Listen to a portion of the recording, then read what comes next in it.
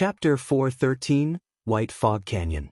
As Feng marked locations on the system map, more players continued to arrive at White Fog Canyon. When Feng had arrived, he had changed his appearance to Black Flame. As a result, he received an extraordinary amount of attention. Wow! Isn't that guild leader Black Flame? He's so powerful. Just looking at him makes my heart pound. It would be great if I could become friends with him. Why don't you look in the mirror first? Guild leader Black Flame is the #1 expert in Star Moon Kingdom. Meeting him alone is a rare chance, much less becoming friends with him. Sure enough, One Hit Azura is here as well. Things in the White Fog Canyon will be more interesting now. Nota: Overwhelming Smile's influence in White River City continues to grow. If Zero Wing fails to achieve anything in the competition over White Fog Canyon, it will become the laughingstock of White River City.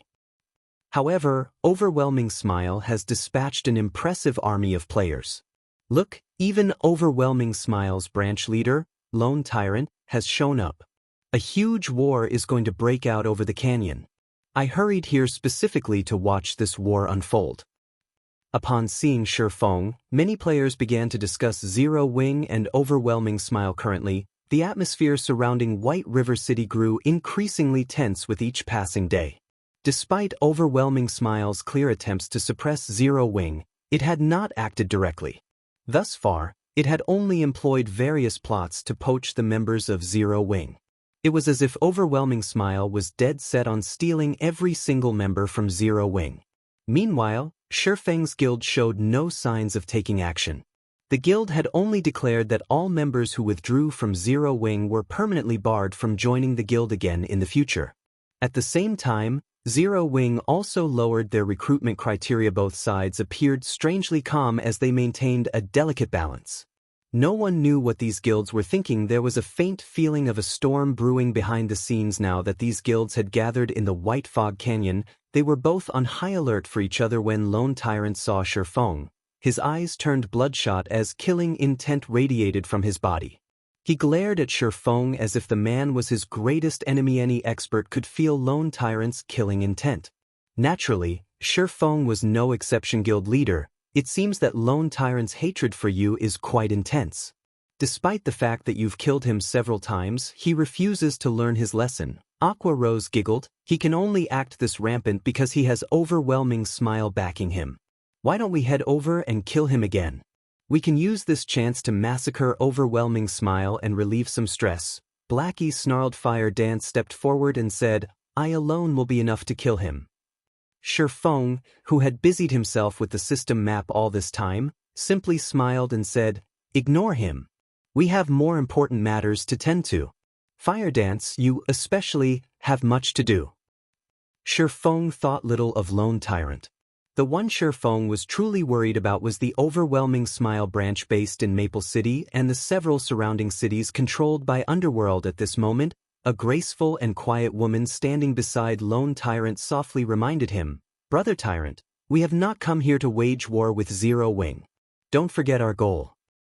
Listening to this woman's words, Lone Tyrant shot Feng a glare before turning to enter the White Fog Canyon. The graceful woman then looked at Feng and the others, sending them a faint smile before she followed after Lone Tyrant and led the army of over 6,000 players into the White Fog Canyon. I remember seeing that woman the last time I killed South Wolf. I think she was called Yulon? For Lone Tyrant act so subserviently, it seems that her status is quite high.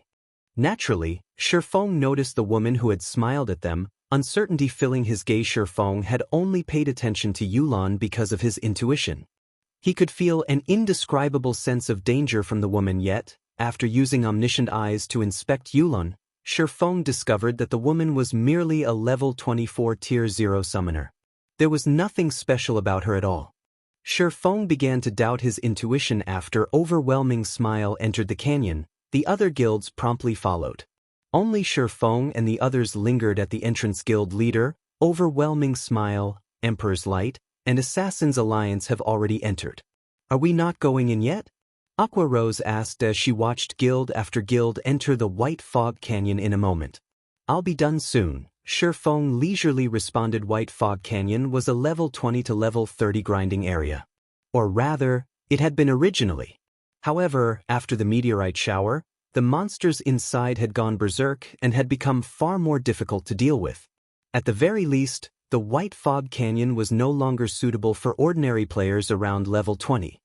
When in a berserk state, monsters' damage and attack speed would increase by a minimum of 30%. With this increase, a common monster would possess the combat power of an elite monster and so on. However, this was only the beginning. As time passed, the monsters within White Fog Canyon would also grow stronger and more numerous. Soon, even the weakest monsters inside the canyon would become elites, while a majority of the monsters would be special elites. There would also be quite a number of chieftains and lords. Moreover, all these monsters would have also entered a berserk state. Just thinking about this gave one goosebumps. Based on how long it had been since the meteorite shower, Feng could say with certainty that there were no longer any common monsters inside White Fog Canyon. At the very minimum, the monsters inside the canyon would be elites. Moreover, the monsters would move in groups and respawn very quickly. There would also be many danger spots inside the canyon. Meanwhile, the core area of the White Fog Canyon spoke for itself. The results of rushing in unprepared were obvious. Currently, the baseline for entering White Fog Canyon was level 20 tier 1 or around level 30 tier 0. Although players could improve their chances by going in with larger numbers, this canyon was still significantly dangerous. Therefore, Feng had sketched out a new map of the White Fog Canyon based on his memories of the past. On the new map, he had made sure to indicate locations that they needed to avoid. He had also marked a few mining spots and danger spots. Although it was a time-consuming task, this new map would undeniably reduce the losses his guild members suffered. The minutes crawled by while Feng was busy trying to recall the White Fog Canyon. Over a dozen minutes had passed since the crowd of independent players and guilds had entered White Fog Canyon. Suddenly, the members of Zero Wing, who had waited silently at the canyon's entrance, noticed many players exiting the canyon. These players looked pitiful. They left in parties of 2s and 3s. Not a single complete party passed. The watching Zero Wing players unable to contain his curiosity, Blackie walked over and asked, "What happened to you guys? It's only been around 10 minutes since you went in. How did you guys end up in such sorry states so quickly?" These players had relatively powerful equipment. They were fully geared in bronze equipment at the very minimum. Logically, a party of such caliber should not have any issues dealing with a level 22 or 23 special elite. Yet all of these parties had lost at least half of their members. What do you know?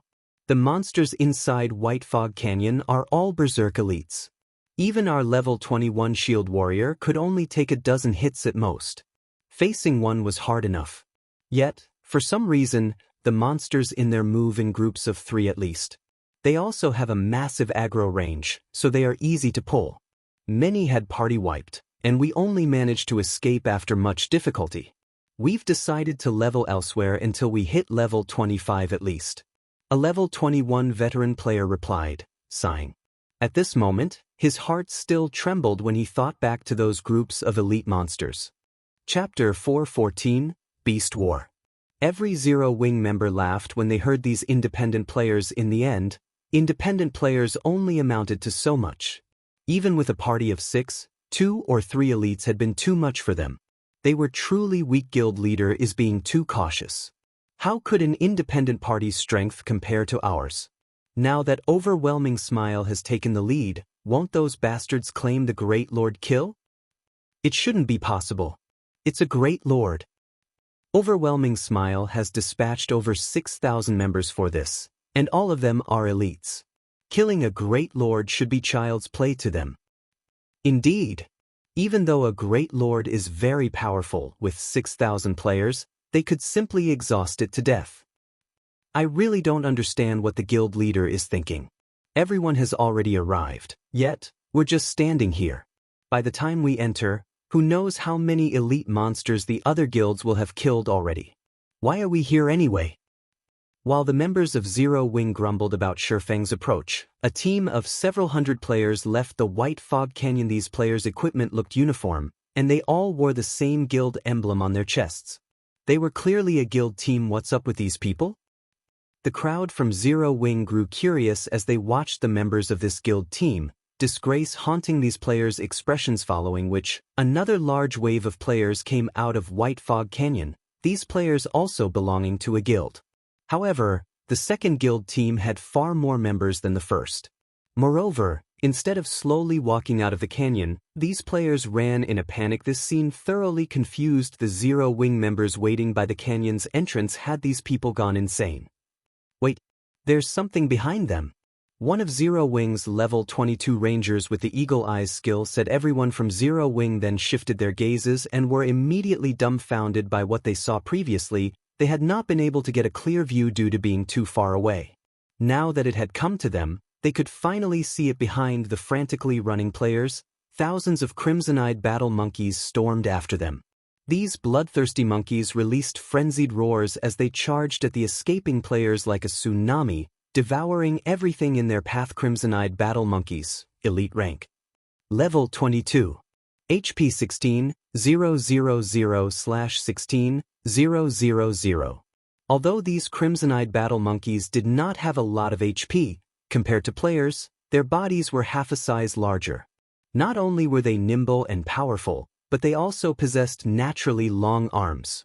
In addition, they wielded weapons and were also capable of using these weapons as proficient as players. Defeating these monsters would not be easy. Meanwhile, among these thousands of crimson-eyed battle monkeys, there were also a few larger armored battle monkeys squeezed in. These armored battle monkeys were covered in scars, a testament to the many battles they had fought. Compared to the elite-ranked crimson-eyed battle monkeys, the armored battle monkeys were much stronger. It was not just because of their ranks as special elites, but more so because of their combat techniques, which were far superior than ordinary players. Armored battle monkeys, special elite. Level 24. HP 54, 000/54, 000. Moreover, whenever the tide of battle monkeys caught up to some of the escaping players, they would only tackle and hack said players to death in groups of 3 to 5.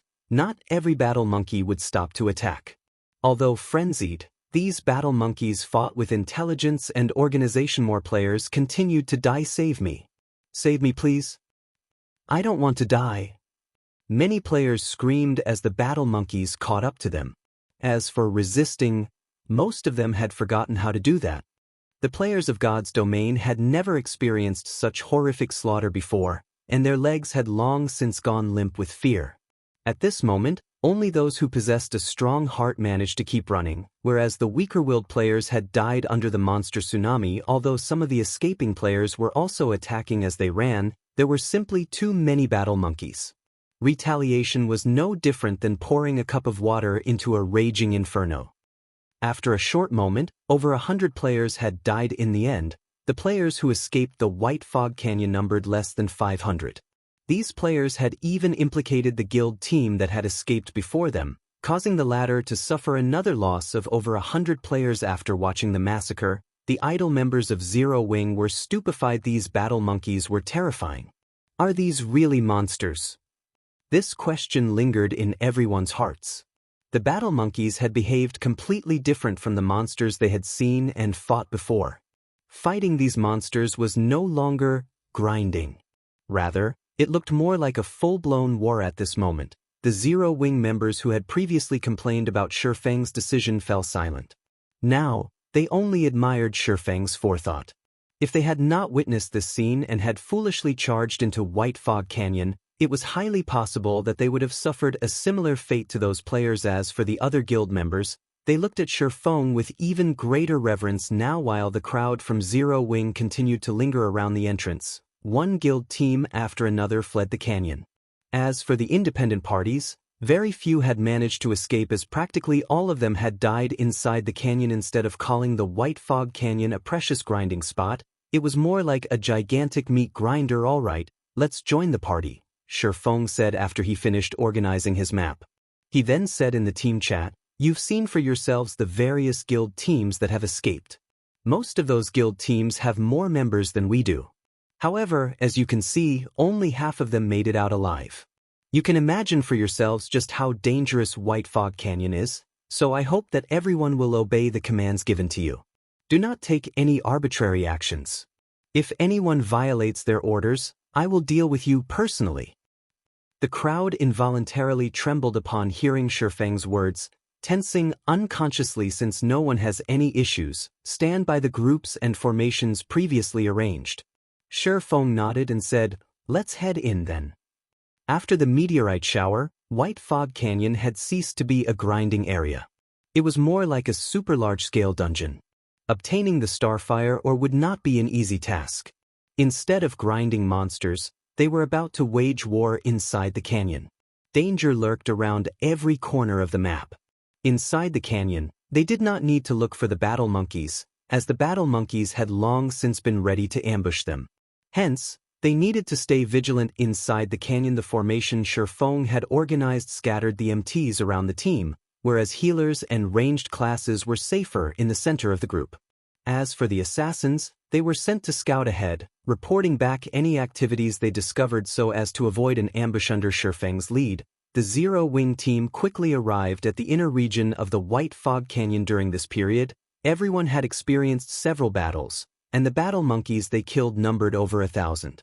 Everyone's experience bars rose significantly as a result. They had also obtained plenty of level 20 and above bronze equipment and materials. Most importantly, the team had suffered 0 casualties throughout the journey. This situation caused everyone's reverence towards Shifeng to soar once more. Previously, everyone had simply thought of Shifeng as someone with impressive strength.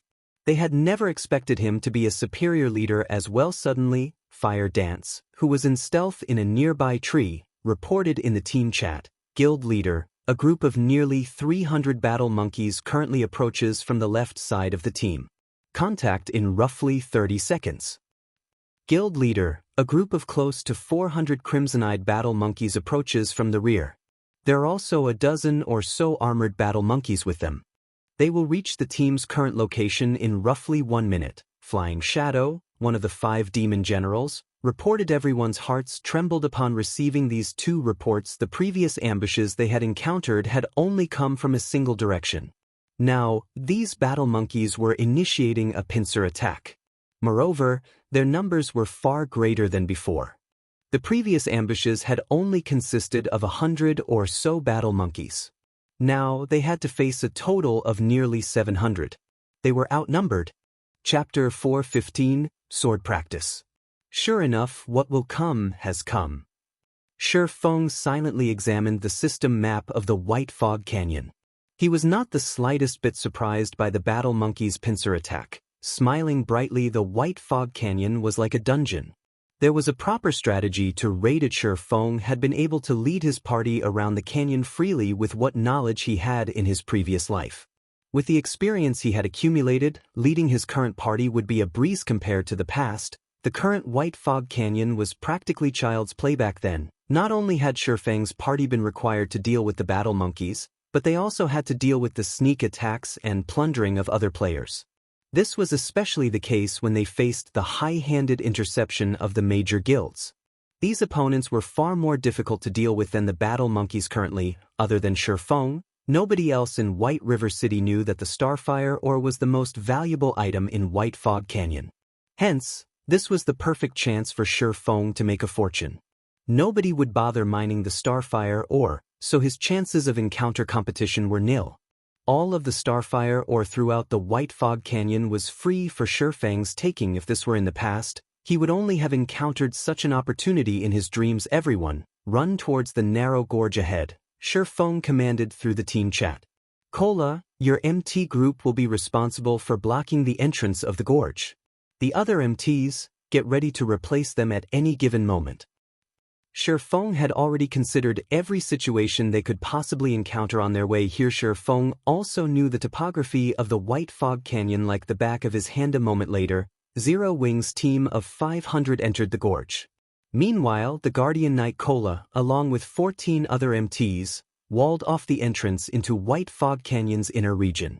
Anyone or anything that wanted through would have to break through these 15 MTs first. At first, the Zero-Wing members still worried about the army of battle monkeys.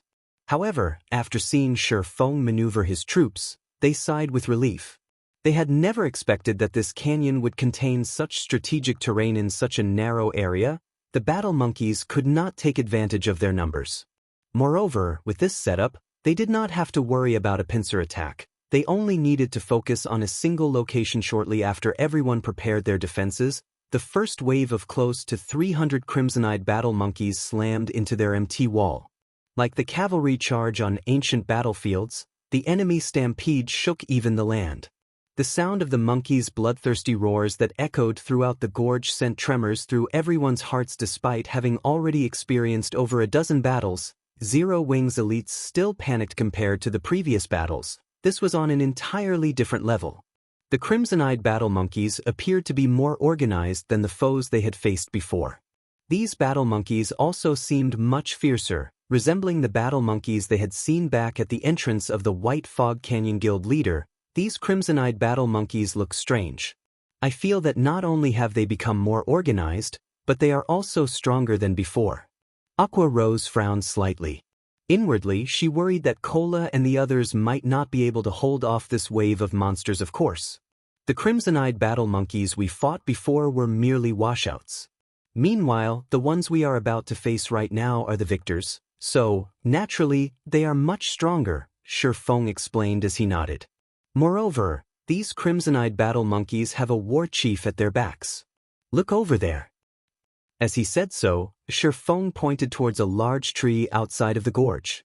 Standing in the large tree was a slightly smaller battle monkey covered in fine black leather armor. Battle monkey war chief, chieftain rank. Level 25. HP 140,000/140,000. The battle monkey war chief possessed the warchief's aura, increasing the attributes of the surrounding crimson-eyed battle monkeys by 10%. An ordinary MT simply could not withstand the attacks from these elite-ranked crimson-eyed battle monkeys. It was simply impossible for a Tier 0 metric tons around level 21 to survive. Hence, the various guilds had been massacred upon meeting such monster armies. Watching the crimson-eyed battle monkeys charge towards them, Feng hurriedly said, "All clerics, cast sacred shields on the MTs. Oracles, use prayer barrier. Cola, activate guardian aura." Immediately, the guardian knights and shield warriors on the front line each received a sacred shield from the clerics, the shield being capable of absorbing a large amount of damage. In addition, there were also prayer barriers cast in front of them. These barriers could similarly absorb a certain amount of damage from the front. Finally, Cola's guardian aura increased everyone's defense. Faced with the physical attacks of the crimson-eyed battle monkeys, the guardian aura would be particularly beneficial. Zero Wings members' levels were, on average, higher than those in other guilds. For this operation, the guardian knights and shield warriors dispatched were all level 22 and above, and each one had at least 4,300 HP. Among them, Cola, who was a level 23 Tier 1 guardian knight, possessed over 5,300 HP. There was also Yi Wumian, a level 22 Tier 1 shield warrior with over 4,900 HP. Just as the wave of battle monkeys arrived before Cola and the others, Cola suddenly shouted, "Aegis protection." In the blink of an eye, a faint golden glow covered every Aegis protection. Tier 1. Reduces damage taken for all allies within a 30-yard radius by 30% for 12 seconds cooldown, 1 minute 30 seconds. Simultaneously, everyone readied their shields to defend against the crimson-eyed battle monkeys' attacks. Bang. Bang. The instant both sides collided, the prayer barrier shattered. Only the sacred shield still barely supported the MTS. However, the crimson-eyed battle monkeys' charge was overwhelming. Cola and the others were forced to retreat several steps before they could stabilize themselves. In the next moment, the crimson-eyed battle monkeys, which had stopped their charge, brandished their swords and sabers at the MTs. Their attack speeds were incredible, preventing the players from catching their breaths. Some of the MTs had been too late in defending against the oncoming attacks, their sacred shields shattering and receiving -200 damage. Without the protection of the sacred shields, the MTs received around -800 damage every time the crimson-eyed battle monkeys struck them, and this was after the 30% damage reduction of Aegis protection. Only Cola and Yi Wumian received damage below -500 points. If the MTs did not block the majority of the attacks with their shields, the healers would struggle to keep up with the incoming damage. I'll leave this to you all. Fire Dance and Flying Shadow, You two cover my 6 while I deal with that war chief. After issuing the command, Shifeng activated the aura of Wind of the 7 Luminaries ring. He then activated Wind Rider and flew towards the Battle Monkey Warchief. When one met a Battle Monkey army in the White Fog Canyon, they first needed to exterminate the Battle Monkey Warchief. Not only could the Warchief increase his subordinates' attributes and raise their attack efficiency, but it could also call for infinite reinforcements. Hence, players needed to kill the Warchief as soon as possible. Players would simply be asking for trouble if they dragged the fight on for too long without killing the Warchief. However, taking it out would not be easy. This did not mean that the Battle Monkey Warchief was overly powerful. Rather, compared to the other Battle Monkeys, the Warchief was far more sensitive to danger. When its own life was at risk, it would flee. Moreover, the Warchief was also more agile than the other Battle Monkeys, as could be seen from its thin and lean body. Hence, players would find it difficult to kill. When the Battle Monkey Warchief saw Shifeng flying towards it, it immediately fled in the opposite direction. Unfortunately, although the Battle Monkey Warchief was quick on its feet, it was far slower than Shifeng when he had Wind Rider active. Let's use you as practice for my newly learned void steps. Shifeng smiled faintly. Unsheathing the Abyssal Blade and Purgatory's Shadow, he shot forward, hurtling towards the Battle Monkey Warchief. Chapter 416, Dance of Blades. While Shifeng hunted the Battle Monkey Warchief, the ranged classes of Zero Wing within the gorge began to take action. Cola and the other MTs had successfully held off the first charge. The healers in the back had also stabilized the 15 MTs' HP. The only thing left to do was to clean up the assaulting Battle Monkeys standing in the rear. Blackie had begun to chant an incantation, waving his staff. After becoming a Tier 1 Cursemancer, Blackie's damage had increased significantly. At the same time, he had also learned a new Tier 1 skill, Magic Synergy. Magic Synergy. Tier 1. Increases the efficiency of the caster's spells, improving spell effects by 30% and reducing cast time by 30% for 15 seconds. The density of elemental mana surrounding Blackie skyrocketed. Blackie then cast Stars of Light. Due to Magic Synergy's enhancement, both the effective range and power of Stars of Light had increased by 30%. In the next moment, a dazzling ball of light descended from the sky. Noticing this, the crimson-eyed Battle Monkeys responded quickly and tried to evade the incoming attack. However, while inside the gorge, other than advancing, their only escape was to retreat backward. Natural rock walls surrounded the Battle Monkeys on both sides, and it was impossible for them to scale these walls. With Cola and the other MTs of Zero Wing creating a shield wall ahead, and their companions blocking their rear, these Battle Monkeys could only watch helplessly as the Stars of Light descended. They also had no way to block this incoming bombardment. AoE destruction spells attacked from all angles. Unless one had magic immunity, invincibility, or countered with an AoE destruction spell of their own, there was no other way to defend against the attack boom. The instant the Stars of Light descended, a damage of over -5,000 points appeared above the heads of every Battle Monkey the spell struck. As for the monsters further away from the site of impact, they, too, received damages of over -3,000 points. Despite having increased attributes due to the Warchief's aura, these crimson-eyed Battle Monkeys still lost close to a third of their HP. However, this was only the beginning.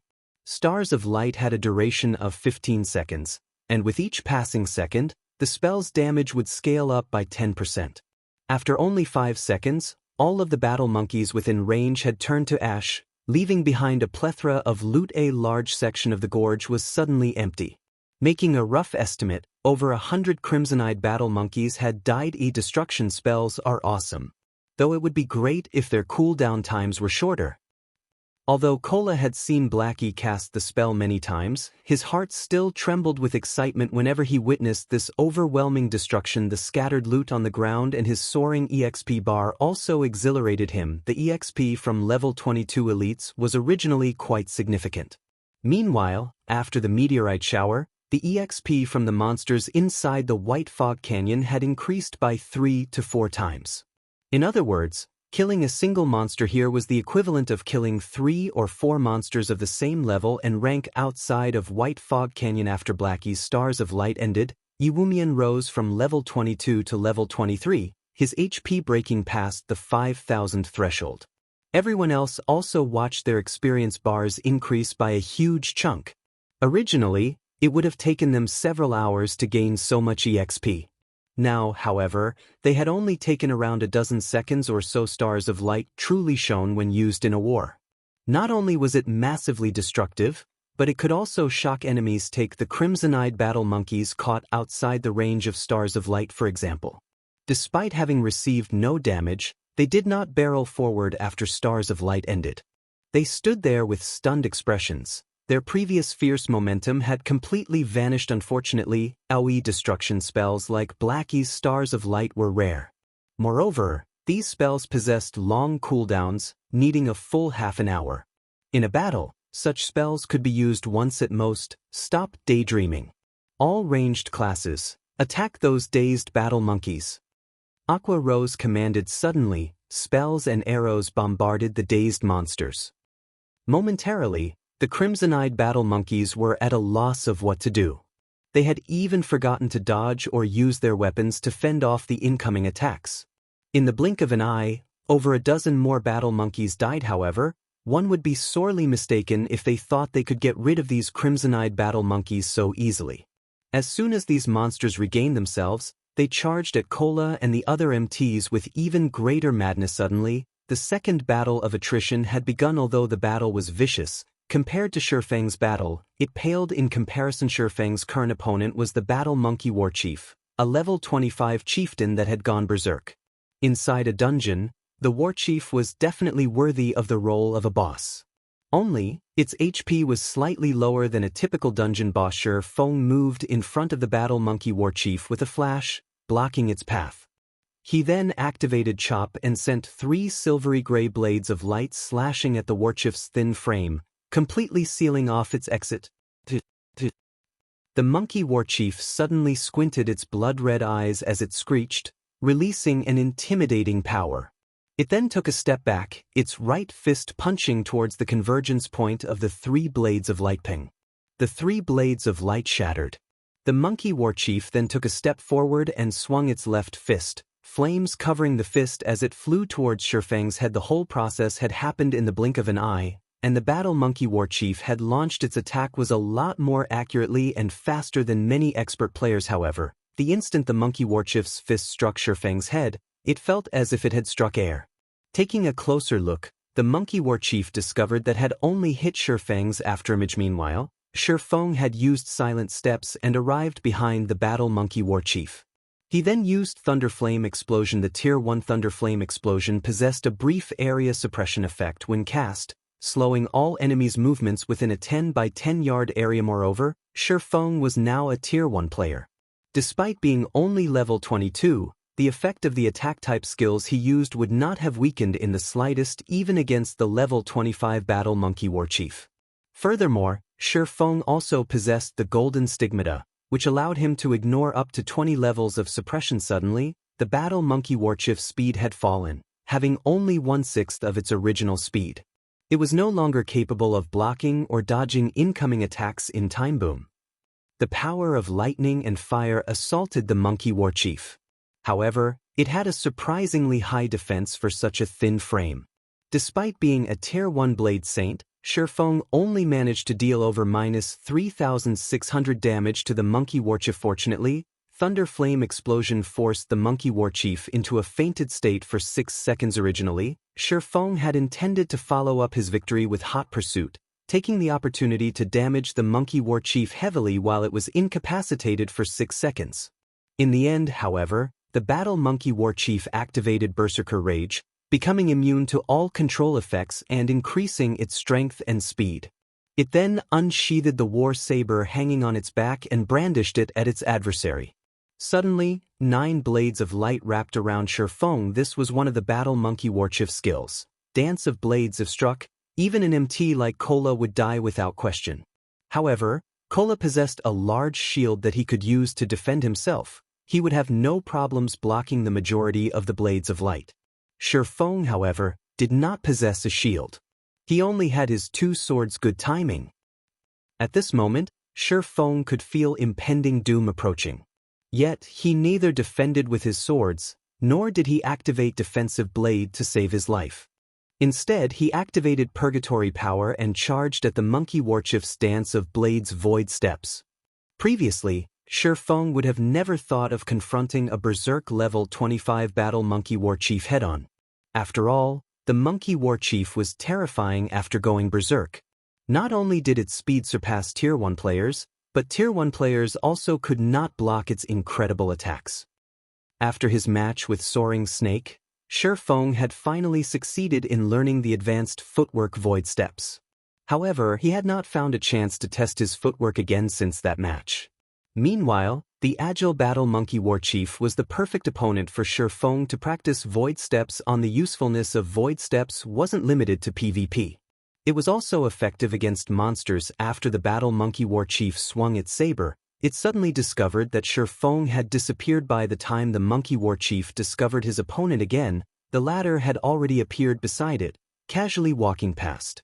Meanwhile, several bloody gashes appeared on its body. Chapter 417, Blade Liberation.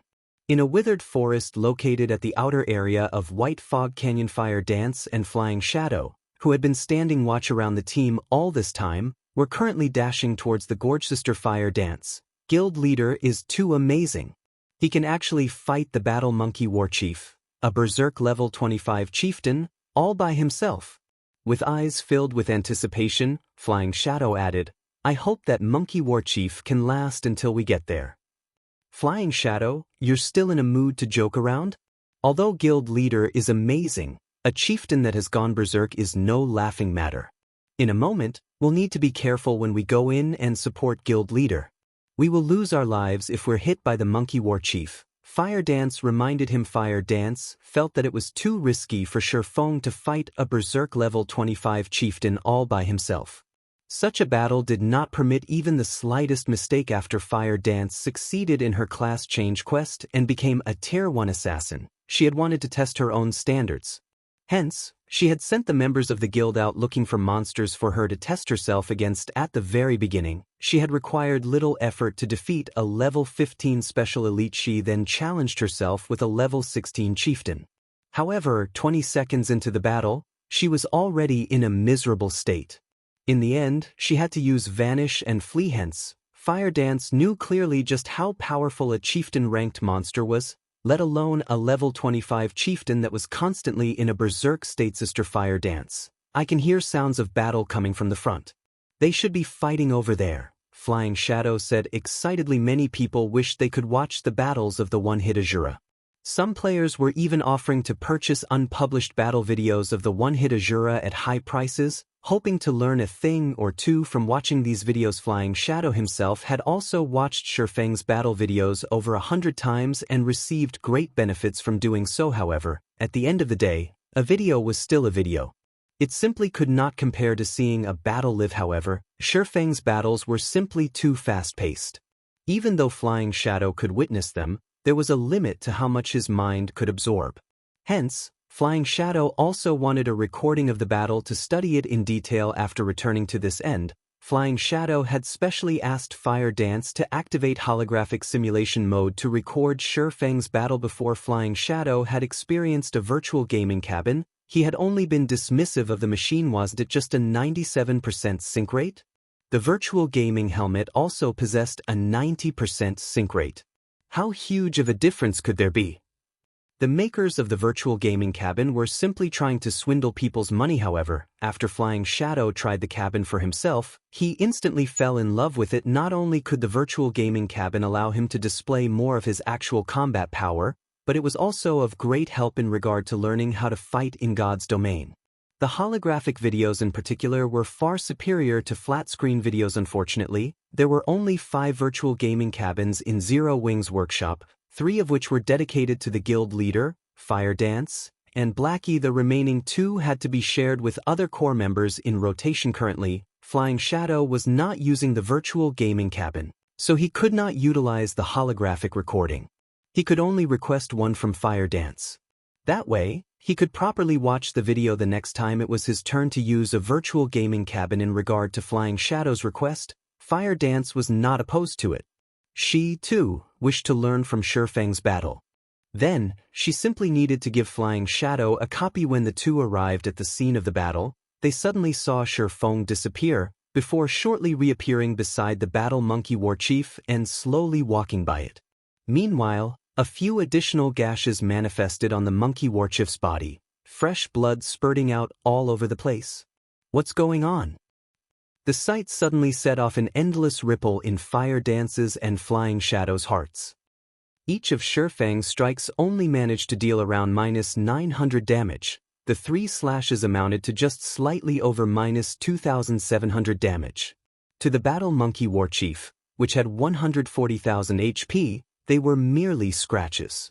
However, the monkey warchief appeared even more furious after it was struck. Suddenly, the battle monkey warchief sent a barrage of attacks raining down on Shifeng. The monkey warchief started using Dance of Blades with greater frequency, sealing Shifeng's path of retreat every time it did so. However, Shifeng also dashed directly at the Dance of Blades every time, disappearing before reappearing.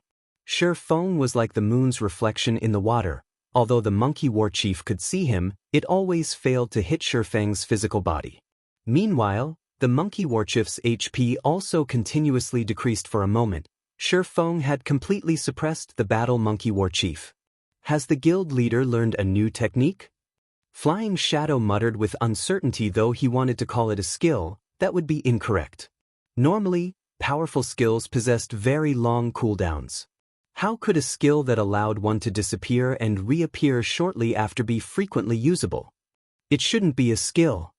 Fire Dance had been paying rapt attention to Shifeng's battle, and with surprise filling her eyes, she said, if it were a skill similar to instantaneous movement, then the moment he disappears, he should simultaneously reappear at another location. However, after guild leader disappears, it takes a short moment for him to reappear in our sight. Moreover, there is always an awkward pause whenever we activate a skill.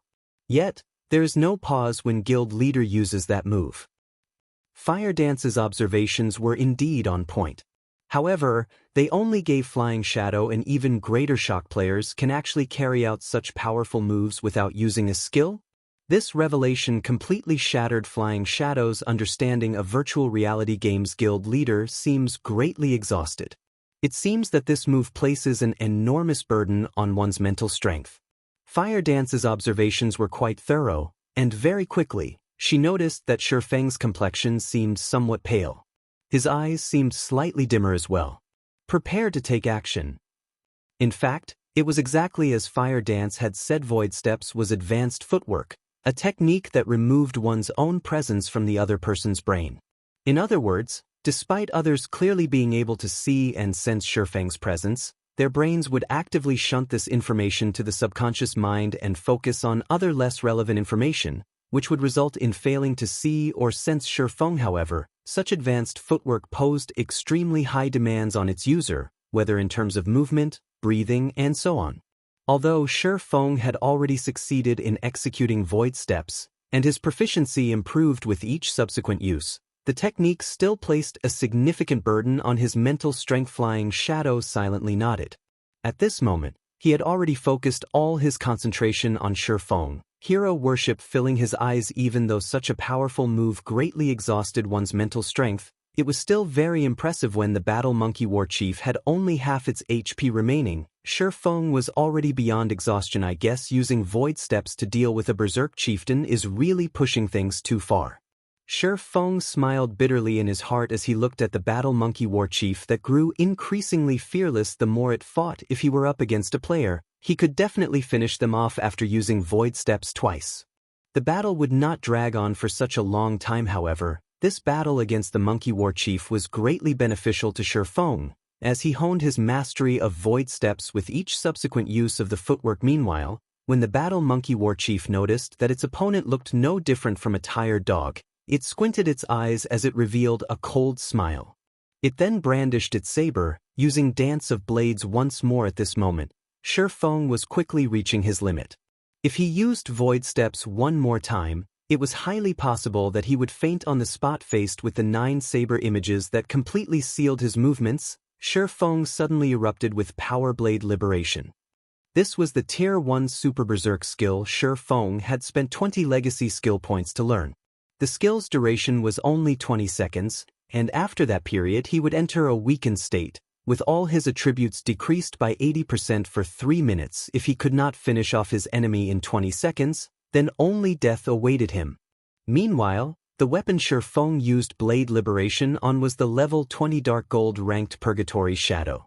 Suddenly, the power of the Purgatory's shadow flowed into Shifeng. His body started glowing a faint red. Shifeng then tightened his grip around the abyssal blade and slashed at the incoming blades of light. Chapter 418, Clean Break. Faint red glowing dots began circulating around the blade of the silvery gray sword, the dots closely resembling the twinkling stars in the night sky. Upon colliding with the sword images, a bang resounded. Strong winds then blew outwards into the surroundings, sweeping the leaves scattered across the ground into the air. The battle monkey warchief's dance of blades suddenly vanished. The monkey warchief was forced back by 4 steps, and a hint of fear suddenly appeared on its sneering face. The man who was at the brink of collapse a second before suddenly possessed strength that could make others tremble in the next second. Even Fire Dance and Flying Shadow, who were observing the fight from a short distance away, were stupefied. Guild leader's strength is amazing. Flying Shadow exclaimed. Shifeng had actually managed to force a Berserk level 25 chieftain to retreat. Even Berserkers, who were known for their strength, were far from capable of such a feat. If this strength were used against players, even if Shifeng did not use any skills, he could still finish them off with a single attack. It isn't just his strength, even his speed has received a huge increase. Before, I could still manage to see the afterimages of his attacks. Now, I can't even see his sword images. I can only barely see his hand swinging his sword. Fire Dance said, shocked. An ordinary burst skill would increase its user's strength and speed by 50% at most. On the other hand, the burst skill Shifeng used was simply too frightening. According to Fire Dance's initial judgment, Shifeng's basic attributes had, at the very least, doubled. Such an increase would improve his combat power several-fold. Looking at the battle monkey warchief, Shifeng slowly raised the corners of his lips as he said softly, let's start the second round, then. The buff Shifeng received after activating Blade Liberation had far exceeded his expectations. Not only had his strength increased by 100%, but his agility had also increased by 150%. Shifeng could overwhelm the battle monkey warchief even in a direct confrontation. Now the monkey warchief screeched and bared its fangs at Shifeng. Instead of acting wildly like before, it calmed down and carefully observed Shifeng's every action. It even tightly gripped its war saber and took a fighting stance. It seems that you're finally getting serious. Shifeng smiled faintly as he, too, shifted to a fighting stance, prepared to receive the monkey warchief's next move. The monkey warchief possessed very high intelligence, and it was no worse than ordinary NPCs. Hence, it was capable of using skills based on the situation currently. Shifeng possessed strength that surpassed the battle monkey warchief's. Naturally, the monkey warchief knew not to try to suppress Shifeng using its strength in God's domain. Chieftain-ranked monsters were not only stronger than other monsters in terms of attributes and techniques, but they also possessed unique traits. It was precisely these unique traits that made it very difficult for players to solo chieftains. There was a large variety of these unique traits. Some monsters possessed extraordinary destruction skills, some possessed skills that enhanced their own bodies, some possessed very long-range attack-type skills, and so on. As far as Shifeng could recall, the battle monkey warchief possessed an ultimate move called Clean Break. Clean Break was a skill with godlike speed. When activated, the monkey warchief would swing its saber with a speed that could not be tracked by the naked eye, instantly killing its opponent. In the past, many Tier 1 experts had died from this single move. Even a level 30 Tier 1 Shield Warrior expert could not withstand it. As for Tier 1 assassins, a class known for its speed, they would be killed before they could even use block with their weapons. Even now, when Shifeng possessed speed superior to the monkey warchief's, he still dared not take the risk and had directly activated defensive blade. Why did guild leader go on the defensive? He clearly possesses strength and speed superior to the monkey warchief's. He should be able to kill it with ease. Flying Shadow said, surprised. Standing beside him, Fire Dance was silent. She had challenged a chieftain before, so she knew how powerful a monster of that rank was. She, too, could sense that the battle monkey warchief was about to display its true power. which was why she silently focused her attention on Shifeng. She wanted to see just how Shifeng was going to deal with this situation. However, something surprising happened. Although Shifeng had readied his stance and taken defensive measures, he did not wait for the monkey warchief's attack to look for an opening to exploit. Instead, he took the initiative to attack first. Earth Splitter. A blade of light emerged from the fractured earth, slashing at the battle monkey warchief. Just as the mighty blade of light was about to hit the monkey warchief, the blade of light suddenly shattered, as if something struck it. Meanwhile, by the time everyone noticed, the monkey warchief's posture had changed. Its body had also moved 2 steps backward. It was obvious that the monkey warchief was the one that shattered the blade of light. However, Shifeng's strength was simply too overwhelming. As a result, the recoil had forced the monkey warchief to retreat by 2 steps so fast. Flying Shadow said in disbelief, his eyes wide open. Flying Shadow had not even seen the monkey warchief draw its saber. This showed that the monkey warchief was even faster than Shifeng. 6 yards? Shifeng roughly gauged the battle monkey warchief's attack range from its previous attack. Clean break did not affect the monkey warchief's movement speed. It only gave the monster a frightening drawing speed. However, its saber was only so long, so its attack range was very limited. Based on Shifeng's estimates, the monkey warchief's attack range should be 6 yards. The area within these 6 yards was the monkey warchief's absolute domain. After identifying its attack range, as long as Shifeng avoided moving too close, he would be absolutely safe. Shifeng then brandished his sword dozens of times in quick succession. As defensive blade increased his attack range, Shifeng could always maintain a distance of around 10 yards every time he attacked. Meanwhile, the battle monkey warchief also rushed at Shifeng while defending against his attacks, trying to get within 6 yards of him. Unfortunately, the monkey warchief's strength was inferior to Shifeng's. Every time it defended against Shifeng's attack, it would be forced to take a few steps back. Moreover, Shifeng's speed was originally faster than the monkey warchief's, making it even more impossible for the monkey warchief to close the distance. However, Shifeng's attacks were also unable to cause any damage to the monkey warchief. They were all blocked by clean break. Furthermore, the battle monkey warchief's HP was continuously increasing due to its battle recovery. Sure enough, clean break is indeed powerful. However, what do you think about this move? Smiling faintly, Shifeng activated 9 dragons. Suddenly, 12 phantoms of the abyssal blade appeared around Shifeng. Simultaneously, all 12 phantoms stabbed at the monkey warchief. The moment the 12 phantoms entered the monkey warchief's attack range, it was as if they had stabbed into a protective barrier. The phantoms were instantly sent flying backward, unable to hit the monkey warchief at all. However, Shifeng was far from done with his assault. In the next moment, scorching hot flames emerged around the abyssal blade and the purgatory's shadow. This was the effect of Shifeng's surekill skill, the level 9 flame burst. It concentrated the power of flames to a single point for 12 attacks. Suddenly, Shifeng charged at the battle monkey warchief once more. Just as Shifeng was about to enter the attack range of clean break, he suddenly vanished. Although the monkey warchief was on high alert, it still could not detect Shifeng's existence at all. Moreover, it also needed to face the simultaneous attacks of the 12 phantoms. It had no energy to spare for locating Shifeng. When Shifeng appeared again, he was already standing directly in front of the battle monkey warchief. The abyssal blade was also only a short distance away from hitting the monkey warchief. Yet, the monkey warchief still managed to block the magic weapon with its godlike skill. Clean break, what kind of attack speed is that? Fire Dance had been wholeheartedly focused on the battle now. However, she, too, was stupefied.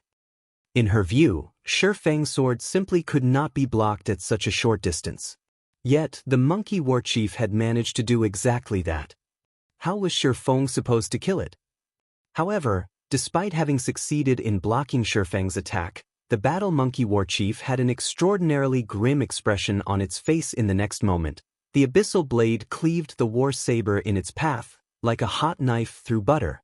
Immediately after, the purgatory's shadow slashed the monkey warchief's body with 0 resistance, following which, sword after sword landed on the battle monkey warchief's body. A series of 11 attacks struck the monkey warchief. Each attack dealt close to minus 10,000 damage. Some even achieved a critical hit, dealing close to minus 20,000 damage. The total damage caused by the 11 slashes completely surpassed the Battle Monkey Warchief's 140,000 HP. The Battle Monkey Warchief was as dead as a doornail. It's my win. Sure Feng looked at the dead Battle Monkey Warchief, smiling faintly at this moment. He was mentally exhausted. He sat down involuntarily, his body unable to even stand properly, following which, the sound of an emergency notification from the system rang out by his ears. Chapter 419, Mysterious Guests. Guild Leader. Fire Dance activated wind steps and rushed over to the fallen Sure Feng. Flying Shadow, on the other hand, was completely stunned by what he had seen. He was still in a complete daze. Guild Leader, what's wrong? Fire Dance asked, panicking as she looked at Sure Feng's pale complexion. Ultimately, God's domain was only a game. Even if a player entered a weakened state, only their attributes would decrease. The debuff definitely would not weaken a player's mental state. It's nothing. I'm just tired, that's all, Sure Feng muttered a reply. I'm going to enter system sleep mode to rest for now. You two take care of the loot and meet back up with Aqua. Remember, continue to grind in the gorge and do not go anywhere else. The Battle Monkey Commander was not an ordinary chieftain. It was a chieftain found inside the White Fog Canyon, far different than other chieftains. Without void steps, even if Fire Dance and the others joined hands to fight it, they would inevitably have to flee. If Sure Feng had not used void steps during his battle, defeat would have been his only outcome. Sure Feng's mental capacity had long since reached its limit. Now that he had used void steps again, he had exceeded that limit. Nothing good would come from a player exceeding their own mental limit. Hence, the main god system would automatically send an official warning, suggesting the player to enter sleep mode. Players could recover their mental capacity while in sleep mode. In reality, it was exactly the same as sleeping. Only, while resting in sleep mode, players could recover more thoroughly. After instructing Fire Dance, Sure Feng entered sleep mode and logged out of the game to rest. Sister Fire Dance, what happened? Flying Dance asked curiously when he saw Sure Feng log off as soon as he arrived. Guild Leader is exhausted and has logged off to rest. Let's tidy up the drops here and return to the gorge, Fire Dance said, sighing relief. Logged off to rest? Flying Dance was surprised, his mind riddled with questions. This was the first time he had heard of a player needing to log off to rest due to a battle. Flying Shadow had once tried to grind continuously for over 10 hours. Although he was tired after his endeavor, he was fine after he ate some food and went to the hotel to rest.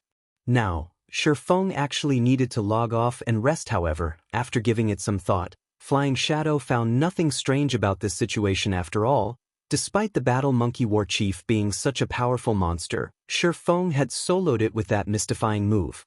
It was unbelievable. Hence, it was not at all strange that it would take such a toll on his guild leader. On the contrary, it was perfectly reasonable. It would be awesome if I could learn that move. Flying Dance was still fascinated when he thought back to Sure Feng's battle. But I think it will be very difficult to convince Guild Leader to teach me such a powerful move. But I cannot give up. As long as I contribute more to Zero Wing, Guild Leader might agree to teach me if I ask. Flying Shadow's loyalty towards Zero Wing soared once more. He inwardly vowed to contribute his all to Zero Wing. After swiftly collecting the loot of the Battle Monkey Warchief, Fire Dance noticed Flying Shadow's dazed expression.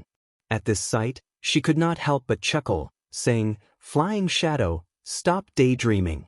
We're going back to the gorge." Fire Dance could, more or less, understand Flying Shadow's thoughts. A player soloing a Berserk level 25 chieftain in God's domain was undeniably a miracle. Furthermore, the mysterious technique Sure Feng had used shattered the common ideas everyone had of battles in God's domain. Hence, how could she blame him for being mystified?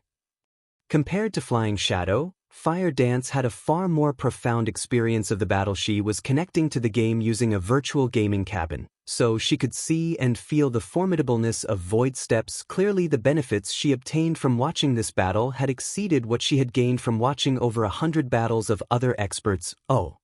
Flying Shadow followed hurriedly after he recovered his wits. After Sure Feng logged off, the members of Zero Wing took up residence in the gorge. They did not go anywhere else, luring and killing monsters in the gorge. The monsters in White Fog Canyon were numerous. Moreover, their loot was similarly bountiful. With a strategic location like the Gorge, Zero Wings players had nothing to worry about. Even if they faced an army of battle monkeys, their leveling speed here was several times faster than grinding elsewhere. Moreover, they also obtained plenty of equipment and various materials. However, while Zero Wing peacefully leveled, White River City had exploded with commotion. After the discovery of a great lord in the White Fog Canyon, everyone eagerly awaited news of the various guilds raiding it successfully. However, the results were completely unexpected. Despite having sent so many level 20 and above elite players, before the various guilds found the Great Lord, they had lost over half of their players. Suddenly, everyone's view of the White Fog Canyon had changed. Many players who had originally intended to rush towards the canyon to grind and level up dismissed their plans at this revelation. However, although many had given up on the White Fog Canyon, it did not prevent them from discussing it. Although most of the guilds in White River City had given up on the White Fog Canyon, Overwhelming Smile, Emperor's Light, Assassin's Alliance, Ouroboros, and Zero Wing, the top 5 guilds of White River City, still pushed forward in the White Fog Canyon. Even now everyone had their guesses on which of these 5 guilds would be the first to kill the Great Lord. At this moment, the teleportation array inside White River City's teleportation hall started to flash, and 6 figures suddenly appeared. The instant these 6 appeared, they immediately attracted the attention of the players in White River City. These 6 people possessed stunning levels. Each one of them was at least level 25. Among them, one had even reached level 26. This player had actually surpassed White River City's highest leveled player, Blackie. However, this was not the most shocking aspect. The equipment they wore was what truly left others in a daze. The equipment these players wore gave off the glow effect that only a fine gold equipment possessed. They also had a few pieces of dark gold equipment in the mix. The level 26 Guardian Knight leading this party wore 5 pieces of dark gold equipment. Meanwhile, the quality of the bone shield on his back was indiscernible. Shockingly, this Guardian Knight possessed over 5,600 HP, an amount that not even the chief MTs of first-rate guilds had reached yet. None of these players wore a guild emblem on their chests. Clearly, they were independent players. It was astonishing that independent players had acquired such equipment. Boss, the people here are weird. Why are they all staring at us? It's giving me goosebumps. The country bumpkins here are just envious after seeing our equipment. This place isn't that bad after all. The average players here are around level 18 or 19. It's just slightly lower than ours. Arthur, we're here on official business. First, ask around for information on that one-hit Azura. Having their objective, the party of 6 exited the teleportation hall. On the street, any players who encountered this party of 6 would unconsciously move aside and look away in fear. Unexpectedly, Shi Feng had slept for more than a day inside the virtual gaming cabin. What's going on? Why did I sleep for so long? Shi Feng was stunned when he exited the gaming cabin and saw the time. Shi Feng had several years of experience using the virtual gaming cabin, and this was not his first time exceeding his limit. In the past, he had only slept around half a dozen hours or so. Now, he had actually slept over 30 hours. This was the first time Shi Feng had encountered such a situation. What? Even the nutrient solution that's supposed to last me half a month has bottomed out already? Before Shi Feng could make sense of the situation, he suddenly heard the virtual gaming cabin launch a warning, notifying him that the cabin's supply of nutrient solution was quickly running out. Chapter 420 Conditions for Cooperation. Although Shi Feng wasn't sure what had happened, he felt better than ever after leaving the virtual gaming cabin. Even his body felt relaxed. Shi Feng exercised lightly, throwing a few dozen punches at the empty air in front of him. Every time he punched, he could faintly feel his fists piercing the air. My body has become a lot more flexible. Even the speed of my punches has improved significantly. It seems that the best way to train is with moderation. Shi Feng could immediately tell his body's current condition after his workout previously. Shi Feng had trained relentlessly, constantly maintaining physical tension. Over time, he would become exhausted. Even when he drank nutrient fluids, the effect was limited and would never fully relieve his exhaustion. After over 30 hours of rest, he was completely relaxed. As a result, he could now display his true power. Although his physique had not improved, he was now more flexible than before. This was something that Shifeng had always wanted after sleeping for so long. I wonder if anything has happened in the White Fog Canyon. Hopefully, Aqua doesn't risk the team and delve further into the canyon. After Shifeng's brief moment of joy, his mind suddenly drifted to the dangers in the White Fog Canyon, and he began to worry. The White Fog Canyon consisted of two regions, the outer and inner region. The battle monkeys in the outer region were tolerable, and there were only a few traps and forbidden areas. However, after entering the inner region, not only were all the monsters there level 25 and above, but the majority of the monsters were also special elites. The danger in the inner region was many times higher than the canyon's edges. With only Zero Wing's 500 members, even if they had a few dozen Tier 1 players in their midst, they would suffer terrible losses should they venture into the inner canyon. Most of Zero Wing's experts were on the team of 500. If they died, Zero Wing would suffer for it. Worrying about the possibilities, Shifeng hurriedly ordered takeout. At the same time, he also contacted the game store and purchased a large batch of nutrient solutions. He had nearly depleted the nutrient solution in his cabin, and although he could use the gaming cabin without it, the nutrient solution was meant to counter certain situations. If he did not replenish the solution, should he exceed his mental limit again, his body would not recover to its peak condition like it had this time. After a short rest, Shifeng was ready to enter God's domain once more. Suddenly, however, his quantum watch rang. Looking at the caller ID, Shifeng discovered that it was Manager Xiao of Big Dipper Training Center. Why is he contacting me all of a sudden? Shifeng recalled that, regarding the matter of cooperation with Big Dipper, Manager Xiao said he needed to discuss things further with his superiors before making a decision. In the end, for days had passed since they spoke, Manager Xiao had not contacted him. Assuming that negotiations had failed, Shifeng gave up on the notion of cooperating with Big Dipper. Beyond that, Shifeng had been busy with his legacy trial, so he had forgotten about the matter entirely. Only after seeing the caller ID did Shifeng recall it. Originally, Shifeng had already prepared to start his own training center. In any case, he had 30 million credits from Gentle Snow, so he had the funds to start one on his own. After a moment, he answered the call. However, upon seeing Manager Xiao's appearance, he had to ask, "Manager Xiao, what's wrong with you?" In the image displayed by his quantum watch, Manager Xiao looked exhausted. It looked as if the man had not slept for days. There were even dark circles beneath his eyes. Manager Xiao was a martial artist, so his physique was far from that of an ordinary person's. He also had the benefit of the nutrient fluids. Even if Manager Xiao had stayed up for a few nights, he shouldn't look this miserable. It's nothing. It's nothing. Manager Xiao laughed. Master Shifeng, regarding our previous discussion, I've reported the situation to my elder brother.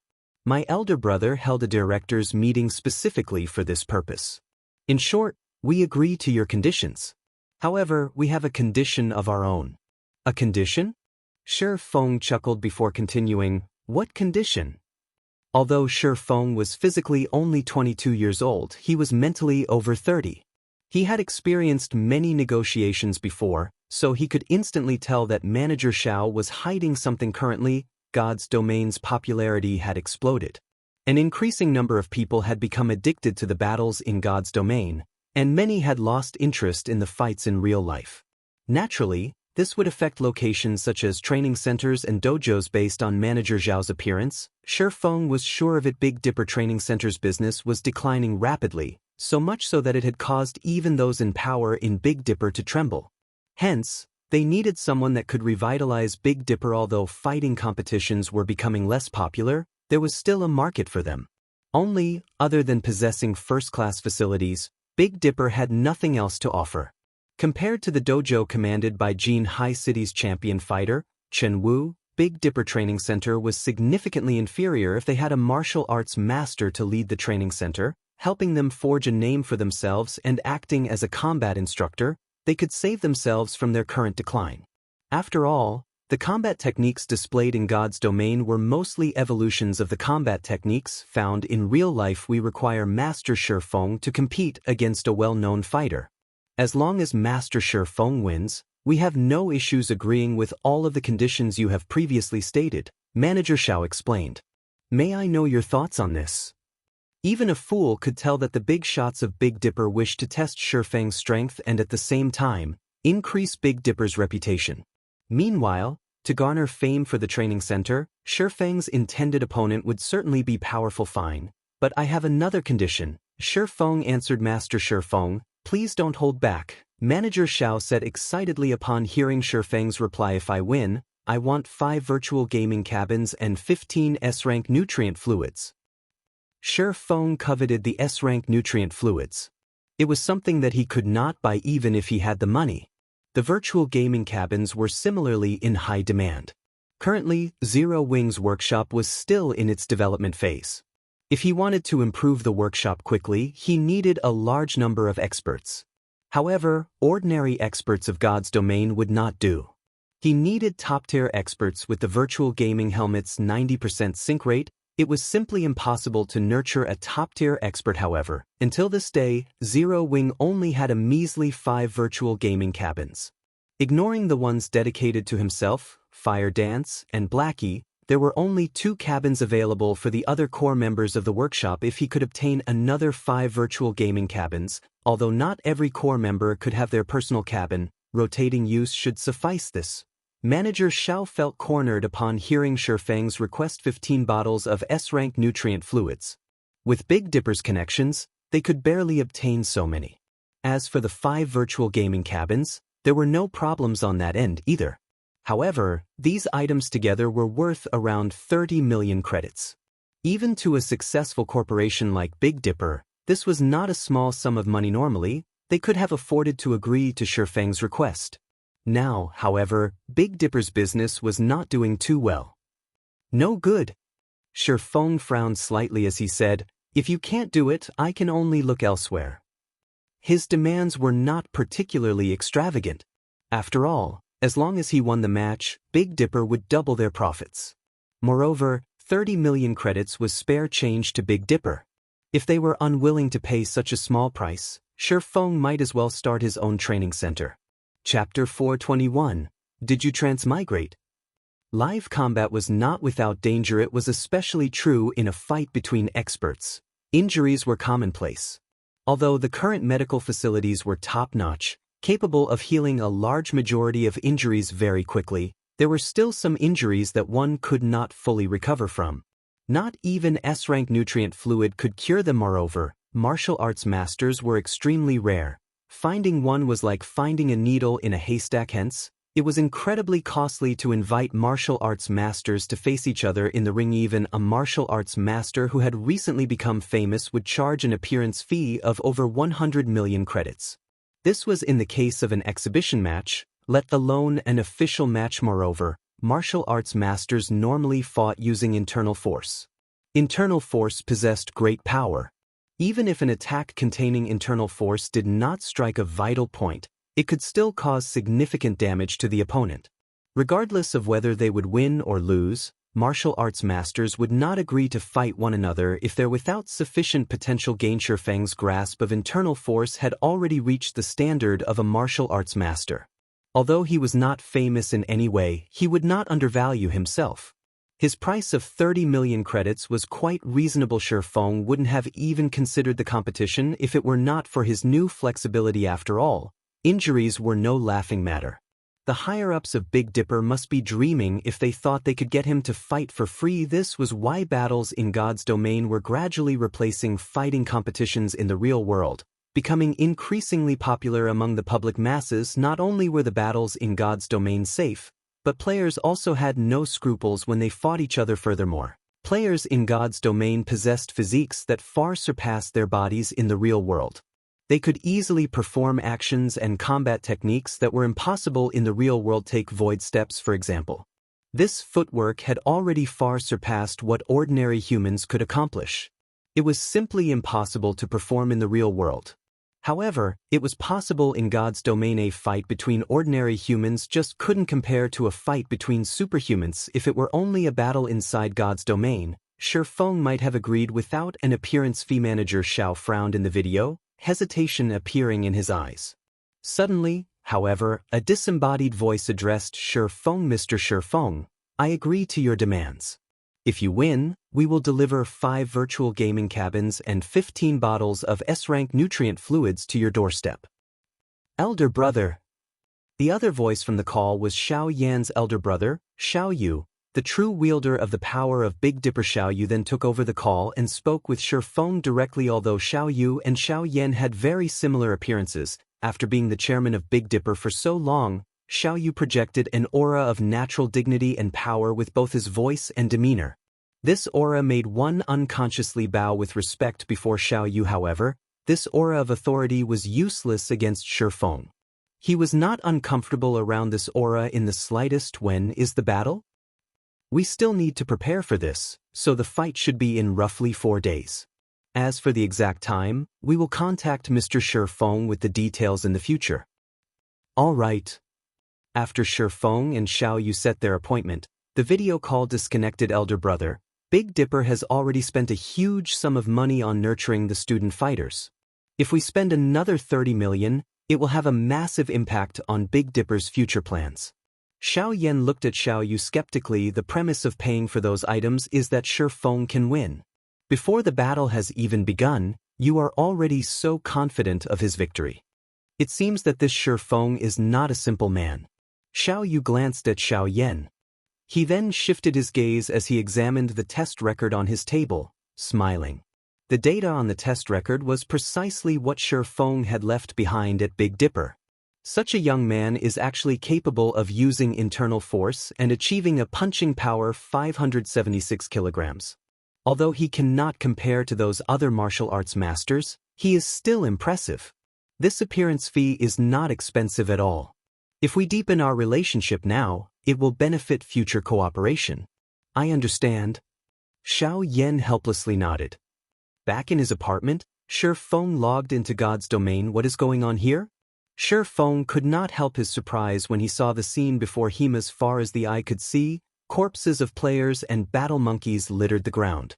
Some of these players were guild players, and others were independent.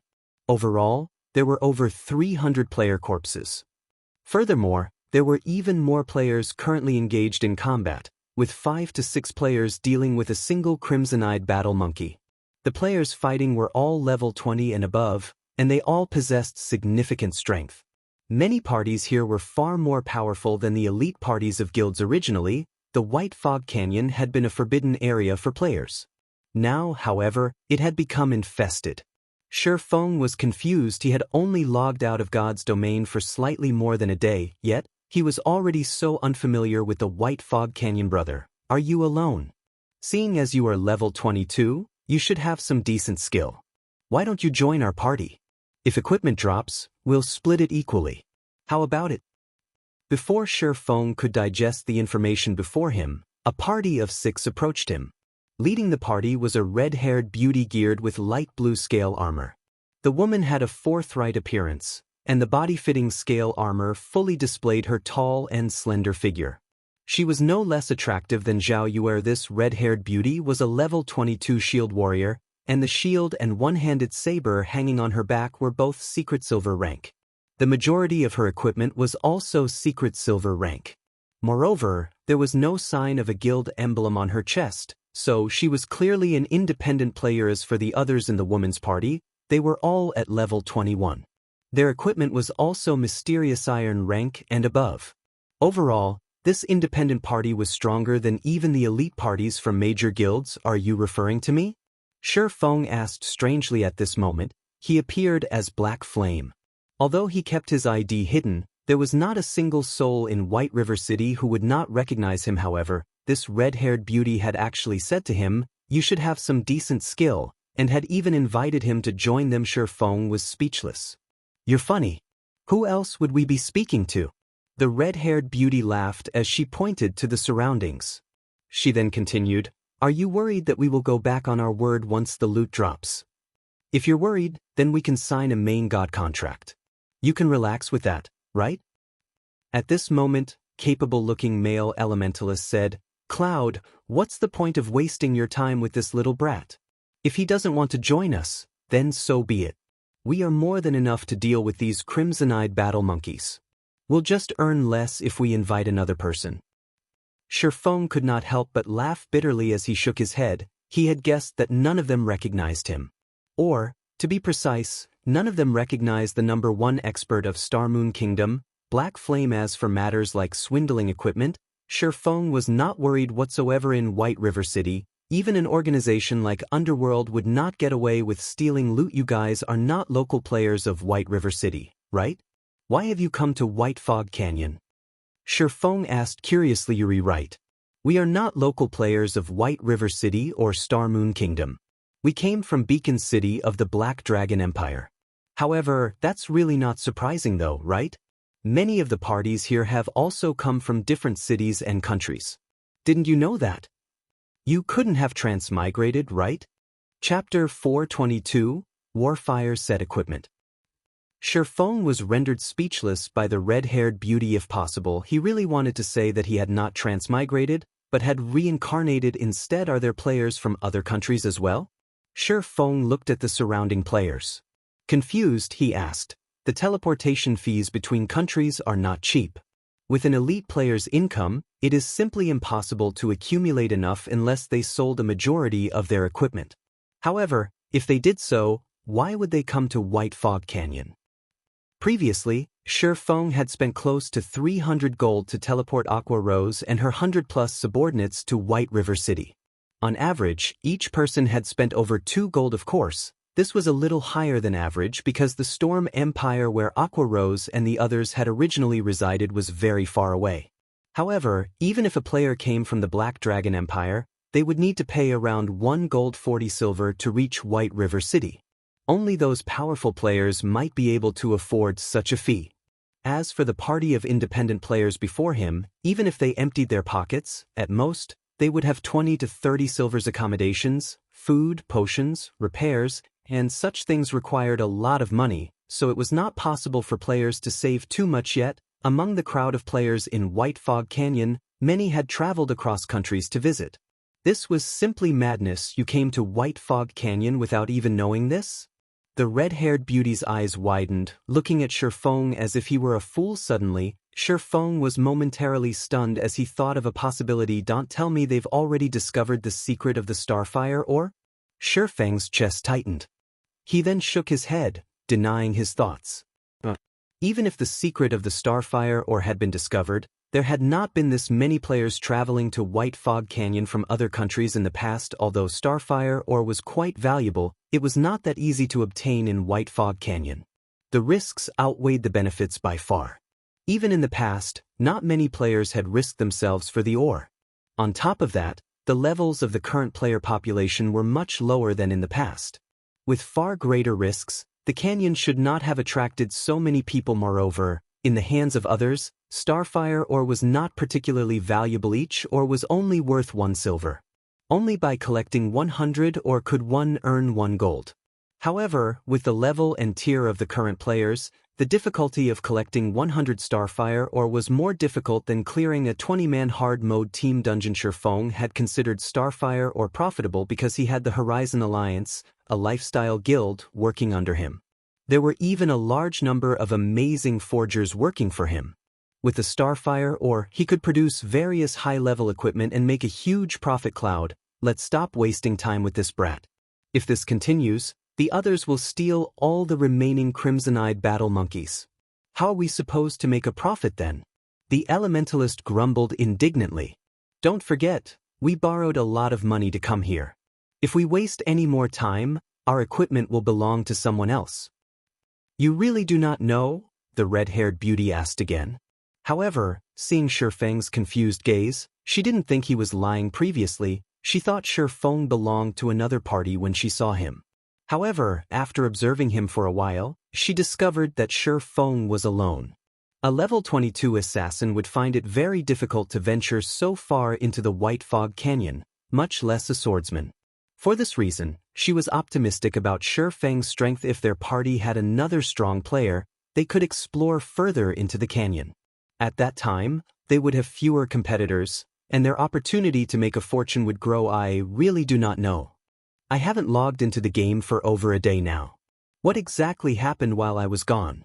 Feng spoke truthfully, a bitter smile on his face. So that's why. However, you really are amazing. Despite not logging into the game for over a day, you are still level 22, the red-haired beauty laughed. I'll tell you then. One day ago, one of the monsters in White Fog Canyon dropped an amazing item, so we hurried over. We'll make a fortune if we obtain that item. An amazing item? Making a fortune? Shifeng searched his memories. Soon, he laughed and said, "Might you be talking about the Warfire set equipment?" "That's right. It's the Warfire set equipment." The red-haired beauty nodded. Immediately, she rolled her eyes at Shifeng, saying, "So, you do know about it." "I was just wondering if you had some other method to earn money," Shifeng apologized. However, the drop rate of the Warfire set equipment is extremely low. Also, even if one did drop, it would not be sufficient to cover your travel expenses. The Warfire set equipment was unique to White Fog Canyon, and any player could equip it.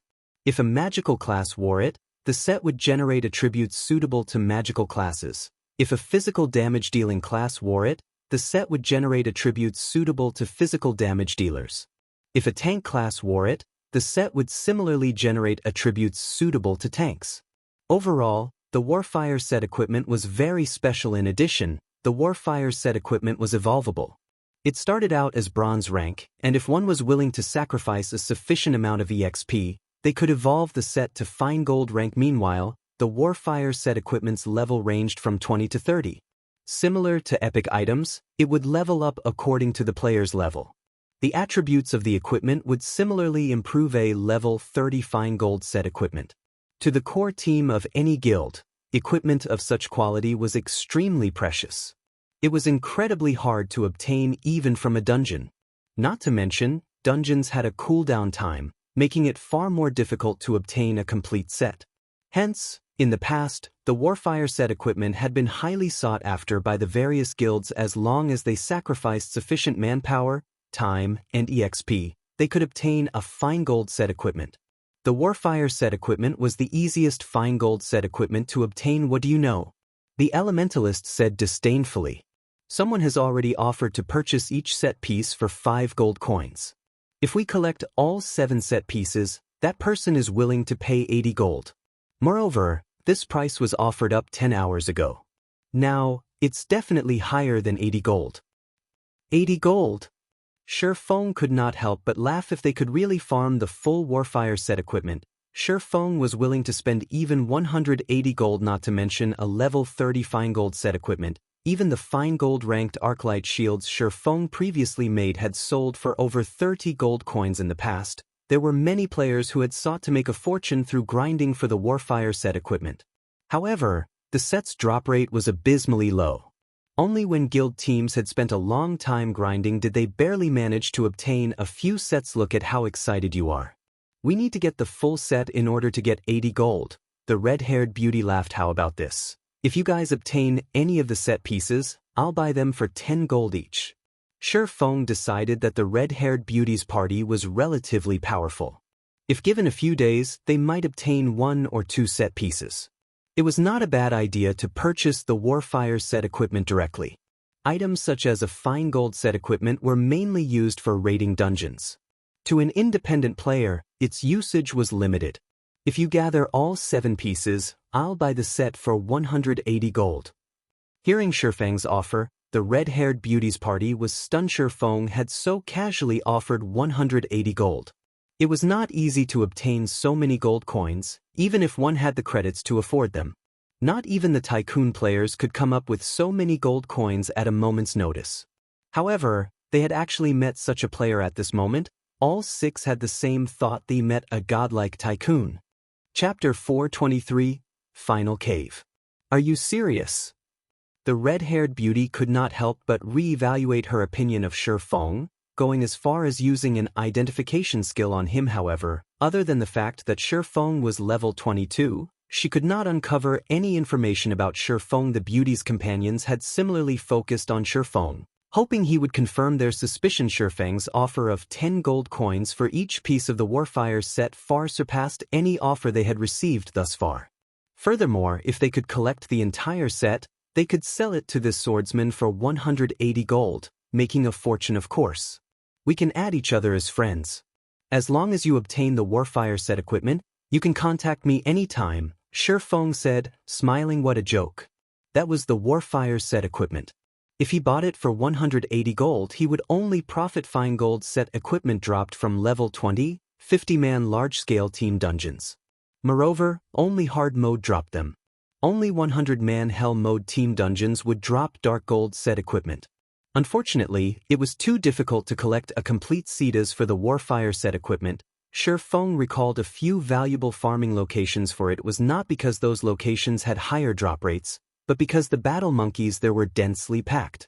The more monkeys one killed, the higher chances they would have of the set equipment dropping. Although Shifeng wished to grind for a few pieces himself, those locations required a sufficiently powerful team. With Zero Wing's current 500-man team, farming in those areas would be suicidal. At the very least, they needed a team of 500 Tier 1 players for now. The only thing Shifeng could do was to enter the inner region of the White Fog Canyon and mine Starfire or Excellent. My name is Virtuous Cloud. We will contact you if we obtain the Warfire set equipment. Virtuous Cloud sent a friend request to Shifeng. Shifeng then clicked accept. Black Flame, is it? Okay, I will remember it. Virtuous Cloud nodded when she saw Shifeng's alias appear on her friends list. I will contact you once we obtain the equipment. At that time, make sure you do not reject my call. Shifeng simply smiled in response before walking towards the gorge. At the same time, he contacted Aqua Rose Guild leader. You're finally online. I have some important news for you, Aqua Rose said, smiling. You must be talking about the large number of outsiders arriving in White Fog Canyon, right? I've already learned about it. Where are you right now? Why don't I see any of you in the gorge? What's the status of the team? By this time, Shifeng had arrived at the gorge. However, the area was desolate, which worried him somewhat. We don't know where we are right now. We had kept to the gorge, grinding. However, somewhere along the way, over a dozen flame guards suddenly ran out of the inner region of the canyon. These flame guards were all level 28 lords. Their flame domain was simply too powerful. As the battle monkey army waited for us outside the gorge, we had no choice but to go further into the White Fog Canyon. Fortunately, we got lucky. We retreated to a place called the Final Cave. The flame guards were huge. They couldn't follow us into the cave. However, they've been standing guard outside the entrance, so we can't leave. Final Cave? Where is it? Shifeng was surprised. He was very familiar with the White Fog Canyon. However, he had never once heard of the Final Cave. We don't know other. The system map doesn't show our location. However, this cave is massive. There are also plenty of monsters here. Fortunately, there aren't any Lord-ranked monsters, so we have been able to cope. Aqua Rose did not know their current whereabouts. While Shifeng had been offline, they had been busy escaping for their lives and had no time to worry about where they fled. To add me to the team. And don't venture too far into the cave. I'm on my way, Shifeng hurriedly said, frowning. There were many dangerous areas in White Fog Canyon, and it was highly possible that Aqua Rose and the others had found one in God's domain. Dangerous areas were forbidden lands for players like the cold water pool Shifeng had encountered in the Origin Sword domain. If one did not possess the appropriate countermeasures, they would die with absolute certainty. After Aqua Rose sent a team invite to Shifeng, she reminded, Guild leader, you need to be careful. There are over a dozen flame guards outside the cave's entrance. Ah, I understand. Shifeng nodded. After Shifeng joined the team, he activated team tracking. With this mechanic, Shifeng could locate a specific team member and meet up with them. The stone forest to the south? After activating tracking, Shifeng could see faintly glowing footprints on the shattered rocks.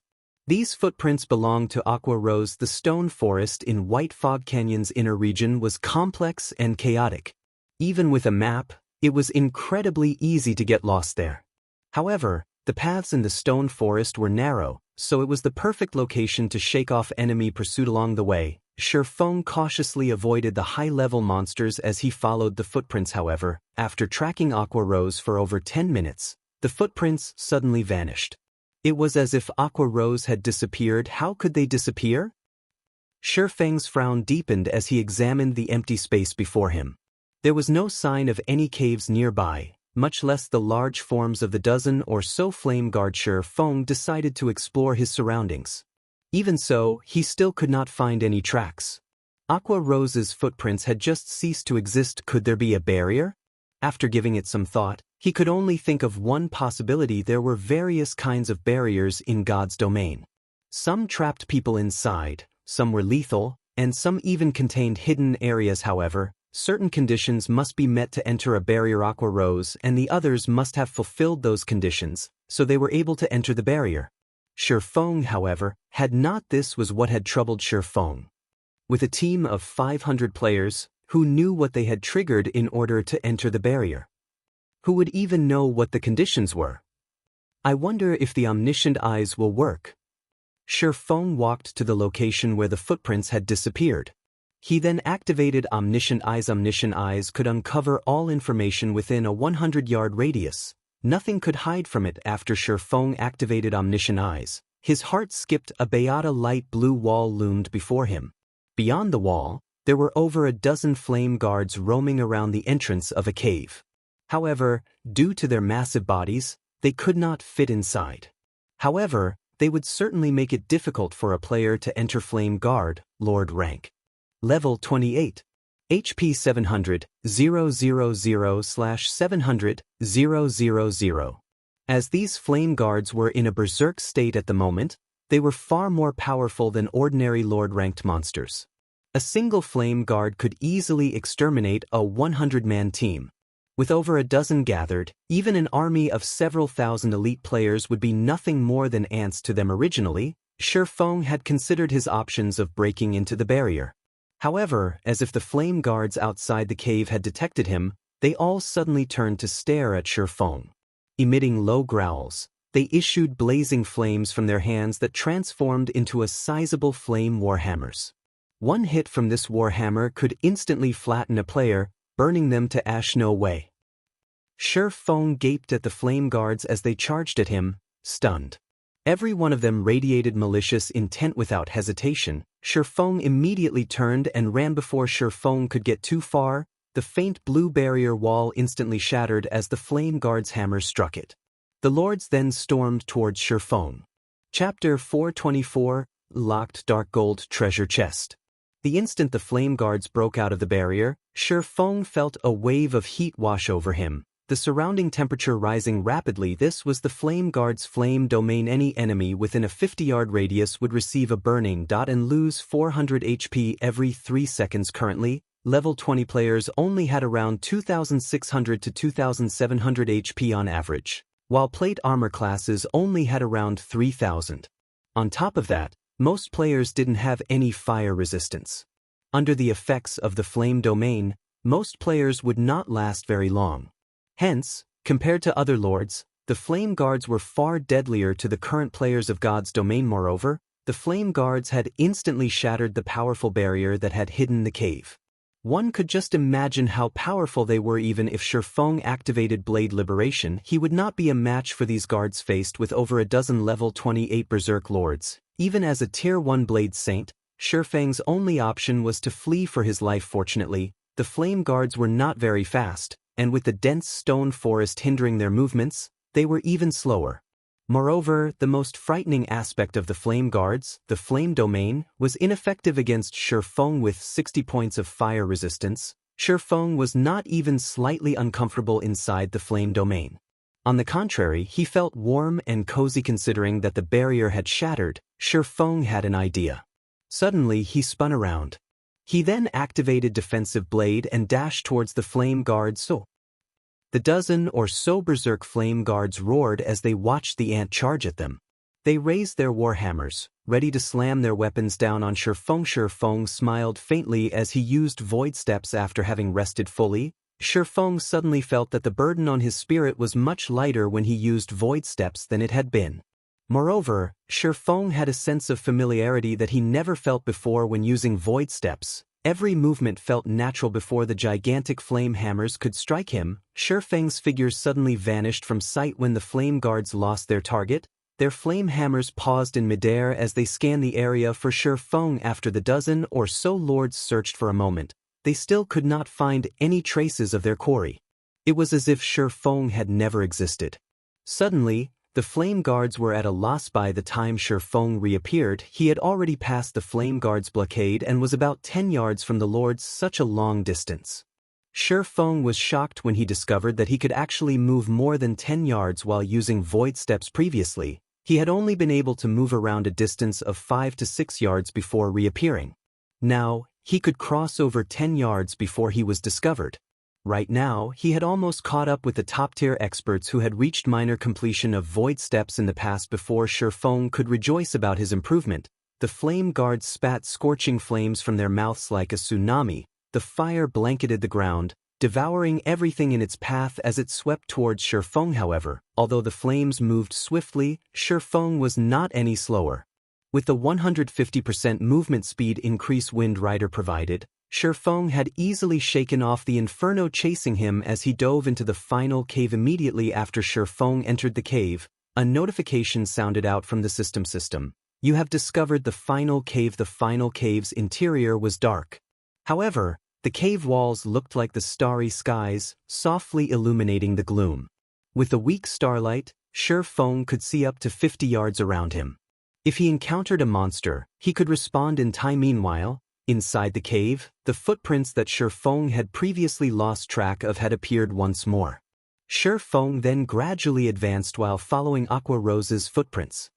Along the way, the more Shi Feng observed the final cave, the more he realized that this cave was not as simple as it appeared. Many mysterious runes and pictures were engraved onto the cave walls, and they gave off a similar feeling to the runes found in the Eternal Courtyard.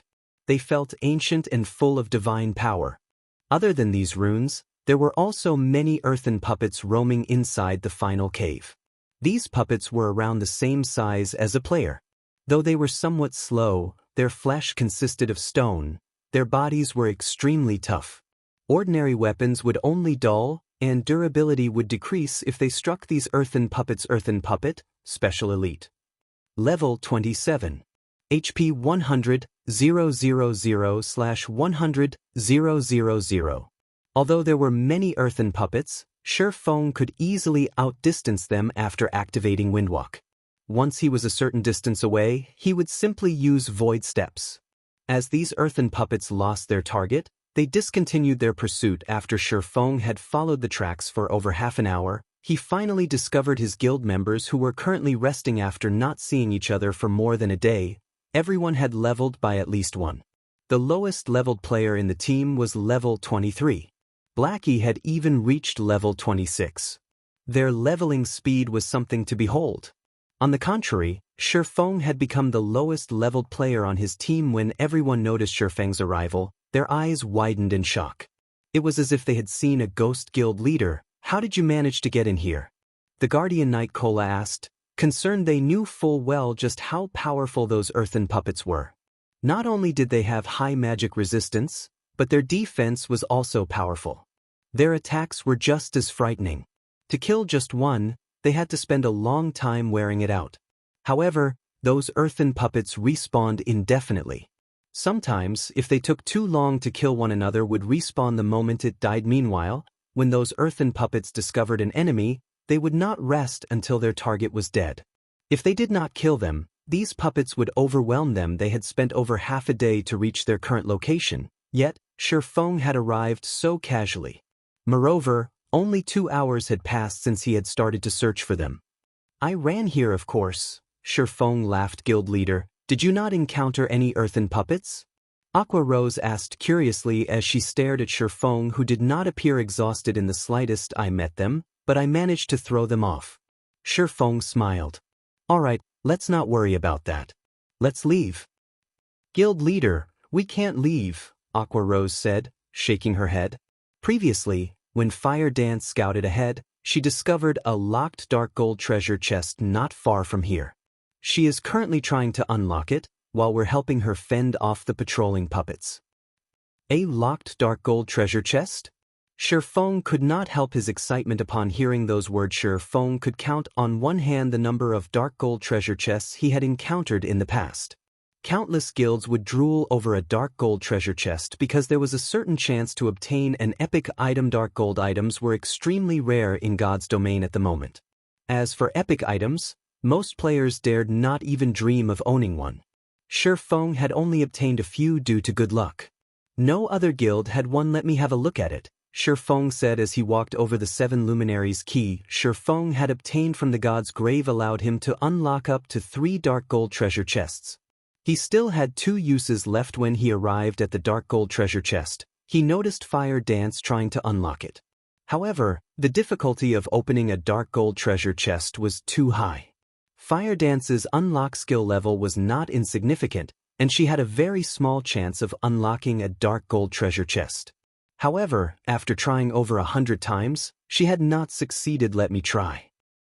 Shifeng walked over and took out the 7 luminaries key, inserting it into the ancient magic lock. In the next moment, a faint blue glow emerged from the 7 luminaries key and flowed into the lock. With a click, the chest unlocked. Chapter 425, Jack of All Trades. After the dark gold treasure chest unlocked, Shifeng immediately tried to open it. The instant Shifeng touched the treasure chest, however, a sudden sense of danger flooded his mind. He felt as if some poisonous snake stared at him, his body trembling involuntarily. Guild leader, what's wrong? Fire Dance, who stood to one side, asked curiously when she saw Shifeng free. Shifeng did not answer Fire Dance's question immediately. Instead, he frowned at the golden treasure chest in front of him. Before examining his surroundings suddenly, he discovered that the terrain here was somewhat unique. The ground 30 yards around the dark gold treasure chest was slightly indented. Although the ground around the treasure chest was 15 centimeters lower, the difference was indistinguishable due to the large area and the dim lighting in the cave. To Shifeng, whose 5 senses were extremely acute, he could even discover traces of spiderwebs. While adventuring in the fields of God's domain, one would frequently stumble across traps. These traps were very powerful, and in the past, many players had given their lives to these traps. High-tiered players were no exception. In the past, while Shifeng was a Tier 3 Sword King, he had fallen into a trap, losing his life. Hence, no one could afford to be careless while adventuring in the wild with the strange terrain before him. How could Shifeng not grow suspicious? Fire Dance, stay 40 yards away from this place. Although Shifeng did not know what was special about the area, he would not give up this dark gold treasure chest. Even the most inferior quality item in a dark gold treasure chest was dark gold rank. There was even a small chance to obtain an epic item. Although Fire Dance had no idea what was happening, she listened to Shifeng's command and distanced herself over 40 yards from the treasure chest. As a safety precaution, Shifeng unsheathed the abyssal blade from his waist. Phantom kill. A doppelganger suddenly appeared beside Shifeng. For 40 seconds, Shifeng could swap positions with his doppelganger. Instantly Shifeng had his doppelganger move 40 yards away from the treasure chest as well. Alright, everything seems in place. After Shifeng prepared for the potential trap, he slowly opened the dark gold treasure chest. The instant he opened it, a blinding light escaped from the treasure chest, illuminating the cave. After the light dispersed, Shifeng was stunned when he saw the contents of the treasure chest. A lone dark blue crystal pendant sat inside the chest. Previously, Shifeng had gained multiple items from the dark gold treasure chest he had opened in the god's grave. Among those items, the most valuable was the forging manual for the Dragonclaw set equipment. Now, however, there was a single pendant inside this dark gold treasure chest. I wonder what's so special about this pendant. Although Shifeng was slightly disappointed, pendants were extremely rare in God's domain. Dark gold ranked pendants were more scarce. Although it could not compete with the value of the Dragonclaw set equipment forging manual, it was still a considerable harvest. The moment Shifeng picked up the pendant, a light blue magic barrier appeared 30 yards around the treasure chest, trapping Shifeng within a trap that imprisons people. Shifeng carefully observed his surroundings, noticing that the light blue barrier had sealed him in completely. Guild leader. Fire Dance immediately grew anxious. Dashing up to the barrier, she used Instant Kill, a Tier 1 assassination skill. The skill allowed her to attack her enemy with astonishing speed while inflicting massive amounts of damage. It was one of the fastest and most powerful skills among the Tier 1 skills of assassins. However, when Fire Dance's swift and violent attack struck the light blue barrier, her attack was ineffective. The collision did not even generate a small spark. After Fire Dance attacked the barrier, the earth began to tremble. An earthen guard suddenly clawed its way out of the ground within the barrier. Similar to the flame guards, the earthen guard was a Lord-ranked monster. Earthen guard, Lord rank. Level 28. HP 1, 000, 000/1, 000, Compared to the flame guards, however, the earthen guard's attack power and defense were far stronger. Although the earthen guard was inferior to the flame guards against a group of players, against a solo or a handful of players, it was significantly more devastating than the flame guards, so it's a twofold killing type trap. Shi Feng suddenly understood his situation. If any other player were trapped in this place, the earthen guard might annihilate them. Fortunately, Shi Feng was no ordinary player. When the earthen guard swung its iron fist down on Shi Feng, the air felt as if it had been blasted apart. Not daring to tarry a second longer, Shi Feng immediately swapped places with his doppelganger. In the blink of an eye, Shi Feng's doppelganger arrived inside the barrier and sent a chop at the earthen guard's fist. Meanwhile, Shi Feng had arrived outside the barrier, standing safely where his doppelganger had been. However, the difference of strength between the doppelganger and the earthen guard was massive. Not only did the earthen guard toss the doppelganger, smashing it into the barrier, but it also dealt a damage of over -1,200 points. The doppelganger lost close to 1/3 of its HP after a single hit. If it had not attacked with its sword, its HP would have fallen to critical levels. The earthen guard's second punch would have then finished it. Against the earthen guard, even Shi Feng would last a few hits at best. "Let's go," Shi Feng said to Fire Dance, who stood by his side. He could not be bothered to manipulate his doppelganger. "What about the earthen guard?" Fire Dance asked worriedly as she watched the Lord inside the barrier. Fire Dance knew about Shi Feng's phantom kill skill. Although Shi Feng's doppelganger only had 70% of his attributes, it could still overshadow anyone else in the guild. Yet, Shi Feng's doppelganger had barely survived a punch from the earthen guard. Its frightening strength definitely surpassed the flame guards by several-fold. If such a powerful Lord-ranked monster attacked the team, Cola and the others stood no chance against it. "Relax. It can't get out of there." Shi Feng understood Fire Dance's concern. Smiling faintly, he said, "The earthen guard should be the barrier's core. If one wishes to break the barrier, they would first need to kill the earthen guard. If the earthen guard doesn't die, the barrier will remain in place. Hence, even if the earthen guard were more powerful, it would never escape." With Shi Feng's assurance, Fire Dance relaxed. Unable to help her curiosity, she then asked, "Guild leader, what did you get from the dark gold treasure chest? Not only was it locked, but it was also trapped. The item should be quite valuable, right?" "Right, I had almost forgotten about it. There was only a single pendant inside the chest. I'm not sure what its quality is either. However, at the very least, it should be dark gold rank. We will have truly lucked out if it is an epic item."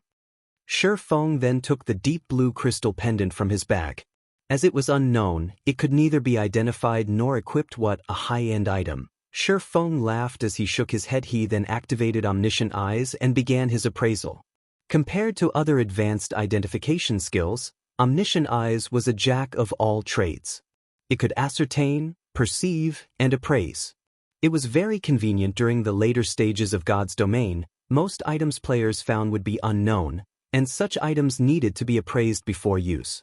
As a result, players had another thing they had to spend money on: appraisal fees. The more valuable an item was, the higher its appraisal fee would be. As a result, many players had chosen to take on Appraiser as a subclass. That way, they could earn an impressive income. Only, it was not easy to raise an appraiser's proficiency.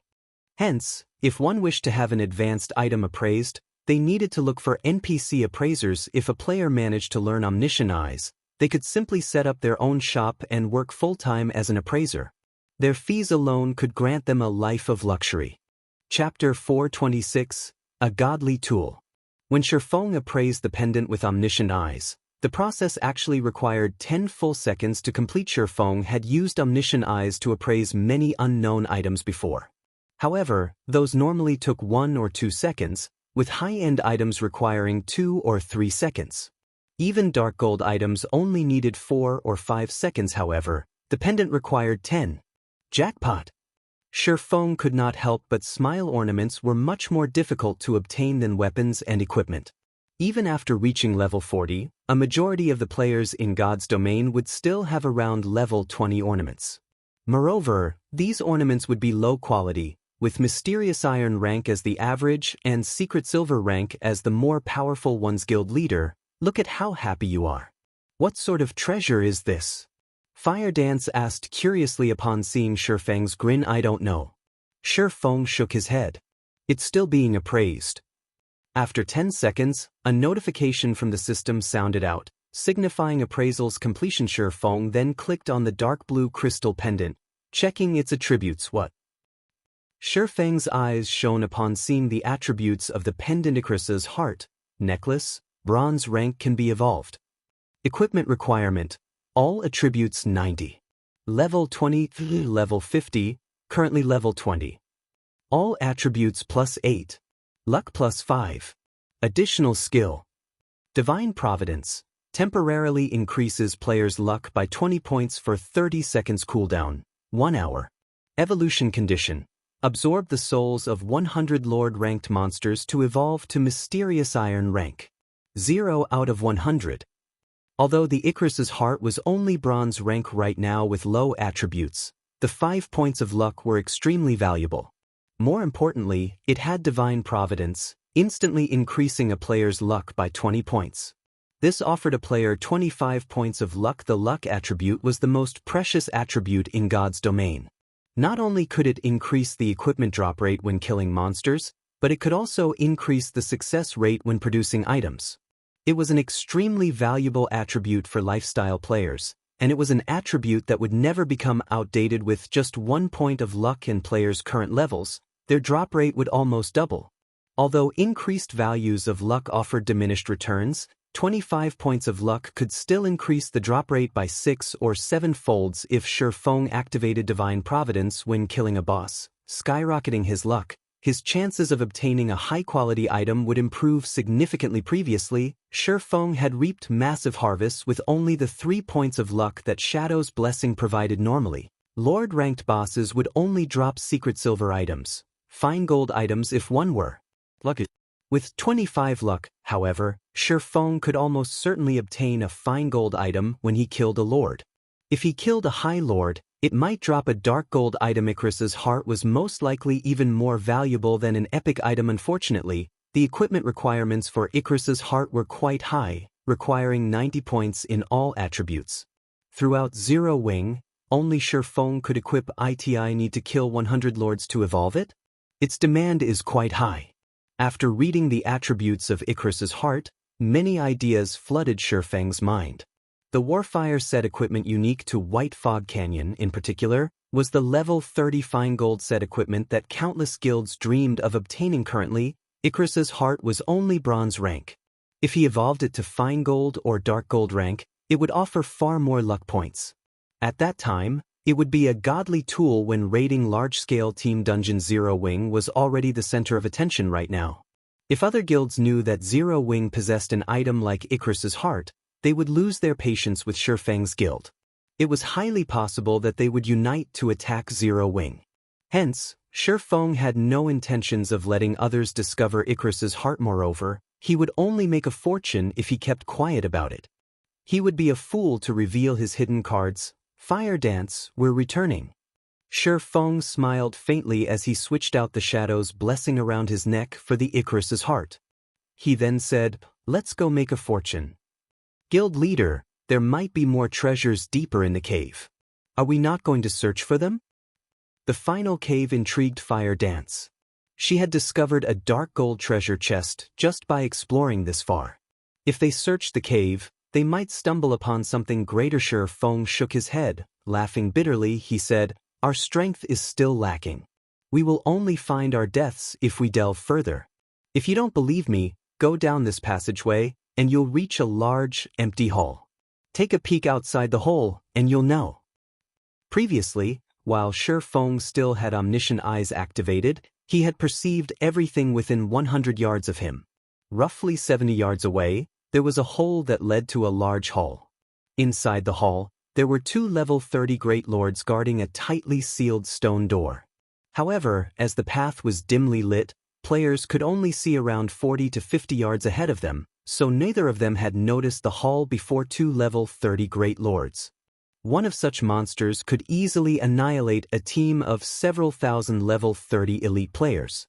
With their team of 500, they would only die if they forged ahead.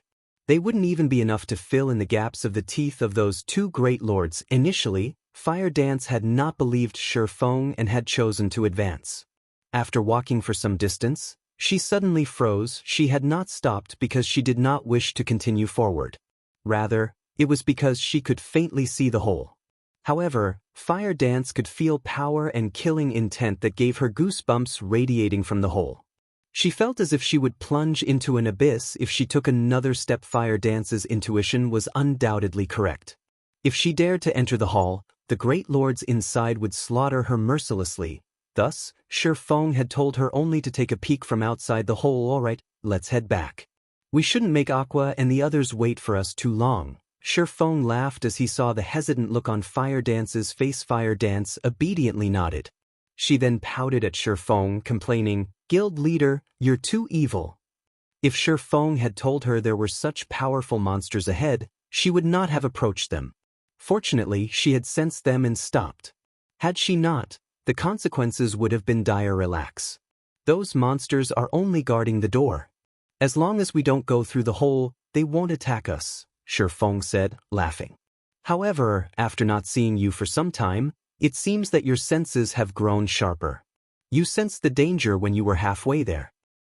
Upon hearing Shi Feng's praise, a tinge of red appeared on Fire Dance's cheeks. Even so, she was still somewhat frustrated. Shi Feng could sense danger from so far away, yet she had to be so close.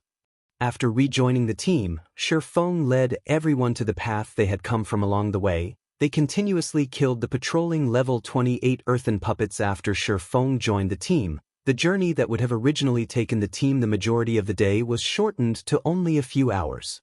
Everyone's experience bars had soared as they traveled. Shi Feng had also risen to level 23 as a result. However, everyone was more shocked by the loot that dropped than they were by their EXP gain. Before Shi Feng's return, the majority of the loot they had obtained after killing the earthen puppets consisted of level 25 bronze equipment. Very rarely did they obtain level 25 mysterious iron equipment. Now, however, more than half of the drops were mysterious iron equipment. Guild leader, we've tried fighting the flame guards outside. Unfortunately, we don't have any defense against their flame domain, Aqua Rose said, feeling a slight headache coming over her as she watched the flame guards outside the cave entrance. The flame domain is indeed a problem. However, we are not without solutions, Shi Feng said, smiling as he looked at the surrounding environment. Originally, he had planned to lure the flame guards away from the cave. However, upon recalling that the Icarus's heart required him to kill 100 lords to evolve it, he was sorely tempted to take on the Flame Guards. Chapter 427, Raiding the Flame Guards. There's a way to deal with them?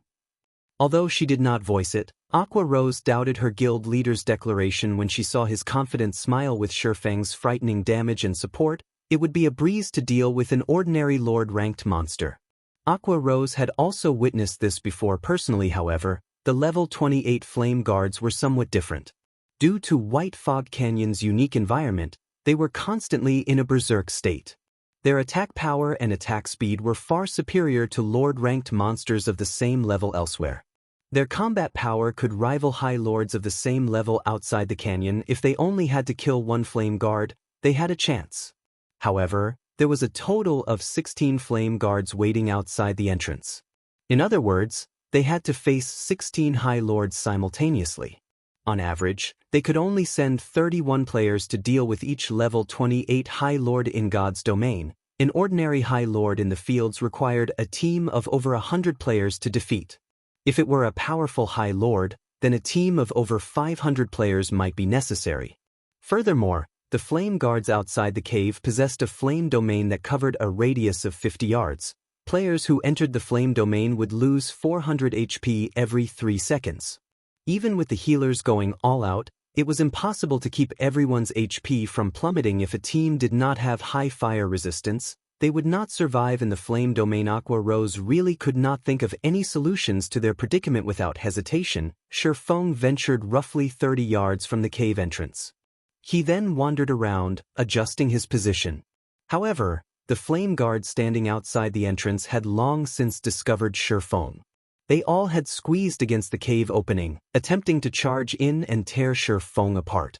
Fortunately, the hole was just too narrow, and none of the flame guards could fit through. Although these flame guards were unable to enter, the lords were no fools. Immediately, they materialized flame spears and threw them at Shifeng. The scorching spears released a blazing white glow, causing even the air to tremble. Shio. A series of 6 flame spears flew in from the cave entrance, heading straight for Shifeng. The spears were so fast that their flight sounded like explosions. The ground that the spears passed over also erupted in flames. However, although the flame spears were fast, Shifeng wasn't slow. Either as the flame spears entered the cave, Shifeng moved. By the time the spears arrived at Shifeng's position, the man had long since moved 2 yards away. As a result, all 6 flame spears struck empty air. This spot should be good. Shifeng ignored the flame guard's attacks. He focused on calculating the lord's attack range and angle, leisurely appearing as if the flame guards had never attacked him. Guild leader's dodge is so fast. He even avoided those supersonic attacks. If it were me, I would have no choice but to endure the attacks. Cola sighed with admiration as he watched Shifeng effortlessly dodge the flame guard spears. It would be awesome if I had just half of guild leader's dodging speed. If he had such a dodging speed, he might even become the #1 tank in Starmoon Kingdom, or at least in the top 10. Cola, you have many things you need to learn. Then, Fire Dance chuckled. Guild leader didn't just rely on his speed when he dodged the flame spears, but many other techniques such as his insight and judgment. Even if guild leader was just as fast as you are, he could still dodge those attacks easily. Linear attacks are monotonous. As long as one possesses sufficient insight, they can counter them easily. However, the flame guard's attacks are too fast, and we are definitely not fast enough. Hence, we will also need to rely on accurate judgment to defend ourselves. The moment the flame guards launch their attacks, we need to make the most appropriate decision immediately and use the smallest of movements to achieve the best results, but that is still not enough. Look at guild leader's position. As a precaution, he is standing precisely 40 yards away from the flame guards, a player's maximum range. With this distance, even if the flame spears were 20 times faster than our guild leader, the spears would still have to cover a distance of 40 yards to reach him. As they do, guild leader has enough time to move 2 yards away. However, one must also have an accurate grasp of the flame guard's attack timing. If one dodges too early, the flame spears will hit them. Although it looked like a simple dodging maneuver, it turned out that there were so many other techniques involved. The top 7 range damage dealers come to my position and give it a try. See if you can dodge the flame spears. Healers, focus on healing them. Guardian Knights, activate your fire resistance auras and give the 7 of them protection blessings. Don't let them die, Shifeng said in the team chat after confirming the positions. The flame domain of the flame guards was indeed a powerful team wipe skill. However, they were not without a fighting chance. Shifeng had already experimented with the cave's size and distance. With a distance of 40 yards, they could fit 8 players with each having 3 to 4 yards to dodge, allowing them to attack flame guards outside the entrance. The flame guard was a lord-ranked monster that focused mainly on melee attacks, so its ranged attacks were limited and simple. It was certainly possible to avoid them. However, such a feat had a high requirement of a player's insight and judgment. As for speed, even if the fire spears were faster, they were not 20 times faster than Zero Wings core members.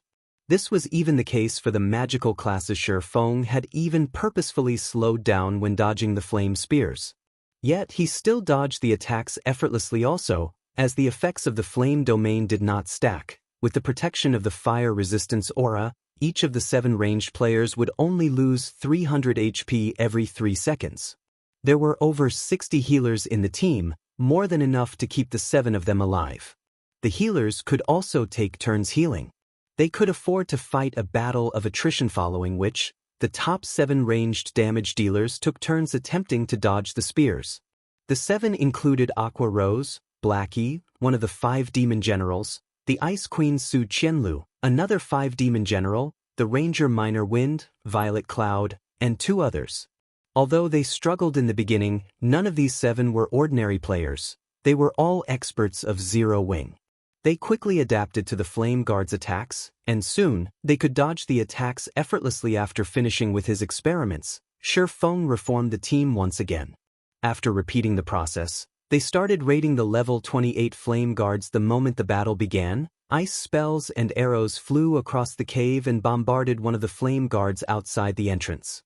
However, the Flame Guard's magma armor possessed a frightening defense, and a majority of the team's attacks only dealt around -300 damage.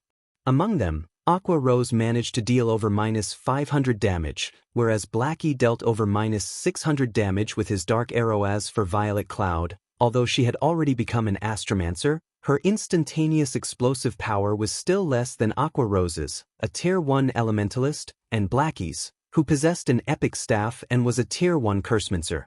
However, even though she only dealt slightly more than -400 damage, it was still impressive. The Flame Guard they struck bellowed with rage, growing more violent as it threw flame spears madly. Fortunately, they evaded each attack. The Flame Guard was different from the bosses in dungeons. It only possessed 700,000 HP, and its battle recovery only replenished 7,000 HP every 5 seconds. The total damage dealt by the 7 players far surpassed that, and they could gradually exhaust it to death. At this moment, standing in the furthest corner, Shi Feng tossed the blazing meteor, striking the Flame Guard. Suddenly, a damage of over -1,000 points appeared above the Flame Guard's head. Immediately, the blazing meteor's quadruple phantom effect triggered, causing 4 consecutive damages of over -200 points. In an instant, Shi Feng became the highest damage dealer among the 8 attackers. Everyone was stupefied. Shi Feng was a swordsman, not a ranged class. Yet, his damage thoroughly overshadowed that of an elementalist, a class known as a glass cannon. Moreover, this elementalist was Aqua Rose. If Shi Feng were not their guild leader, every team member would have cursed at him. How were ranged players like them even supposed to make a living now? Guild leader, you're shameless. What did you eat? Why is your damage so much higher than ours? Aqua Rose was speechless upon seeing the damages above the Flame Guard's head. Originally, she had intended to surpass Shi Feng in terms of damage output, satisfying her own little vanity. Now, however, even that dream had shattered. Chapter 428, Divine Providence. Shi Feng simply smiled at everyone's surprise, not bothering to explain his high damage was not only due to the blazing meteor being a pseudo-extraordinary item. He also had the 7 Luminaries' Ring's aura of fire effect, which increased his damage by 40% and reduced his target's defense by 40%. However, the 7 Luminaries' Ring needed to remain a secret. Moreover, Shi Feng was also a Tier 1 Blade Saint. His attack power had originally been high, so there was nothing odd about him dealing over -1,000 damage with one attack. Because of Shi Feng's attack, the group's total damage overwhelmed the Flame Guard's battle recovery. It was utterly helpless. It could only roar furiously as it used its Flame Warhammer to defend itself against the 8's attacks while attacking with its flame spears. For a time, both sides were at a stalemate. However, none of the Flame Guard's attacks could land on any of its 8 targets. Only its flame domain could inflict any damage. However, with each player losing only 300 HP every 3 seconds, they only needed 1 healer per player to keep them at full health. As for Shi Feng, he did not even need a healer. With more than 60 points in fire resistance, he could ignore the flame domain. On the other hand, Shi Feng's team launched a rapid assault against the Flame Guard. Although the Lord had fended off many of the attacks with its Flame Warhammer, it had still received a significant amount of damage, its HP constantly decreasing 95%, 94%, 93%. Time passed slowly. As the Flame Guard's HP fell, its attacks became frantic. The team began to feel the strain of dodging so many flame spears. Everyone's attack rate also started decreasing, slowing their enemy's HP descent. In the end, the fight that should have concluded after a dozen minutes or so had lasted over half an hour. Although everyone was bored from repeatedly dodging the flame spears, when they thought about how they could kill a Flame Guard just by repeating these actions, they began to feel reinvigorated. Moreover, They could also train their evasive techniques, killing 2 birds with 1 stone. The members watching from 50 yards away were envious. After more than half an hour, the Flame Guard's HP finally fell to 15%. Suddenly, the Flame Guard's eyes glowed a brilliant red. The flames covering its body writhed and expanded as the monster grew several times its original size. The scorching flames vaporized the moisture in the air, causing a shimmering heat haze inside the final cave. Aside from Shifeng, everyone was stunned by the Flame Guard's intimidating aura. In the next moment, the Flame Guard opened its mouth, gathering berserk fire-type mana inside it. Shifeng exploded into motion, dashing between his teammates and his enemy. All of you, stand behind me. Healers, increase your healing. Shifeng hurriedly shouted. He then switched the 7 luminaries' rings aura of fire to aura of illusion. Suddenly, all of his attributes increased by 30%. Simultaneously, Shifeng also activated Fantasy World, gaining immunity to all magic damage for 20 seconds as a Lord-ranked monster. The Flame Guard was far more powerful than other monsters, and this was its sure kill skill, Ragefire Roar. When activated, the skill would deal a devastating blow to all enemies in a cone in front of it, burning everything to cinders. Even if Kola, a Tier 1 Guardian Knight, activated Protection Blessing, he still would not survive the attack. After Aqua Rose and the others received Shifeng's command, they all promptly moved behind him. Shortly after, the 7 rushed behind their guild leader's guard. The Flame Guard roared and fired a blazing white cone. In the blink of an eye, the attack devoured everything 50 yards in front of Flame Guard. White light filled the once dimly lit cave, and the temperature inside the cave skyrocketed. Everyone's hearts pounded as they watched the attack. This was practically Armageddon. Even the healers who stood 70 yards from the Flame Guard watched their HPs rapidly decrease.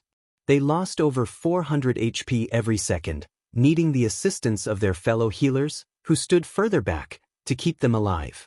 One could just imagine what kind of damage those within 50 yards had received. They might have been instantly obliterated. The Ragefire Roar lasted a full 6 seconds, transforming the cone before the Lord into a blistering hell. After the Flame Guard's attack ended, the blast area in front of it had scorched black. Only the area behind Shifeng remained intact. Among those present, Aqua Rose and the others' HP had fallen to critical levels. Only Shifeng was unharmed. If Shifeng had not blocked the magic damage of the Ragefire Roar for them, they would have lost their lives instantly. Fortunately, Aqua Rose and the others had only received some damage from the high temperatures. Even after the attack, they still received over -500 damage every second.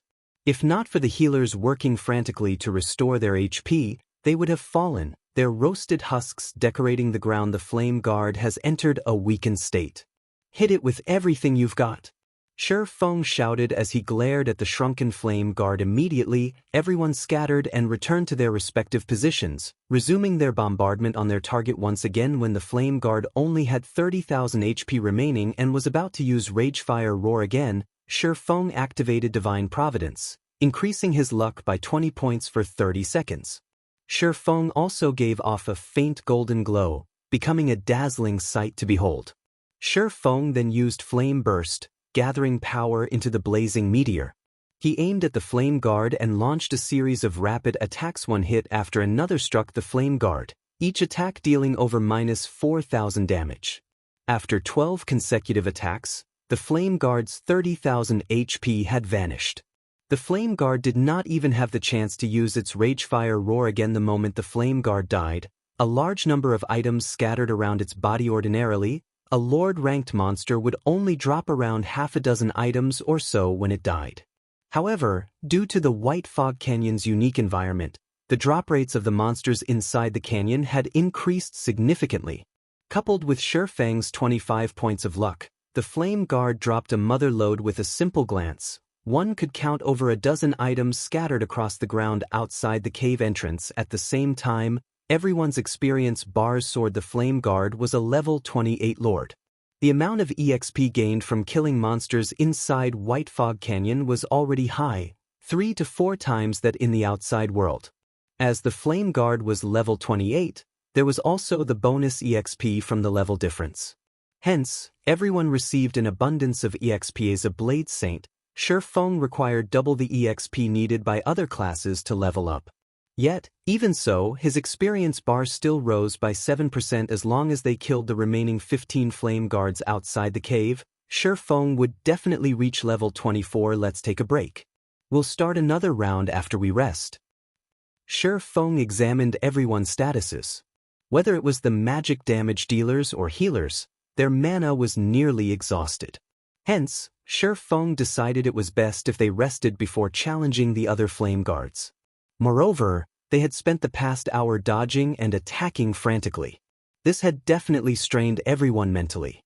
Hence, it would be beneficial to rest and prepare themselves for the next assault. There was also another important reason why Shi Feng chose to take a break. Divine Providence had a cooldown of 1 hour. Now that they had such an amazing opportunity that allowed them to slaughter the flame guards, how could they waste it? Shi Feng had to wait until Divine Providence was ready before taking down the next Flame Guard Guild leader. What should we do about the drops at the entrance? Aqua Rose asked as she gazed at the pile of loot outside the cave covetously. There were still 15 flame guards guarding their exit, so it was impossible to collect the loot right now. Relax. No one else can enter this place. Also, loot dropped by monsters won't disappear for 48 hours. We have plenty of time to take care of the rest of the flame guards.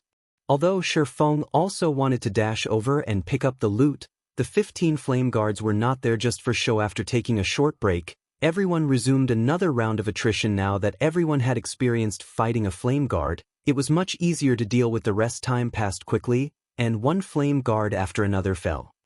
Unknowingly, nearly 18 hours had passed in game. At this moment, the final flame guard died under Shi Feng's hands. It too fell to the ground and scattered a ton of loot outside the cave. The loot of the 16 flame guards had grown into a small mountain, and the team struggled to contain their drool over the sight. Meanwhile, Shi Feng had finally reached level 24. After allotting all of his free attribute points into intelligence, he was only 9 points away from reaching the Heavenly Dragon's Breath's requirement of 120 intelligence. Chapter 429, Overflowing Luck. I'm only 9 points away now. Shi Feng smiled at his attribute panel. Knowing that he was only 1 level away from equipping the Heavenly Dragon's Breath, his anticipation grew when he could equip the fragmented legendary item. His combat power would soar once again in God's domain. Fragmented legendary items were as rare as a phoenix's feather. It was an item that countless players dreamed of obtaining. Even during his previous 10 years of professional gaming experience, Shi Feng had never owned one legendary items allowed players to overcome the gap between tiers. Although fragmented legendary items were not as powerful as legendary items, they were still far more powerful than epic items. If Shi Feng could equip the Heavenly Dragon's Breath, his combat power could reach the same playing field as a Tier 2 class. A Tier 2 class was in a whole different league compared to Tier 1. It was like the difference between a chieftain and a lord against a chieftain of the same level. A direct confrontation required at least a party of elite players. Against a lord, however, a direct confrontation required a team. Shi Feng, as a Tier 1 Blade Saint, could solo a chieftain of the same level. However, he stood no chance against a lord of the same level unless he used some particular technique or advantage after equipping the Heavenly Dragon's Breath. However, Shi Feng could contend with the 5 guilds controlled by Underworld by himself. He would not need to involve Zero Wing, allowing his core team to develop safely. After killing the 16 flame guards, everyone's levels had similarly risen. At this moment, the lowest leveled player among the 500 team members was level 24. They had far surpassed the average level of elite players in White River City and were on par with most of the expert players among the members of Zero Wing, Aqua Rose, Fire Dance, Flying Shadow, Cola, and the others had reached level 26. Their levels were already on par with the top-tier experts of White River City. Hence, instead of wasting time and fighting a war of attrition with overwhelming smile, they should take the opportunity to widen the gap between Zero Wing and the other guilds further. After all, if a newly established guild like Zero Wing wished to become the overlord of Star Moon Kingdom, they first needed sufficient combat power to strike fear into the other guilds' hearts. However, the loot the Flame Guards had dropped was the most valuable gain from the slaughter. While the crowd was taking a break, Shi Feng tidied up all of the loot. He also appraised every single drop, although Shi Feng had expected the drops to be impressive. After he finished appraising the items, he could not contain his shock. Icarus's heart was truly a godly tool. With divine providence, they had obtained a total of 286 items from the 16 flame guards. Among the items, 105 were rare materials, 9 were individual pieces of the Warfire set equipment, 41 were level 25 mysterious iron equipment, 53 were level 25 secret silver equipment, 29 were level 25 fine gold equipment, 18 consisted of various recipes and forging designs, 15 were Tier 1 magic scrolls, 4 were Tier 2 magic scrolls, and 12 were treasure hunting scrolls. Currently, in God's domain, the average players were around level 20, whereas guild elites were around level 22. The dungeons they could raid were all level 20 dungeons. Hence, the equipment they could obtain was limited to level 20. It was extremely rare to come across level 25 weapons and equipment in God's domain. Weapons and equipment would significantly impact a player's performance every 5 levels. The attributes of a level 20 fine gold equipment were slightly inferior to a level 25 secret silver equipment. In other words, a player wearing level 25 fine gold equipment was stronger than a player wearing level 20 dark gold equipment. How rare was level 20 dark gold equipment? There were only very few items throughout Star Moon Kingdom yet. Now, they had actually obtained 29 pieces of level 25 fine gold equipment, which was the equivalent of obtaining 29 level 20 dark gold equipment. Furthermore, they had obtained the Warfire set equipment and treasure hunting scrolls, 2 of the rarest items available in White Fog Canyon. Currently, although players were familiar with the Warfire set equipment, almost nobody knew about the treasure hunting scroll. Although the scroll was not as valuable as a Tier 2 magic scroll, it was extremely useful inside the White Fog Canyon. The scroll's greatest function was searching for Starfire, or it was extremely difficult to locate Starfire or in White Fog Canyon. Originally, Shi Feng had intended to rely on his memories. With the treasure hunting scroll, however, he could locate the ore with the system map. The scroll had a search radius of 1,000 yards and lasted for 30 minutes. When searching for valuable ores, it was the best tool one could have. Luckily, even this dropped. Shi Feng chuckled lightly upon seeing the treasure hunting scrolls in his bag. However, when he swept a gaze over the individual pieces of the Warfire set equipment, he lamented as he muttered, "It would be awesome if I could complete the Warfire set equipment." Warfire set equipment, bronze rank, can be evolved. Level 20 to level 30. Can be equipped by any classes. Set consists of 7 parts: head, chest, belt, hands, wrists, legs, and feet. Set effect, bronze rank. 2-piece effect, all attributes plus 10. 4-piece effect, ignore levels plus 10. Obtain free will skill. Able to remove all control effects for 5 seconds. Cooldown, 1 minute. 7-piece effect, main attribute increased by 10%. Skill cooldown decreased by 30%. Obtain Warfire Berserk skill. Damage increased by 50%, attack speed increased by 50%, and movement speed increased by 30% for 20 seconds. Cooldown, 5 minutes. The basic attributes of the Warfire set equipment were average at best. It was referred to as a level 30 peak fine gold set equipment was because of its set effects.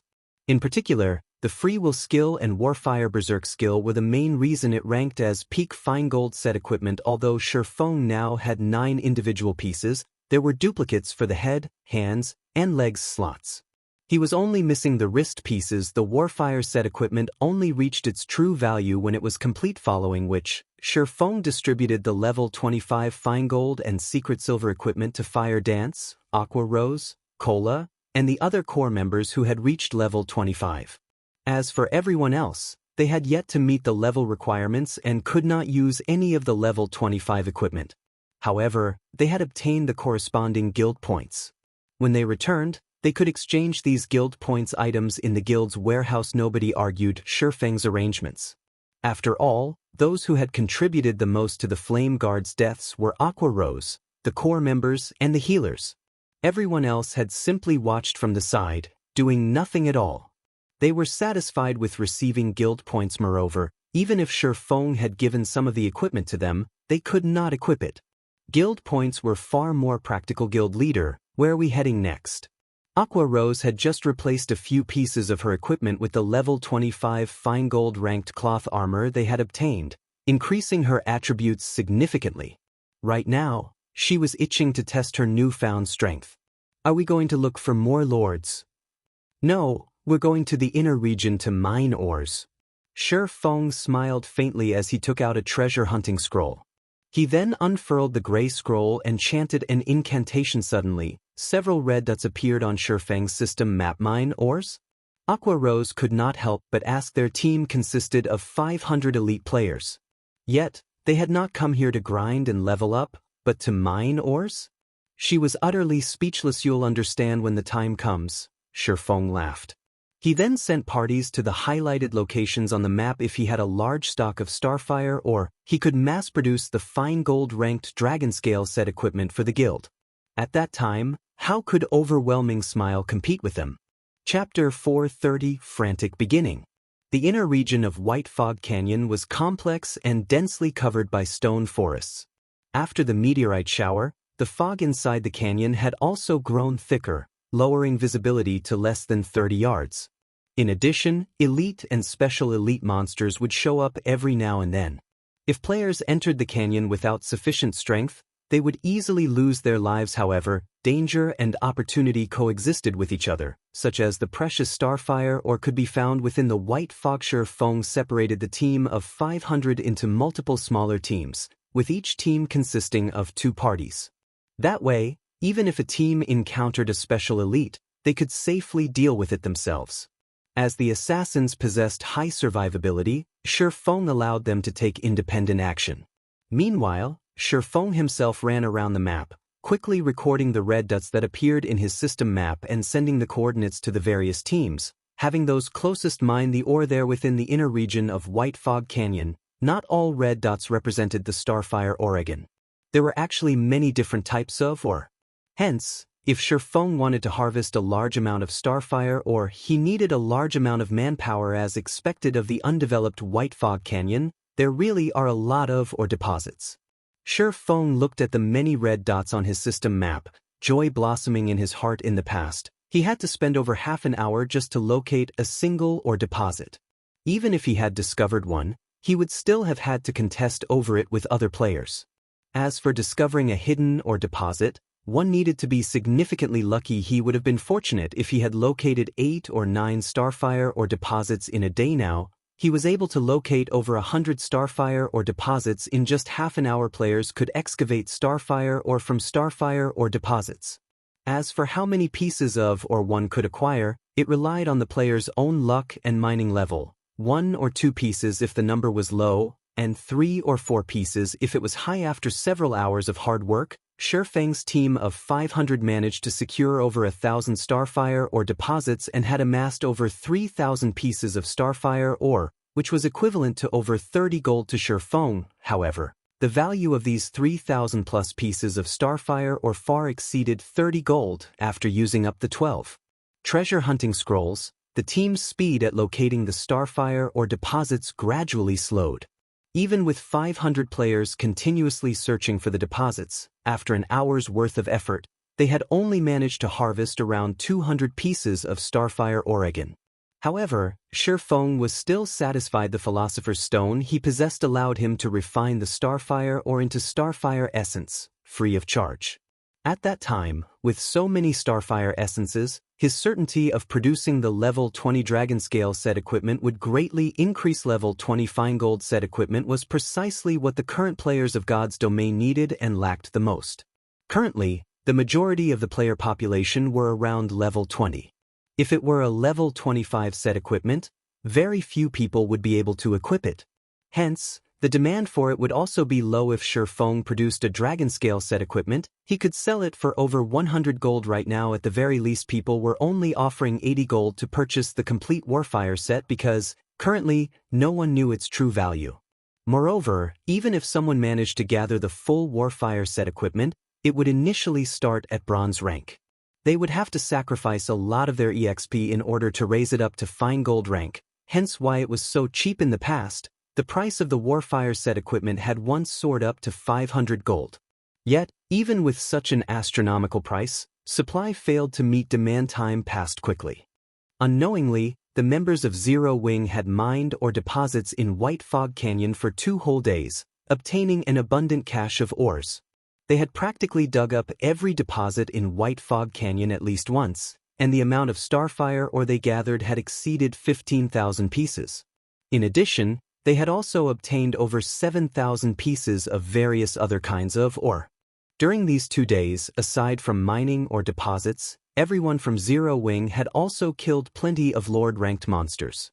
As long as one of the search parties encountered a solitary Lord, they would immediately notify Shifeng of it and then kill it together. After 2 days, Zero Wing's team had managed to kill 22 Lords.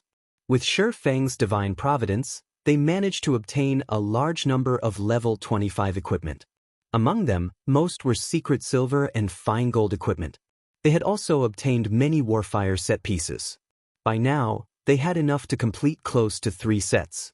Unfortunately, none of the set pieces they obtained were meant for the wrist slot, which greatly depressed Shifeng. Shifeng had placed all the weapons and equipment they were unable to use in the guild's warehouse, instantly enriching its stores. When the other members of Zero Wing saw the large stock of level 25 equipment, they all grew excited. Enthusiasm filled every one of them as they actively completed guild quests and made contributions to the guild. Level 25 equipment was currently the pinnacle of equipment to God's domain players. Even before everyone had reached level 25, the guild had already prepared a large number of high-end level 25 equipment for themselves. This had extinguished the guild members' worries about obtaining level 25 equipment. Now, the only thing they needed to do was frantically accumulate guild points. By the time they reached level 25, they could simply exchange for the level 25 equipment.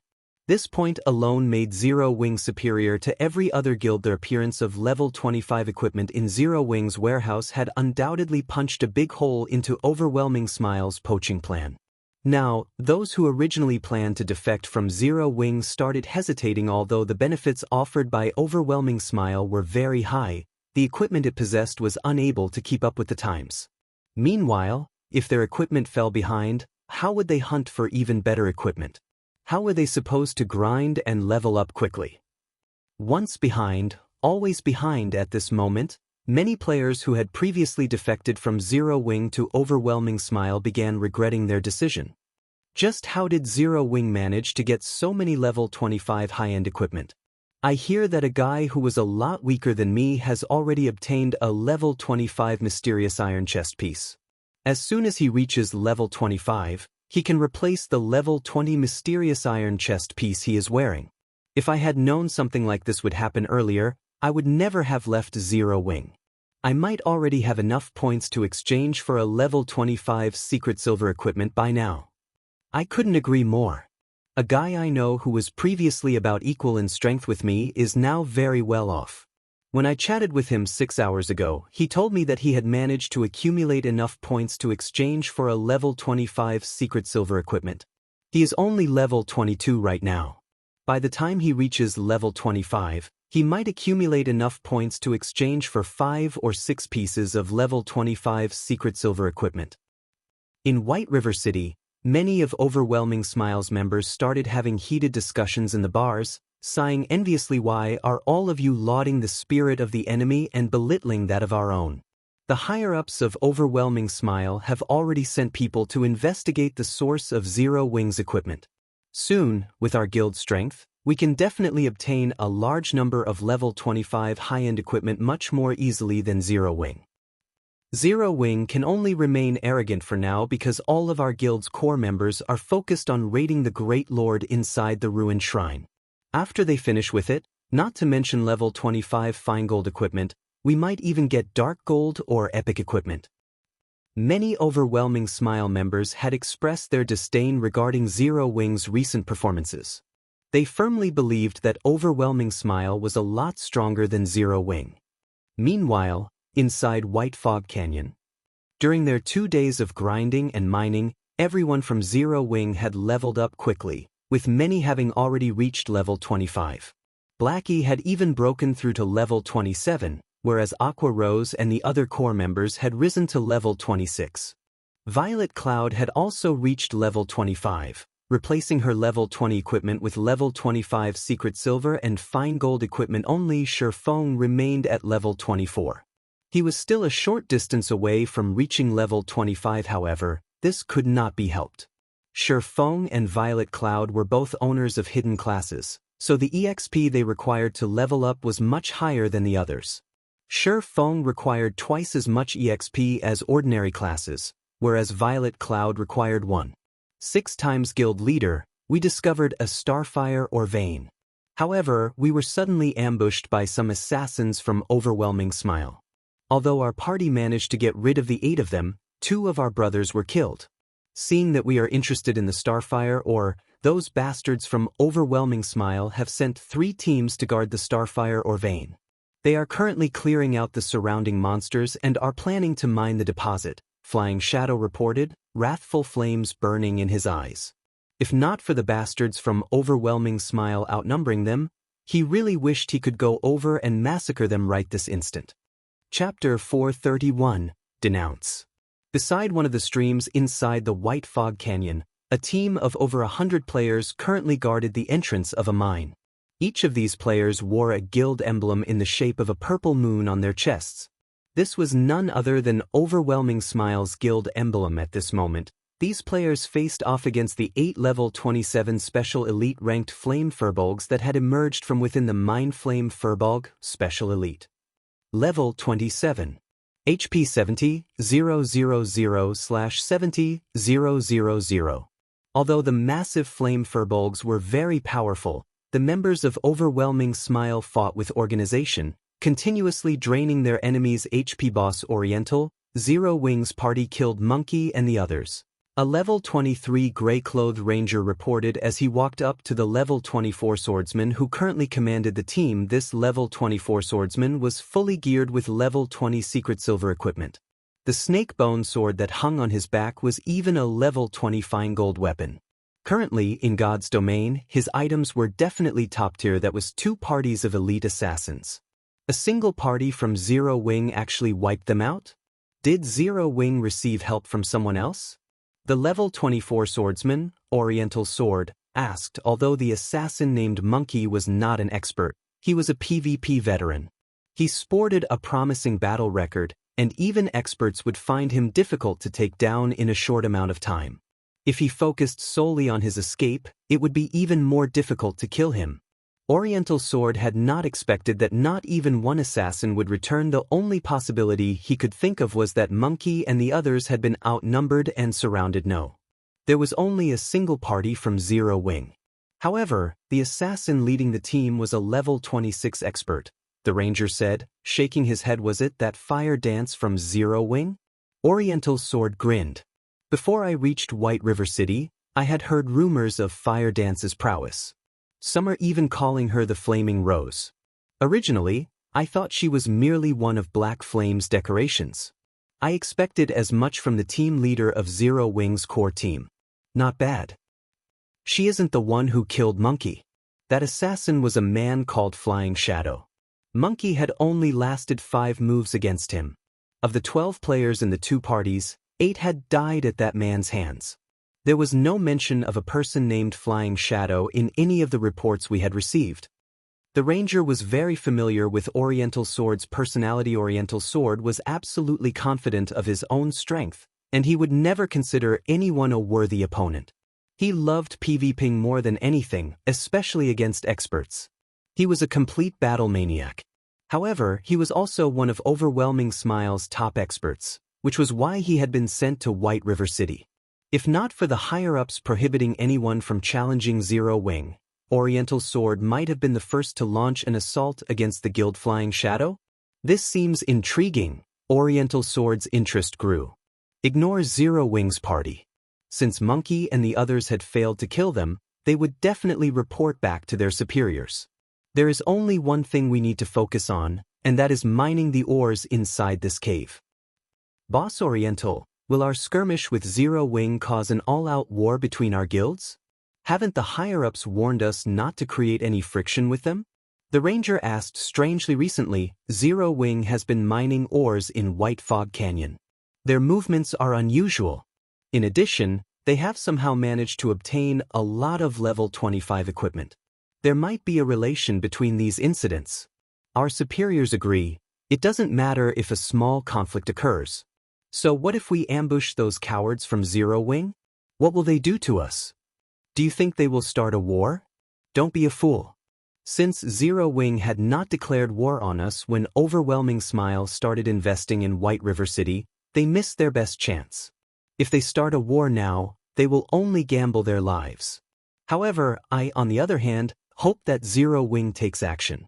Unfortunately, they don't have the guts. Oriental Sword laughed as he resumed commanding his team, wiping out the flame furbolgs inside the mine. Before anyone noticed, however, a party of 6 had appeared in the misty forest a short distance from the mine.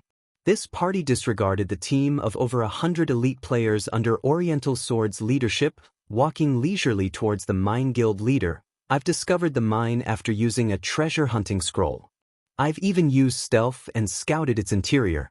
It is full of starfire or deposits. If we excavate them all, we can get at least 300 to 400 starfire ore, Flying Shadow said as he pointed towards the cave that Oriental Sword and his men guarded. However, after I left, we were ambushed by assassins from Overwhelming Smile. Although I tried to rescue them, I was too late, resulting in 2 of my party members dying. Overwhelming Smile has since occupied the cave.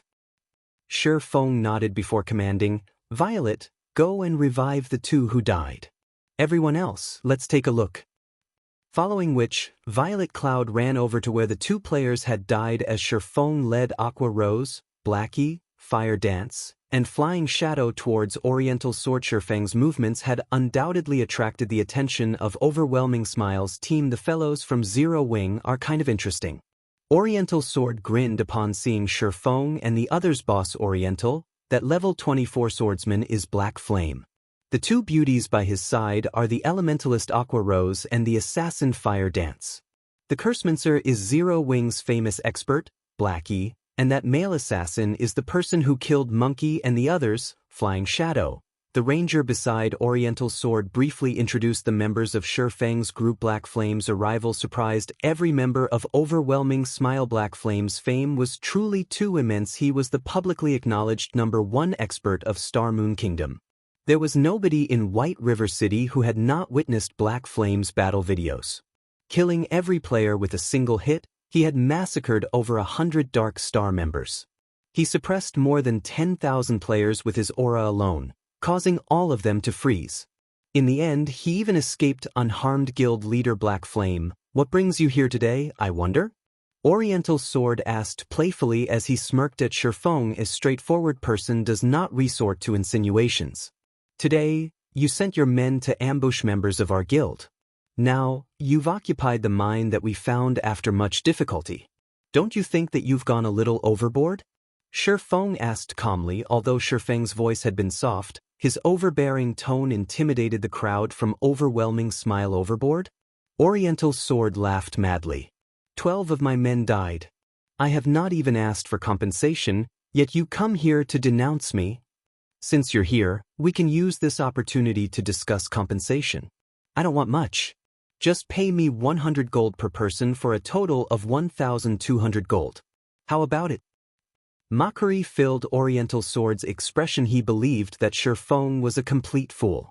With just 5 players, Shi Feng had dared come into his territory looking for trouble. At this stage of the game, players' levels were no longer insignificantly low. Their equipment was decent quality, and they had learned many skills. It was not possible to kill a player with a single hit anymore. Currently, he had close to 150 players on his side, and they were all elite members of the guild. They were also level 22 or higher, and they possessed impressive combat power. They could easily take out 50 players, much less 5. Chapter 432, One-Hit Extermination. Upon listening to Oriental Sword's words, a cold glint flashed across Shi Feng's eyes. Suddenly, the surrounding atmosphere froze. What? Wanna fight? Although Oriental Sword could feel a heavy pressure enveloping him, his confidence did not waver. He then unsheathed the long sword hung on his back, provocatively saying, "Come if you can then. Seeing as everyone out there is calling you a god, I really wish to see just what kind of ability you possess. When Oriental Sword spoke in such a way, everyone from Overwhelming Smile sneered, secretly making preparations for battle with 150 players on their side. It would be a piece of cake for them to take care of just 5 players. They were different from those noobs Black Flame had massacred before. They would not easily be defeated just because their skills were silenced after learning and training in God's domain for such a long time. They had long since familiarized themselves with the combat styles of the game. Right now, they had no problems fighting solo with an elite monster. Although a handful of them might not be a match for Black Flame, if all 150 of them stood sparsely apart from each other and attacked together, they did not believe that Black Flame could walk out of this place alive. However, before the crowd from Overwhelming Smile could react, Feng, who stood 10 yards away, suddenly disappeared. Where is he? Oriental Sword's eyes were filled with disbelief when he suddenly lost sight of Feng. A swordsman could actually suddenly vanish from thin air? Even assassins required some time to enter stealth, not to mention Oriental Sword. Even Aqua Rose and the others were stunned. Feng had just suddenly disappeared. Did he log off? The only reasoning Aqua Rose could come up with was that Feng had logged out of the game. However, when she checked the list of party members, Feng's status showed that he was still online. His name did not turn gray, however. Before 1 second had passed, Feng suddenly reappeared beside Oriental Sword. Following which, blades of light slashed apart the air, silently cutting up Oriental Sword's body. Before Oriental Sword knew what was going on, he suddenly felt pain bloom in his body. In the next moment, he saw blood gushing out like a waterfall in front of him. What's going on? Oriental Sword touched the wounds covering his body, confused. Suddenly, his body lost all strength as it slumped down onto the ground. Laying on the ground, Oriental Sword saw Feng through his great vision. He also saw the abyssal blade grasped in Feng's hand. Fresh blood slowly dripping off the weapon. The blood dripped to the ground as if it were a countdown to death. How? Even at his moment of death, Oriental Sword still could not believe what had just happened. He, a top-tier expert of Overwhelming Smile, had actually died without a chance to respond. After Oriental Sword died, everyone from Overwhelming Smile who was originally feeling confident halted. They simply could not comprehend what had just happened. Feng had just suddenly disappeared, before reappearing once again beside Oriental Sword. Immediately after, blood gushed out from Oriental Sword's body. Simultaneously, a damage of minus 4,368 points appeared above the man's head, the damage completely exceeding the swordsman's total HP. Oriental Sword's sudden death had struck fear into the crowd from Overwhelming Smile. The gaze they used to look at Feng was as if looking at a ferocious beast. When Feng's eyes landed on them, they felt as if they had lost control of their own bodies. This must be a bug. A player from Overwhelming Smile suddenly shouted in fright. He must have grasped a loophole in the system. Let's send feedback to the main god system right now. We'll see what he can do then. Everyone present felt that those words sounded logical. Otherwise, how were they supposed to explain this unbelievable incident? Hence, everyone started sending reports to the main god system. Only by doing so would they possess a chance for survival. Guild leader couldn't have abused a bug, right? Aqua Rose could not make sense of the situation either. She was similarly shocked by the scene she had just witnessed. The main god system controlled God's domain. It was simply impossible for such a glaring loophole to exist in the game. Yet, if it was not a loophole, how could they explain the situation before them? Of course it is not a loophole in the system. Guild leader is the #1 expert of Star Moon Kingdom. Previously, he had simply used an advanced combat technique. These people are simply too ignorant, Fire Dance said proudly, a faint smile on her face. She spoke as if she were the one who had personally finished off Oriental Sword. Within the ruined shrine in the inner region of White Fog Canyon, a large number of guild players had gathered. Among them, members of Overwhelming Smile numbered the most. With over 5,000 members present, there were a large number of monsters inside the ruined shrine. Moreover, a majority of these monsters were special elites. Among them were plenty of chieftains. The monsters here ranged from level 24 to level 27. To the current elite members of guilds, it was a level that they could barely handle. If not for the fact that they had the advantage in numbers, they would have long since been wiped out by the monsters inside the ruined shrine dam. The monsters here are endless. They're even more troublesome than the battle monkeys before. Lone Tyrant said, somewhat exhausted. Currently, he was going up against a level 27 chieftain, a goblin warrior. Despite the goblin warrior being twice as large as an ordinary player, it was quite agile. In addition, the hammer it wielded contained frightening, destructive power. Even a tier 1 metric ton of the same level would find it difficult to endure its series of violent assaults, much less Lone Tyrant, who was only a level 25 tier 0 guardian knight. Although Lone Tyrant possessed impressive techniques, his dodging capabilities being first-rate, the goblin warrior also possessed powerful combat techniques. Whenever the goblin warrior attacked Lone Tyrant, it would always predict where Lone Tyrant would dodge and take that into account in its attack, forcing Lone Tyrant to accept the damage. Moreover, every time he received an attack from the goblin warrior's hammer, his defensive posture would always fail. This resulted in him being unable to use his shield to block the next attack, and instead, he received the attack with his body from just a single strike of its hammer. Lone Tyrant received close to minus 1,300 damage. Lone Tyrant only possessed 4,520 HP. He could endure 4 hits. At most, if he were only dealing with a single goblin warrior, Lone Tyrant would not end up in such a miserable state. However, aside from the goblin warrior, there were also many goblin mages at the sides. These goblin mages were all level 26 special elites. They bombarded players with ice and fire, and any players struck by their spells would instantly lose around 1,700 HP. Other than MTs, nobody else could survive 2 hits within the ruined shrine. Aside from the members of Overwhelming Smile having a hard time, the other guilds were similarly facing great difficulties. The monsters inside the ruined shrine were simply endless. No matter how many they killed, the monsters just kept coming. Without sufficient strength, they simply had no way of reaching the level 25 Great Lord in a short amount of time, let alone raiding it before Overwhelming Smile had finished off the monsters at hand. Another wave of goblins charged over suddenly. Everyone from Overwhelming Smile felt a headache overcome them. Cursemancers, cripple them. Elementalists, use ice walls and separate the incoming monsters. Rangers, lure some away and kite them. Do not let the pressure on the MTs increase. Yulon immediately shouted in the team chat. Immediately, the elites of Overwhelming Smile started taking action, luring the goblins away and letting the MTs take a breather. Lone Tyrant could not help but send a glance at the charming and graceful Yulon. Inwardly, he felt displeasure towards the woman. He was actually required to listen to her commands.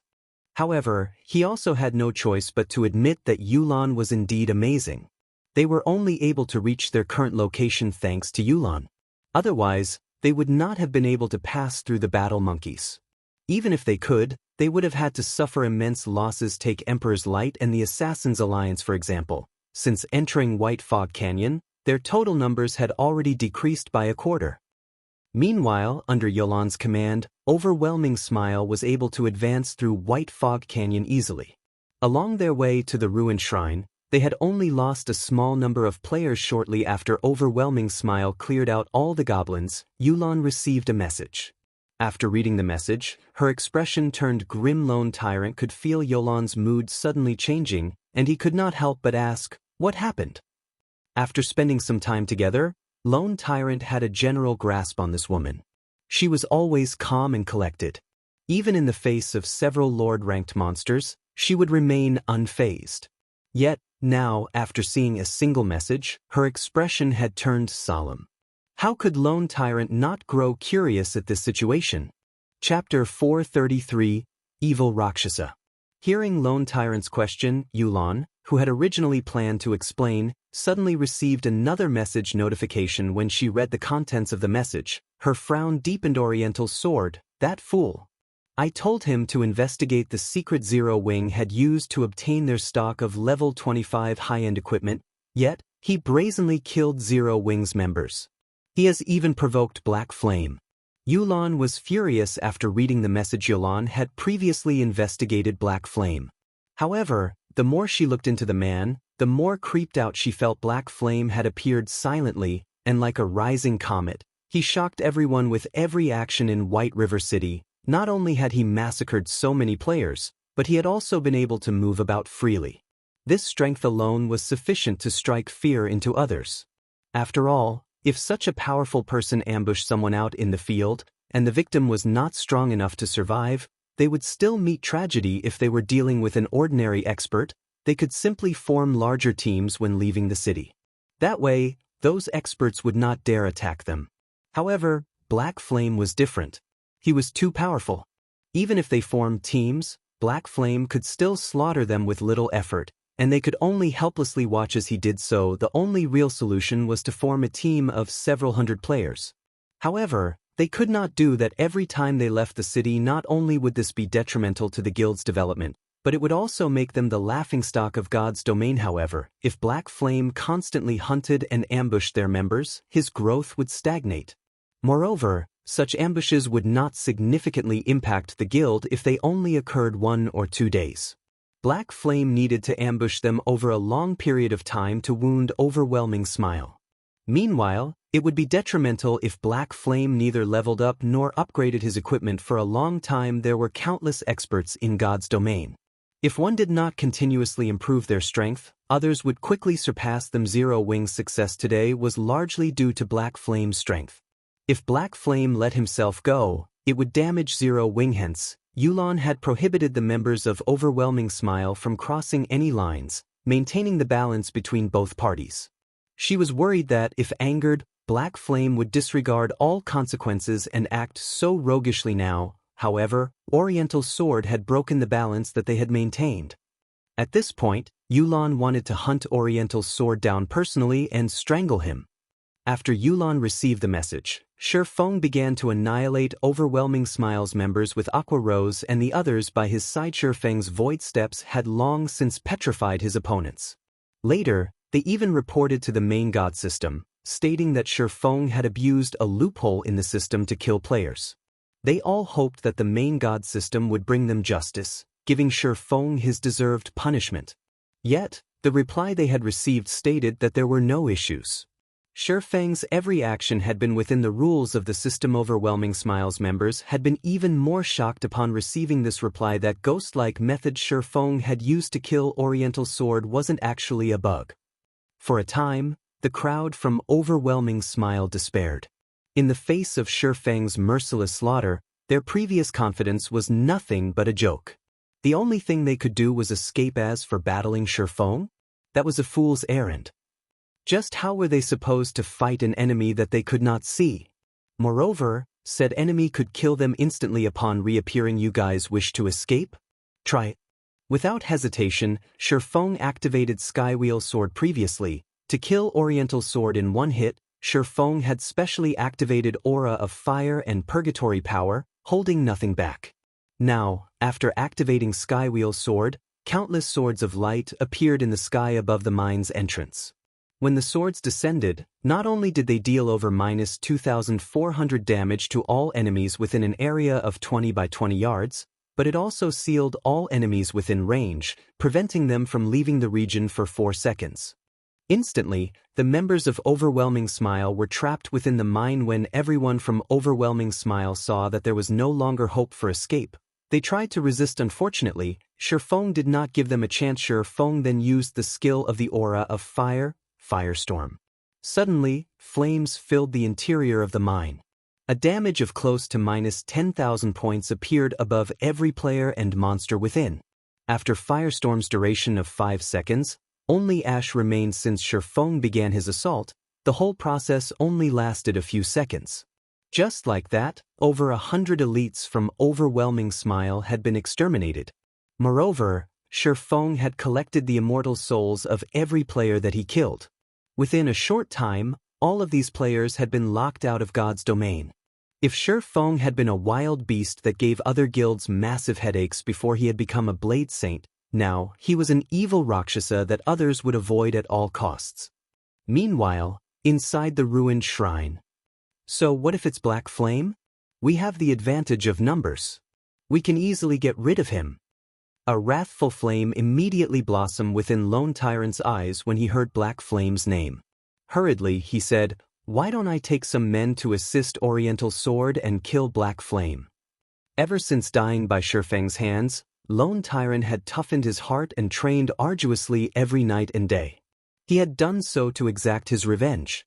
He was no longer the same as he had been in the past. If not for Yulon restraining him, he would have long since avenged his deaths. Now that Oriental Sword had provoked Black Flame, it was only natural that he go and help out. Yulon could not possibly sit by and watch as more than 100 elite members fell under Black Flame's swords, right? Ultimately, these elite members were the backbone of the guild. If the guild did nothing as over 100 of these elites were slaughtered, not only would it damage the guild's reputation, but it would also affect the hearts of those within the guild. No need. Black Flame killed Oriental Sword with a single hit. As for the others, they're most likely dead by now, Yulon said, revealing a bitter smile. Yulon had a clear understanding of Black Flame's strength. None of the titled experts on the God's Domain experts list were for show.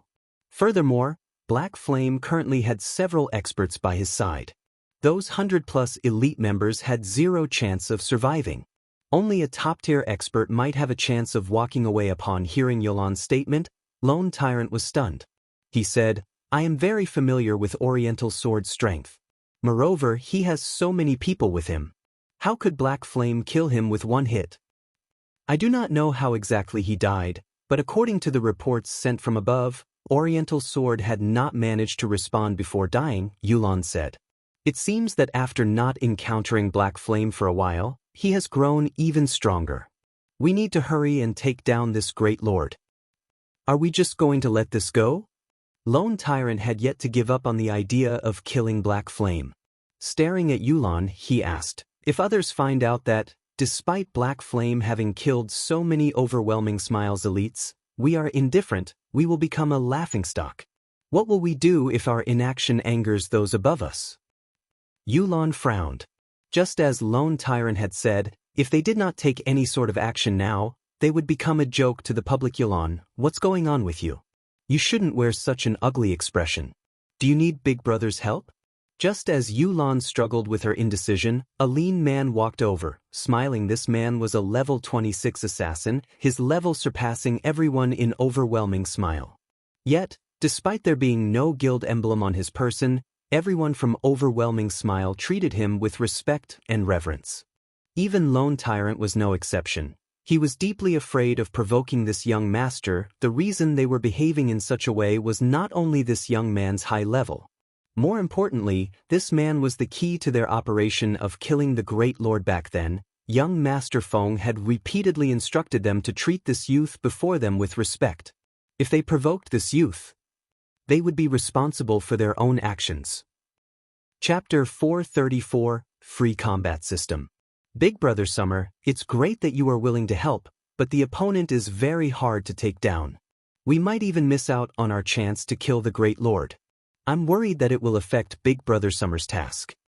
Yulon was familiar with the lean man's strength, and she appreciated his assistance. The lean man was Summer Sunshine. Not only was he unrelated to Underworld, but he was also an independent player. However, due to his backing and his overwhelming strength, even Feng Xianyang attempted to build a strong relationship with him. Yulon had once witnessed a fraction of Summer Sunshine's strength before entering White Fog Canyon. Summer Sunshine had fought Underworld's Pride, the leader of the Underworld Guards, Ming Sha, in a PvP. In the end, however, Ming Sha lasted only 5 moves against Summer Sunshine. Moreover, Summer Sunshine had not used any skills, relying on basic attacks to defeat his opponent. The results of that fight had surprised everyone. As a member of Underworld, Yulon knew full well how strong Ming Sha was. He was one of the few great experts in Underworld. Gentle Snow of Ouroboros was only slightly stronger than him. However, such an expert was nothing more than a child to Summer Sunshine. One could just imagine how powerful the assassin was. If Summer Sunshine was willing to lend a hand, they had a fairly good chance of defeating one-hit Azura Black Flame. It won't take long to deal with the Great Lord. I don't mind delaying our attack for a little bit. In any case, I am bored. If you need help with something, just ask. Summer Sunshine laughed. Zero Wings Guild leader, Black Flame, has killed many of our elite members. We want to return the favor and kill him. Would you be interested in helping us with this, I wonder? Yulon asked softly as she stared at Summer Sunshine Black Flame. Summer Sunshine nodded, saying, "All right. I've heard many rumors about him when I was in White River City.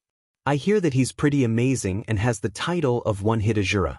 He is even Star Moon Kingdom's #1 expert. I'd love to exchange a few moves with him. If I kill him, won't I become Star Moon Kingdom's #1 expert? Of course. If you kill Black Flame, you will officially become Star Moon Kingdom's #1 expert. However, don't underestimate him. He once killed Ming Sha with one hit. We need to plan carefully to avoid Black Flame escaping. When Yulan received Summer Sunshine's answer, the tension between her brows loosened, a few ideas of how to deal with Black Flame already brewing. He killed Ming Sha with one hit. Not bad. My last fight with Ming Sha wasn't even a warm-up. I wonder if Black Flame is strong enough to take seriously? Summer Sunshine licked his lips, a hint of excitement flashing in his eyes. As for your plans, forget about them. As long as we find him, I have my own ways to prevent him from escaping. Big Brother Summer, Black Flame has a large-scale silencing skill. If he discovers us and activates the skill, trapping him will be very difficult. It is best if we have a plan to silence Black Flame, Yulan reminded. Don't worry. I have something better than that. When I see him, I'll trap him like a bug in a jar, Summer Sunshine laughed. Confidently he said, let's hunt down Black Flame. Since he has provoked and angered you, you can watch as I take care of him. Following which, Yulan immediately sent a large number of players to search for Black Flame. Meanwhile, Overwhelming Smile's army also slowly withdrew from the ruined shrine. At the entrance of the Starfire mine, Shifeng and the others tidied up the loot scattered across the ground. When Shifeng had activated Firestorm, not only had he wiped out the players, but he had also dealt with all of the level 27 special elite ranked flame furbolgs that had emerged from the mine, with the flame furbolgs drops accompanying the items from players, weapons, equipment, and materials littered the area in front of the mine. The elite members of Overwhelming Smile sure are poor. The majority of their weapons and equipment are level 20 bronze and mysterious iron ranked. There are only 2 pieces of secret silver equipment. The flame furbolgs dropped more secret silver equipment than those elites, Blackie commented after they had finished collecting the items. He could not help but sympathize with the elites of Overwhelming Smile. The loot from the players versus the flame furbolgs was easy to differentiate, as one group had only dropped level 20 items, while the other had only dropped level 25 items. The flame furbolgs had dropped 4 pieces of level 25 secret silver equipment alone, which was the equivalent of 4 pieces of level 20 fine gold equipment. To God's Domain's players currently, fine gold equipment was top-tier equipment, whereas dark gold equipment was the cream of the crop. As for epic items, they were the stuff of legends. Meanwhile, if an ordinary player joined Zero Wing around level 10 and completed their guild quests each day, they could trade their guild points in for a piece of mysterious iron equipment by the time they reached level 20. If they were lucky and managed to join a party to complete advanced guild quests, they might even have enough points for 3 or 4 pieces of secret silver equipment. More than half an elite's equipment would be secret silver rank at the very least. On the other hand, the equipment Overwhelming Smile's elite members wore was mostly a mix of bronze and mysterious iron rank. Practically none of them had any secret silver equipment. They could not compare with Zero Wing's members. Furthermore, level 25 weapons and equipment were now available for Zero Wing members. This was unheard of in any other guild. Any level 25 equipment obtained by the other guilds would be prioritized to their core members. These items would never be available for their ordinary members. Compared to level 25 secret silver and fine gold equipment, the benefits that Overwhelming Smile offered were a joke. After organizing the loot, Shifeng had the 2 recently resurrected members take the dropped weapons and equipment back to the guild. As for Aqua Rose and the others, they all entered the Starfire mine and started mining. The Starfire mine was a naturally occurring maze. Moreover, when wandering inside the mine, the players were often ambushed by groups of 3 to 5 flame furbolgs. As a result, Shifeng's team progressed slowly. The flame furbolgs were level 27 special elites. Their strength was frighteningly high, and they could send a berserker of the same level flying with a single hit. Although they were somewhat slow, the flame furbolgs also had an AoE control skill called War Stomp. When activated, all enemies within a radius of 8 yards would be placed in a fainted state for 4 seconds. In this narrow cave, avoiding the skill was not easy normally. A party had no chance against these flame furbolgs. At the very least, they needed a larger team and the willingness to make sacrifices to get rid of these special elites. Unfortunately for the flame furbolgs, the opponent was Shurfeng. Moreover, there were also the Tier 1 assassins, Fire Dance and Flying Shadow, and the unpredictable Astromancer, Violet Cloud. Before Shurfeng and the others, the flame furbolg's 70,000 HP was only Decoration Shurfeng and the others were Tier 1 classes. They were only slightly inferior to the special elites. After activating the aura of fire, Shurfeng could easily deal over -1,000 damage with every attack. When he used the Tier 1 chop, he could deal over -6,000 damage, over -10,000 damage if he achieved a critical hit. As for the flame furbolg's war stomp, the skill was child's play to an expert. Faced with groups of 3 to 5 flame furbolgs, Shurfeng's party of 6 could either incapacitate the monsters throughout the altercation or kill them swiftly with brute force, preventing them from activating War Stomp. Either way, Shurfeng's group continued to delve into the mine, their experience bars rising quickly. The EXP earned from killing a level 27 special elite was already abundant. There was also the bonus EXP due to the level difference and the fact that there were only 6 players in the party to share the EXP. Most importantly, there were a lot of flame furbolgs, and no matter how many the party killed, more awaited them further in the mine. They leveled faster here than when they had killed Lord-ranked monsters in a team of 500 players. On top of everything else, they also obtained plenty of level 25 equipment. After Shurfeng and the others had killed flame furbolgs in the Starfire mine for over 3 hours, the group arrived at a wide and beautiful crystal cavern. A gigantic flaming star took up the center of this cavern. The moment Shurfeng set foot in the crystal cavern, a system notification suddenly rang out. System: you have entered the land of the fallen star. Activating free combat system. Chapter 435, Land of the Fallen Star. After entering the crystal cavern, Shurfeng had not been the only one to receive a system notification. His party members also received one. Activating free combat system. Shurfeng was stunned. The free combat system was an unfamiliar term to the current players of God's Domain.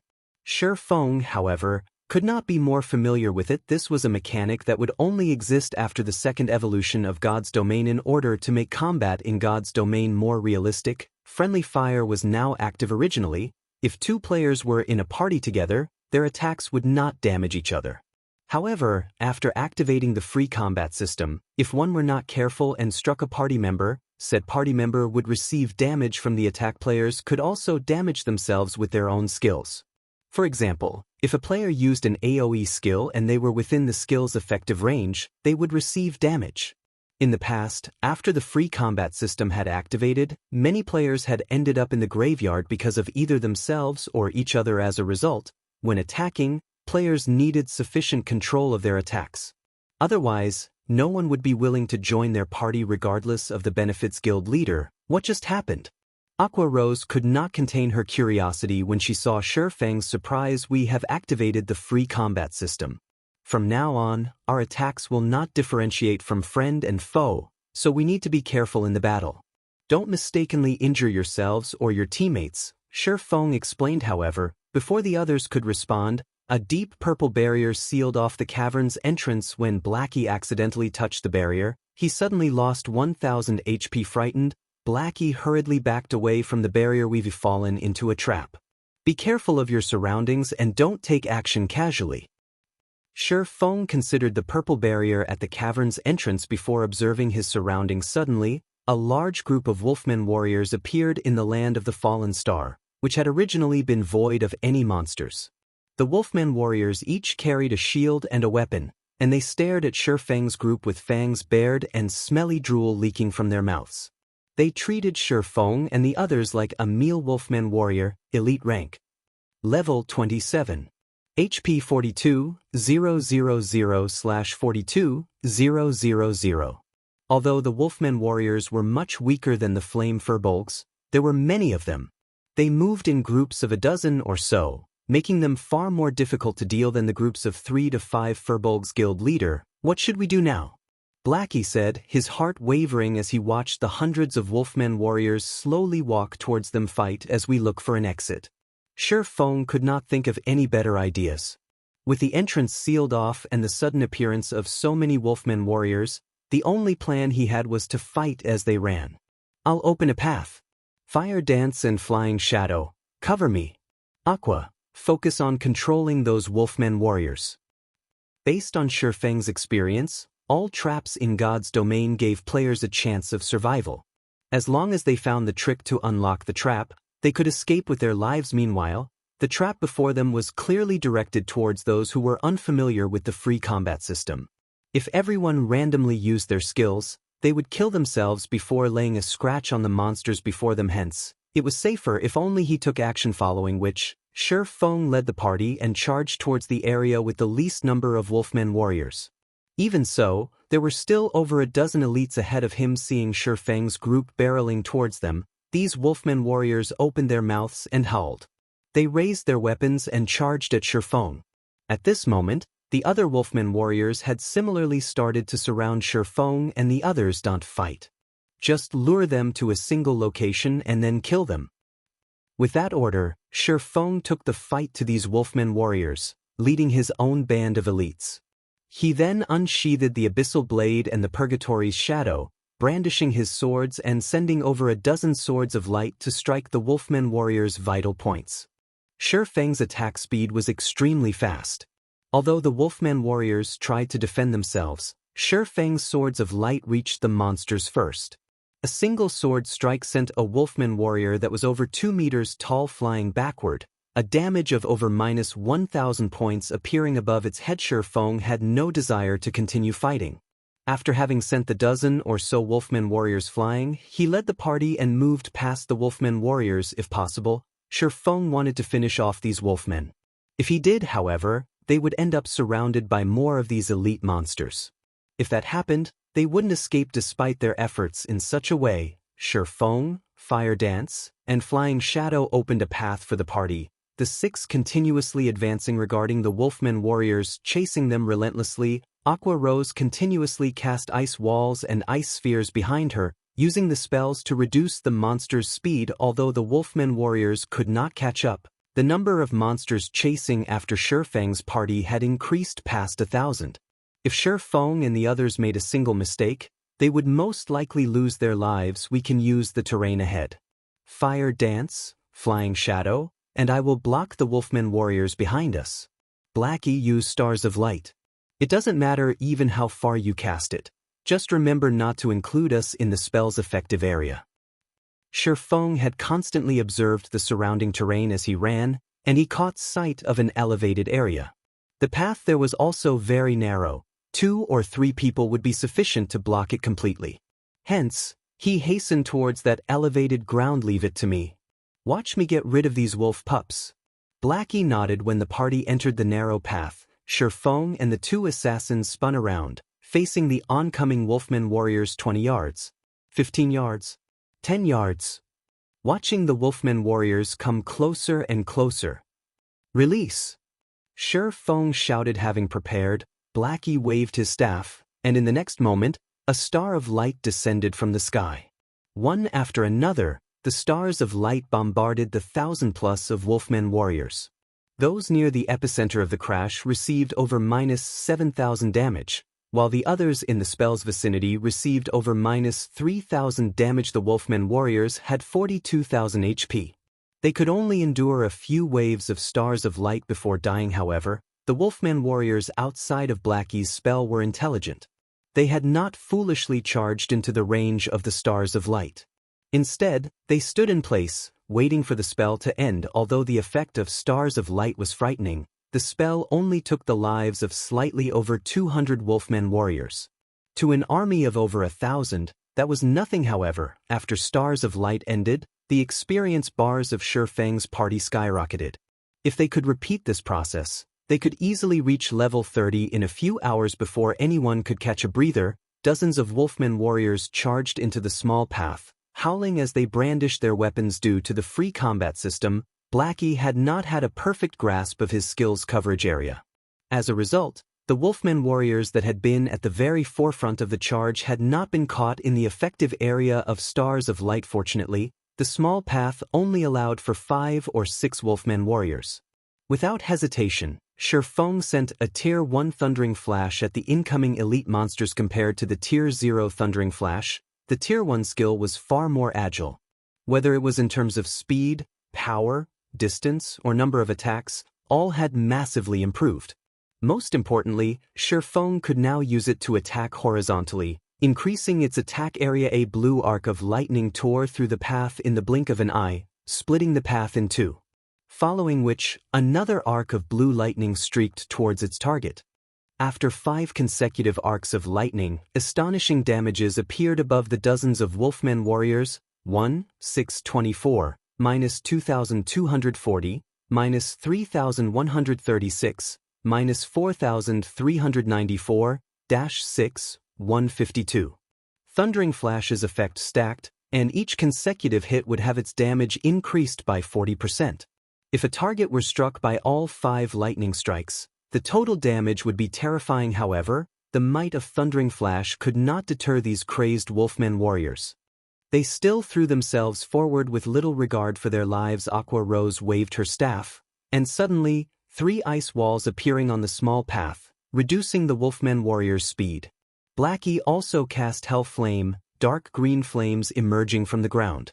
Immediately after, Shi Feng used the Tier 1 Earth Splitter. Before these Wolfman warriors could reach Shi Feng, they all died with the perfect combination of the 6 and the advantageous terrain. They had only spent a short amount of time finishing off the 1,000+ Wolfman warriors. After decimating the last wave of warriors, a golden glow illuminated Shi Feng's body. He was finally level 25.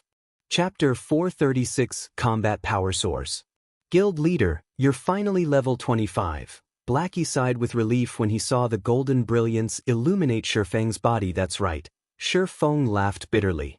After choosing this Blade Saint class, I'm doomed to level up slowly. Guild Leader, here's the level 25 swordsman fine gold and secret silver equipment we saved for you, Fire Dance said, retrieving a few pieces of equipment from her bag. She had deliberately held on to these items for Shi Feng.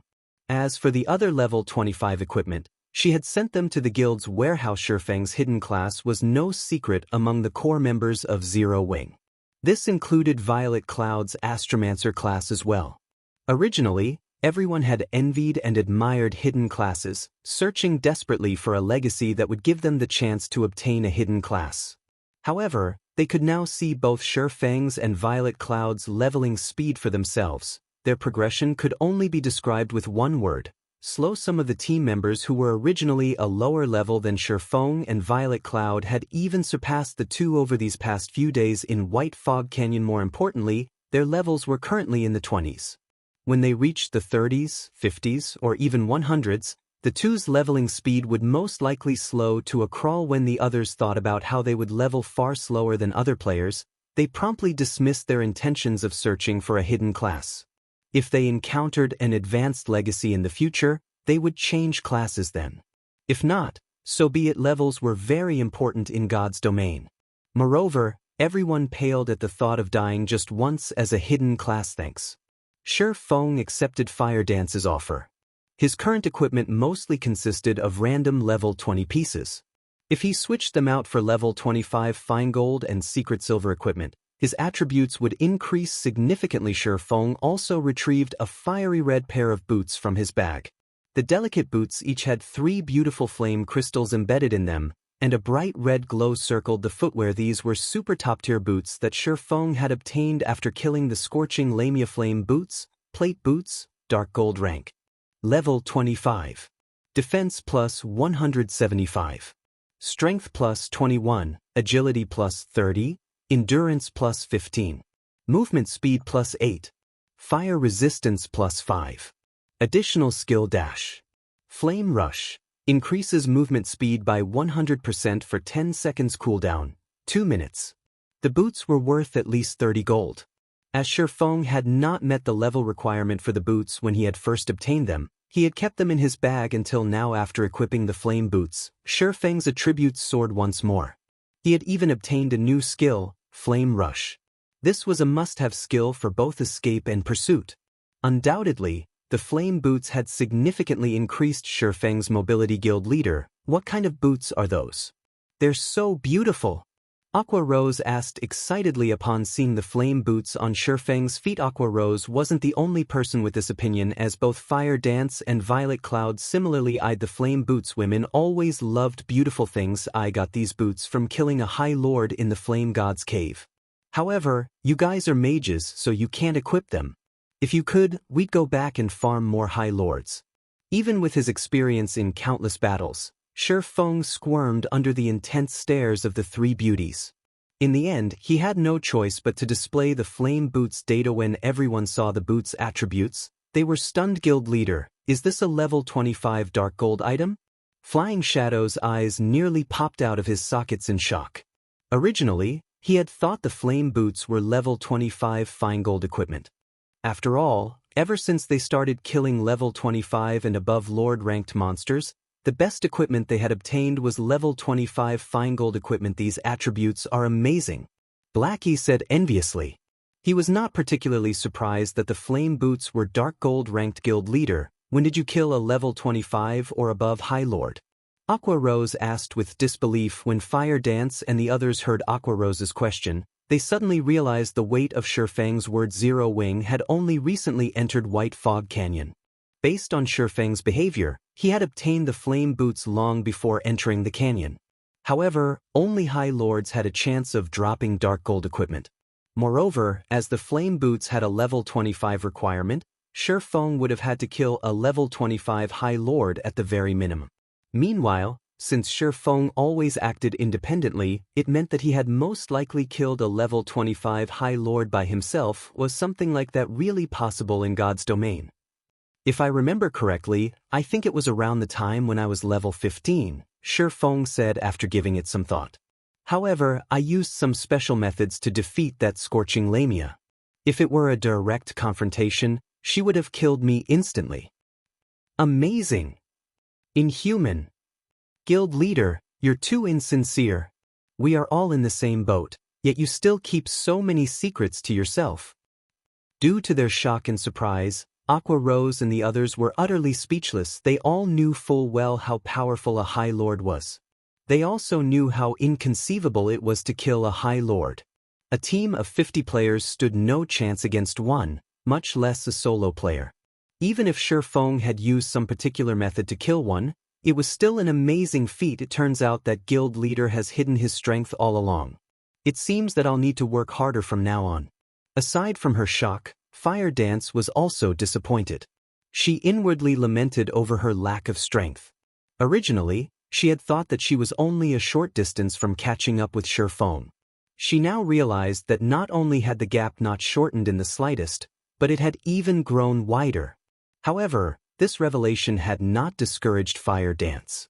At the very least, she could see how wide the gap was now. Shortly after Aqua Rose and the others had renewed their opinion of Shurfeng's strength, a terrifying roar echoed throughout the land of the fallen star. This is a wolf's howl. The sound seems to be moving closer. Is the boss coming for revenge because we killed the wolf pups? Aqua Rose and the others were no ordinary players. Their 5 senses were very acute. By sound alone, they could feel danger approaching. Meanwhile, anything that could instill that kind of feeling was not a typical monster. Immediately, everyone went on high alert, searching for any movement. The monster heading for us is at least Lord ranked. All of you stand back. Shurfeng could feel the threat of death when one had reached his standards. They could determine an enemy's strength through the degree of danger they instinctively felt without even seeing their enemy. If it were a chieftain, although Shurfeng would feel danger, he would not sense the threat of death. For him to feel such a threat meant that the approaching monster was at least a lord. While everyone waited quietly for the enemy's arrival, Shurfeng retrieved the fragmented legendary ranked Heavenly Dragon's Breath from his bag. Previously, Shurfeng's intelligence had been below the required 120 points, so he had not been able to equip the fragmented legendary item. Now, however, he finally possessed enough points in his intelligence. As he had a tier 1 class, he received 8 free attribute points each time he leveled up. In addition, the Abyssal Blade also gave him 2 points for each level. The Golden Stigmata also gave him 10 free attribute points and raised all attributes by 5 points every 5 levels. When Shurfeng reached level 25, He had received a total of 20 free attribute points. After increasing his intelligence to 120 points, he added the remaining points into strength. The equipment requirement of the Heavenly Dragon's Breath was 200 strength, 200 agility, and 120 intelligence. Both Shifeng's strength and agility had long since exceeded 200 points. They had even exceeded 300. Now that his intelligence had reached the minimum requirement, he could equip the Heavenly Dragon's Breath. Such power. After equipping the Heavenly Dragon's Breath, Shifeng could feel an immeasurable strength flow into him from the fragmented legendary ring. Although this was not his first time equipping the item, the ring still gave his mind a clarity that he had never had before. He also felt warm and fuzzy, power leaking from his body. It felt as if he was capable of destroying anything and everything in his path. Chapter 437, Tier 2 Combat Power. As the howls approached, everyone became more focused. They kept their eyes glued on the numerous stone pillars in front of the small path. None of them spared even a glance for the loot that the 1,000+ Wolfman warriors had dropped. It was not because Shifeng and the others did not want to, but because they couldn't afford to. They had all experienced just how powerful and cunning a Lord-ranked monster was. Even elites knew how to ambush players, much less lords. The frightening aspect of lords was that they knew how to strike a player's blind spots, landing a fatal blow. Previously, Zero Wings Chief MT Kola had very nearly died several times in a lord's ambush. If not for the Arclight Guard's heaven-defying skill, Time Arc, Kola would have died at least half a dozen times. Currently, none of Shifeng's party had such an overpowered skill. They would only taunt death if they moved forward to pick up the loot. After a short moment, the howling stopped. Instantly, an aura of death washed over the party, and the air surrounding them seemed to freeze. Where's the monster? Blackie asked, confused when nothing appeared. It has probably hidden itself. The stone pillars ahead are perfect cover, and it is highly likely that the monster is looking for a chance to strike. Flying Shadow, who was in stealth, answered. Guild leader, should I scout ahead and investigate?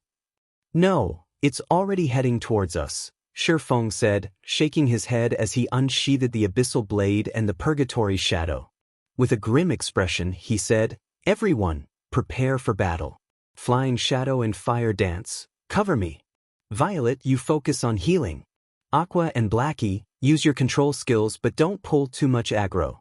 This monster is far more powerful than any of you can imagine. It's coming? But I don't see it.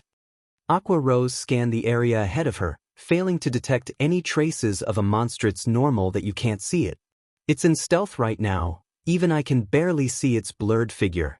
Due to the Heavenly Dragon's Breath, Shifeng had massively improved in all areas. Even so, he had almost missed his opponent's present stealth. It can't be possible, right? When the others heard Shifeng's words and saw his solemn expression, they immediately grew anxious as they examined their surroundings. A lord that could use stealth. It was a player's worst nightmare. A single careless moment could result in their deaths. Not daring to take any risks, Shifeng immediately activated Omniscient Eyes. He immediately discovered a small-sized, red-furred wolfman. This red wolfman wielded 2 pitch-black sawtooth daggers in each hand. The lord had already reached the small path and was less than 30 yards away, slowly approaching the party. Crimson Shadow Wolf, Rare Lord. Level 28. HP 1, 000, 000, 000/1, 000, 000. Rare Lords were not as powerful as High Lords, and in terms of attributes, they were the same as ordinary Lords.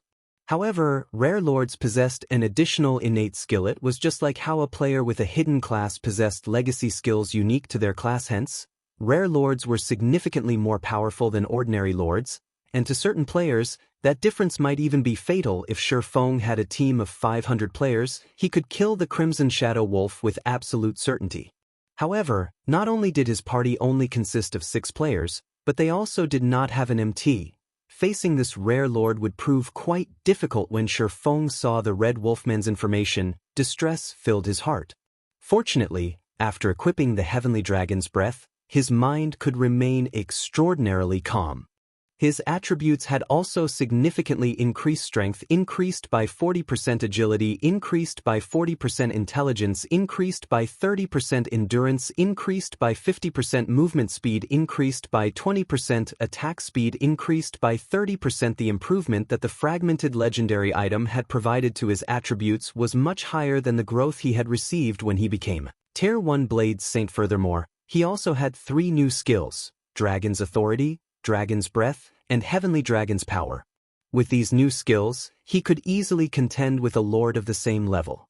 If Shi Feng had not equipped the Heavenly Dragon's Breath, he would most likely have given a single command escape. In God's domain, a Tier 1 class could compete with a special elite, whereas a Tier 2 class was on the same level as a lord. This was why Shi Feng could not face a lord in direct combat. However, now that he had the Heavenly Dragon's Breath, although it was not as impressive as a legendary item, it could still allow a player to transcend tiers, granting Shi Feng the combat power of a Tier 2 player. It was the equivalent of crossing the threshold to a Tier 2 class. Right now, Shi Feng's attributes approached that of a Tier 2 class. He only lacked Tier 2 skills. Simply put, Shi Feng was fully capable of contending with a lord of the same level. He also had the skill, Heavenly Dragon's Power. This skill was even more powerful than the Tier 1 skill, Blade Liberation. Previously, when Shi Feng had activated Heavenly Dragon's Power, he had been able to suppress the final boss in the Demon's Castle. When Shi Feng activated Omniscient Eyes, the Crimson Shadow Wolf knew that it had been discovered. It dashed towards Shi Feng with astonishing speed. Before Shi Feng could react, the Crimson Shadow Wolf had closed the distance by more than 20 yards and stood before him. Without hesitation, it slashed its sawtooth daggers towards Shi Feng's neck. Startled, Shi Feng hurriedly activated Defensive Blade. The 2 sawtooth daggers froze just before they struck him, unable to proceed by even an inch. So fast. Shi Feng was shocked. If anyone else stood in his place right now, they would have been a dead man. Shi Feng had activated Defensive Blade the instant he discovered the Crimson Shadow Wolf, yet he had nearly been decapitated. Not only could decapitate silence players, but it could also inflict a massive bleeding and significant damage. If players were silenced, they would only be able to defend themselves by relying on their basic attributes. However, not even an MT of the same level could fend off a lord for more 10 seconds. Realizing that its first attack had been unsuccessful, the Crimson Shadow Wolf spun backward and vanished right before Shi Feng's eyes. In an instant, it appeared behind Shi Feng and used Backstab. Fortunately, Defensive Blade deflected that attack as well. Standing in the back, Aqua Rose and the others were stupefied by this scene. They had only seen the Crimson Shadow Wolf when it first launched its attack. Then, in the blink of an eye, it had appeared behind Shi Feng and launched another attack. However, the rare lord was far from done. Within 1 second, it had launched no less than 6 attacks. Just as Defensive Blade was about to run out, the Crimson Shadow Wolf sent a flying knee kick towards Shi Feng's abdomen. A flying knee kick could easily break an enemy's combat stance and send them flying through the air, making it difficult for them to dodge or attack. Just before the Crimson Shadow Wolf's flying knee kick struck Shi Feng, the rare lord revealed a human-like sneer. Suddenly, it reversed its grip on one of its daggers and sent an eviscerate at Shi Feng's chest, intending to end Shi Feng's life with one strike. Guild leader. Everyone watched anxiously. However, they were helpless. The Crimson Shadow Wolf was simply too fast. This was the first time they had witnessed such speed since they started playing God's Domain. However, just as the sawtooth daggers were about to slide into Shi Feng's heart, the screech of metal against metal reached the team's ears. The Crimson Shadow Wolf was confused when it heard this sound. Looking at his adversary carefully, the Wolfman's cold smile suddenly vanished. Now, it wore a grim expression as it bared its fangs and growled. Chapter 438, Twofold Liberation. Aqua Rose and the others noticed the Crimson Shadow Wolf's sudden change immediately. However, the Zero-Wing team was more focused on Shi Feng than they were on the rare lord's reaction. Despite having been struck by the Crimson Shadow Wolf's flying knee kick, not only had the wolf failed to throw his prey into the air, but Shi Feng also managed to block the rare lord. How did Guild Leader manage to do that? Flying Shadow was thoroughly confused when he saw the gray abyssal blade block the sawtooth dagger, halting its advance. Was there really a person capable of defending against that kind of speed? The rest of the team was similarly tongue-tied. He should have used some sort of special skill, I think. Fire Dance said with uncertainty. Fire Dance had barely seen the Crimson Shadow Wolf's attack. Although she knew that Shifeng was astonishingly fast, he was still much slower than the rare Lord. The Crimson Shadow Wolf's attack was just like Shifeng's Void Steps, extremely elusive. However, in the Crimson Shadow Wolf's case, it had not incorporated any techniques into its attack. It had relied solely on its speed compared to Void Steps, where its user would momentarily disappear and reappear shortly after. The Crimson Shadow Wolf's disappearance and reappearance occurred simultaneously. There had been no time between the two occurrences at all. It was like a mage's instantaneous movement skill. However, no mage could use the skill frequently. Moreover, the Crimson Shadow Wolf's attack speed was much faster than its movement speed in martial arts. Only speed was unbreakable. This saying was not baseless. If players could not even see or sense an attack, how were they supposed to block it? Yet, Shifeng had detected such the strike and promptly blocked it. Fire Dance considered herself to be an expert among assassins, and she was slightly more insightful than others. However, she did not understand how Shifeng had managed to block the Crimson Shadow Wolf's attack. However, before anyone could figure it out, the Crimson Shadow Wolf continued its assault shadow strike. Suddenly, the rare lord transformed into a streak of black light that pierced through Shifeng's body. Look out! Fire Dance shouted a warning, but she was too late. Shadow Strike was one of most lethal moves an assassin possessed. It could devour almost half the HP of an MT of the same level with a single hit. The attack could even drop a berserker's HP to a critical level. Shadow Strike was also the fastest skill in an assassin's repertoire. One could only defend themselves against this skill with a skill. Fire Dance had never expected that the Crimson Shadow Wolf would know it as well. However, even after the rare lord struck Shifeng, its intense expression had not relaxed in the slightest.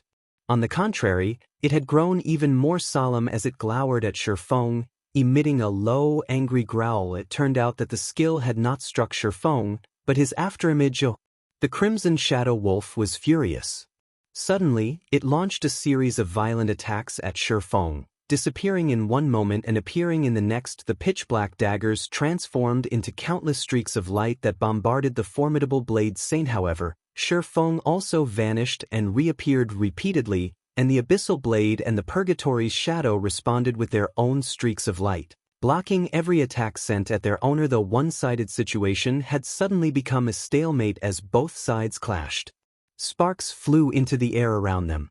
The storm that rolled in with every collision frightened Aqua Rose and the other spectators. Just what is this? Fire Dance's eyes widened, her mind unable to keep up with the battle before her. Since when had Shifeng become so fast? Blackie, you know our guild leader better than any of us. Speak. Just how much of his strength is he hiding? Aqua Rose demanded, frustration filling the gaze that pinned Blackie. Originally, when Shifeng had said he had used special methods to solo a High Lord, Aqua Rose could still understand. Even so, she already considered Shifeng inhuman for being capable of achieving such a feat. Now, however, they watched as he contended with a terrifyingly fast lord. By this point, she had even begun to suspect that Shifeng was not a player at all, but the main god system's son or the system itself. How else could they explain his speed? Not even a High Lord could compete with the Crimson Shadow Wolf's speed, yet Shifeng matched it. Moreover, the player and monster were also matched in terms of strength. Even after exchanging so many attacks, Shifeng had not lost any HP. How was it possible for a player to become so powerful? Even if it were possible, it could not happen at this stage of the game. Me? Very innocently, Blackie said, I really don't know. If he had not known Shifeng, as a brother no less, he might not believe that Shifeng was human at all, but a monster wearing Shifeng's skin. As both parties fought on, Shifeng's HP began to decrease rapidly. Even though Shifeng currently had 8,460 HP, far surpassing Zero Wings number 1 MT, Cola, he could not outlast the Crimson Shadow Wolf. Against the rare lord's 1 million HP, Shifeng would grossly overestimate himself if he tried to do so. After roughly 20 seconds, Shifeng's HP fell to around 3,000. Violet, why aren't you healing me yet? Shifeng asked, concerned, through the team chat. Violet Cloud was so mesmerized by Shifeng and the Crimson Shadow Wolf's battle that she had forgotten her responsibilities. She immediately began to wave her staff, sending one heal after another at Shifeng. She also cast a sacred shield on him, granting him some damage mitigation. Violet Cloud's heals were very powerful. Her recover healed close to 600 HP every 2 seconds, whereas her rapid healing recovered over 1,600 HP every second. Her greater healing replenished close to 3,000 HP instantly. In a short moment, Shifeng's 8,460 HP was back to full. However, Violet Cloud's heals paled in comparison to the Crimson Shadow Wolf's. With 1 million HP, the Rare Lord's battle recovery restored 10,000 HP every 5 seconds. However, Shifeng could not deplete its HP by that much in that short time. Aqua attack. Focus on using Ice-type spells. Blackie, restrict the Shadow Wolf with your curses. Fire Dance and Flying Shadow, stand at a distance and use your flying daggers, Shifeng commanded as he fought. There was a limit to Violet Cloud's mana. If they dragged this battle on, the Crimson Shadow Wolf would slaughter them all. Hence, they needed to increase their damage output. However, the Rare Lord was simply too fast. With Fire Dance and Flying Shadow's melee attacks, they would only be easy targets for the Crimson Shadow Wolf. The team leaped into action as they received their orders, casting one skill after another at the Rare Lord and continuously depleting its HP. Compared to lords like the Flame Guards, the Crimson Shadow Wolf had a weaker defense.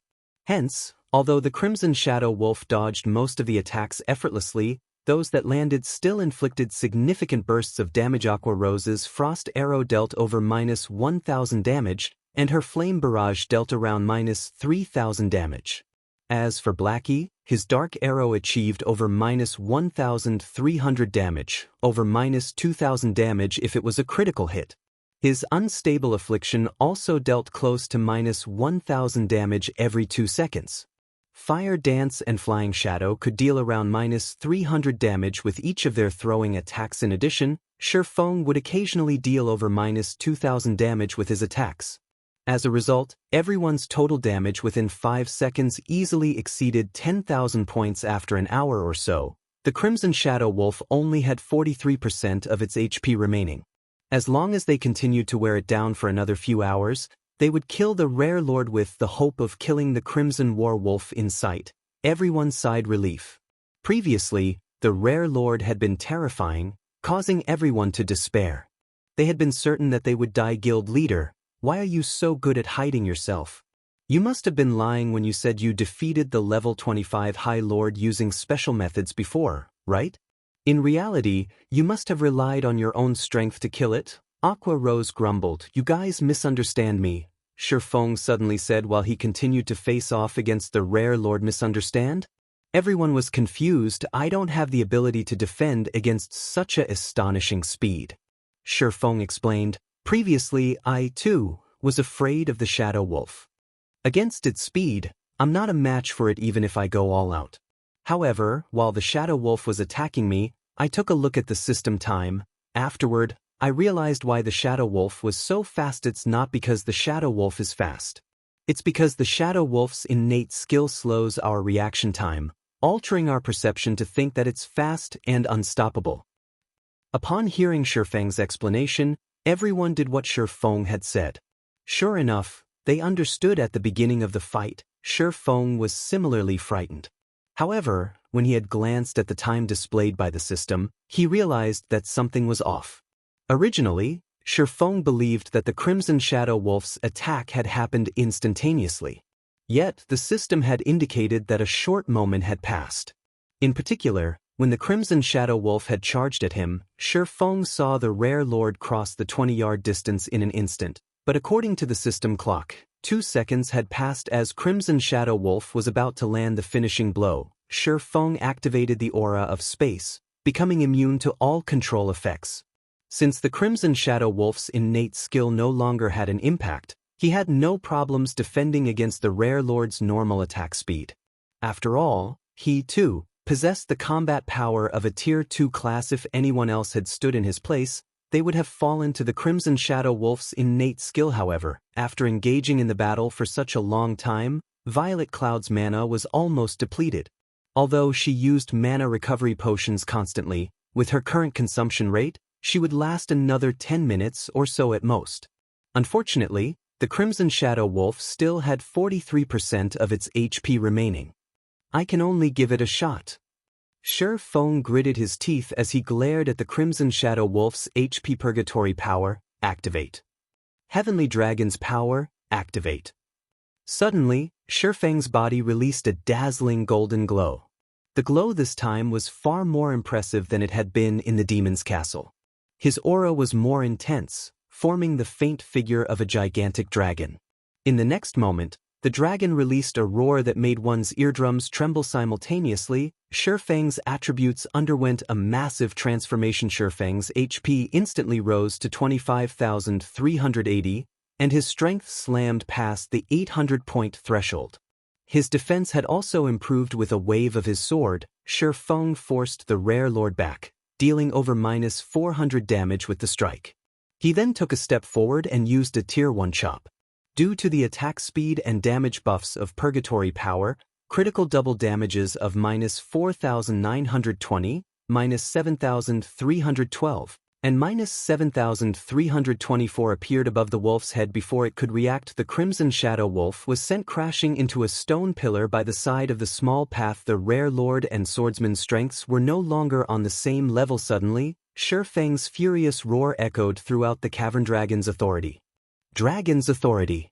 Suppress all enemies in the surroundings with the might of the heavenly dragon, inflicting the fear status onto enemies within a 30-yard distance, reducing their attack power by 20%, attack speed by 20%, and movement speed by 20% for 1 minute. After the Crimson Shadow Wolf's speed fell, the rare lord was even less of a match for Shifeng within seconds. The Crimson Shadow Wolf's HP plummeted to 30% as it reached this threshold. The Crimson Shadow Wolf began to change, growing larger. It also tossed its daggers to the side.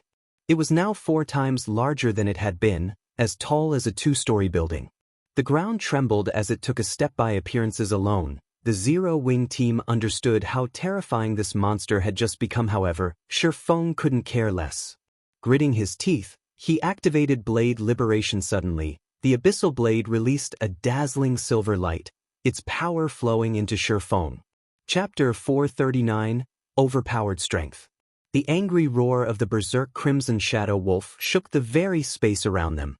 The pressure it emitted was far heavier and more powerful than before. With a light step, cracks formed on the solid ground beneath its feet, and its claws gouged deep furrows into the solid ground. The strength and sharpness of its claws shocked all who saw them without a doubt. An attack from the wolf's claws could even destroy a secret silver weapon.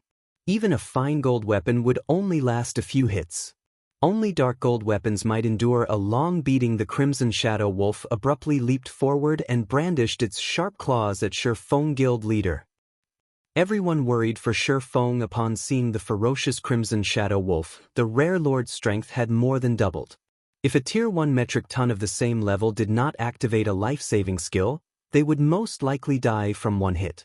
Although Shifeng had over 25,000 HP after activating Heavenly Dragon's power, and his defense had significantly improved, he most likely would not last more than a few hits to the gigantic Crimson Shadow Wolf. Attacking Shifeng with its claws was no different than slapping an ant boom.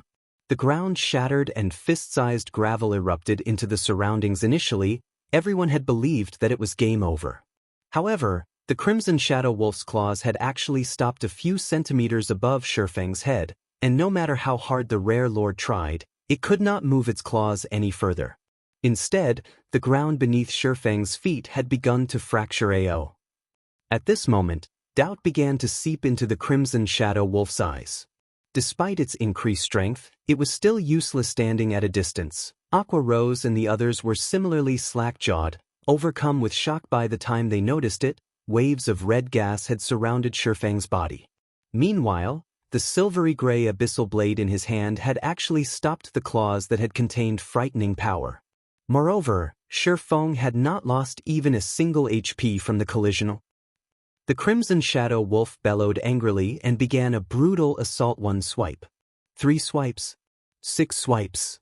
However, each successive attack only caused the ground beneath Shi Feng to fracture further, filling the air with dust and debris. Seeing this, the Crimson Shadow Wolf's eyes nearly popped out of their sockets just as the Rare Lord sent another subsequent attack. Shi Feng finally swung his arm, slashing his sword at the incoming popping. The Crimson Shadow Wolf's body was suddenly pinned flat against a stone pillar like a picture on a wall.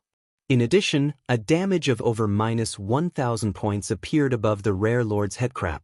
Blackie shouted in surprise. A monster as tall as a 2-story building had been thrown into the stone pillar with just one hit. The watching team was stupefied. However, Shi Feng was not done.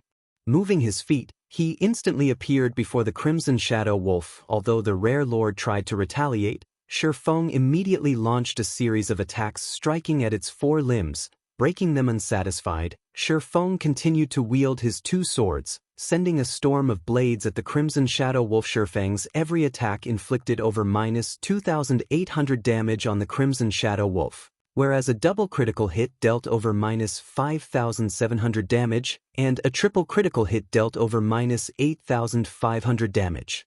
Rapidly obliterating the Rare Lord's HP, Shi Feng's strength had suppressed the Crimson Shadow Wolf, rendering it helpless. From beginning to end, the Rare Lord remained pinned to the stone pillar, never falling from its high position. However, this was only the beginning. Shi Feng then began to use his skills chop. 3 swords of light converged at a single point, striking the Crimson Shadow Wolf. 4, 310, -6,440, -6, 460. Although Shi Feng's damage was lower than his previous use of chop, this attack had not achieved a critical hit. After chop, Shi Feng followed up with Phantom Kill. Shi Feng's doppelganger possessed 70% of his attributes. Even so, it was still extremely powerful, and each of his attacks dealt close to -2,000 damage, following which, Shi Feng activated 9 Dragon Slash. 12 Abyssal Blade Phantoms devoured the Crimson Shadow Wolf, each phantom dealing over -1,000 damage. However, Shi Feng was still not satisfied. Both Shi Feng and his doppelganger then used Thundering Flash, Earth Splitter, Wind Blade, Thunderflame Explosion, and every other damaging skill they possessed. Watching the battle unfold from a distance, Aqua Rose and the others were dumbfounded. They had even forgotten to help Shi Feng attack. How was this still a battle against a level 28 Rare Lord? Shi Feng was practically bullying a weak, little monster. The pitiful Crimson Shadow Wolf could do nothing but howl with pain. It could not even move its 4 limbs, as Shi Feng would immediately follow up with a slash the moment it tried. The Crimson Shadow Wolf's remaining 300,000 HP could not withstand Shi Feng's brutal assault. Shi Feng only needed 10 seconds to eliminate the Rare Lord's remaining 300,000 HP. Soon, Shi Feng abruptly stopped his frenzied assault. The Crimson Shadow Wolf also stopped its tragic howling. At this moment, its blood-red eyes revealed its fear and shock as it stared at Shi Feng as the Crimson Shadow Wolf slowly tumbled from the cracked stone pillar. Shi Feng revealed a calm smile as he activated Divine Providence, his luck instantly increasing by 20 points. Shi Feng then used his Surekill skill, Flame Burst. Both the Abyssal Blade and Purgatory's shadow suddenly released a blazing, white glow, transforming into streaks of light that struck the Crimson Shadow Wolf's body. 21, 415, -43,024, -21,389, -21, 425. Instantly, the Crimson Shadow Wolf's remaining HP fell to 0. Meanwhile, Shi Feng's attacks had left multiple scorch marks on the stone pillar behind the Rare Lord. When the Crimson Shadow Wolf died, perhaps due to Shi Feng's 25 points in luck, the Rare Lord dropped close to 20 items, scattering them across the ground. Rare Lords dropped the same quality of items as a High Lord, maybe better, which was why players in God's domain loved to hunt them. However, as the name suggested, Rare Lords were extremely difficult to find. Upon seeing the dropped items of the Crimson Shadow Wolf, Shi Feng heaved a deep sigh of relief as he sheathed the Abyssal Blade and the Purgatory's shadow. Originally, Shi Feng had not intended to use Blade Liberation. The first reason was that the skill possessed a detrimental side effect and a long cooldown. The second reason was that the skill duration was too short, lasting only 20 seconds. If Shi Feng could not finish off his enemy within that time, it would be game over. The third reason was that, after killing the Crimson Shadow Wolf, he did not know if another enemy would appear.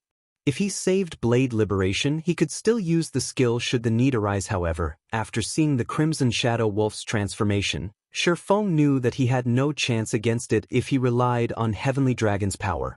If he could not defeat the Crimson Shadow Wolf, he wouldn't have to worry about monsters appearing after it. When Shifeng looked down at the Crimson Shadow Wolf's corpse on the ground, he was overcome with emotion. A twofold berserk was simply too powerful.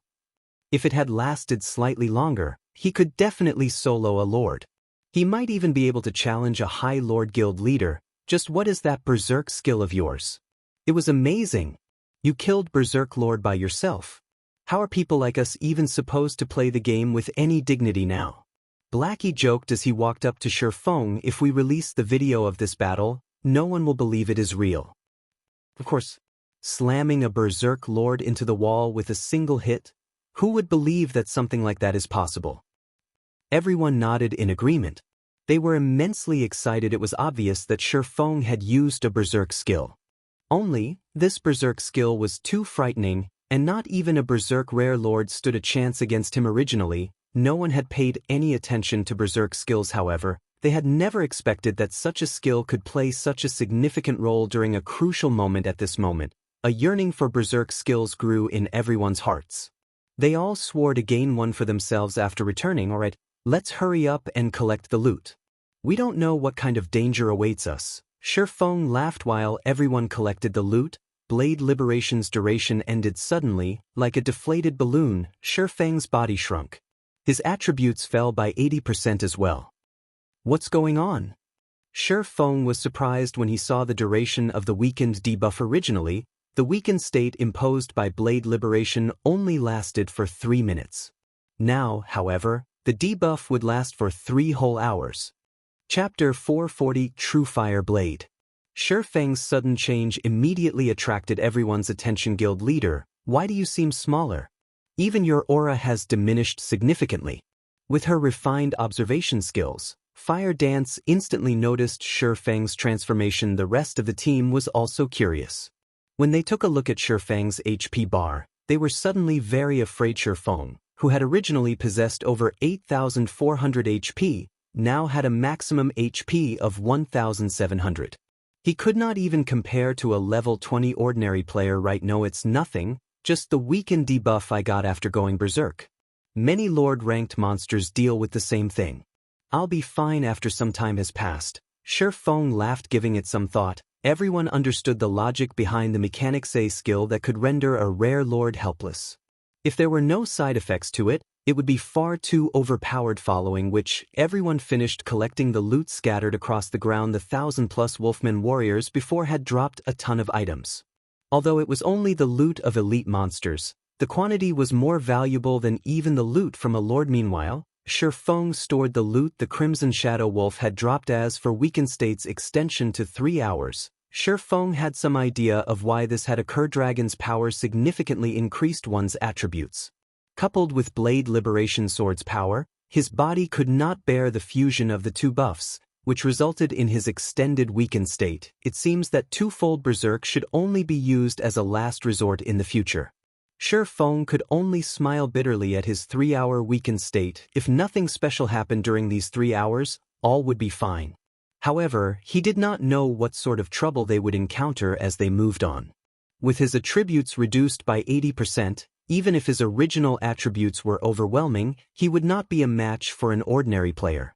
If they encountered danger, he could only helplessly watch from the sidelines. Fortunately, they were safe for now.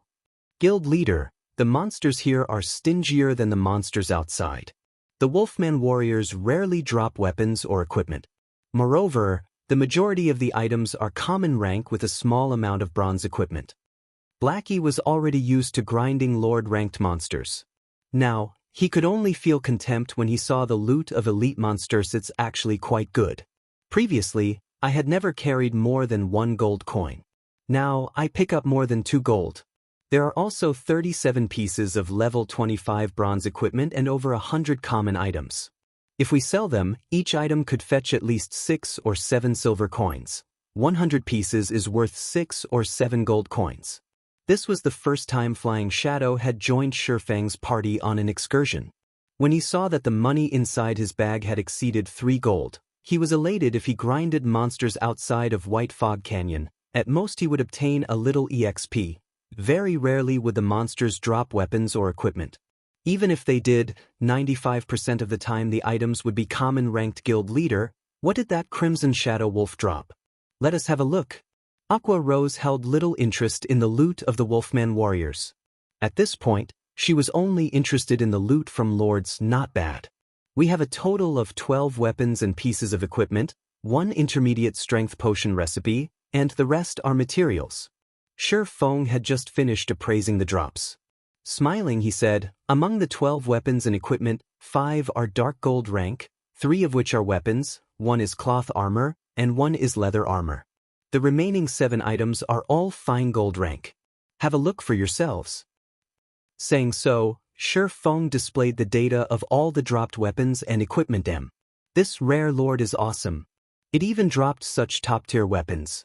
Blackie immediately grew excited upon seeing dropped items. Information Guild leader, are you blessed by God? Even such weapons managed to drop. Flying Shadow's eyes bulged upon seeing the weapons of the 3 dark gold weapons. 1 was a 2-handed battle axe, and 2 were short swords. Unlike the battle axe, which had a silvery gray color, the 2 short swords were blood red. There was even a spark circulating the blades of each sword, the spark resembling a fairy of fire. Truefire blade, short sword, main hand, dark gold rank. Level 25, level 30. Attack power plus 376, level 25. Strength plus 29, agility plus 36, endurance plus 20. Attack speed plus 3. Ignore levels plus 5. 25% chance to deal double damage, 15% chance to awaken flame state, ignoring all defensive and block skills, causing 220% damage set effect. When both main and sub Truefire blades are equipped, damage increased by 15%. Obtain Truefire dance skill. Strength increased by 30%, agility increased by 40%, attack speed increased by 60%, and damage received increased by 20% for 20 seconds. Cooldown, 5 minutes. Truefire blade, short sword, subhand, dark gold rank. Level 25, level 30. Attack power plus 352, level 25. Strength plus 25, agility plus 40, endurance plus 21. Attack speed plus 3. Ignore levels plus 5. When attacking, 20% chance to activate Swift State, increasing user's attack speed by 30% for 6 seconds, 10% chance to activate Flame Guard, absorbing 1000 damage set effect. When both main and sub Truefire blades are equipped, damage increased by 15%. Obtain Truefire dance skill. Strength increased by 30%, agility increased by 40%, attack speed increased by 60%, and damage received increased by 20% for 20 seconds. Cooldown, 5 minutes. Level 25 weapons were extremely rare in God's domain currently. Equipping a level 25 fine gold weapon was already incredibly impressive. Meanwhile, the Truefire blades were both dark gold rank, and they were a set in God's domain. Sets of weapons or equipment were usually half a rank higher than their stated rank. As a dark gold set weapon, the Truefire blades were the best quality weapons below epic rank. Moreover, the set effect of the Truefire blades as intensely powerful, they did not seem the slightest bit inferior to epic weapons. The short swords only had somewhat weaker basic attributes. Although swordsmen, rangers, and assassins can use the Truefire blades, these short swords are most suited for assassins. Fire Dance and Flying Shadow, the 2 of you will roll for them, then. In truth, even Shifeng was surprised that the Crimson Shadow Wolf had dropped such top-tier short swords. One was lucky if even 1 Truefire blade dropped. Now, the rare lord had dropped both of the set weapons. Sure enough, the 25 points of luck was incredible.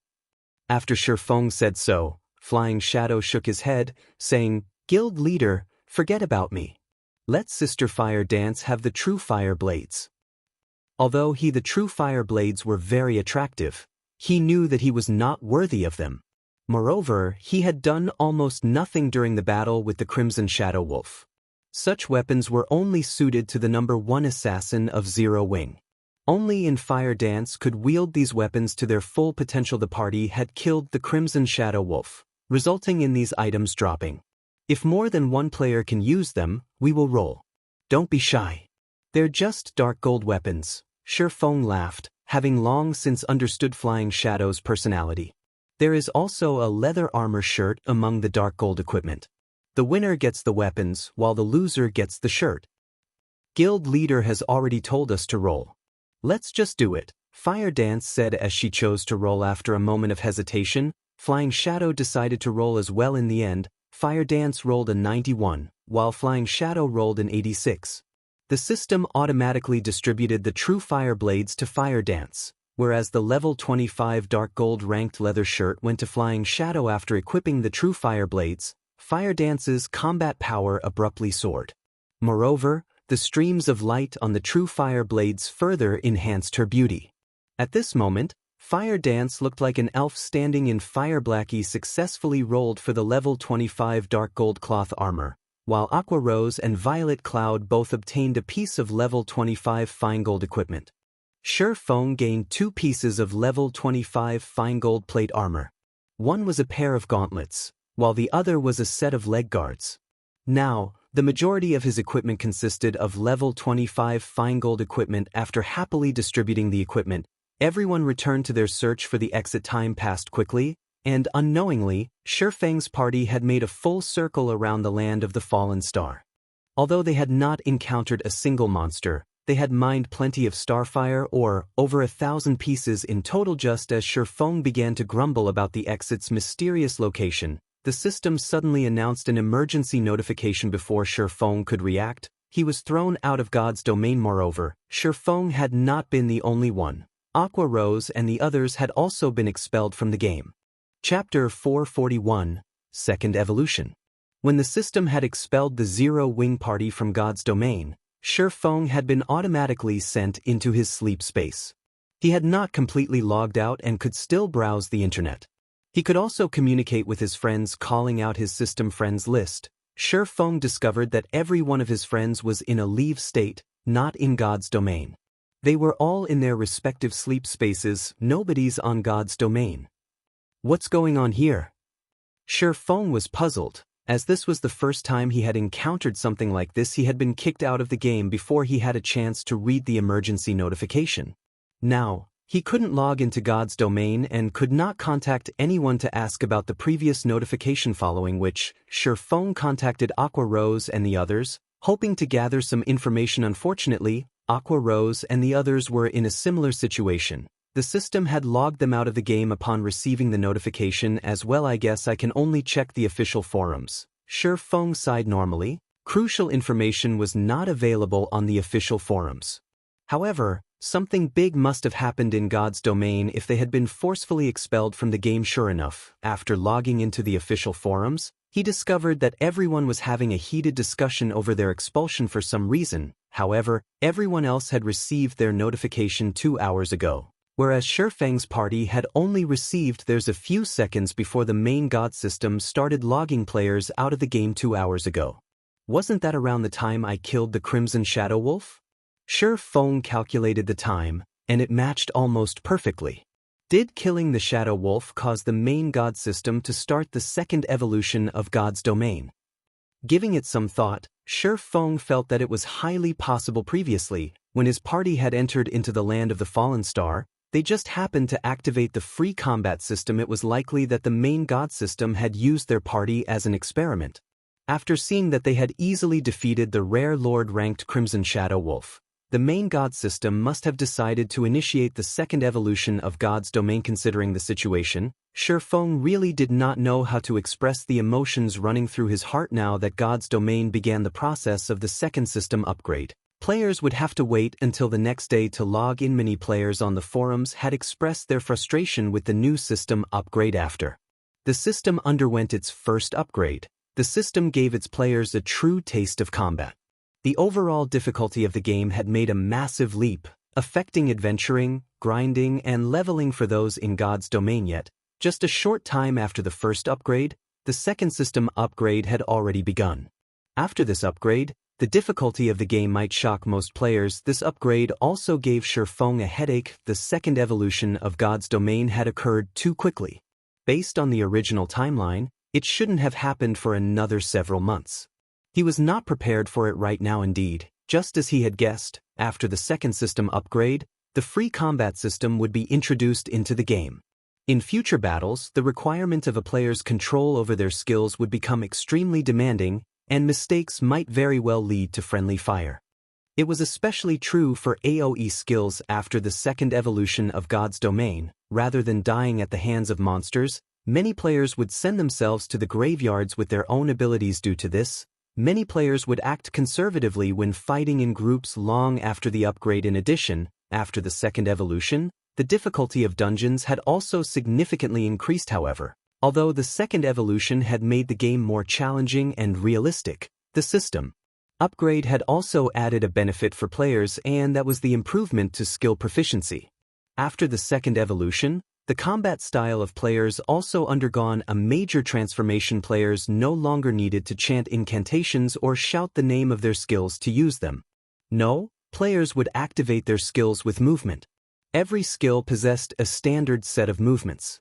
As long as players performed the corresponding movements, they could activate their desired skills. After the second evolution, players were no longer required to damage a monster with their skills to raise skill proficiency. Now, when players achieved a 50% completion rate with skills, they would gain 1 point to their skill proficiency.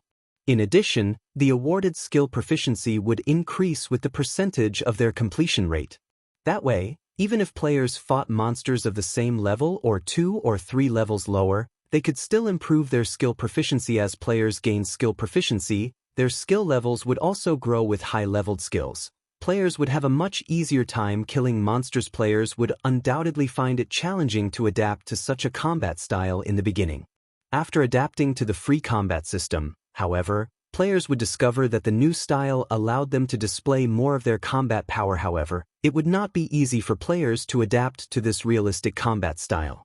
Normally, one had to undergo a long period of special training to familiarize themselves with their skills. If one were not up to snuff, the skill's power would suffer. I need to hurry with the training center. Shifeng sighed softly. Shortly after the second evolution of God's Domain, the training centers and martial arts dojos, which were currently declining, would become instantly popular. Having some time, Shifeng browsed the God's Domain news other than news regarding Star Moon Kingdom. Shifeng also looked up information on the several surrounding kingdoms and the Black Dragon Empire. None of the empires in God's Domain were to be underestimated. The competition within an empire was far more intense than the competition in a kingdom. A kingdom such as Star Moon only had around 4 or 5 competing first-rate guilds at the moment. Some smaller kingdoms might only have 1 or 2 first-rate guilds. However, empires were different. Not only did they govern massive areas, but there were also far more resident players. They also had an abundance of resources.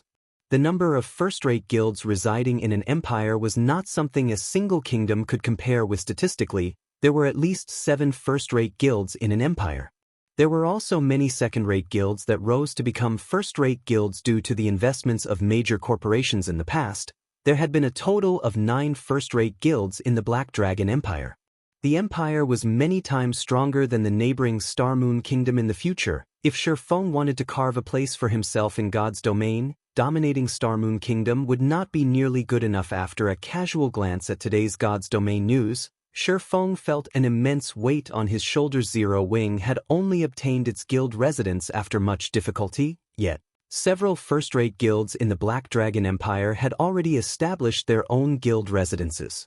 In terms of development speed, these guilds were not far behind Zero Wing. Aside from these guilds establishing their own guild residences, the various large guilds had also begun purchasing prime real estate in multiple cities. These purchases included auction houses, virtual trading centers, banks, high-class restaurants, and the like. In the future, they would become a guild's main source of income. After God's Domain had spent a few years developing, the world had considered it a second home for mankind. Most people around the world spent close to half their days in God's Domain. Moreover, time passed slower inside God's Domain than in the real world. 1 hour in reality equaled 2 hours in God's Domain. Based on the amount of time one experienced, people's lives in God's domain might be even longer than their lives in the real world. In the setting of God's domain, NPC cities and player-established cities were different. If players lived in NPC cities, they would never have to fear becoming embroiled in the struggles between major powers. Player-established cities, on the other hand, could be destroyed. Hence, this had resulted in the real estate in NPC cities becoming extremely valuable. Nothing was more valuable than the real estate in NPC cities. The more Shifeng read this information, the more he realized the necessity of earning a large number of gold coins. Otherwise, how could he compete with these well-funded first-rate guilds? Inadvertently, Shifeng had spent over half a day researching the various large guilds in God's domain. Suddenly, as he exited the virtual gaming cabin, his doorbell rang. Chapter 442, New Style of Combat. Shifeng was somewhat surprised when he heard his doorbell ring. He had only recently moved into this new apartment, so not many people knew where he lived. Normally, Blackie and the others would only contact him by calling, not hunting him down so early in the morning. Who is it? Shifeng wondered as he tapped his quantum watch to display the view outside his door. Taking a close look, Shifeng jumped with fright when he saw who it was. The person currently standing outside his door was none other than the female class monitor, Zhao Ruoshi. She currently wore sportswear, and her hair was pulled back in a ponytail. She radiated a youthful aura and looked absolutely mesmerizing. Why is she here? Shifeng recalled that Zhao Ruoshi's birthday was next month. Even if she had come to deliver an invitation, wasn't it a little too early? However, since she had already arrived, Shifeng could not pretend he wasn't home. Helpless, he quickly tidied himself up and went to the door. As soon as Shifeng opened the door, Zhao Ruoshi's almond eyes widened. With a concerned gaze, she asked, "Shifeng, did you really agree with Uncle Xiao to participate in a match?" Hearing Zhao Ruoshi's question, Shifeng understood the gist of the situation. Xiao Yan and Xiao Yu were strongly connected to the Zhao family. How could the Zhaos not have heard of such a dramatic incident at the Big Dipper training center? "Yeah, I agreed to an exhibition match." Shifeng nodded. "You really are laid back. Do you even know who your opponent is?" Zhao Ruoshi sighed helplessly as she examined Shifeng's leisurely appearance. "No, I don't. However, Big Dipper will contact me about it ahead of time," Shifeng said, shaking his head. "Do you even know how to be nervous?" Zhao Ruoshi grumbled. Shifeng's behavior left her speechless. A fighting competition was not a small matter. It was especially true for this match. To recover from its decline, Big Dipper has attempted to invite many well-known fighters to participate in this match. There are even martial arts masters among them. Even though Big Dipper has offered an impressive appearance fee, they all have their own itinerary. None of them have the time. That's especially the case for the high-ranked martial arts experts. Originally, your opponent was supposed to be last year's champion of Jinhai City's fighting competition, but what's wrong? Shifeng asked, suddenly curious. Shifeng had some memory of Fang Qinghua, last year's champion of Jinhai City's fighting tournament. The man had participated in a provincial-level competition and earned a relatively impressive rank. He had become famous throughout Jinhai City. However, Shifeng doubted that he would lose to Fang Qinghua. After all, there was a fundamental difference between those who knew internal force and those who did not. Furthermore, Shifeng's current physique was better than ever, but your opponent was suddenly changed because someone had defeated Fang Qinghua. That someone is now your opponent. I heard that when he fought Fang Qinghua was defeated with a single punch. If it had been a normal defeat, that would not have mattered. However, when that person sent out his final punch, he had used internal force.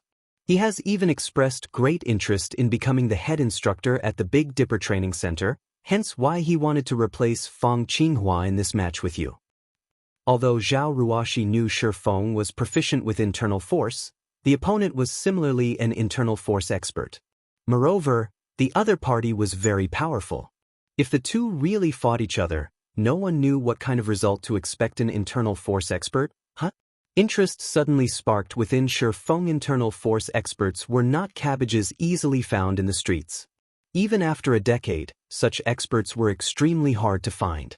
Shifeng had only mastered internal force due to luck, and he had never fought another internal force expert in the real world. However, Before this, Shifeng had never heard of there being an internal force expert in Jinhai City, let alone an internal force expert at the Big Dipper Training Center in the past. There was no head instructor at Big Dipper, however. Such a person had suddenly appeared. It was truly unexpected. Is history changing because of my reincarnation? Shifeng pondered slightly. When he thought about the changes in God's domain, his certainty grew. After Zhao Ruoxi lectured Shifeng for some time, she had noticed that her classmate did not seem particularly concerned about his opponent. Hence, she intensified her lecturing, hoping to dissuade Shifeng from participating in the competition. A match between internal force experts was no laughing matter. One mistake could lead to serious injuries and could possibly have future repercussions. Shifeng was an internal force expert. His future prospects were boundless. There was no need to risk his life for the position of Big Dipper's head instructor. In the end, however, Shifeng refused Zhao Ruoxi's kind suggestions. He wasn't just doing it to become Big Dipper's head instructor. For the most part, he was doing this for Zero Wing's future development. The 5 virtual gaming cabins and the 15 bottles of S-rank nutrient fluids were too important to Zero Wing. If Zero Wing could nurture more experts, Shifeng would not have to exhaust himself running left and right for the guild. He could focus on his own desires, following which, Shifeng chatted with Zhao Ruoxi for some time. After Zhao Ruoxi left, Shifeng started his daily training. Ever since he came into possession of a virtual gaming cabin, Shifeng's training yielded far better results. Moreover, for reasons unknown, his mind had also become more active. If he could pair these effects with S-rank nutrient fluids, he might improve further in these areas without him realizing it. A day had passed. At 8 p.m., the system upgrade of God's domain was completed. When Shifeng entered God's domain, his virtual body felt particularly loose. His 5 senses had also grown sharper. Guild leader, I can't use any of my skills, Flying Shadow exclaimed. Initially, he had intended to rush off to investigate what had changed with the system upgrade. However, he suddenly discovered that he could not use any of his skills. Nothing wrong here, Blackie said as he shot a dark arrow at a distant stone pillar, but after his spell struck the stone pillar, Blackie frowned. That's weird. That wasn't where I had aimed for. Everyone became flustered shortly after logging back into the game. Melee classes could not use any of their skills, whereas mages' skills had weakened and become less accurate. Shifeng did not immediately reveal the reason for this situation. Instead, he conducted a few experiments unsheathing the abyssal blade. Shifeng swung the sword, his actions resembling the movements one would use when activating chop, following which, a blade of light shot forward, slicing apart the stone pillar ahead of him. Just as I thought. Shifeng was quite satisfied with his attack. He could feel his improved control over his body. As for using only movement to activate skills, he was not the slightest bit surprised by it. On the contrary, he adapted to the change smoothly, following which he used Earth Splitter, Thundering Flash, Thunder Flame Explosion, and most of his other skills, stupefying Aqua Rose and the other observers. Guild leader, how did you do that? Fire Dance had already tried to use her skills many times. However, regardless of whether she shouted or chanted the name of her skills silently, nothing worked.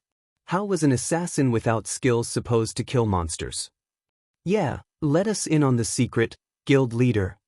Flying Shadow was equally anxious. It's very simple. After this evolution of God's domain, you no longer activate skills with speech or incantation. Now, you have to perform the proper movements to use your skills. Go ahead and give it a try. In the skill menu, there are clips of the movements relating to the skills. Shifeng could not help but smile when he saw anticipation filling everyone's eyes. In reality, even if he had not revealed the change, everyone would have discovered it for themselves after some time. It was especially true for the players who had frequently changed their skill menus. There had not originally been video tutorials to explain how to use a skill in the skill menu. Now, however, there were. The videos were specifically meant to serve as a standard for players, teaching them how to use their skills more efficiently. After listening to Shifeng's explanation, everyone began their own experiments. In such a way, Shifeng's party of 6 tested the new mechanics as they searched for an exit in the land of the fallen star. While Shifeng's group explored, they were unaware that players throughout God's domain had descended into madness. Chapter 443, Completion Rate. After God's Domain's second evolution, skill use demanded far more of players. Even experts needed a relatively long period to adapt to this new system. As Shifeng's party searched for the exit in the land of the fallen star, battles against the cavern's inhabitants were unavoidable. Fortunately, Shifeng did not have to endure this adaptation process like everyone else. Activating most of his skills was second nature to him. He had no problems dealing with a few elites and special elites. As for Aqua Rose and the others, they used these monsters to practice. It was especially true for melee classes like Fire Dance and Flying Shadow. Currently, they each faced a level 27 elite-ranked Wolfman warrior, both of them activating their skills continuously as they fought. Fire Dance brandished the Truefire blades, drawing a red arc that cut across the Wolfman warrior's body. A flower of blood bloomed, and immediately, a damage of -2,749 appeared above the elite monster's head. However, to the Wolfman warrior, which possessed 42,000 HP, this damage was nothing. System eviscerate completion rate 56%, resulting in 69% of skills effect. Skill proficiency +1. Glancing at the combat notification window, Fire Dance frowned. Feeling unsatisfied with her completion rate, the Wolfman warrior bellowed angrily. Lifting its warhammer, it slammed the weapon down on the assassin before it. Turning her feet slightly, Fire Dance easily evaded the warhammer. Reversing the grip on one of the Truefire blades, she spun around and shoved the blade into the Wolfman warrior's back, her movements as smooth as flowing water. Backstab. -2,523. AO. The Wolfman warrior howled with pain. System backstab completion rate 69%. Resulting in 83% of skills effect. Skill proficiency +2. Fire Dance was far more proficient with backstab's movements than she was with eviscerates, the completion rate of the skill reaching a whole new level. However, Fire Dance was still unsatisfied. If this were the past, even without weapons such as the Truefire blades, she could easily dish out such high damage. After practicing a few times on the Wolfman warriors, Fire Dance understood how difficult it would be to adapt to the new combat system. There were simply too many variables. The might of a player's skill depended on the player's completion rate. It was nothing like the previous system, where players could display 100% of the skill's effect with every use. Now, however, that was not possible. If one did not perform the skill's movements appropriately, the damage would be negligible. Moreover, it was even more difficult to move successfully during battle. Overall, combat was now 3 times as difficult as it had been. Fire Dance had previously been able to solo 1 or 2 special elites, and she even considered challenging a chieftain. Now, however, a special elite was too strong for her, much less a chieftain. Elsewhere, Flying Shadow was also sporting a serious frown. The more he fought, the more frustrated he became. After some effort, Fire Dance had managed to raise her completion rate past 50%. Her backstab had even reached a 70% completion rate. Flying Shadow, on the other hand, could only achieve 50% with backstab, one of the simplest skills he possessed, and he had just barely earned the 1 skill proficiency point for the skill. As for his other skills, their completion rates were all below 50% compared to Fire Dance and Flying Shadow. After spending some time practicing, the mages of the party could achieve relatively high completion rates. They had all reached 60% or higher with their skills. However, this was because the two had different methods of activation. When mages used a skill, they chanted incantations and traced runes. Some skills only needed a few hand gestures and simple incantations, so they were relatively easy to cast. Only, their current casting time was much longer than it had been. It was especially true for advanced spells. While everyone practiced their skills, Shifeng, who stood ahead of the party, conducted a massacre faced with dozens of Wolfman warriors. Shifeng dashed forward and activated Thundering Flash. 1 arc. 2 arcs. 3 arcs. A total of 5 arcs of blue lightning tore through the elite monsters, a series of frightening damages appearing above their heads. Instantly, the dozens of Wolfman warriors lost close to half their HP. Some that had received critical hits fell to critical lows.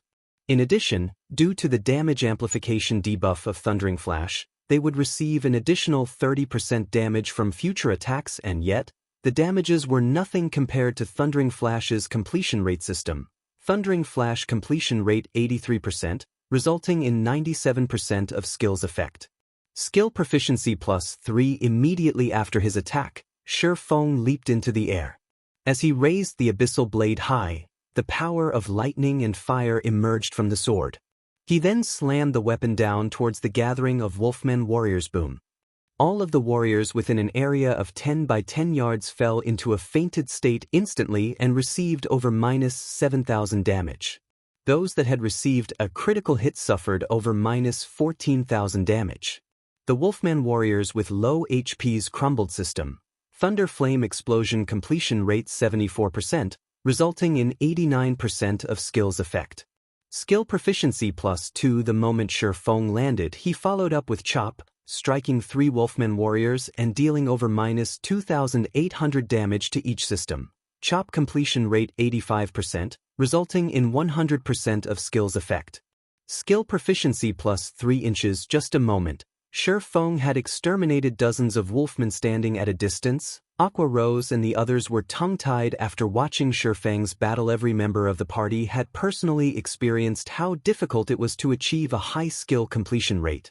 However, when they saw Shi Feng's success, they felt nothing but shock. As for Shi Feng's feat of killing dozens of Wolfman warriors, none of them really had anything to say about it.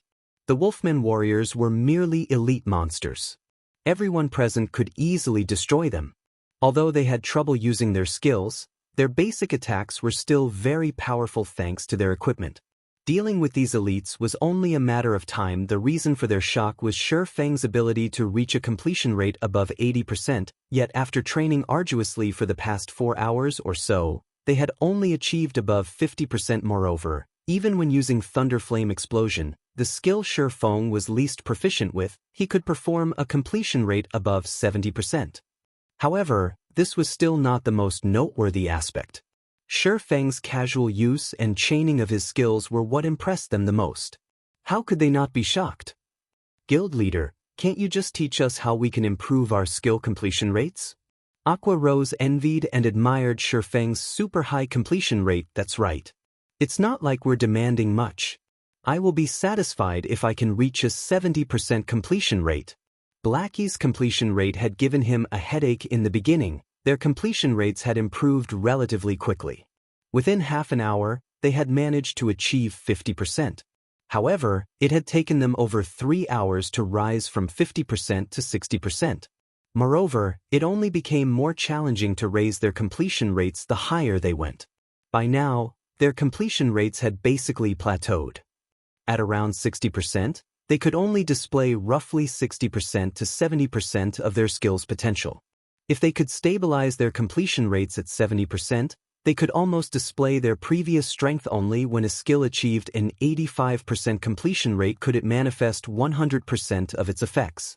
If the completion rate could rise past 85%, then the skill's effect would exceed 100%. If they could raise the completion rate of all of their skills past 85%, the combat power would surpass their previous selves. Everyone eagerly looked forward to such a day. Unfortunately, they had no idea how to overcome the challenge of the new system. Do you guys really wish to know how to improve your completion rates quickly? Shi Feng asked after tidying up the loot. He could not help but laugh as he looked towards his party members. Chapter 444, Path of an Expert. Aqua Rose and the rest of the Zero Wing party nodded passionately in response to Shi Feng's question. If they could quickly raise their skill completion rates, their strength would also rise to the next level. Naturally, this was the goal. It's really simple, actually. Think more, train more, Shi Feng said frankly. Think more, train more? The team rolled their eyes at their guild leader. They had been doing exactly that all this time. However, they had almost reached their limit. That's right. Think more, train more. There's no other way. In God's domain, every skill movement has its own purpose. First, figure out why such movements are required, then carry them out. You guys have been trying to draw a tiger by looking at a cat. You cannot improve if all you're doing is mimicking the tutorial videos. Shi Feng was aware of the enthusiasm filling his companions' hearts. However, one could not become more proficient overnight. After the second evolution of God's domain, players would experience a slump for a relatively long period. Experts were no exception. Many players struggled with the sudden weakness, falling from glory. However, it was precisely because of God's domain's second evolution that the difference between ordinary players and experts had become more distinct. Previously, a player's strength relied on their equipment and techniques. After the second evolution, however, a player's strength mainly relied on their skill completion rates. With this new system, one could immediately tell whether a player was a dragon or a worm. Ordinary players' skill completion rates usually ranged between 50% and 60%, and players at this standard were considered beginners. Players with 61% to 70% completion rates were elites. Meanwhile, those who achieved 71% to 80% were experts, and 80% to 90% was the domain of top-tier experts. Players who could reach completion rates above 90% were as rare as a phoenix's feather in the past. Shifeng's best record had been 87%. Although he was only 3% away from surpassing a top-tier expert, it was the difference between heaven and earth. The fact that Fire Dance and the others could achieve such results with just a few hours of practice was already impressive. After the second evolution of God's domain, many players had not dared to solo monsters. Many players had spent several days practicing their skills just to reach a 50% completion rate. Only players who had achieved a 50% skill completion rate were strong enough to solo. Otherwise, with inadequate completion rates, their damage was negligible. In addition, a majority of the players in God's domain relied on their skills to kill monsters. Hence, without sufficient completion rates, players would only find death if they grinded alone. Contemplate the importance of the required movements. Fire Dance pondered, must I do that to manifest the techniques of the skill? Fire Dance recalled her previous uses of backstab in battle in the past. She would always think of ways to strike her opponent from behind, never considering how she could use backstab more efficiently. However, in the tutorial video of backstab, the player would first dodge the opponent's attack, reverse the grip on his weapon, then circle behind the opponent with a spin and stab his weapon into his opponent's back. The entire process was smooth and efficient, and was much faster, more vicious, and more difficult to dodge than her previous attack method. Thinking up to this point, Fire Dance searched impatiently for another Wolfman warrior to experiment on. This time, however, Fire Dance did not enter stealth. Instead, she waltzed up to the elite monster. When the Wolfman warrior noticed Fire Dance, it howled and slashed its great sword at the assassin. Fire Dance did not immediately try to dodge the oncoming attack. Instead, she waited until the Wolfman warrior's great sword reached its maximum speed before moving. Fire Dance took a step forward before sidestepping, dodging the great sword at the last possible moment.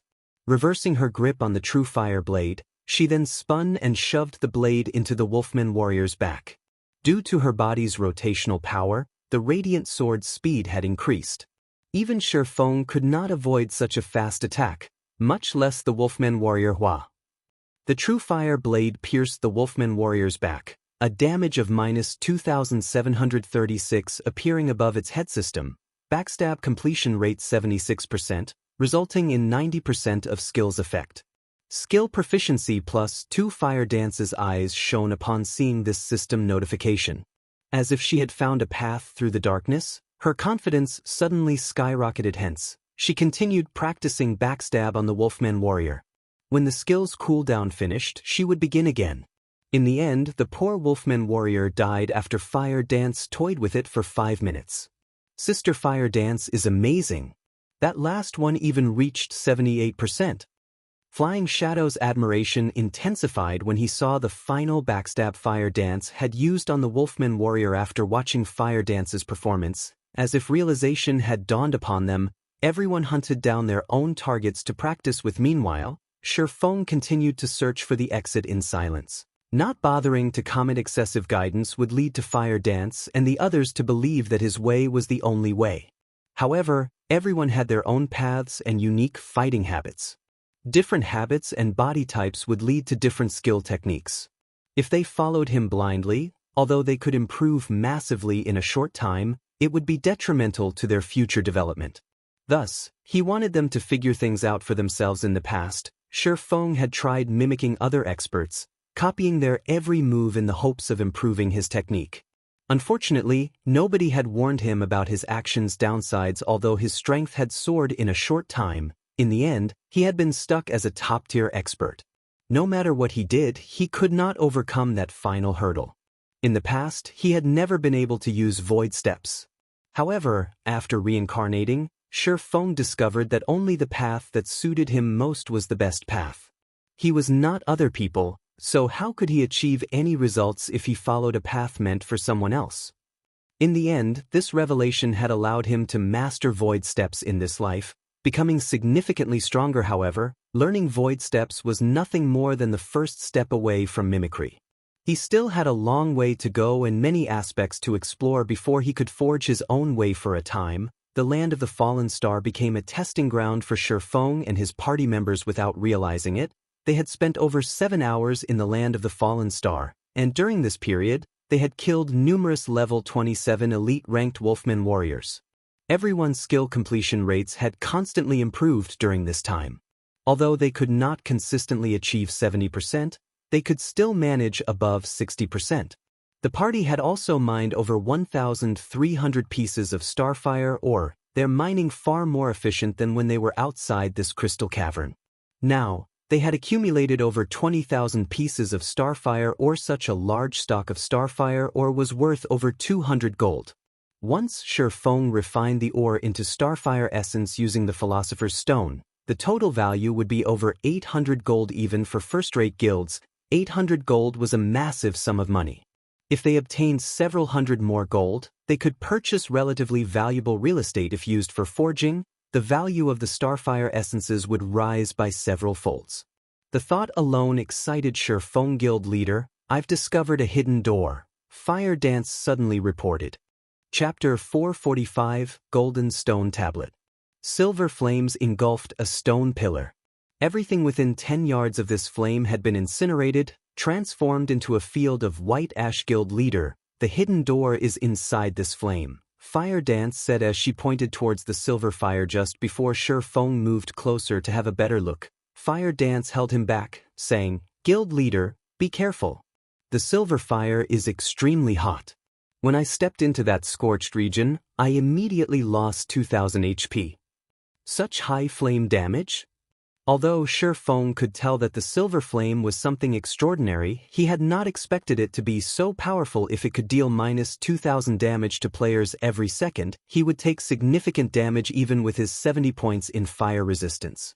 Even he would die if he occupied the region too long. Violet, heal me. I'll go in and take a closer look. After giving the order, Feng entered the silver flame's effective area. Suddenly, a damage close to minus 500 points appeared above Feng's head. Hot. Feng felt as if he had dipped his feet into a hot spring the moment his boots touched the gray-white land. He was even wearing the flame boots, which lowered the temperature his feet felt. If he had equipped some other shoes, he would probably have had to skip and hop constantly while inside this scorched region. Following which, Feng approached the burning stone pillar. The closer he got to the stone pillar, the higher the temperature became. Similarly, the damage he received also increased. When Feng was roughly 2 yards from the pillar, he lost over 1,000 HP every second. Even though Feng had long since recovered from his weakened state, his HP returning to over 8,400, he would only last 9 seconds at most. Fortunately, he had a powerful healer, Violet Cloud, supporting him. After Violet Cloud cast a sacred shield on him, he could just barely cope with the high duty. Sure enough, there's a hidden door here. Feng noticed that there was a tightly shut door on the burning stone pillar. There was also a blue chain not far from the door. Feng grabbed the blue chain, searching for a connection with the door. However, the instant he touched the chain, Feng suddenly felt a chill wash over him. The fire damage he received suddenly reduced from over minus 1,000 damage to just around minus 600 damage. This chain really is special. I wonder what it is made of? It could be useful if I could find a way to take it. Feng examined the blue chain, sorely tempted. If he could claim this chain, raiding flame-type dungeons or facing fire-type bosses would become much easier. Just holding the chain increased his fire resistance by at least 40 to 50 points. It was even more impressive than an intermediate fire resistance potion.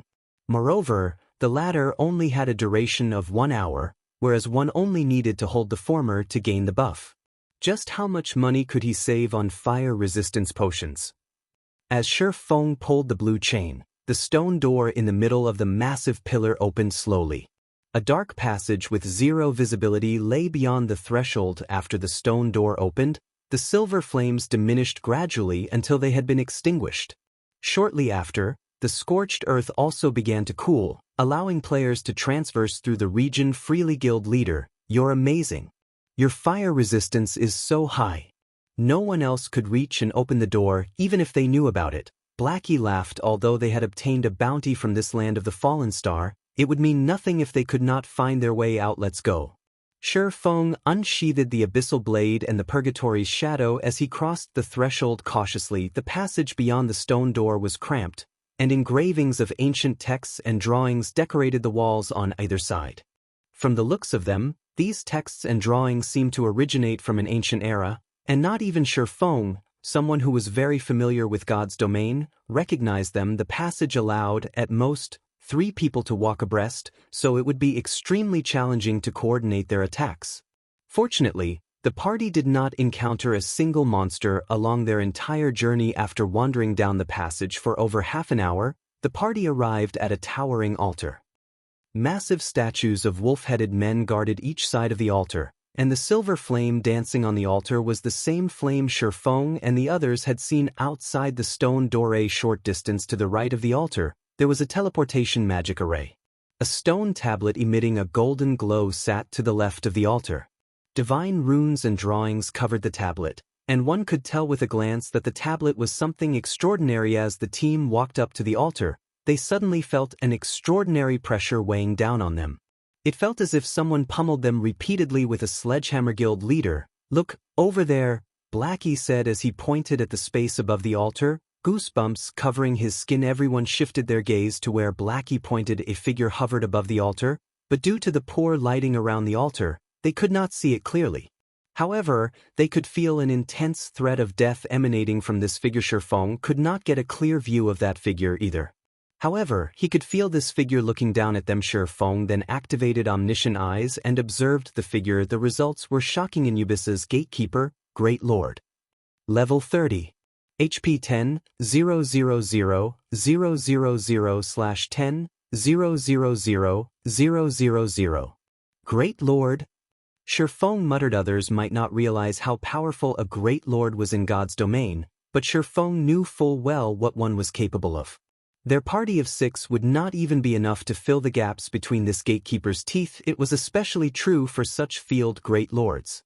Although their HPs were far lower than Great Lords in dungeons, field Great Lords were more powerful. Even a team of several thousand level 30 players would be no more than cannon fodder before this gatekeeper. He won't attack us, right? Aqua Rose asked, feeling somewhat nervous as she watched Anubis's gatekeeper. Aqua Rose wasn't the only one nervous.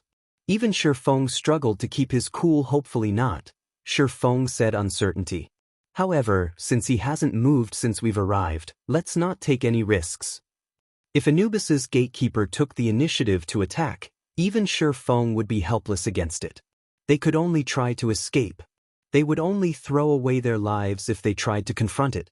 Attempting to find some trick against it would also be suicidal. Powerhouses such as Great Lords wouldn't afford players such a chance. According to the tiers of God's domain, a Great Lord was the equivalent of a Tier 3 class. Air 3 class was as powerful as the City Lord of an ordinary city. After Shi Feng and the others silently examined the area, they faintly understood their situation. That gatekeeper should be a monster tasked with guarding the golden stone tablet. So long as we don't touch that thing, the gatekeeper won't attack us. Shi Feng had experimented with the gatekeeper. When he approached the golden stone tablet, the gatekeeper's killing intent would intensify. As for the teleportation array on the other side, the gatekeeper had not reacted when he had approached it. Aqua, you guys activate the teleportation array. After some thought, Shi Feng said, I'll grab that tablet. Guild leader, that's a Great Lord. Fire Dance said, horrified. Although none of them had ever seen a Great Lord in action, they could tell that, compared to this Great Lord, the Crimson Shadow Wolf they had previously faced was a joke. If Shi Feng really tried to steal the Golden Stone Tablet, he might die in an instant. Chapter 446, Silver Flame. Everyone promptly agreed with Fire Dance's opposition. They acknowledged that Shi Feng possessed frightening combat power. He was so powerful that he even suppressed the rare Lord-ranked Crimson Shadow Wolf in a direct confrontation. They, too, had previously thought Shifeng might be able to oppress even a great lord by force, and that by the time they arrived at the ruined shrine in White Fog Canyon's core, they would have a chance of defeating the level 25 Great Lord there. After all, a Great Lord's loot was simply too tempting. It was especially true for a level 25 Great Lord, as the level 25 equipment it dropped was precisely what the core strength of the various guilds needed right now. If they could obtain an epic item, both the guild's strength and morale would improve significantly. However, now that they stood before Anubis's gatekeeper, they suddenly felt very Tenya Great Lord and a High Lord were from different worlds. Entirely escaping a Great Lord's wrath would be a miracle, much less defeating it. Admittedly, a treasure hidden behind a Great Lord would be precious. However, if Shifeng tried to snatch the golden stone tablet, there was more than a 99% chance that he would be throwing his life away. This was simply not a worthwhile trade-off. Moreover, heavens knew if the teleportation array would still work after Shifeng stole the stone tablet. On the off chance that it didn't work, they would all die here. Guild leader, why don't we come back after we've grown stronger? It's not worth risking your life for an unknown treasure. Aqua Rose advised you guys leave first. I'll try it by myself. If it really isn't possible, then we'll come back in the future, Shifeng said, shaking his head. Although what Aqua Rose had said was logical, none of them knew the significance of the golden stone tablet. Under a Great Lord's protection in his decade of adventuring in God's domain, the treasures he encountered that had been guarded by Great Lords were at least epic rank. Obtaining an epic item was definitely worth dying once. If he came back for it in the future, there was a possibility of someone else claiming the golden stone tablet. After all, the land of the fallen star was not particularly hidden. When everyone heard Shifeng's determination, they had no choice but to obediently head towards the teleportation array and prepare to leave the land of the fallen star. However, just as Aqua Rose was about to activate the teleportation array, her hands suddenly froze as cold sweat began to drip down her forehead. Even the others at the teleportation array with her wore grim expressions. It was as if they were preparing to welcome a great enemy. That cold and intense killing intent felt like they had been dunked in ice-cold water, and they suddenly struggled to breathe. Guild leader, if we activate the teleportation array, the gatekeeper will attack, Fire Dance whispered as she glanced at Anubis's gatekeeper hovering in the air. We really have no options. Shifeng laughed bitterly. He currently had omniscient eyes active, so he felt the gatekeeper's chilling gaze as well. As soon as Aqua Rose activated the teleportation array, Anubis's gatekeeper would strike. It usually took close to 20 seconds to activate a teleportation array. If the person activating the array moved during this period, it would automatically shut down. 20 seconds, that was enough time for a level 30 Great Lord to kill hundreds of players, much less a measly party of 6. As this place was unique, they could not use return scrolls to leave either. In other words, if they wanted to leave, they needed to survive the gatekeeper for 20 seconds. Either that, or they could level here until they died, or simply die now and lose some EXP, skill proficiency, and a piece of equipment. If they did not wish to lose any equipment, they could remove everything they currently wore. That way, none of their equipment would drop. At worst, there was an extremely small chance of an item dropping from their bags. It looks like I can only give it a try. No matter how Shifeng considered the situation, he could not think of a decent solution. He was also unable to utilize the terrain to his advantage. Although the passage they came from was narrow, Anubis's gatekeeper wasn't so large that it could not follow him. Now, the only way the team could leave safely was if he lured the gatekeeper away.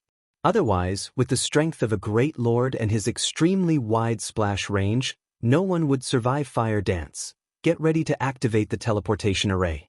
If the Great Lord's splash damage affects you, use Vanish or Wind Steps to block it. As long as you do not move, the teleportation array will not shut down. I'll kite the gatekeeper first. Focus on your timing, you guys. With that, Shifeng activated Windwalk and dashed towards the golden stone tablet. Anubis's gatekeeper immediately shifted his sight to Shifeng. When Shifeng was only 10 yards away from the stone tablet, the gatekeeper suddenly vanished from above the altar before immediately reappearing in front of the golden stone tablet. Instantaneous movement. Aqua Rose gaped at the gatekeeper, disbelief filling her gaze. A Great Lord that knew instantaneous movement. Could any player escape its slaughter? Such a powerful aura. Fire Dance's expression turned grim. Anubis's gatekeeper had initially been 90 yards from the party. Now that the gatekeeper was less than 40 yards away from everyone, its ferocity was on full display. Trespassers of the Holy Land, die. The gatekeeper revealed his fury as he glared at Shurfeng. Suddenly, the gatekeeper raised his right hand. In the next moment, a pitch-black spear as tall as Shurfeng appeared in the gatekeeper's hand. The Great Lord then swung the spear towards Shurfeng Xiu. A spear of light sliced through the air and arrived before Shurfeng, not taking any risks. Shurfeng crossed his swords and used parry to block the attack. The instant the spear of light collided with the two swords, the impact forced Shurfeng's hands apart and sent him flying over 20 yards away. The group standing at the teleportation array was stunned. Every Zero-Wing member present was familiar with Shurfeng's strength. Even in his normal state, he could contend with a lord of the same level. Yet now, just a touch from the spear of light, which was far weaker than the gatekeeper's black spear, had thrown Shurfeng so far. Just how frightening was the gatekeeper? As expected of a great lord. Even though I have the combat power of a Tier 2 class, it is not nearly enough. Shurfeng smirked as he looked at his thoroughly numb hands. If not for the fact that parry could negate the gatekeeper's damage, he would have lost at least 3,000 to 4,000 HP. However, Shurfeng had only received the gatekeeper's attack because he wished to test its strength and evaluate the Great Lord's combat power. Now, Shurfeng had a general grasp of the Anubis's gatekeeper's combat power. Tier 3 intermediate combat power. The Great Lord would then beat a Tier 3 player like a dog. However, even after striking Shurfeng, the gatekeeper showed no signs of stopping as it turned towards Fire Dance and the other trespassers of the Holy Land, die. Emitting a low growl, the gatekeeper stretched out its left hand. Suddenly, a silver flame condensed in his palm. In the blink of an eye, the originally fist-sized flame grew into a large fire the size of a house, and even Shurfeng, who stood over 20 yards away, felt a stinging pain from the temperature. Chapter 447, Contest of Strength. Just as Anubis's gatekeeper was about to unleash its silver fire on Fire Dance and the others, suddenly, a black barrier appeared around the gatekeeper, containing the Great Lord, following which, the flames gradually dispersed. Close 1. Violet Cloud released a sigh of relief as she wiped the cold sweat from her forehead. Every Zero-Wing party member shifted their gaze to Violet Cloud. Fortunately for them, Violet Cloud had managed to interrupt the gatekeeper's attack. However, before everyone could calm their pounding hearts, the Tier 1 spell, Black Coffin, burst like a popped balloon. Impossible. Violet Cloud said, her voice filled with disbelief. Black Coffin was an advanced Tier 1 spell. Moreover, she was a Tier 1 Astromancer. Black Coffin should be able to trap even a High Lord for a few seconds, yet the spell had not lasted half a second against Anubis's gatekeeper. Trespassers of the Holy Land, die. The gatekeeper waved his hand once more, collecting a larger and more intense silver flame than before. The silver fire also appeared faster this time as the gatekeeper was about to bombard Aqua Rose and the others with his fire. A blood-red glow struck the Great Lord, dealing minus 5,021 damage. Although the damage was negligible to the monster, the gatekeeper froze and turned towards the attack's origin. Immediately, he discovered Shurfeng, the ant that he had sent flying earlier. The tear suppression is too powerful. Shurfeng grimaced. The move he had just used was the additional skill of the Blazing Meteor, Flame God's Fury. The skill allowed him to deal 900% damage to the first target the Blazing Meteor struck. Yet, even with such power, his attack had only dealt around minus 5,000 damage to the Great Lord. It was not even 1/3 of the damage the skill was usually capable of dealing. Although Shurfeng possessed the combat power of a Tier 2 class, his character was still a Tier 1 class. A Great Lord was the equivalent of a Tier 3 class. With a difference of 2 tiers, the damage he could deal to the gatekeeper was significantly reduced. This was also one of the reasons why Shurfeng had not attempted to raid the level 25 Great Lord in the ruined shrine. Not only would tier suppression significantly reduce a skill's effect, but it would also significantly reduce one's potential damage. Moreover, this was in the event that the difference was only a matter of 2 tiers. Currently, Overwhelming Smile didn't have any Tier 1 players. Fire Dance, activate the teleportation array now. Shurfeng urgently shouted in the party chat as he returned the gatekeeper's chilling gaze. Knowing that time was of the essence, Fire Dance did as she was told. Immediately, The teleportation array Fire Dance and the others stood on shone with a dark blue glow as it started gathering mana from its surroundings at this moment. Anubis's gatekeeper paid no attention to Fire Dance and the others. Instead, he suddenly disappeared, reappearing in front of Shurfeng. Raising his spear high, he swung the weapon down on Shurfeng. The gatekeeper's attack was different from the spears of light he had casually sent out before. Just the pressure preceding the attack turned Shurfeng's movements sluggish. Shurfeng hurriedly activated Defensive Blade to defend himself. However, Anubis's gatekeeper showed no intention of ending his assault after one strike. In quick succession, his spear darted towards Shurfeng again and again, searching for an opening. Ping. In 2 short seconds, Defensive Blade had been exhausted. Although Shurfeng had tried to counter the gatekeeper's attacks during this period, the pressure from the spear was simply too immense. His sluggish body could not keep up with the black spear's speed. Aqua Rose and the others were similarly shocked as they watched Shurfeng fight for his life. Although they had realized that there was a difference between a lord and a great lord, they had not realized the gap between the two was this massive. Shurfeng was not nearly strong enough to resist the gatekeeper. Thinking back on how the various guilds of White River City had boasted their plans to raid a great lord, the very idea was a joke. Guild leader. Anxiety filled Fire Dance's heart.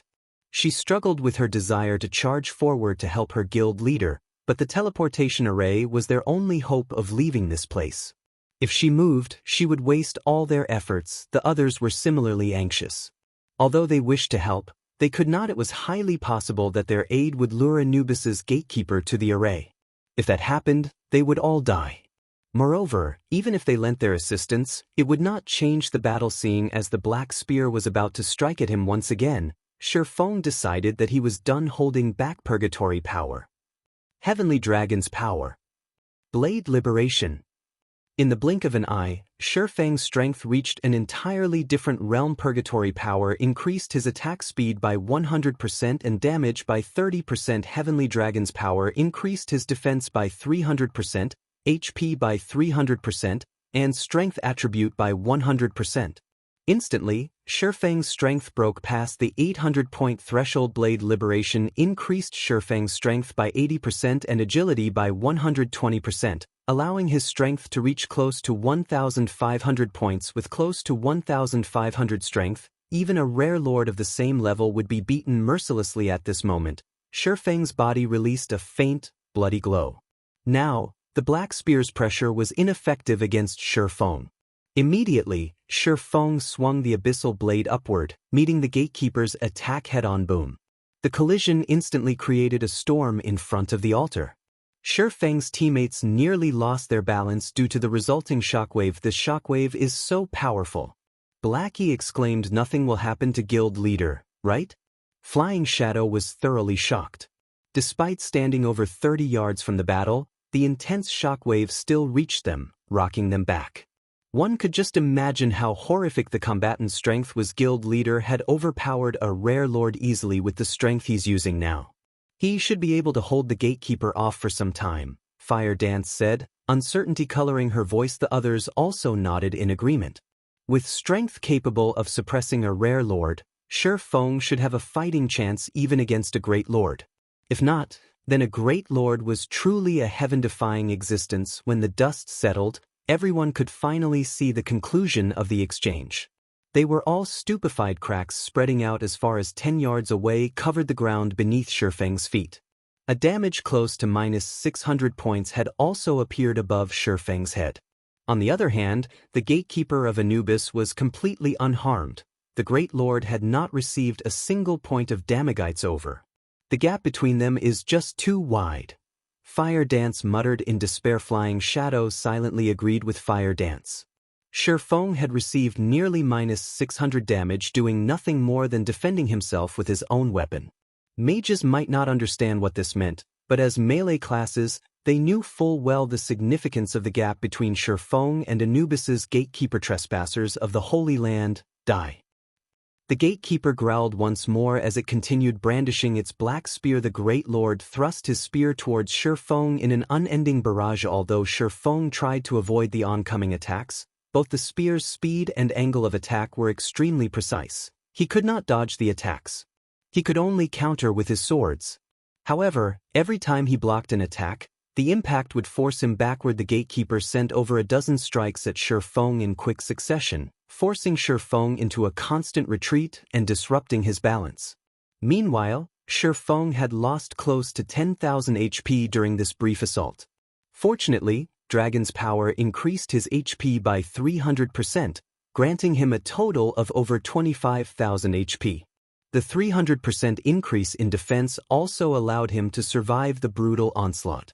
If any other player stood in his place right now, they would have died long ago. Meanwhile, when Anubis's gatekeeper saw that his opponent had yet to fall despite receiving so many attacks, he suddenly flew into a rage. In the next moment, silver flames emerged around the gatekeeper's spear, instantly causing the surrounding temperature to soar.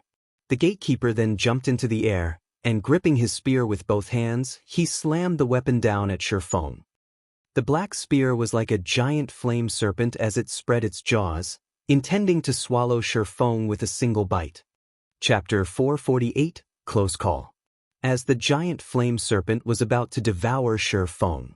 Suddenly, Shi Feng raised his head and glared at the serpent before opening his mouth and activating Dragon's Breath. A dragon's roar resounded throughout the surroundings, and a shockwave slammed into the flame serpent when the two collided. Both attacks dispersed. However, the gatekeeper was not done.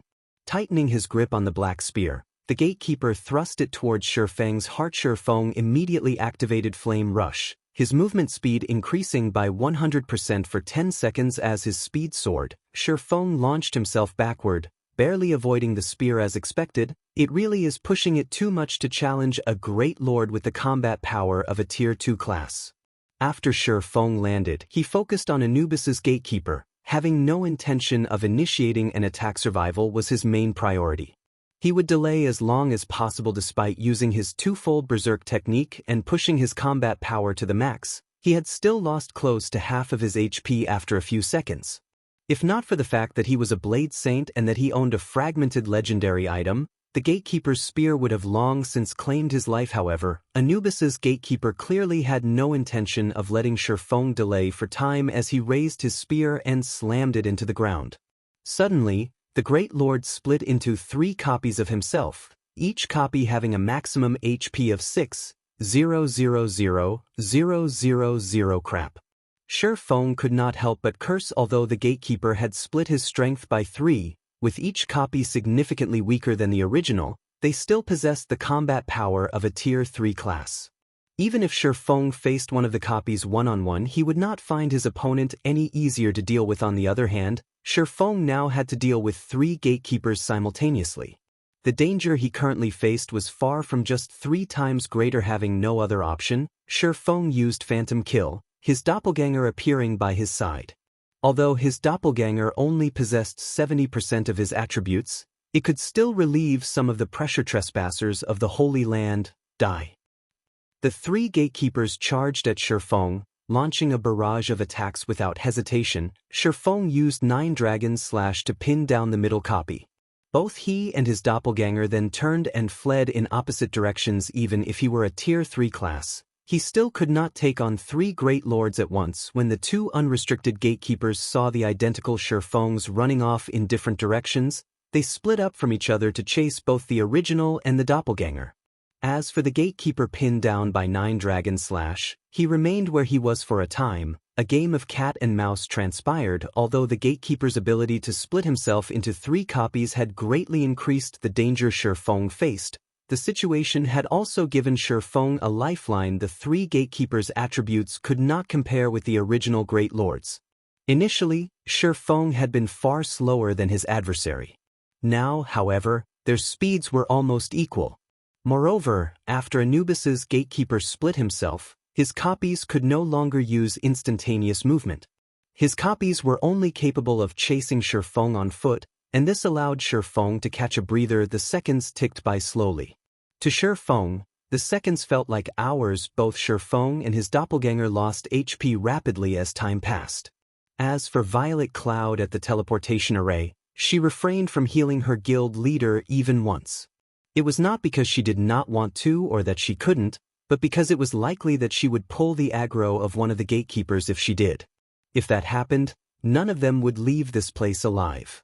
Hence, Shifeng had to rely on regeneration potions to recover his HP 15 seconds into channeling the teleportation array. Shifeng's doppelganger died.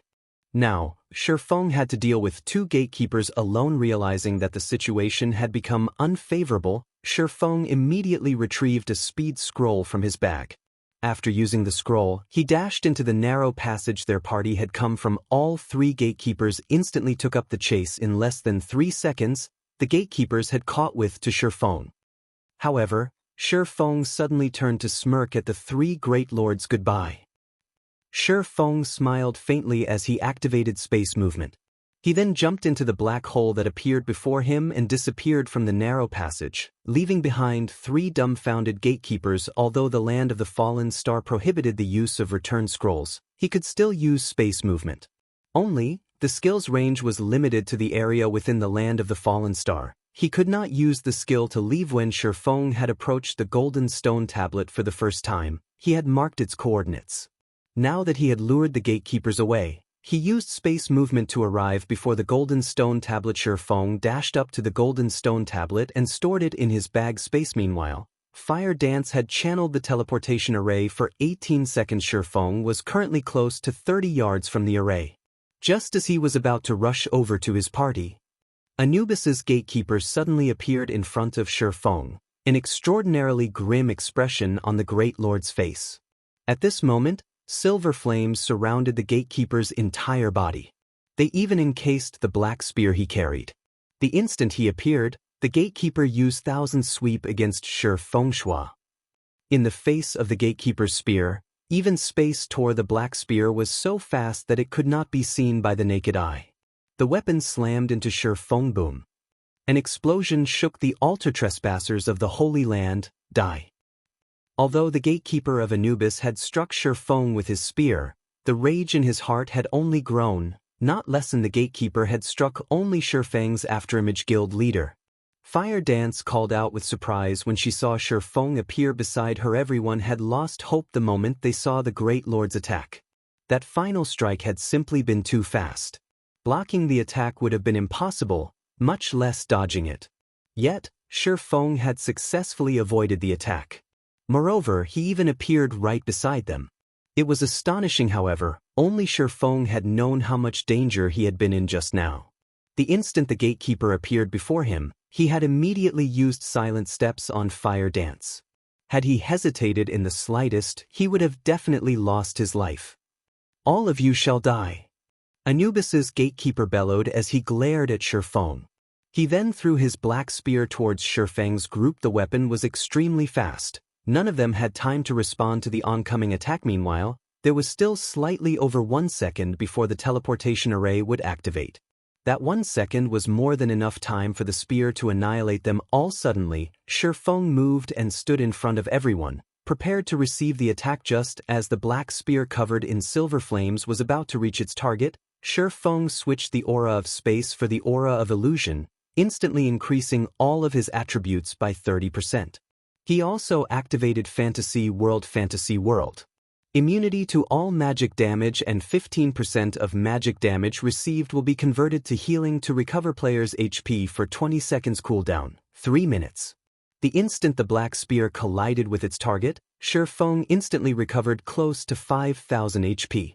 However, before Shifeng could celebrate, the immense impact from the collision between the black spear and his two swords eliminated 7,000 HP. As a result, he had still lost 2,000 HP. What a powerful skill.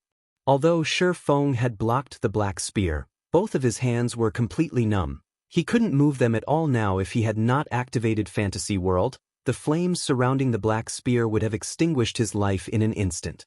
The might of the spear itself was even more frightening. After switching to the aura of illusion, all his attributes had increased by 30%. His strength had exceeded the 1,900-point threshold. Yet, when defending against the black spear's physical attack, Shifeng had received -7,000 damage. Despicable trespassers. I will not let you off. You will receive the punishment you deserve. The gatekeeper bellowed as he snarled at Shifeng. However, no matter how angry the gatekeeper was, he could not change the fact that the teleportation array had activated. The Great Lord did not have enough time to launch another attack, and it could only watch helplessly as Shifeng and the others transformed into a streak of flowing light, vanishing from the land of the fallen star. Chapter 449, Changes in White Fog Canyon. After its discovery, only a few elite players had willingly explored White Fog Canyon's outer region. At this moment, however, players had flooded the area. The Warfire set equipment's appearance had even attracted players from other countries, and they all had rushed to the canyon to grind for the set, causing a sharp decrease in battle monkeys' numbers in the outer region. As a result, the danger had also greatly decreased. Moreover, the crimson-eyed battle monkeys in the outer area were only level 22. By now, many players in White River City had already reached level 20, while elite players had reached level 22 or higher. Hence, White River City's players had also come to the canyon to grind for the Warfire set equipment. Although the Warfire set equipment had an extremely low drop rate, to the degree that only a few pieces had dropped thus far, everyone was still determined to grind in White Fog Canyon. Their first reason was that of the high EXP from the canyon's monsters. As a result, they leveled much faster in the canyon than if they grinded monsters elsewhere. The second reason was that all monsters within the canyon possessed a fixed chance to drop the Warfire set equipment. Both the high EXP and the top-tier set equipment were sorely tempting to players. Even though the risk of grinding in White Fog Canyon was very high, players still rushed to the canyon in droves. Cloud, you really have a lucky touch. Other parties have not obtained anything over these past few days, yet we have 2 Warfire set pieces, a thinly built male ranger said as he looked at the red-haired beauty beside him. Laughing, he continued, I heard that the set's price has increased again. Now, someone's offering to buy individual pieces for 8 gold per piece. We can get 16 gold with the 2 we have. If we trade that for credits, that'll be 170,000 to 180,000. If we sell the set pieces for 180,000, we could get 30,000 each. That's more than 6 months of my salary. God's domain really is the best place to make money. Another middle-aged cleric wearing mage robes exclaimed, you guys. All you can think of is credits. God's domain only launched recently. Things will get even more intense later on. If we convert the gold coins into credits, we will suffer a huge loss. Even if we plan to convert them into credits, haven't you guys seen the messages on the forums? There are people who are willing to buy each Warfire set piece for 100,000 credits. 2 pieces mean 200,000, the Shield Warrior, Virtuous Cloud, laughed faintly. At this moment, she, too, was excited. During this period, many parties spent their time grinding monsters in White Fog Canyon. Even so, the Warfire set equipment rarely dropped. From the news they had heard, only 1 or 2 pieces dropped each day. Originally, their party was on the brink of despair. However, after killing a level 24 special elite ranked armored battle monkey, a Warfire set piece dropped. The following day, after killing a group of crimson-eyed battle monkeys, another piece dropped. Instantly, they rose from the pits of hell to heaven. 1 piece was sufficient to recover their initial costs. With 2 pieces, they could make a fortune. With the gold coins they could earn, they could upgrade equipment. They could replace what they currently wore with some secret silver equipment. At that time, they could grind for the Warfire set equipment more efficiently. The new system upgrade is really a bastard. If the new combat system had not reduced our strength, we might have had a chance of claiming another set piece given a little time, the middle-aged cleric said. The other party members nodded, agreeing with the man's words. It was extremely difficult to use combat skills at the moment. Moreover, the newly implemented skill completion rate had left them speechless. Other than 1 or 2, their skills were all below 50%. They could only display less than 60% of their previous strength. Fortunately, White Fog Canyon was not as dangerous as it had been. Otherwise, they would have been in a lot of trouble. We can't do anything about the game's system upgrade. Moreover, everyone else is in a similar situation, Virtuous Cloud consoled. Now that we have obtained 2 Warfire set pieces, as long as we sell them, we can replace our equipment with a few pieces of secret silver equipment. Everything will be fine once we upgrade our combat power. That's right. White River City is a good place to do that. Compared to our city, there is more high-quality equipment available here. I heard that the Starstreak trading firm is even selling secret silver equipment. There are also the mana armor kits that can raise one's attributes significantly. While Virtuous Cloud's party chatted with each other, a team of roughly 20 to 30 players appeared on the small path leading to White Fog Canyon's entrance. These players all wore sneers, and the IDs they displayed were crimson, proof they had already killed many players. Seeing your joy, you guys must have had a bountiful harvest, right? Why not share it with us? The level 24 berserker leading this team of red names asked mockingly. The man was Cold Laughter, and he sported a wide grin as he focused on Virtuous Cloud's party. Virtuous Cloud and her party members immediately readied their weapons, their expressions turning grave due to their previous excitement.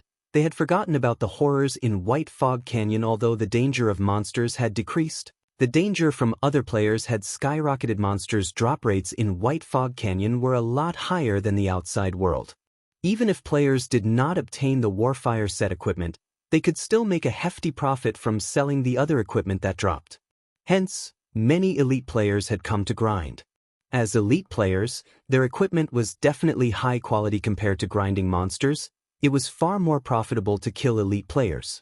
If one were lucky, high-quality equipment might even drop from the dead player's bog. As a result, the number of players dying in White Fog Canyon was terrifying. Just as Virtuous Cloud's party thought about turning to escape, another several dozen players emerged from behind them. Virtuous Cloud's team was immediately flustered. If the other side only had a dozen or so players, they could attempt to take them on.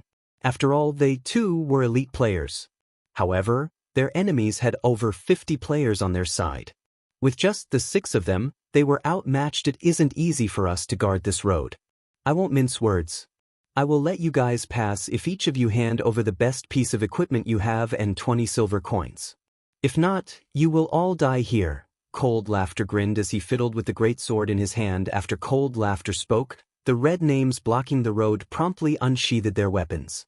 If Virtuous Cloud's party refused, they would burst into action. Currently, most players were around level 20. Elite players, in particular, had higher levels. If they died, not only would they lose a piece of equipment, but they would also have to spend several days recovering their losses. Nobody wanted to deal with that. Hence, Cold Laughter had proposed a suitable condition. Although you outnumber us, don't forget that you are all red names. Even if you wipe us out with our strength, we will take 1 or 2 down with us, Virtuous Cloud said, unfazed. At most, we will lose 1 level and 1 piece of equipment. However, if a red name dies, they will lose 2 or 3 levels, maybe even 3 or 4, and a majority of the equipment they are wearing. Virtuous Cloud's words had undoubtedly generated some hesitation among the red names. After all, nobody could guarantee that they wouldn't be the pitiful player who Virtuous Cloud's party killed. However, none of the red names were shaken. On the contrary, they smirked arrogantly at the smaller party. Their expressions somewhat surprised Virtuous Cloud. Before Virtuous Cloud could figure out what was going on, Cold Laughter sneered and said, "Stop trying to play tricks. I'll count to 5. If you don't hand over the equipment and money, we'll take it ourselves. Everyone be careful. In a moment, I'll clear a path towards the forest to our left. If we can reach the forest, we should be able to shake them off once inside," Virtuous Cloud hurriedly said just as both sides prepared to take action. A black hole suddenly appeared in the air. In the next moment, 6 people fell from the black hole, landing between Virtuous Cloud's and Cold Laughter's groups. Chapter 450, Don't Fight.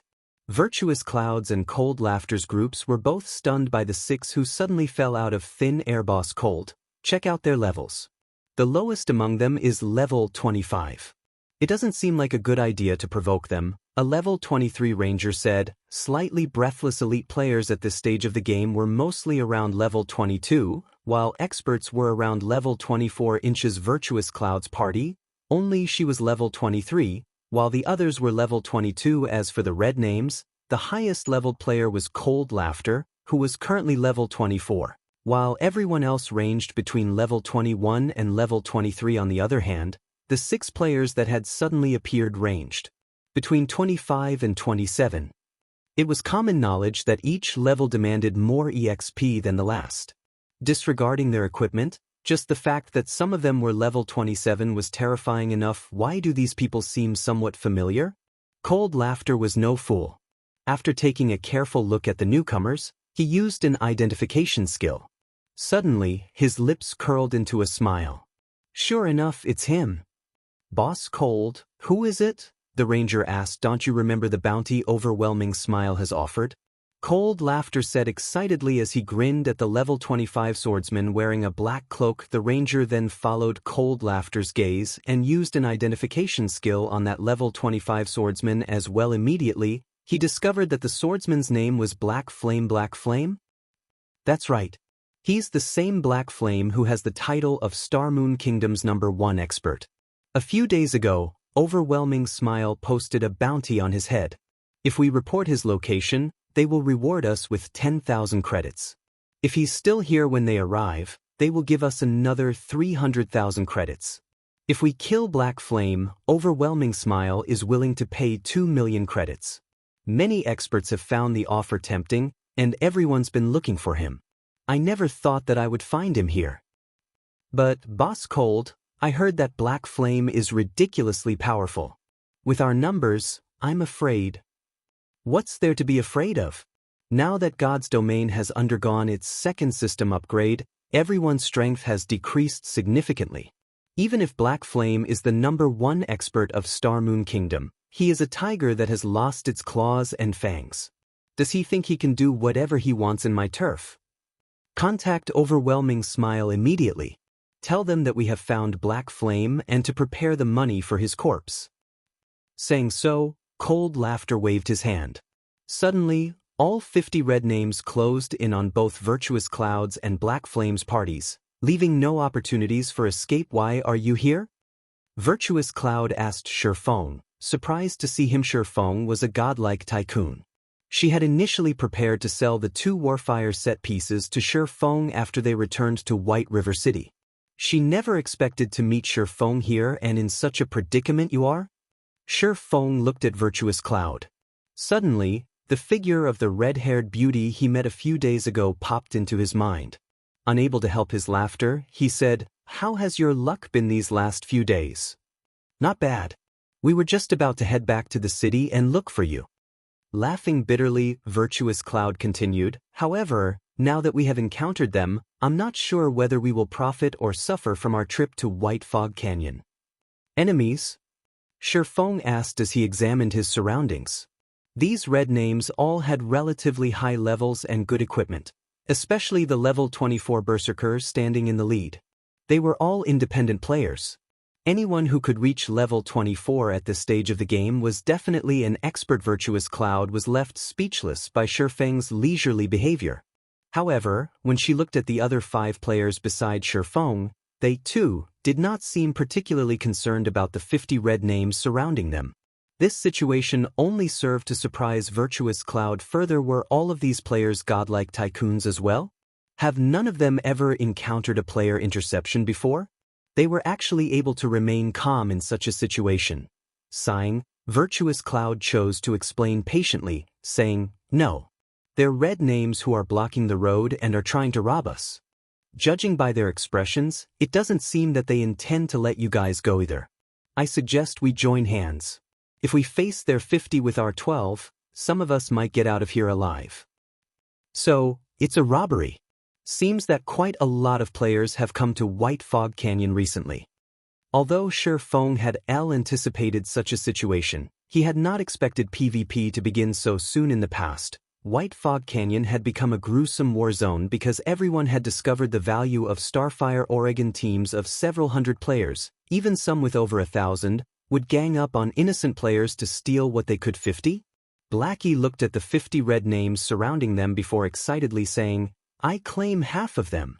You guys can share the rest." "Oh, that level 24 berserker looks like fun. I want him as well." "Don't even think about it. I still need to practice skills on someone," Fire Dance said, shaking her head. "Brother Black, how can you claim half for yourself? If Sister Fire Dance and Sister Aqua split the remainder, there won't be anyone left for me," Flying Shadow complained. "I also disagree." Aqua Rose nodded. Since the update, they had only practiced their skills on monsters. At the end of the day, monsters were only AI. They were far inferior to players. It was especially true for experts. However, as the land of the fallen star was such a dangerous location, they didn't dare duel each other now. A perfect opportunity for them to test their skills against players had arrived. Moreover, these 50 red names were elite players watching Fire dance, and the others argue. Shi Feng stepped forward and said, "Don't fight. Use your strength to compete. You will only have yourself to blame if you're not strong enough." Contempt filled Virtuous Cloud's heart as she watched the team bicker. What did these people consider the surrounding red names? Monsters to be easily slaughtered. In such a crucial moment, they still had the gall to joke around. As for the party members standing beside Virtuous Cloud, they became increasingly nervous under the red names' gazes, which grew colder with each passing second. Previously, these red names had expressed their ridicule. Now, however, there was only rage. Before Shi Feng's party had arrived, these red names would have held back. After all, nobody wanted to die. It was especially true for red names. Now, however, this situation was all thanks to Shi Feng and his party successfully angering these red names. How were they supposed to deal with these enraged red names now? "You guys sure have guts. Even in the face of death, you still have the heart to joke around."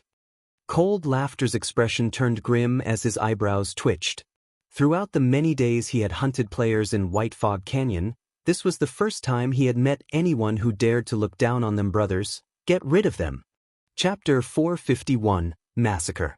At Cold Laughter's command, the other red names exploded into action. Elementalists and Cursemancers started chanting, Rangers knocked their arrows, and Shield Warriors, Guardian Knights, and the other melee classes prepared to intercept any escape attempts. "Black Flame, both our parties will open a path to our left.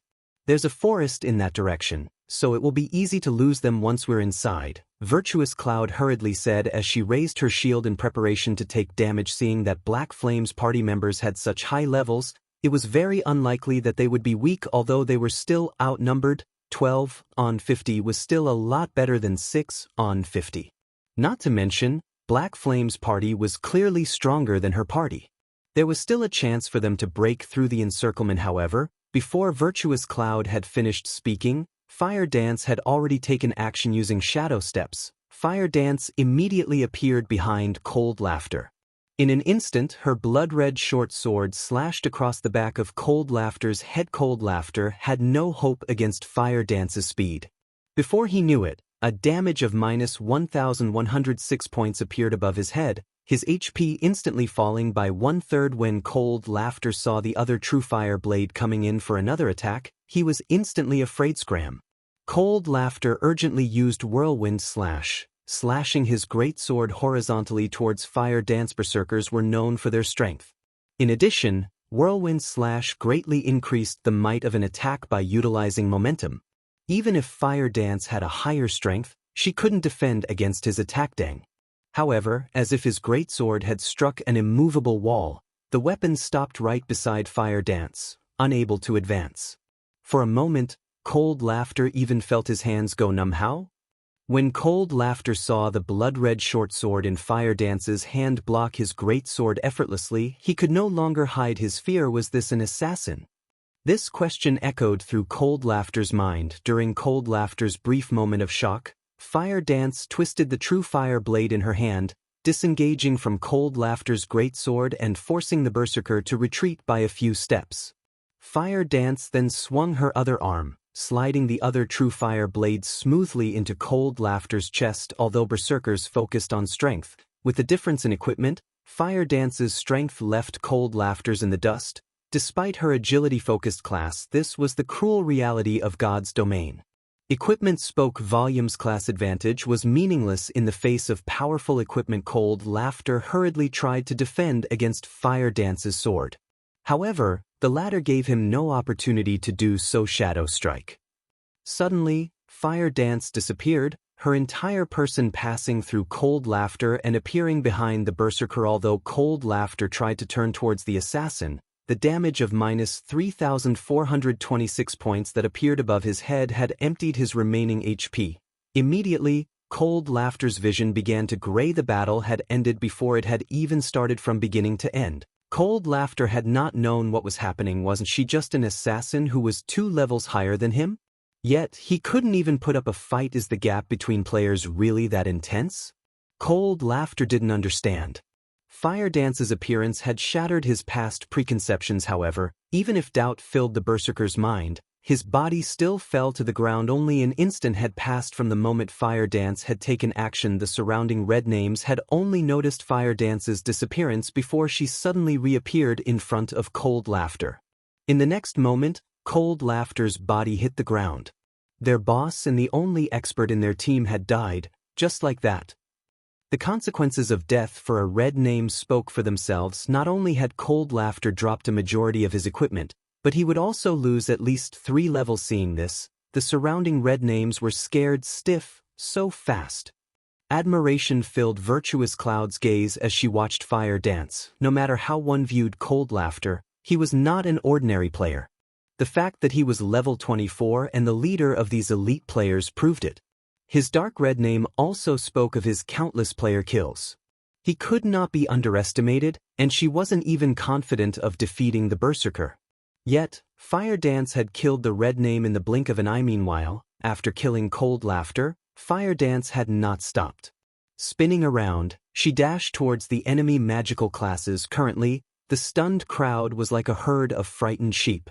Fire Dance reached the magical classes easily, and killing each with a single hit, she instantly eliminated another 3 players. Unwilling to fall behind, Blackie also began to wave his staff and cast Hell Flame.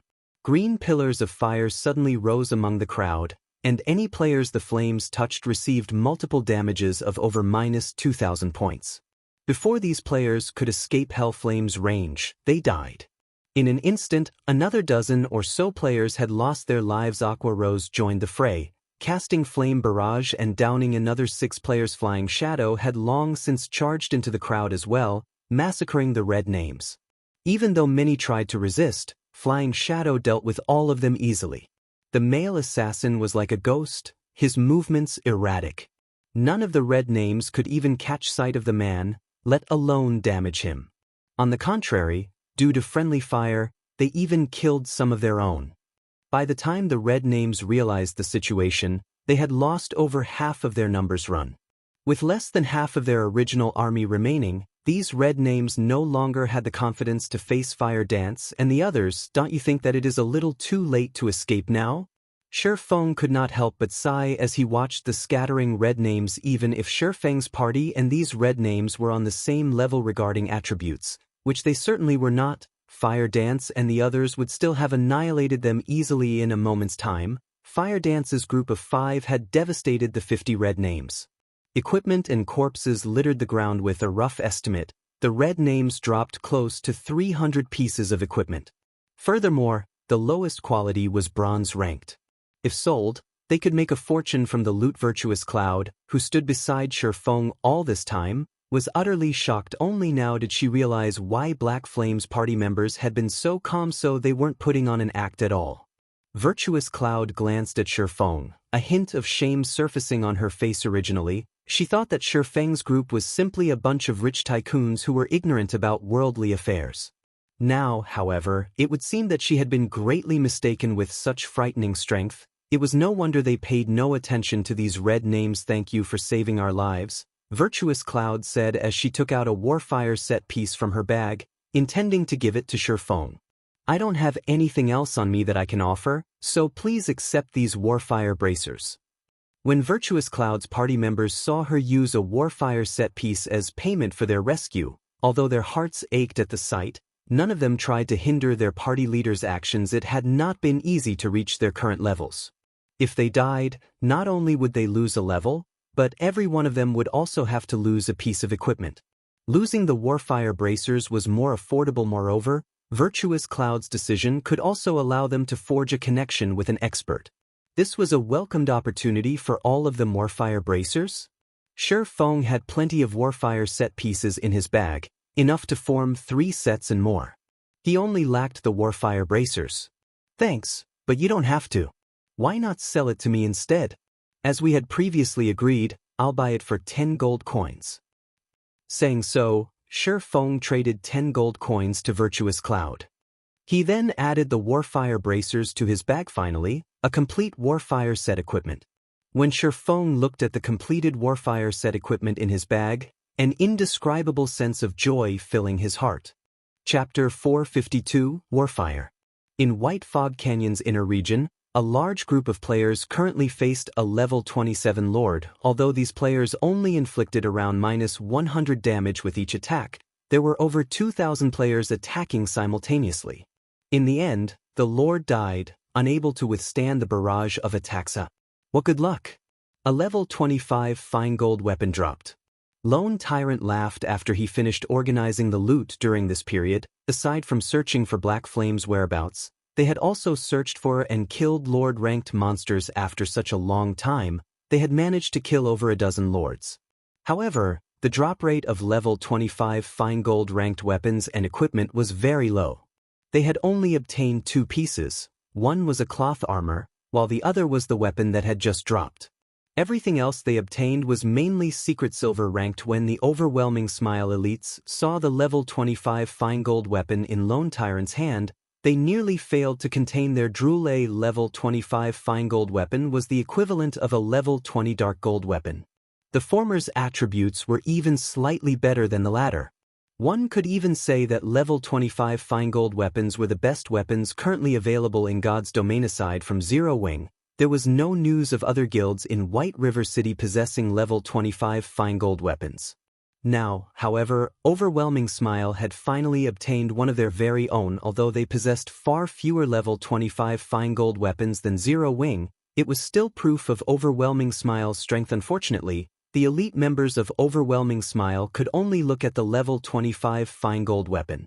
They would have to wait a long time before they could obtain one for themselves in order to kill the dozen or so Lords. Overwhelming Smile had sacrificed many members. The price they had paid was simply unimaginable at this moment. However, Lone Tyrant handed the level 25 fine gold dagger to Summer Sunshine. Everyone's hearts ached when they saw the exchange. They had only obtained this level 25 fine gold dagger after killing over a dozen Lords with great difficulty, yet they actually gave it to an outsider without batting an eye. This dagger is quite good.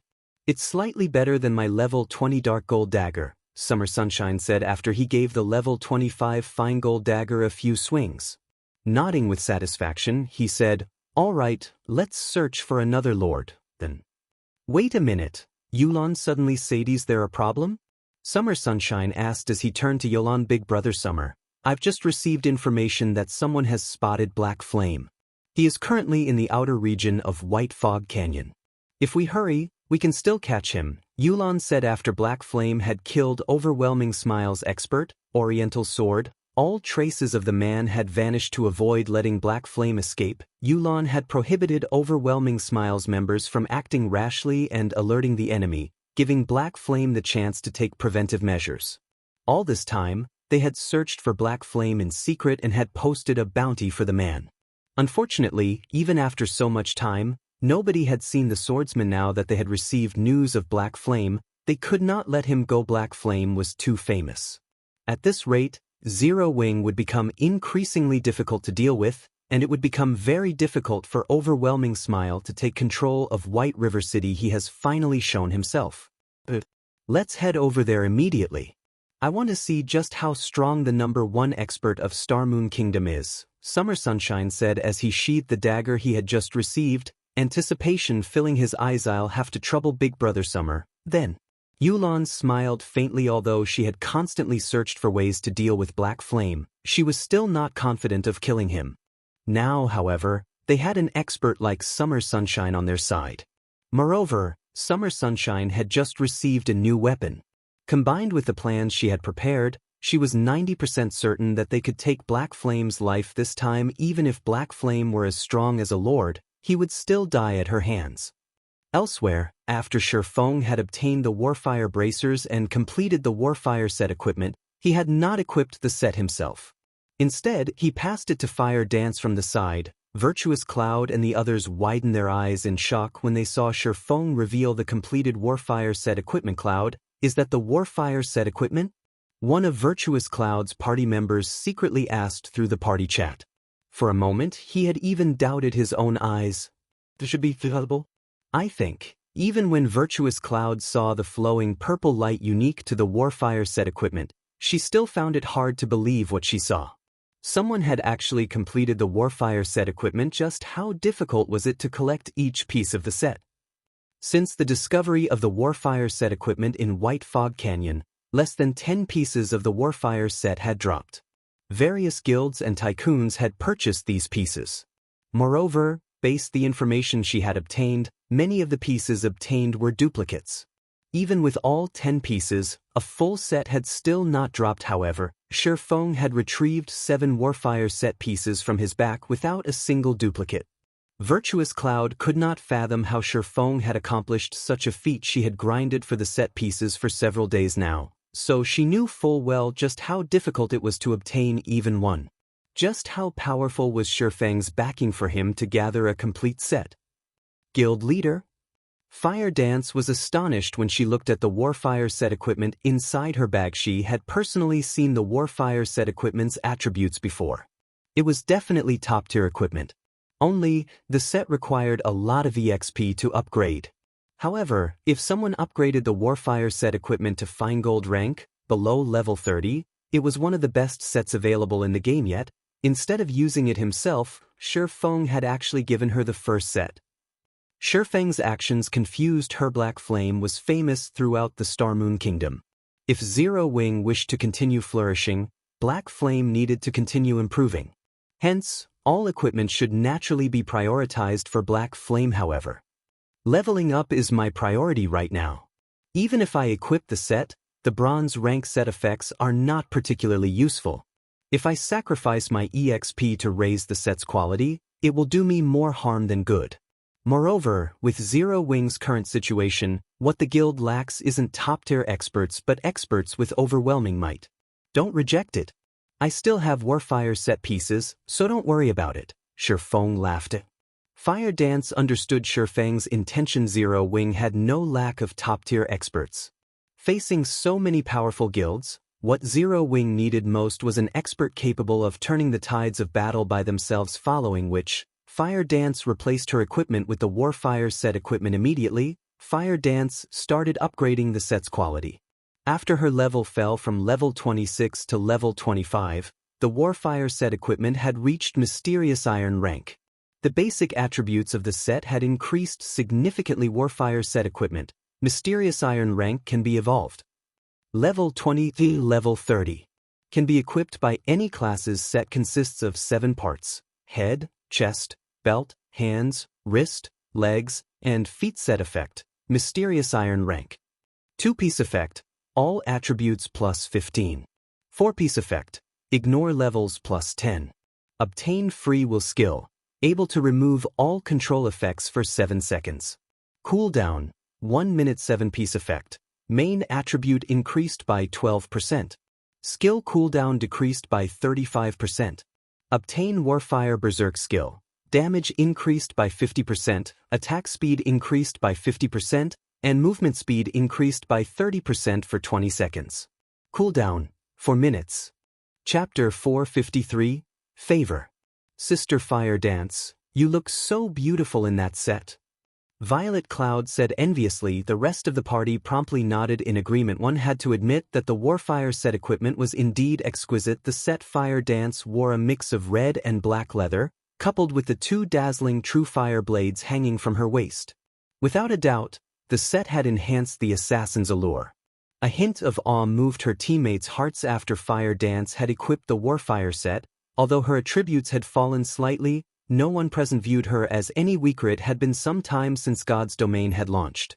Even if one were only an ordinary player, their natural instincts had sharpened previously. No one had felt any particular way when they saw Fire Dance. Now, however, she gave off the same sense as a thorned rose, beautiful and deadly, and any who approached her would very likely pay with their lives. Previously, Fire Dance had a total of 4,960 HP. After equipping the Warfire set equipment, however, her maximum HP had fallen to 4,380. Her other attributes had similarly decreased. One of the main reasons was that the Warfire set was still Mysterious Iron rank right now. The set's basic attributes could not compare to the level 25 Fine Gold and Secret Silver equipment she had worn before. though it did possess set effects that the individual pieces of equipment had not. Among the set effects, the skill, Free Will, was extremely useful. When used against an enemy with powerful control skills, Free Will could instantly turn the tide of battle. Moreover, unlike her other attributes that had decreased, her agility had increased. As a result, she was now far more nimble.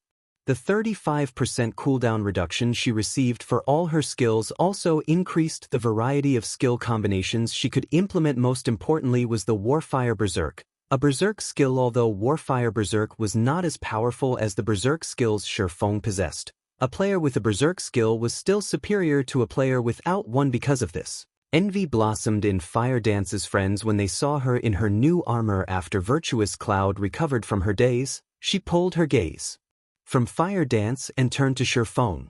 She was no longer as relaxed as she had been, growing far more cautious. Originally, she had intended to sell the remaining Warfire set piece to Shifeng as well. However, she now dismissed this idea. Even a fool could tell that Shifeng was a powerful character. Moreover, Fire Dance and the others had referred to Black Flame as their guild leader. Compared to minor existences like themselves, he was in an entirely different world. Not only had Shifeng saved their lives, but he had also purchased the Warfire bracers they had for more than the market price. They already owed Shifeng a huge favor. If she tried to sell the second Warfire set piece to Shifeng at a high price, she would be ashamed herself. Virtuous Cloud disliked owing other people favors. She was not comfortable until she repaid what she owed. Hence, she looked toward Shifeng and asked softly, "Guild leader Black Flame, I have something I wish to seek your help with." "Sure," Shifeng replied in a carefree manner. It was thanks to Virtuous Cloud that he had been able to complete the Warfire set equipment. He had no issues with helping her with a small request. Our party consists of only independent players, so it isn't easy for us to obtain equipment for ourselves. I still have another Warfire set piece with me. Would it be possible to trade it for 6 pieces of level 20 secret silver equipment? Virtuous Cloud asked, slightly embarrassed. The market price for the Warfire set was 8 gold per piece. As for level 20 secret silver equipment, a few days ago, each was worth roughly 1 or 2 gold. However, as players' levels increased and teams successfully raided more level 20 team dungeons, the value of secret silver equipment fell sharply. Currently, 1 piece of level 20 secret silver equipment was only worth around 90 silver. 6 pieces would cost around 5 gold at most. Listening to Virtuous Cloud's request, Shifeng immediately understood her intentions. She obviously did not wish to owe him a favor. No problem. However, I don't have that many level 20 secret silver equipment on me, though there are plenty back in our warehouse. I'm just about to head back to the city anyway. Will one of you follow me to pick out the equipment? Shifeng tried not to be a hypocrite. Since Virtuous Cloud wanted to avoid owing him a favor, he would not try to force her to accept his goodwill. "I'll pass you the Warfire set piece first, then," Virtuous Cloud said as she happily traded a pair of Warfire boots to Shifeng. When Shifeng agreed to her request, she felt like a weight had been lifted from her shoulders. When Shifeng saw that it was a pair of boots, he was somewhat disappointed, but in the end, it was still another piece of the Warfire set. He'd rather have duplicates than none at all. After they had concluded their trade, Shifeng and the others wandered down the main road, heading towards the exit of White Fog Canyon. Players could not use return scrolls inside White Fog Canyon. Hence, Shifeng and the others needed to leave the canyon on foot before they could teleport back to the city. Shifeng had reaped a massive harvest from his trip to White Fog Canyon. This time not only had he obtained a large stock of Starfire ore, but he had also gained many Warfire set pieces. Most importantly, he had managed to snatch the Golden Stone Tablet. Seeing as the Golden Stone Tablet warranted even a Great Lord's protection, it had to be incredibly precious. Shifeng suspected it was just as valuable as an epic item, if not more. Initially, Shifeng had planned to begin researching the Golden Stone Tablet as soon as possible. However, when he thought about how he was still in White Fog Canyon and that Anubis's gatekeeper was still alive, he immediately suppressed his excitement. After all, there was no guarantee that the Great Lord would not follow him. Hence, Shifeng intended to return to White River City before studying the stone tablet. Even if the gatekeeper showed up in White River City, it would not be a threat. Shifeng might even take advantage of the opportunity to get rid of the gatekeeper. After all, White River City was under Weissman's protection, a Tier 4 Great Wizard. With just the strength of a Tier 3 class, the Anubis's gatekeeper could not run rampant in the city. Just as Shurfeng and the others were about to reach White Fog Canyon's exit, a group suddenly blocked their way. Virtuous Cloud and her team turned grim at the sight. There sure are a lot of people. Shurfeng could not help but laugh as he surveyed the surrounding forest. Several thousand players had hidden in the forest on either side of the road. Even with dulled senses, Shurfeng could still detect them. Guild leader Black Flame, Yulan greeted as she slowly walked out of the forest, smiling faintly at Shurfeng. Since you've discovered us, I guess we don't need to hide anymore. Everyone come out. Following which, swarms of players emerged from the surrounding cover, their numbers exceeding 2,000. Every player was an elite of overwhelming smile. These 2,000 elite players had blocked off the road leading out of White Fog Canyon, and they all emitted a cold killing intent as they glowered at Shurfeng's group. Compared to the red names who had assaulted them previously, these elite players had far better equipment. I wonder what business Overwhelming Smile has with me today? Shurfeng pondered aloud as he observed his surroundings, searching for a gap that he could take advantage of in his current weakened state. It would be somewhat difficult to escape the encirclement of 2,000 elite players. Furthermore, he had his team to consider. Guild leader Black Flame must be joking, Yulan said as she watched her target carefully, finding the man truly interesting. Even against 2,000 Overwhelming Smile elites, his expression had not changed in the slightest. Previously, you killed over 100 of our guild members. If word of that gets out, we'll be a laughingstock. I've specifically sought out guild leader Black Flame today to seek reparations. Chapter 454, Bloody Battle. Listening to Yolan's words, even a fool could tell that Overwhelming Smile had come to redeem their reputation. Miss Yulan, are you suggesting that we start an all-out war? Shurfeng blatantly asked regarding the matter with Oriental Sword. If Overwhelming Smile had not been the one to take action first, Shurfeng would not have bothered with killing him. After all, Zero Wing currently wielded a relatively significant advantage in White River City. Although Overwhelming Smile's financial attack had been considerably powerful, it would not last too long. Even if Shurfeng ignored it, Overwhelming Smile would soon self-destruct. The opposing guild understood the situation quite well. Their current goal was only to delay Zero Wing's development and cause some trouble. Their true aim was to consolidate the strength of the 5 cities surrounding White River City. After Underworld secured full control of those 5 cities, taking Zero Wing out would be effortless. Guild leader, Black Flame, why must you put it like that? I have only come to demand justice for our guild's brethren. Why would I start an all-out war between our 2 guilds? Yulan said, chuckling. Demand justice? Shurfeng could not help but laugh. You must think highly of me. You've actually brought 2,000 people to deal with me. Am I really that scary? I don't know about others, but I know full well what you are capable of. If I don't have this many allies around me, how could I possibly stand before you, the #1 expert of Star Moon Kingdom? Yulan said as she shook her head. If Shurfeng had been alone, Yulan would have been certain that Shurfeng could escape. He might even kill her before he fled. After all, he had done just that with Lone Tyrant. Now that so much time had passed, Yulan refused to believe that Shurfeng had not grown stronger. Since Zero Wing was capable of offering top-tier equipment to even its ordinary members. As the leader of the guild, how could Shurfeng's equipment be inferior? What are your intentions then? Shurfeng asked. As long as you let us kill you once, we will forget about this matter altogether. How about it? Yulan said. Neither of our guilds stand to benefit from an all-out war.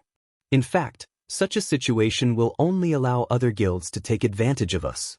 I hope that you will consider your options carefully. Bah! Don't even think about it. Even if we die, we will not let our guild leader suffer such humiliation.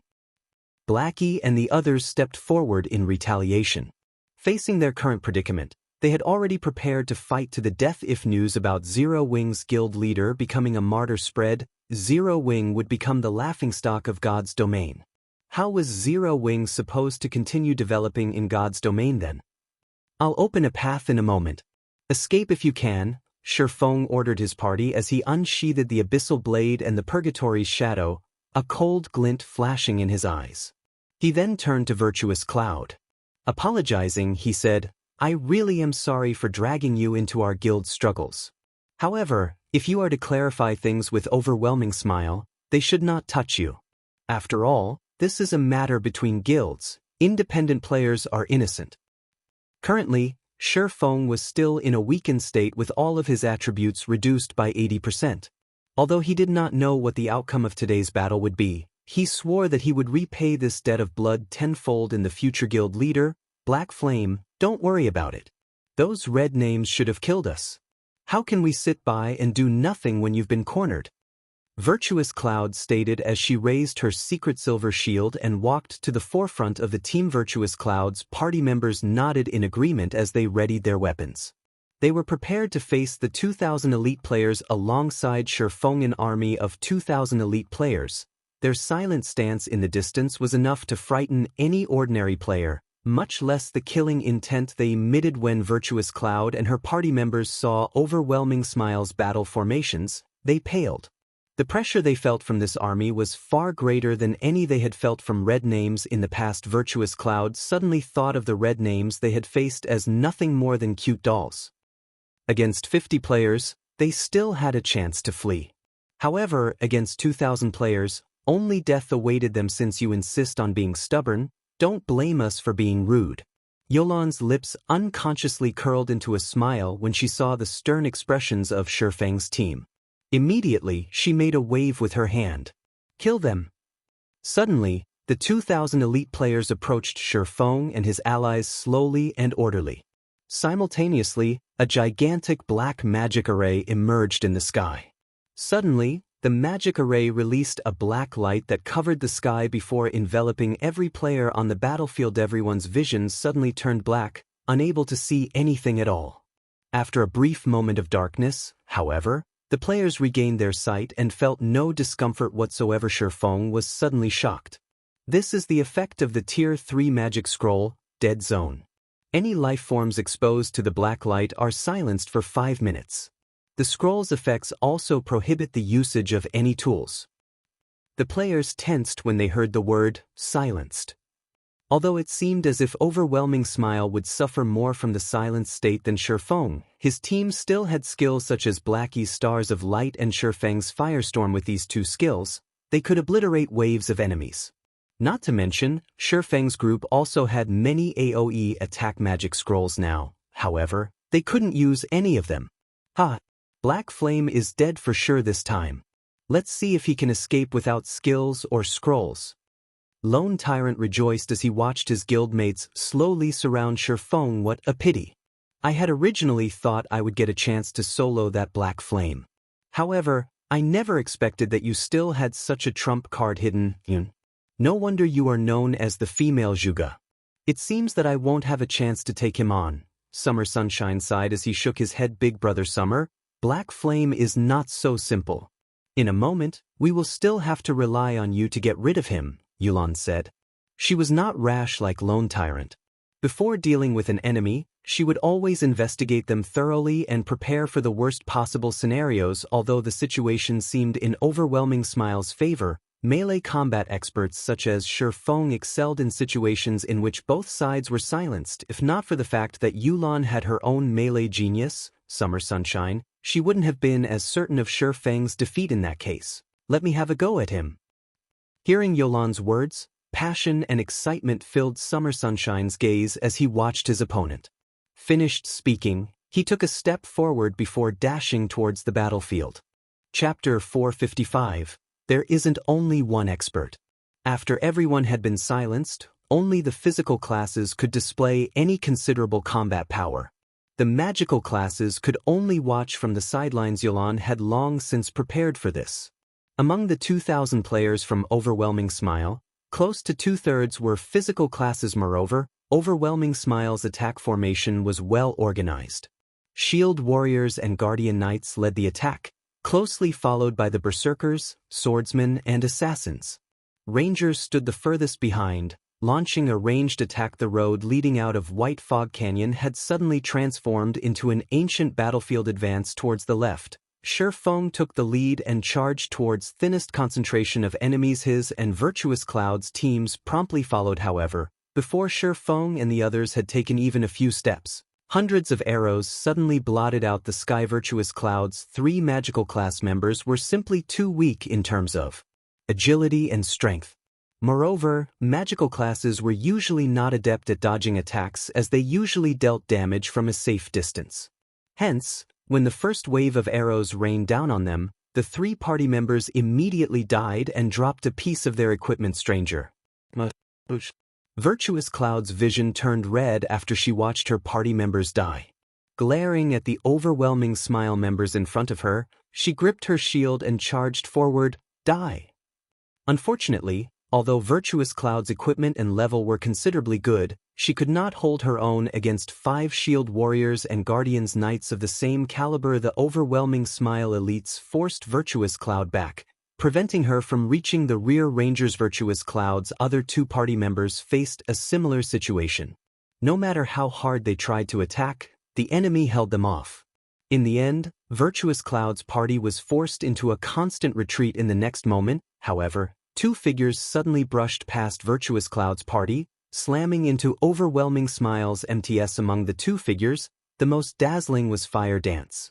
Brandishing her Truefire blades, she sent a blazing arc smashing into a level 23 MT's shield. In the next moment, the assassin forced the MT back by over a dozen steps, and even the players behind said MT had to back up. Immediately after, Fire Dance swung one of her swords at a guardian knight beside her. She flung that guardian knight back by half a dozen yards as well, his body slamming into his fellow guild members. Her strength was astonishing. With a single attack, Fire Dance had shattered overwhelming Smile's formation. Her strength was overwhelming. She fought like a war goddess. Everyone from Overwhelming Smile was left utterly speechless while the crowd from Overwhelming Smile was dazed. Fire Dance continued to brandish her short swords as she weaved her way across the enemy front lines. Every time she swung the Truefire blades, red streaks of light would follow. And wherever those red streaks of light passed, the members of Overwhelming Smile would be blown off their feet. No one could block Fire Dance's swords in a short moment. The assassin had shattered Overwhelming Smile's interception. Although Overwhelming Smile's members had tried to attack Fire Dance, the woman was too fast. Before they even swung their weapons, Fire Dance had already run off. She never focused on a single location, giving Overwhelming Smile no opportunities to surround her. On the other hand, although Overwhelming Smile's members could not attack Fire Dance, she could bombard them easily. Against level 23 MTs, her casual strike could deal close to -1000 damage. If she was lucky and triggered a critical hit or flame state, one attack could deal over -2000 damage. The elite MTs of Overwhelming Smile usually had around 4300 HP, whereas those with better equipment had around 4500 HP. Fire Dance only needed around 4 or 5 attacks to kill one of them. Flying Shadow also fared quite well. Although his attacks were not as frightening as Fire Dance's, against MTs, he could still deal around -700 damage with each hit as if they were in a world of their own. Fire Dance and Flying Shadow started a bloodied massacre within Overwhelming Smile's front lines. On the other hand, Overwhelming Smile's players found it difficult to catch either of them, much less deal damage. A Tier 1 class was significantly stronger than a Tier 0 class. Even without skills, a Tier 1 class could still overwhelm and suppress a Tier 0 class with their attributes. Furthermore, Fire Dance and Flying Shadow both possessed equipment that was far superior to the enemy elites by this time. Shifeng had also activated the 7 Luminaries' Rings Aura of Time. Although silence prevented the usage of skills and spells, it did not impact passive effects. Immediately, enemies within a 150-yard radius of Shifeng had their movement speed and attack speed reduced by 30%. This debuff weakened Overwhelming Smile further in close quarters combat. In the meantime, Shifeng was responsible for protecting Aqua Rose and the other magical classes as they slowly advanced. Realistically, this task should have fallen to Flying Shadow. However, Shifeng's attributes were currently reduced by 80%. He was about on par with a level 20 ordinary player right now. On top of that, he couldn't use any skills. Melee combat was a competition of attributes and techniques. Compared to Fire Dance and Flying Shadow, the power he could display was significantly inferior. Hence, It was better if he focused on deflecting arrows for the others. In a few moments, Fire Dance and Flying Shadow had carved out a path of blood, allowing Shifeng and the others to pass safely. How did that Fire Dance become so strong? Lone Tyrant, who observed the battle from afar, was dumbfounded as he watched the unstoppable assassin, his fists clenching. He refused to believe this scene was real. He had personally witnessed Fire Dance's strength before. Although she was certainly a top-tier expert, she had not been unstoppable. Moreover, Fire Dance was an assassin, not a strength-based class. Yet, her attacks could even overwhelm berserkers. Against MTs, Fire Dance still required 4 or 5 hits to finish them off. Against other assassins, however, one of her attacks devoured their HP. If she achieved a critical hit, they would die instantly. This scene had frightened Overwhelming Smile's assassins to a standstill. Sure enough, Zero Wing is trouble. Yulan frowned as she watched Fire Dance's performance. When she had planned this assault, she had not considered Fire Dance and the others as forces to be reckoned with. Facing 2,000 players in a melee battle, a top-tier expert was limited in what they could accomplish. However, Yulan never expected such a performance from both Fire Dance and Flying Shadow. Kill them. Those in the back, keep up. Do not let them escape. Yulan shouted anxiously. Originally, one black flame was enough trouble. Now, however, there were Fire Dance and the slightly weaker Flying Shadow. If Overwhelming Smile did not kill these 3 people today and hinder their growth, they would only become more dangerous in the future. The longer Yulan watched Fire Dance and Flying Shadow slaughter her people, the more she felt that God's domain was completely different from past virtual reality games. It was far more beneficial to have individuals with overwhelming combat power than it was to rely on the strength of numbers. Overwhelming Smile members began to converge on Shifeng's group faster. However, due to the Aura of Time's effect, the army could not keep up with Shifeng and his team's movement speed. As a result, the distance between them only increased as time passed. Meanwhile, the number of enemies between Shifeng's group and Freedom continued to decrease. Just as the Zero Wing members and their surviving allies were about to break free from the encirclement, a dark figure emerged from the crowd and dashed towards Shifeng. This was none other than the level 26 assassin, Summer Sunshine. Even with the movement speed reduction effect of the Aura of Time, Summer Sunshine was still frighteningly fast. He quickly caught up with Shifeng, who covered Aqua Rose and the others. Retreat, you should just stay behind. Summer Sunshine chuckled as he stood in front of Shifeng, blocking his path. Chapter 456, Death God. And just who are you, brat? What a big mouth you have. Believe it or not, if I wasn't silenced right now, I could wipe the floor with you at any given second. Due to having been silenced, Blackie had been disappointed that he could not display his strength. With Summer Sunshine's sudden appearance and his arrogant tone when he spoke to Shifeng, Blackie was instantly enraged so fast. Looking at the youth in front of them, Aqua Rose discovered that he was actually level 26, the same level as her. She also felt an intensity radiate from this assassin. This intensity was heavier and more chilling than that from a Lord-ranked monster. In particular, with confidence and arrogance, he looked at them as if they weren't even the same species, but some lower life forms. He looked down on them like a god over mortals. Just who is this person? Aqua Rose was stunned and confused. Currently, her intuition warned her to flee from this man. This was the first time since she had begun playing God's Domain that she had ever experienced such a feeling. Standing beside Aqua Rose, Violet Cloud was similarly on high alert. After participating in Ouroboros's internal competition with Shifeng, she had some understanding of monster-like experts. Compared to Aqua Rose, she knew how frightening these kind of people could be. Immediately, she pulled Blackie, who was prepared to throw himself to Shifeng's defense, back, warning him, "Brother Blackie, be careful.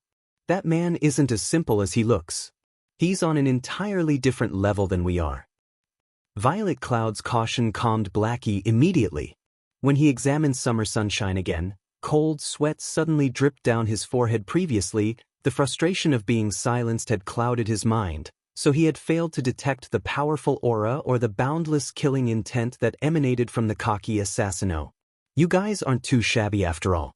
You're only the second group of players that I've met since I arrived in Starmoon Kingdom to possess such sharp senses.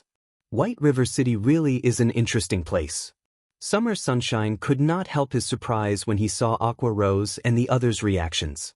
Not even Underworld's so-called great expert, Ming Sha, had sensed how powerful he was. Yet, Aqua Rose and the others had managed to do so. At least, this showed that they were slightly stronger than Ming Sha. Unfortunately, they were only slightly stronger. Summer Sunshine then pointed toward Shifeng, saying, "I'm not interested in you guys, so you can leave. He, however, has to stay." You!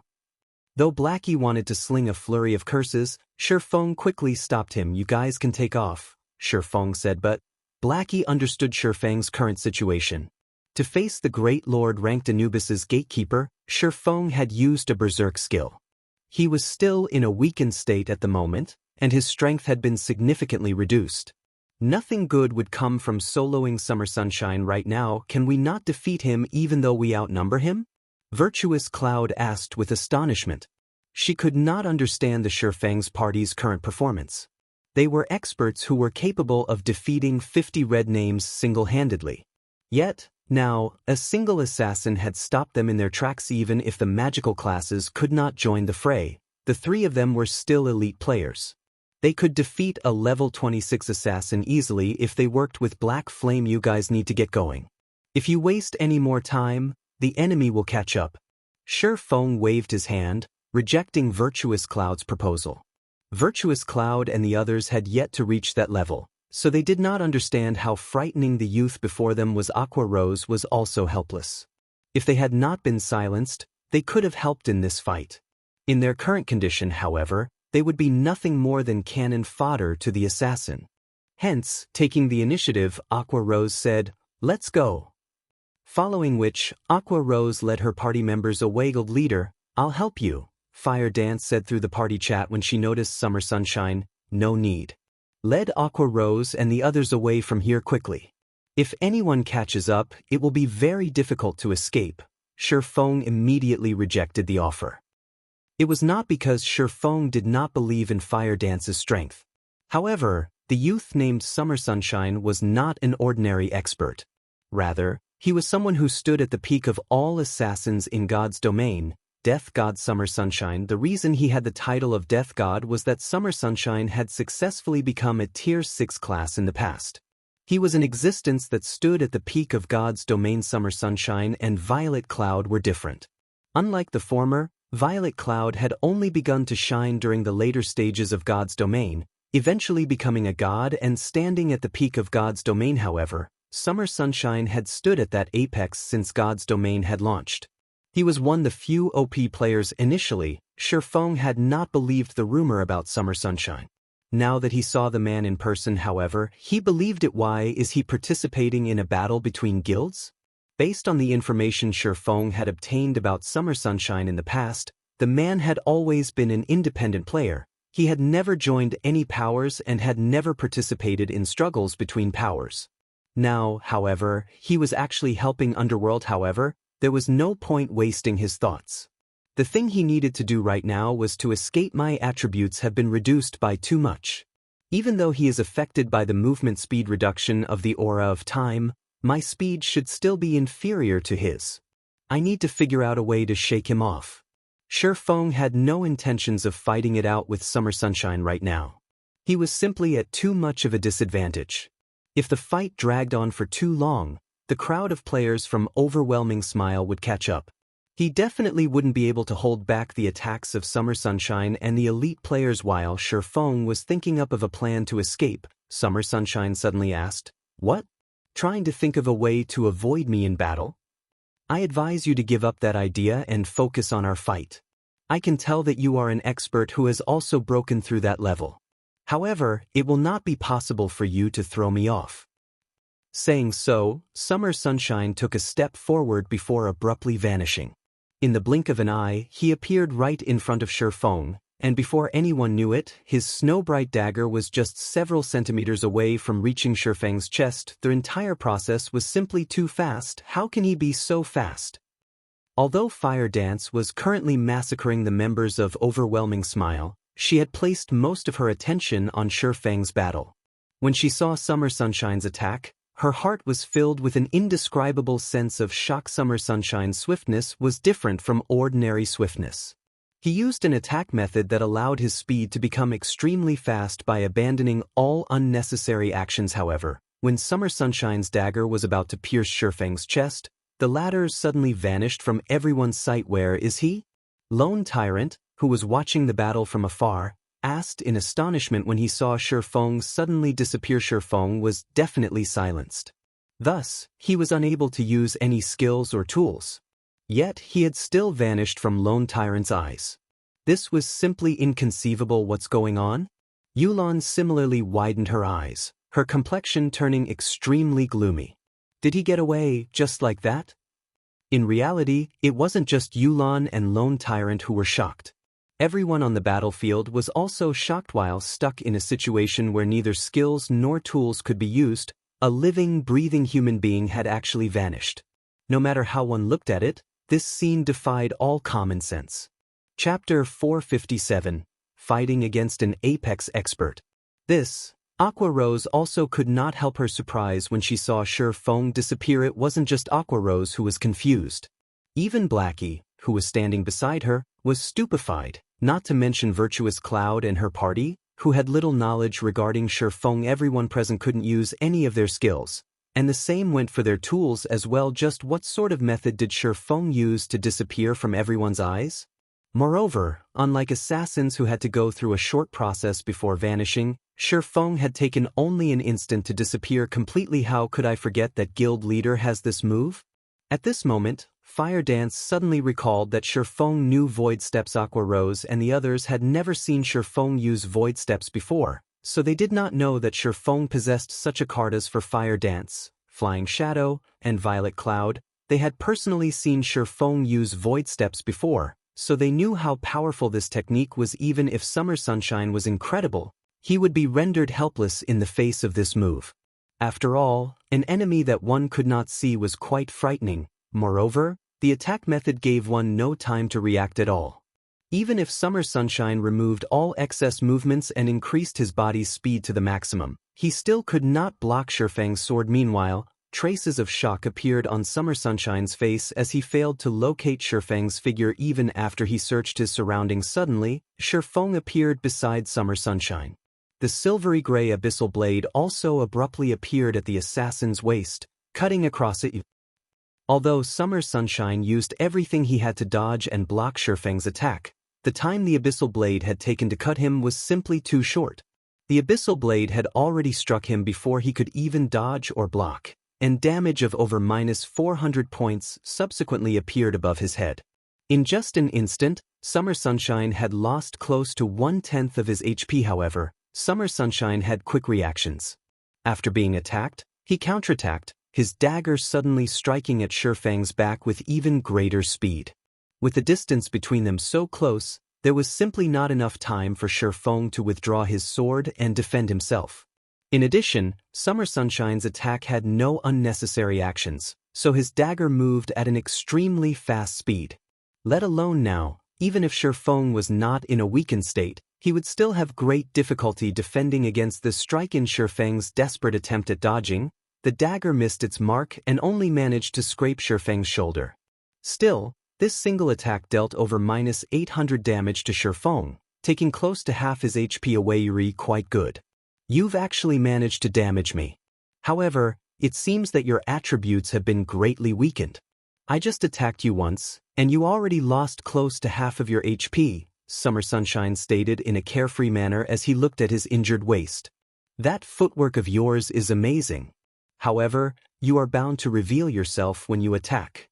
Your one strike took away only around 1/10 of my HP. Even if I just exchange damage for damage, it will still be your loss 3 moves later. But since you were able to harm me, as a reward, I won't suppress you using my attributes. I'll let you see what real strength is. Summer Sunshine spoke in a very casual and overbearing tone. However, Shifeng did not think that Summer Sunshine was bluffing, because the moment the assassin finished speaking, the aura surrounding him underwent a complete change. Previously, he had still leaked out a little killing intent. Now, however, he completely sheathed it. The gaze in his eyes no longer focused on a single point. Instead, it was a gaze that took in everything in the surroundings. Looking at everything objectively, this move was none other than omnivision. However, compared to when Soaring Snake and the other amateurs used it, Summer Sunshine had mastered it to the realm of perfection as expected of the death god of God's domain. It seems he won't be that easy to deal with. Shi Feng had never fought against such a powerful character in the past. To be precise, he had not had the qualifications to do so. Although a Tier 3 Sword King was similarly very amazing in the eyes of ordinary players, in front of God-tier players, he was no different from an ant in the past. There was a saying that went around in God's domain: everyone beneath God-tier was an ant. Without becoming a Tier 6 class, one would never know how frightening Tier 6 players truly were. The assassin standing before him was an expert that had always stood at the very peak of God's domain. Shi Feng had never expected to fight such an expert. However, the past and the present were different. First and foremost, the Summer Sunshine before him right now had yet to become a God-tier expert. Meanwhile, Shi Feng himself knew void steps and advanced footwork. Defeating Summer Sunshine and escaping was not necessarily impossible. As for escaping, looking at Summer Sunshine's speed, Shi Feng knew escaping was not an option unless he defeated the assassin. In reality, there was another method he could use, and that was to execute void steps continuously. However, due to his attributes being reduced, the distance he could move each time was also greatly reduced. Moreover, using void steps multiple times in quick succession was mentally taxing. He would most likely lose consciousness before he could even run 100 or 200 yards away. It seems that I can only try to take care of him by continuously using void steps. Shi Feng really could not think of a better idea right now. Melee combat relied on attributes and techniques. In terms of attributes, Shi Feng was no match for Summer Sunshine at all. Hence, he could only try to gain victory through techniques, since using void steps only once was not enough. Then he would use void steps twice in a row, once for attacking and once for dodging. After thinking up to this point, Shi Feng immediately used void steps and dashed towards Summer Sunshine. Suddenly, Shi Feng disappeared from everyone's eyes once more. A short moment later, Shi Feng appeared beside Summer Sunshine once more, and the abyssal blade was also sweeping towards the assassins. Abdomen dang. Suddenly, the sound of metal clashing rang out, a dazzling spark appearing around Summer Sunshine's abdomen. Instead of landing on the assassin's abdomen, the abyssal blade was actually blocked by his dagger. Immediately after, Summer Sunshine used his other dagger to strike at Shi Feng's blind spot. Shi Feng was shocked. However, with equally fast speed, he promptly used void steps and just barely dodged the dagger's attack. Everyone's hearts trembled when they saw Shi Feng and Summer Sunshine exchanging moves he couldn't have possibly seen through guild leader's footwork, right? Fire Dance could not help but be shocked. Void steps was an advanced technique that allowed Shi Feng to easily defeat a chieftain. Yet, Summer Sunshine had seen through it after just 2 uses.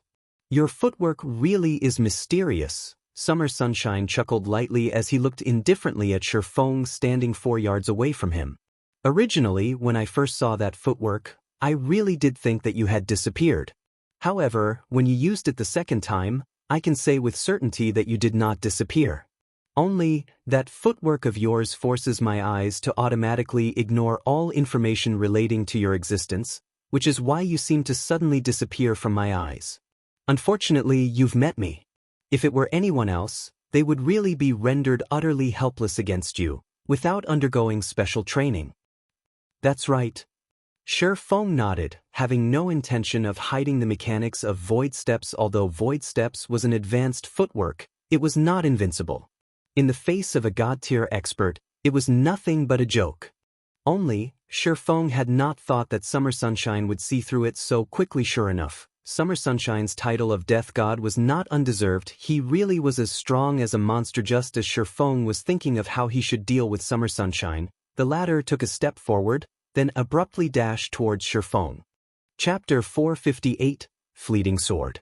Straight-line attacks were very easily seen through, yet Summer Sunshine did not seem to care about using them at all. With Omnivision, Shi Feng's every action was being scrutinized by Summer Sunshine. Even if Shi Feng thought about his next move, Summer Sunshine could immediately see through it and react appropriately.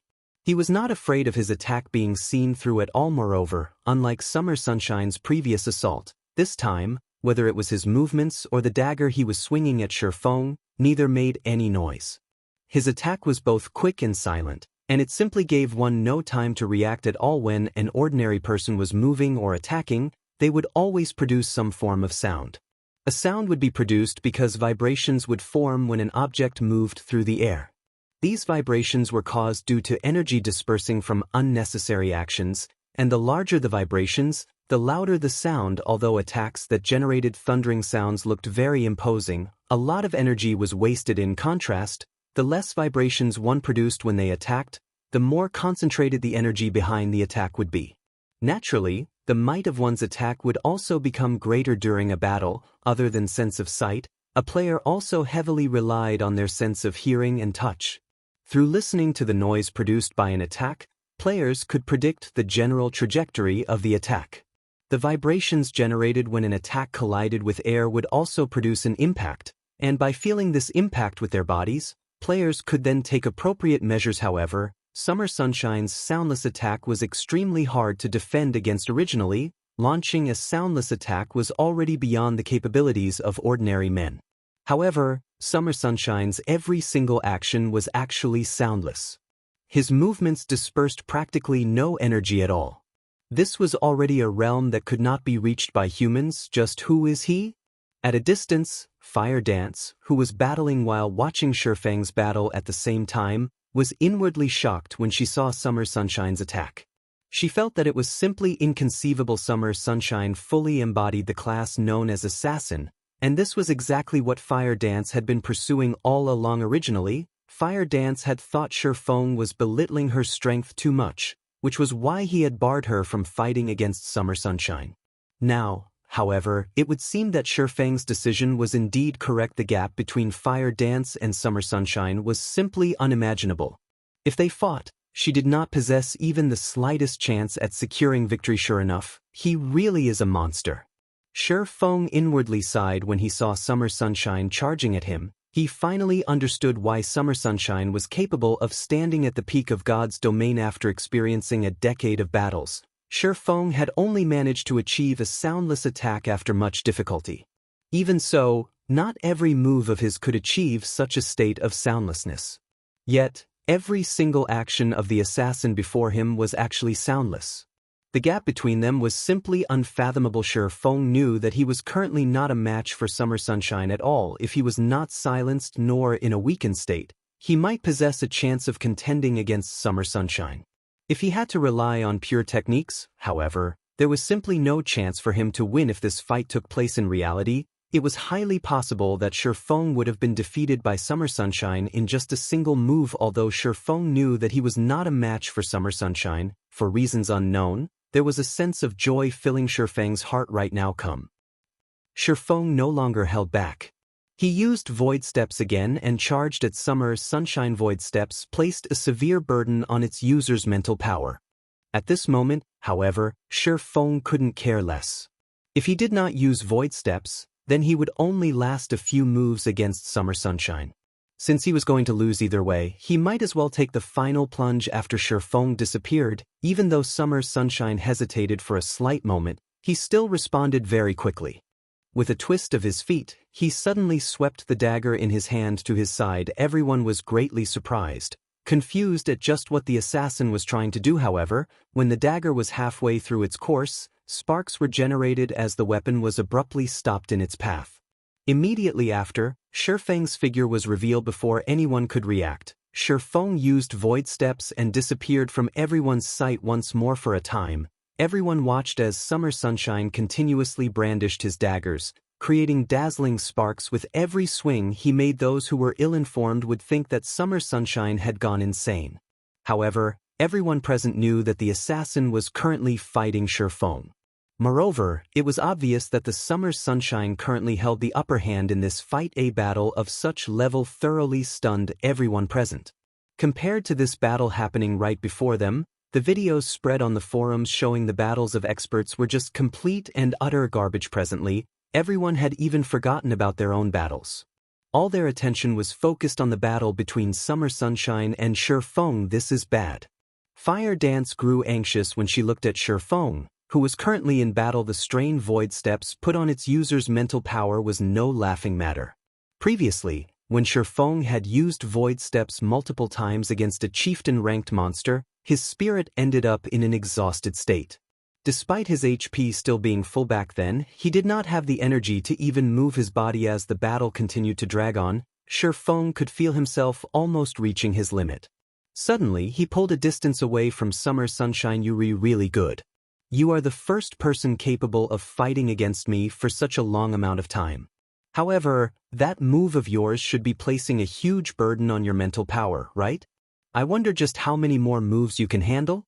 Despite having gone through such an intense battle, Summer Sunshine still displayed a calm and indifferent expression on his face. Sure Feng did not give a reply.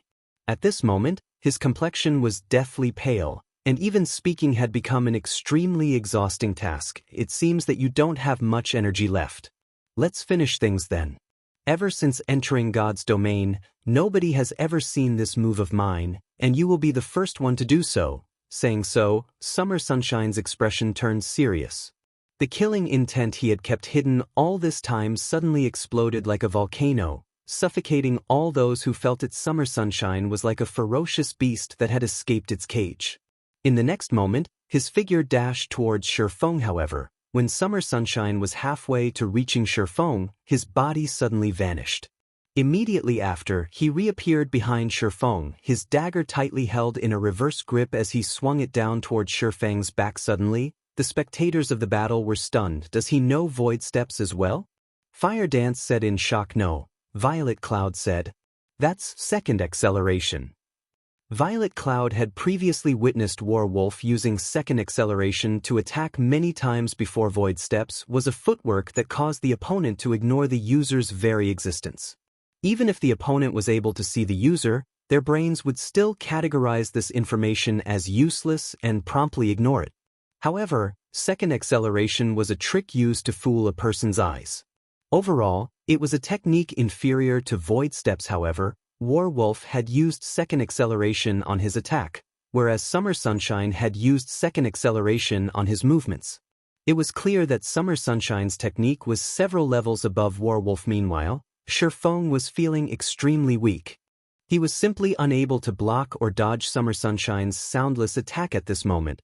Although Sure Feng had discovered Summer Sunshine's attack, he was already close to exceeding his mental limit. His body felt extraordinarily heavy. Even if he tried to defend using the Abyssal Blade right now, it was simply impossible for him to keep up with Summer Sunshine's speed. Is this the end? The moment before the attack was about to hit him, Sure Feng could not help but have such a thought. No. He definitely could not let it end here. He still needed to reach even greater heights. He definitely could not be defeated here. I need to block it. I must block it. My movements need to be faster. Much faster. At this moment, Sure Feng was wholeheartedly trying to make his movements much faster and more precise. However, he no longer possessed the energy to control the other parts of his body. He could only use the most conservative way he could think of to block Summer Sunshine's attack. At this moment, Sure Feng's mind had already forgotten to think, his body forgetting to breathe when there were only a few centimeters left between Summer Sunshine's dagger and Sure Feng's body. The Abyssal Blade in Sure Feng's hand suddenly slid into the Snowbright dagger. Dang. The impact of the two weapons caused the Snowbright dagger's trajectory to shift, and as a result, the dagger only brushed past Sure Feng's body. Chapter 459, Catastrophic.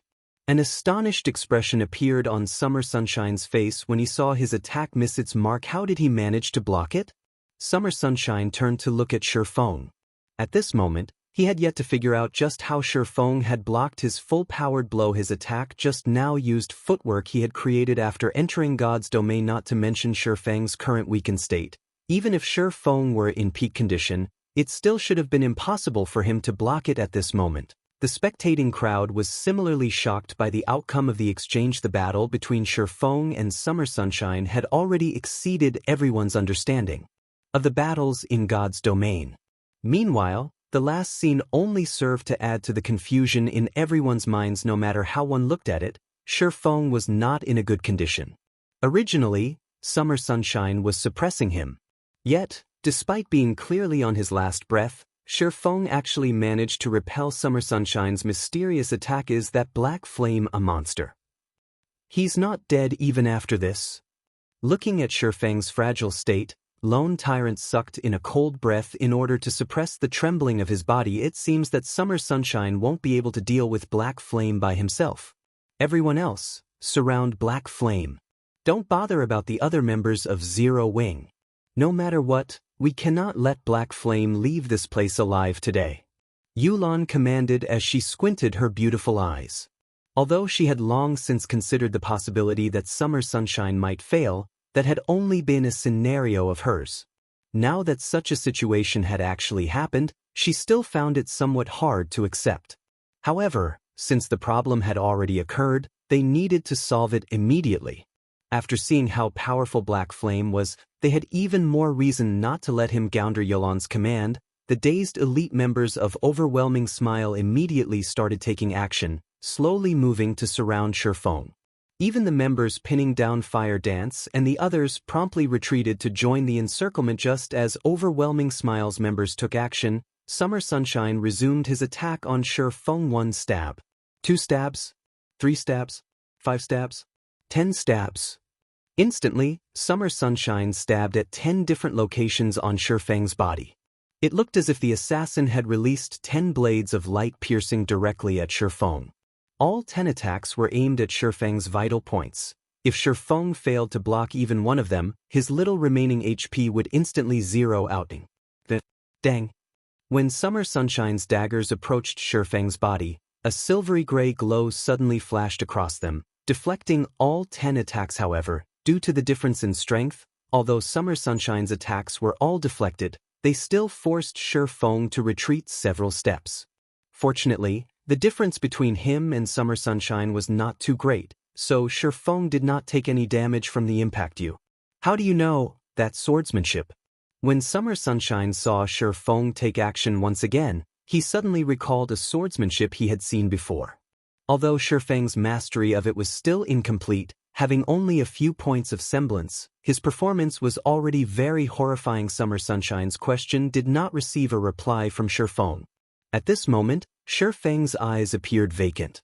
He had not heard Summer Sunshine's question at all. Doing it unconsciously? Summer Sunshine was left slightly speechless when he noticed Feng's fragile state. A strong wind was all that would be needed to send Feng crumbling to the ground right now. However, Summer Sunshine couldn't care less at the moment.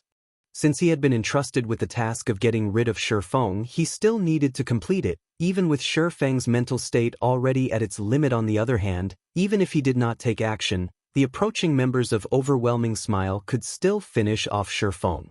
After all, Feng was now on his last legs. Just as Summer Sunshine was about to charge at Feng, a large black hole appeared in the deep blue sky all at once. A wolf-headed, human-bodied monster suddenly emerged from within the black hole, exuding a frightening aura that constricted the hearts of everyone present. Why is he here? Fire Dance's complexion paled as she raised her head to look at the monster in the air. That wolf-headed monster was none other than the Anubis's gatekeeper. Only, at this moment, the gatekeeper was no longer level 30 but a level 35 Great Lord. Instead, his HP had also risen from 10 million to 15,000,000. When everyone present looked at the Anubis's gatekeeper, all of them were confused as to why a level 35 Great Lord would suddenly appear at this place. However, Feng's party members understood just why the gatekeeper would show up here. The Golden Stone Tablet. The Anubis's gatekeeper had been guarding the Golden Stone Tablet all this time. Now that Feng had stolen it, the Great Lord was naturally here for payback. It's over. We're truly finished this time. As if dealing with Overwhelming Smile was not enough, now one more Great Lord is added into the fray. Blackie had seen for himself how powerful a Great Lord was. Even after Feng went full berserk, the gatekeeper could still toy around with him as if he were a little boy.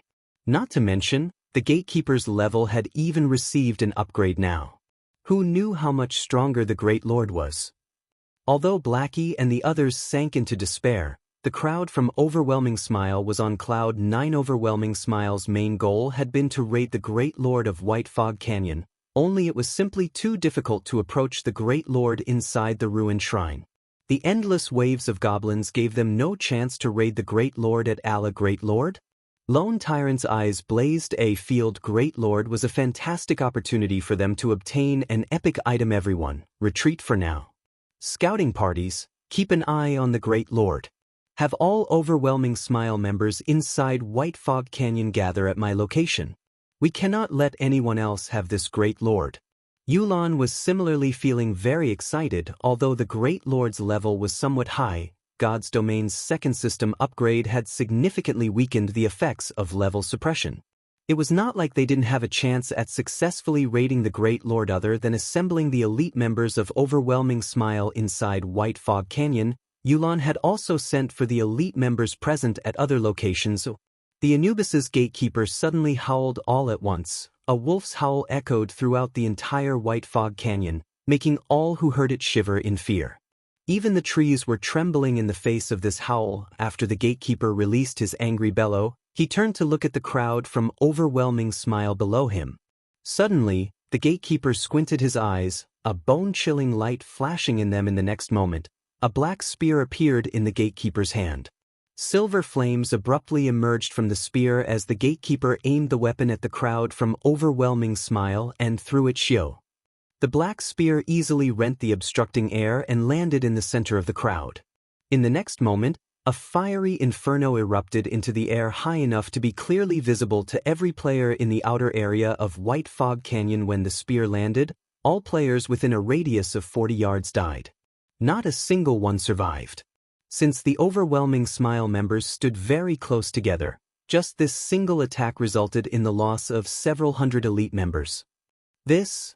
Lone Tyrant's eyes nearly popped out of their sockets. How was this a monster? Even a casual attack possessed such catastrophic power. This was practically a god. Players like them could barely even be considered cannon fodder. Before Lone Tyrant could finish his words, another black spear appeared in the gatekeeper's hands.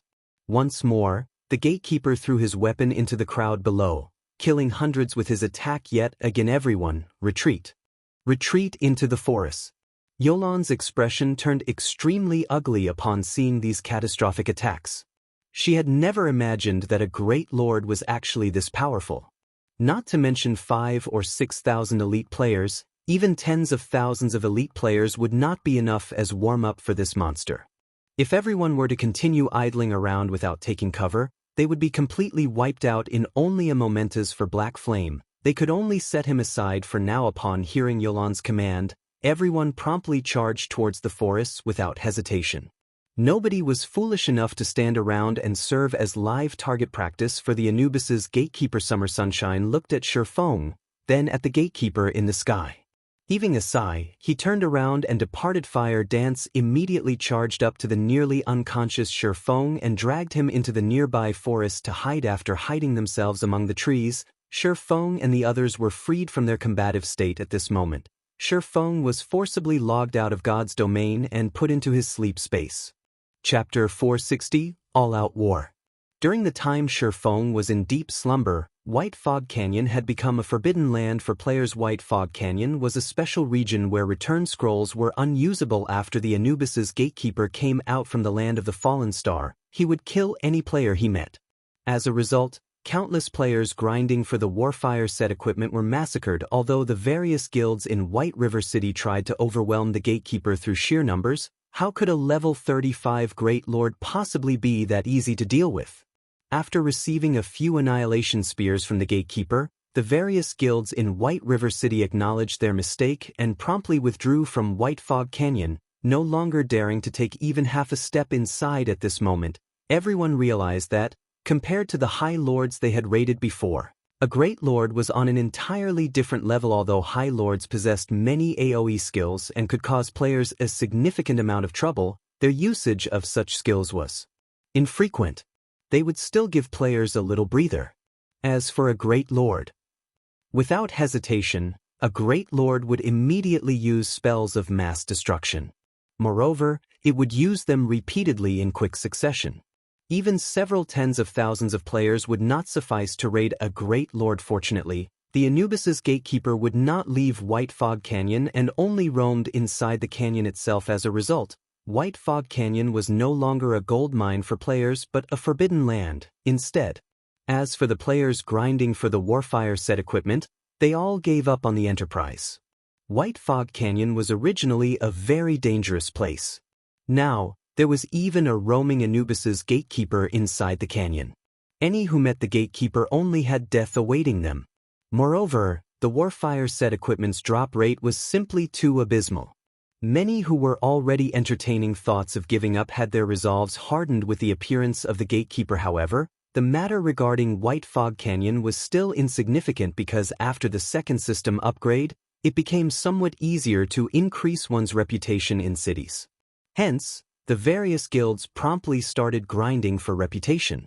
At the same time, they also began to secretly amass coins.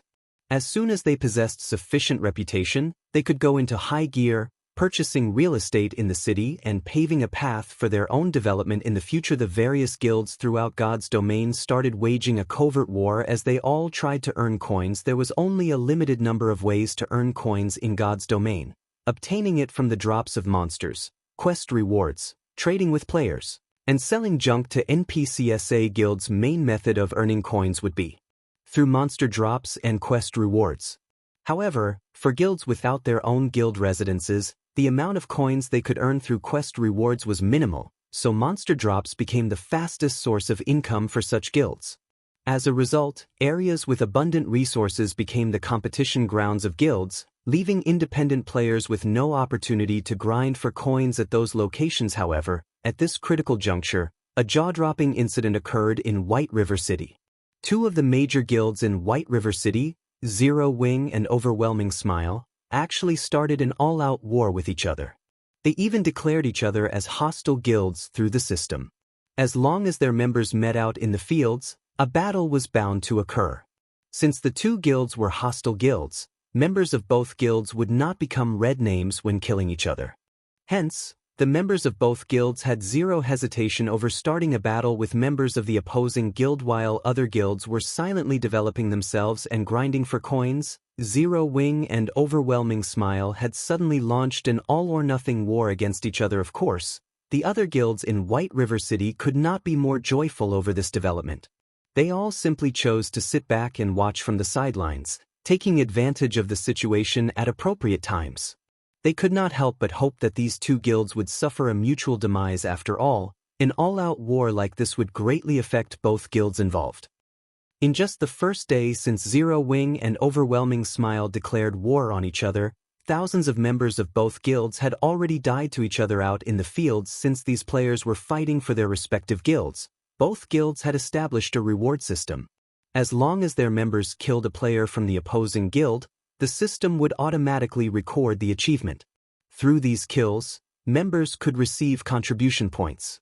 Moreover, the number of contribution points awarded would vary, depending on the position of the hostile guild's member killed. The higher the enemy's position was, the more contribution points awarded. Killing an enemy player who had killed many fellow members would also reward more contribution points. Contribution points could then be exchanged for guild points, and these guild points could be exchanged for items available inside the guild's warehouse. This was undeniably a competition between both guilds' background and financial prowess. Inside a bar in White River City, close to 100 players were drinking and chatting merrily.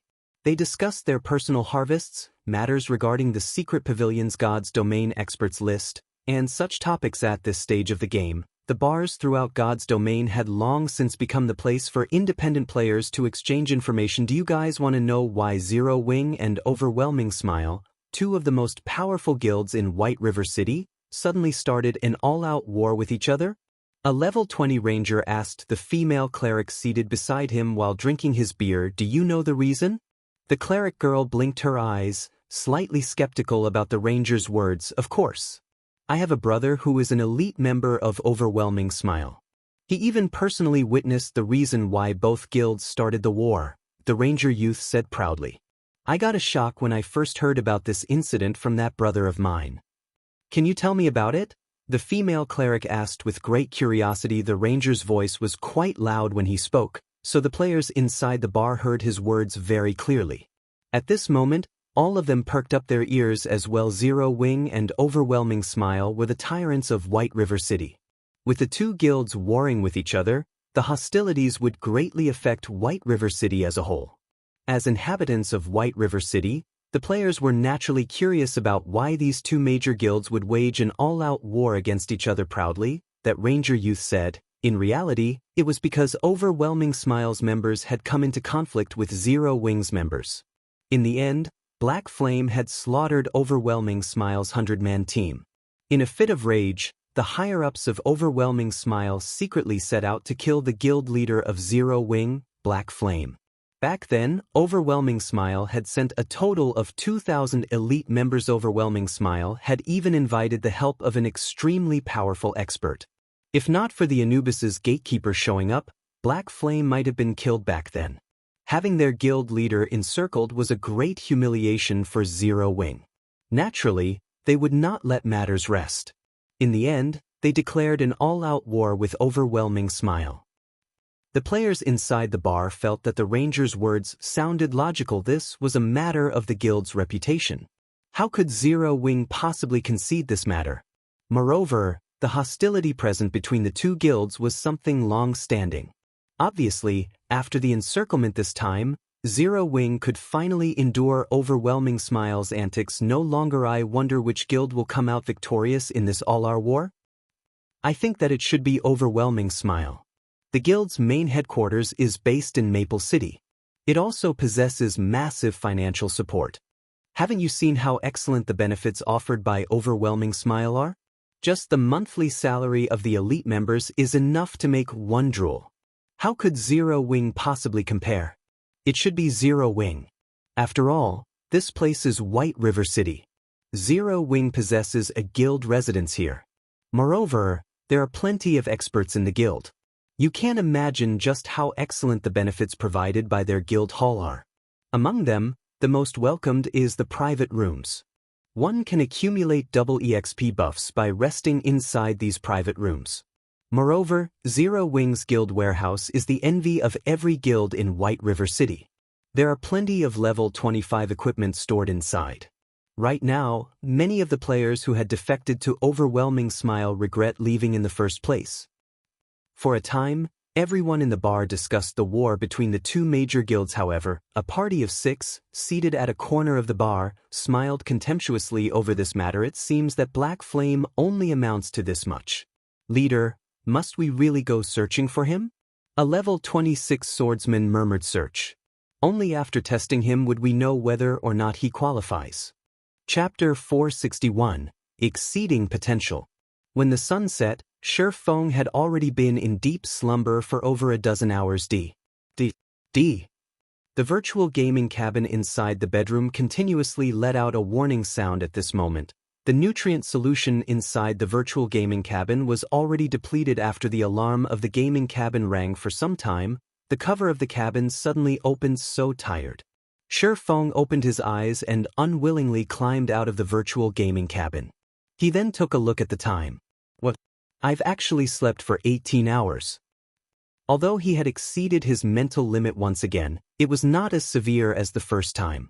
Even so, he had still slept for such a long time. Just what is going on here? After Shi Feng woke up, his entire body felt drained. Even the nutrient solution he had refilled just a few days ago was completely exhausted. Normally, a full tank of nutrient solution could last a player 15 days. The previous time Shi Feng had exceeded his limit, some solutions still remained. Now, however, the tank was completely emptied.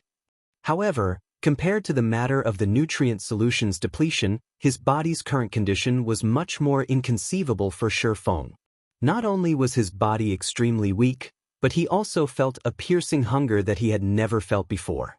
He was so hungry that he could eat an entire cow right now. Although Shi Feng did not understand what was going on, he did know that, if he did not replenish his body's nutrients at once, he could very well faint from hunger. He immediately retrieved the 2 bottles of S-rank nutrient fluid he had set aside for his parents at this moment. Shi Feng could clearly tell that the hunger he was feeling did not come from his stomach.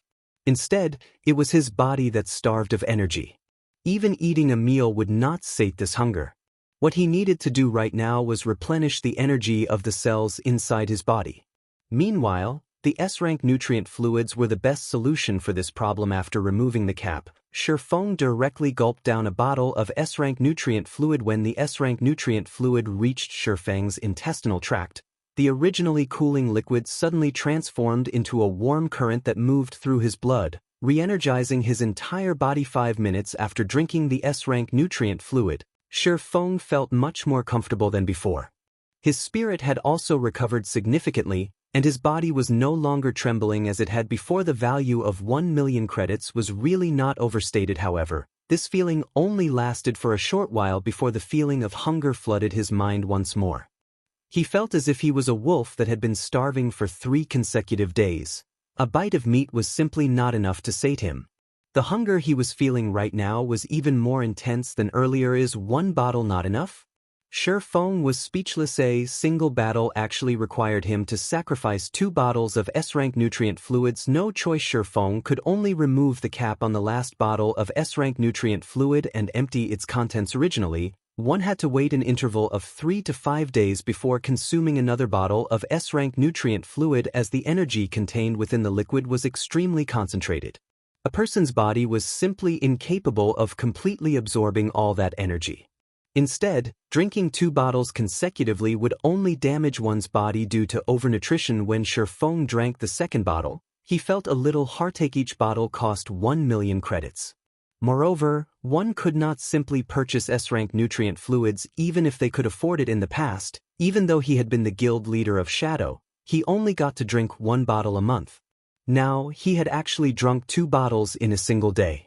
If others were to find out about this, they would definitely look down on him as a wastrel. However, S-rank nutrient fluids were indeed amazing. After drinking 2 bottles and resting for a few minutes, Shi Feng was already completely rid of his fatigue. His body had also recovered to normal. Following which, Shi Feng drank another dozen or so bottles of A-rank nutrient fluid before recovering to his peak condition. Is it my imagination? After recovering completely, Shi Feng suddenly discovered that his 5 senses were much more acute than before. Originally, he could never hear the chirping of birds when inside his bedroom. Now, however, he could actually hear it. Besides being able to hear the chirping of birds, when Shi Feng looked at his own room, he was also able to see with much greater clarity than before. His mind had also become much faster. Did breaking through my mental limit multiple times allow my brain to become more active? Shi Feng's heart was filled with ecstasy. He had tried fortifying his body many times before to increase the flow of blood into his brain, in addition to providing his body with various nutrients.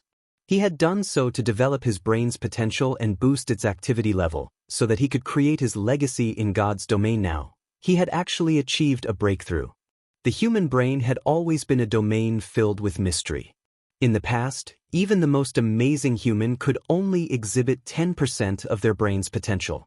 Advancements in technology had made developing the brain's potential possible, but it was extremely difficult to do so. It was not something one could succeed at just by trying. In Shi Feng's previous life, countless people had tried their best and had spent large sums of money just to raise their brain's potential by a tiny fraction. Yet, even so, these people had felt that slight improvement worth their sacrifice. As the activity of the brain increased, a person's control over their body would also improve significantly. In God's domain, there were many genius players who possessed extraordinary talents. However, why were these geniuses better than ordinary players? It was because their brain's activity was out of the ordinary. As a result, their control over their game avatars surpassed ordinary players, allowing them to carry out actions that no ordinary player was capable of, just like Soaring Snake, whom Shi Feng had met some time ago. Soaring Snake was a gifted genius who possessed unmatched reflexes. Meanwhile, Shi Feng had broken through that limit by chance, so how could he not grow excited? Although he had only received a slight improvement, Shi Feng could now see a new path opening up for him. Moreover, this was a path that led directly to the peak of God's domain. It seems that I need to prepare many more bottles of S-rank nutrient fluid in the future. Feng felt uneasy when he recalled the piercing hunger that was transmitted to his brain earlier after breaking past the limit of his mental power. His brain naturally needed a massive amount of energy to recover. This time, he was only fortunate that he had sufficient bottles of S-rank nutrient fluid to allow him to achieve a breakthrough. Otherwise, he would have had to be admitted into the hospital to rest for some time. Moreover, resting at the hospital would not necessarily increase his brain's activity and develop its potential. When Feng thought about improving his brain's activity, his thirst for S-rank nutrient fluids grew even more intense. Only now did Feng understand why the first-rate guilds and super guilds in the past were purchasing S-rank nutrient fluids in bulk. There was an 80% chance that they had done so in order to nurture apex experts. On the other hand, he had been under the misconception all this time that S-rank nutrient fluids were only used to strengthen a person's physique. Ding. Ding. Ding. Suddenly, Feng's quantum watch started ringing. Meanwhile, the person calling him was none other than Big Dipper Training Center's chairman, You Master Feng. Our side has already completed the preparations for the fighting competition. As for the exact time of the event, it will be set at 2 days from now, at 10 o'clock in the morning. May I know your opinion on this? If you are not free, I can still delay the event by 2 or 3 days. Yu said. Let's go with 2 days from now then. Feng was in a very good mood at the moment. Hearing Yu's words, he became even more elated. As long as he won the competition, he would obtain not only 5 virtual gaming cabins but also 15 bottles of S-rank nutrient fluid. I have already sent the information regarding your opponent to your quantum space. However, that person is very mysterious, and the information we have collected on him is very limited. We only have the records for a few of his matches. He had ended a majority of his matches in just a single move.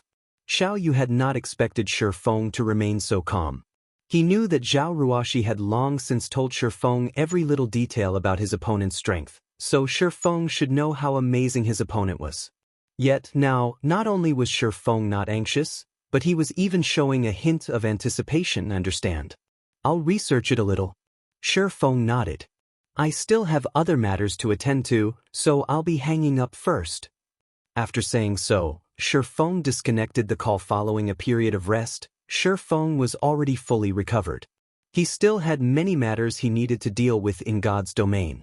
Since he had slept for so long just now, he naturally could not delay any longer, which was why he had ended the call in such a hurry. After refilling the nutrient solution inside the virtual gaming cabin, he lay down inside the cabin and entered God's domain once more. Chapter 462, War of Attrition. When Feng logged into the game, the location he appeared at was still within White Fog Canyon at this moment. The sky in God's domain was dusky. There was still over an hour until dawn. It sure is quiet. Feng took a look at his surroundings, failing to notice any players or monsters. There was only the sound of leaves rustling in the cold wind. This was a very abnormal situation in White Fog Canyon. However, Feng did not stay in this spot for too long. He dashed towards the exit of the canyon. At this moment, Feng's weakened state had already ended, having recovered his peak condition. If one were to look at Feng's running figure right now, they would not be able to see him clearly at all. They would only see a black figure darting across the map. Feng was like a healthy and elegant leopard. Just as Feng was about to leave White Fog Canyon, a group of over 100 crimson-eyed battle monkeys leaped out of the forest and blocked his path. The monsters in White Fog Canyon were very dangerous due to being in a constant berserk state. Now that was nighttime, players would have their vision reduced while monsters would not be affected in the slightest. As a result, players would find it much more difficult to fight at night. Facing against over 100 elite monsters, even an elite party would die unavenged. Only a large team of over 100 players could possibly endure the assault of so many crimson-eyed battle monkeys. However, as if he had not seen the monsters in his way, Feng dashed into the group of battle monkeys. The crimson-eyed battle monkeys had similarly charged at Feng like a group of mad cows. However, just when the sabers held by the battle monkeys were about to land on Feng, the weapons struck air and simply brushed past Feng's body. It was as if the battle monkey's target was not Feng at all. He allowed Feng to easily shuttle through them. After their first attack failed, the crimson-eyed battle monkeys turned around and attacked Feng once more. This time, 7 battle monkeys surrounded Feng. However, Feng was just like flowing water. Just like before, when the battle monkey's sabers were about to reach Feng, the weapons simply brushed past his body in just a moment. Feng had weaved his way through the group of crimson-eyed battle monkeys. Although the battle monkeys felt enraged by this situation, they could not do anything about it. They could only watch unwillingly as Feng exited the canyon. The improvements brought about by an increase in brain activity sure are significant. Feng was full of smiles as he turned back to look at the crimson-eyed battle monkeys. Although he could defeat such a number of battle monkeys by himself, he definitely would not have been able to effortlessly dodge such an encirclement. This achievement was all thanks to his increase in brain activity. Not only did this change improve his brain's perception of danger, but it had also advanced his control over his own body. Whether it was in regard to an enemy's attack or his own ability to dodge, the ability to control his movements had become very precise and refined. He had already entered the refinement realm before. Feng could only barely achieve refinement with his actions, and he could not maintain that achievement for long. He could only be considered to have taken half a step into the refinement realm. Even so, half a step was already an amazing feat. Meanwhile, he had now completely entered this realm, becoming much stronger than he had been before. Even if he had to face Summer Sunshine's assault right now, he believed that he would not end up in such a miserable state where he would be required to use void steps to dodge. After leaving White Fog Canyon, Feng immediately unfurled a return scroll and activated it. Shortly after returning to White River City, Feng discovered that the number of players here were much more numerous than before. The players were all recruiting team members. Money farming team, 17 waiting for 3. DDs are welcomed. Must be level 20 or above. Frozen Waterfall Independent Party recruiting, 12 waiting for 8. We welcome all sorts of pros. Must be level 21 or above. Equipment must be at least bronze rank. Twilight Lighthouse Independent Party recruiting. Party is being carried by an expert. Noobs, do not disturb. Equipment must be at least bronze rank. Drops will be auctioned among team members. Many players were recruiting for level 20 team dungeons out in the streets.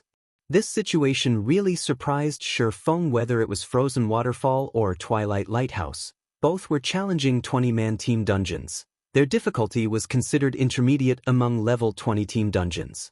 Currently, even a normal guild team would not necessarily succeed when clearing one.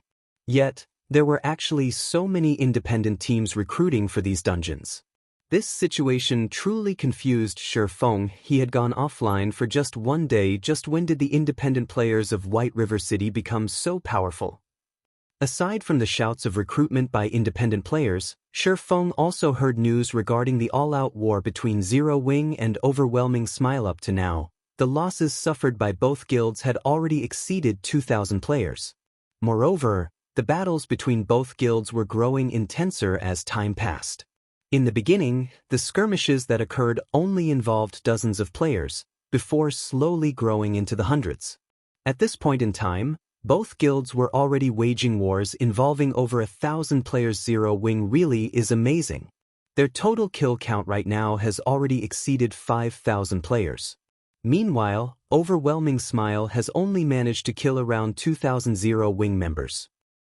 I know, right? I heard that Zero Wing's assassin Fire Dance alone has killed more than 300 Overwhelming Smile members. Many players were done in by her, and she has even managed to kill Lone Tyrant, giving Overwhelming Smile a huge headache. Right now, her fame is no longer beneath Black Flame. Other than Fire Dance, there is also Flying Shadow, another assassin of Zero Wing. His kill count is just slightly below Fire Dance's. Right now, he has already killed more than 200 members of Overwhelming Smile. In addition, there are also Aqua Rose, Violet Cloud, Cola, Blackie, and so on.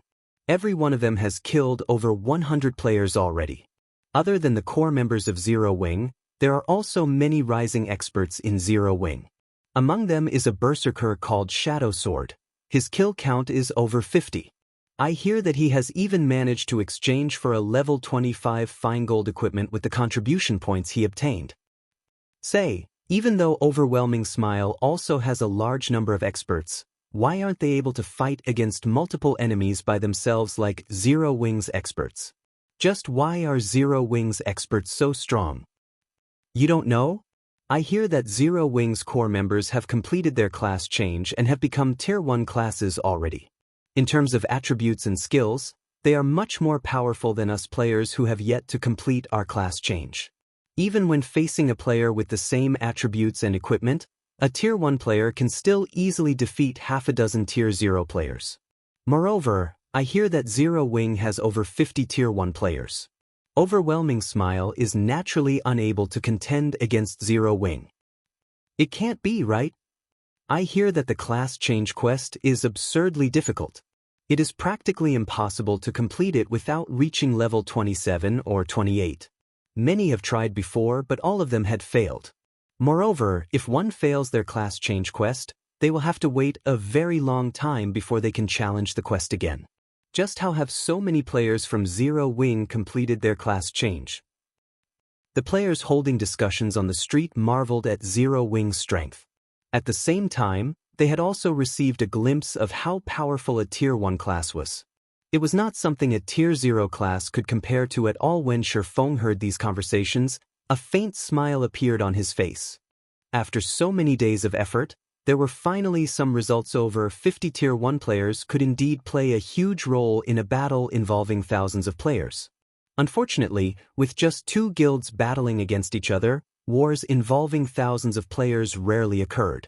A majority of the battles fought between the 2 guilds were merely small skirmishes that involved several dozen players.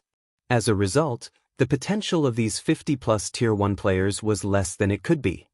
Moreover, when comparing the backgrounds and fundings of the 2 guilds, Overwhelming Smile was leaps and bounds above Zero Wing. Although Overwhelming Smile's death count was more than double Zero Wing's death count, Overwhelming Smile was supported by Underworld from behind. Their financial prowess was definitely more than a dozen times greater than Zero Wing's. Even if the compensation and rewards they gave was triple or quadruple of what Zero Wing gave, they could still afford to grind Zero Wing into dust. This was the reason why Shifeng had been unwilling to start an all-out war all this time, as doing so would be very detrimental to Zero Wing. Following which, Shifeng contacted Aqua Rose to get a more detailed understanding of the present situation. He then increased the contribution points awarded for killing enemy players as well as increased the compensation of the guild members who died battling against the enemy.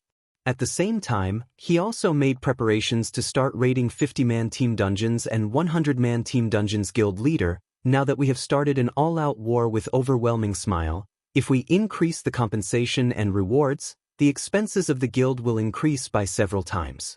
If the war is extended, this amount will become astronomical.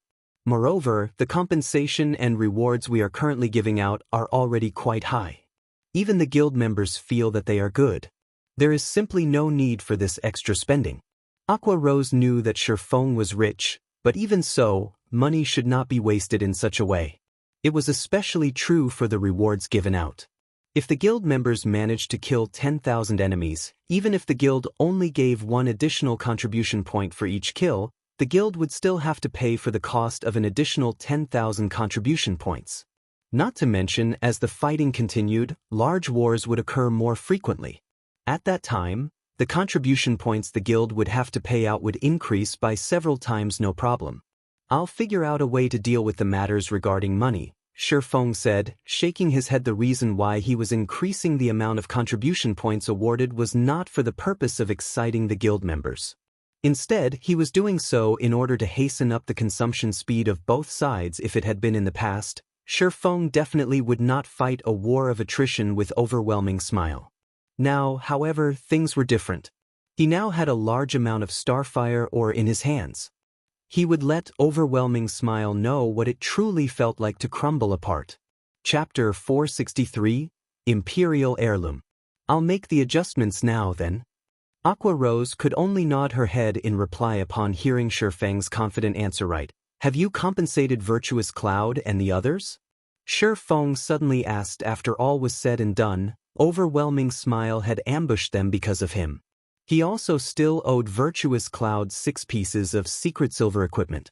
However, due to his short hibernation this time, he had not been able to bring them to make their selection. Already brought them to the guild's warehouse to exchange for 10 pieces of level 20 secret silver equipment.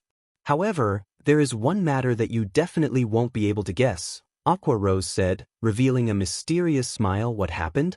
Shi Feng asked curiously. After Virtuous Cloud and her party saw our guild warehouse, they were downright stupefied. Originally, they were planning to return to the Black Dragon Empire to continue their development there. Now, however, the party has joined Zero Wing and should be carrying out some high-level guild quests at the moment. Aqua Rose replied. Aqua Rose was very optimistic about Virtuous Cloud's crew. An independent party attaining such high levels and good equipment was quite an amazing feat. Now that they had entered Zero Wing, it wouldn't be long before they became experts in God's domain. Though elite players were easy to find, experts were not. Now that Zero Wing was in an all-out war with Overwhelming Smile, it would be a long time before things settled down. After all, it was not possible for either side to defeat the other in one fell swoop. Moreover, battles between two warring guilds consisted mostly of small-scale skirmishes. Large-scale engagements occurred very infrequently. As a result, the importance of players with top-tier combat power grew even greater. If a large group of players took action together, they could easily be discovered, as well as easily countered. However, if a party or an individual took action, they would be highly mobile, hence, they would not be discovered so easily. If Zero Wing could form a party of experts and give a huge blow to Overwhelming Smile from time to time, they could easily force Overwhelming Smile into a passive state. Guild leader, why don't we start raiding 50-man team dungeons now? Although the benefits we offer could attract quite a number of players to the guild, it is still not enough of an attraction for many independent experts. The things these experts seek are top-tier equipment and room for growth. Meanwhile, we can use the top-tier equipment we obtain from large-scale dungeons to attract these experts, Aqua Rose suggested. After seeing the reactions of Virtuous Cloud's crew yesterday, Aqua Rose came up with this idea. Previously, she had also tried inviting Virtuous Cloud and her party to join Zero Wing, but they had been reticent. However, after seeing the large number of level 25 fine gold and secret silver equipment, as well as plenty of level 20 dark gold equipment, they made up their minds right away. At that time, Aqua Rose had even considered displaying the two epic items inside their guild's warehouse. However, the epic items were Zero Wing's trump cards. It would be best if other guilds did not know about the existence of these items, so she had promptly dismissed this idea of hers. If she were to really put the epic items on display, then many guilds would definitely scheme against Zero Wing. Her action would no doubt create many more enemies for Zero Wing. The guilds that were maintaining neutrality might even side with Overwhelming Smile. At that time, Zero Wing's position would become very tenuous. Hence, only core members who had signed a confidentiality agreement could know about the existence of the epic items. We still have to wait for some time regarding the matter of the large-scale team dungeons. However, we can begin raiding 20-man hell mode team dungeons. Shi Feng had been the guild leader of Shadow for many years, so he naturally knew what attracted experts. Although he fully agreed with Aqua Rose's suggestion, large-scale team dungeons were no walk in the park. They needed to accumulate even more strength if they wished to raid one. On the other hand, they could give 20-man hell mode team dungeons a try. Players had a fixed probability for obtaining dark gold items from 20-man hell mode team dungeons, though the majority of the items were fine gold rank. In addition, there were plenty of production materials that were available only in Hell Mode dungeons. The guild could also obtain guild popularity by clearing Hell Mode dungeons. As the guild's popularity increased, the guild quests commissioned by NPCs would also improve in quality, and this was what Zero Wing needed the most at the moment. I'll get everyone prepared right now, then. Upon hearing Shi Feng's words, Aqua Rose immediately went into action with great excitement. As for Shi Feng himself, he made a trip to the bank. Although there were many things demanding his attention right now, the all-out war with Overwhelming Smile, in particular, at the end of the day, there was only one task that he needed to complete, which was to earn money. Shi Feng had experienced countless all-out wars between guilds in the past, so he had long since known what took priority. Although he himself possessed frightening combat power, allowing him to easily hunt and kill Overwhelming Smile members out in the fields. Just how many members were there in Overwhelming Smile? Even if he ran around all day hunting players, how many could he possibly kill by himself? Doing so would allow him to collect the immortal souls of players he killed, but it was still not worth the effort. Moreover, even if he did nothing but hunt players from Overwhelming Smile all day long, completing his quest would take many days. During this time, Overwhelming Smile with its huge funding could easily recruit a large number of additional players.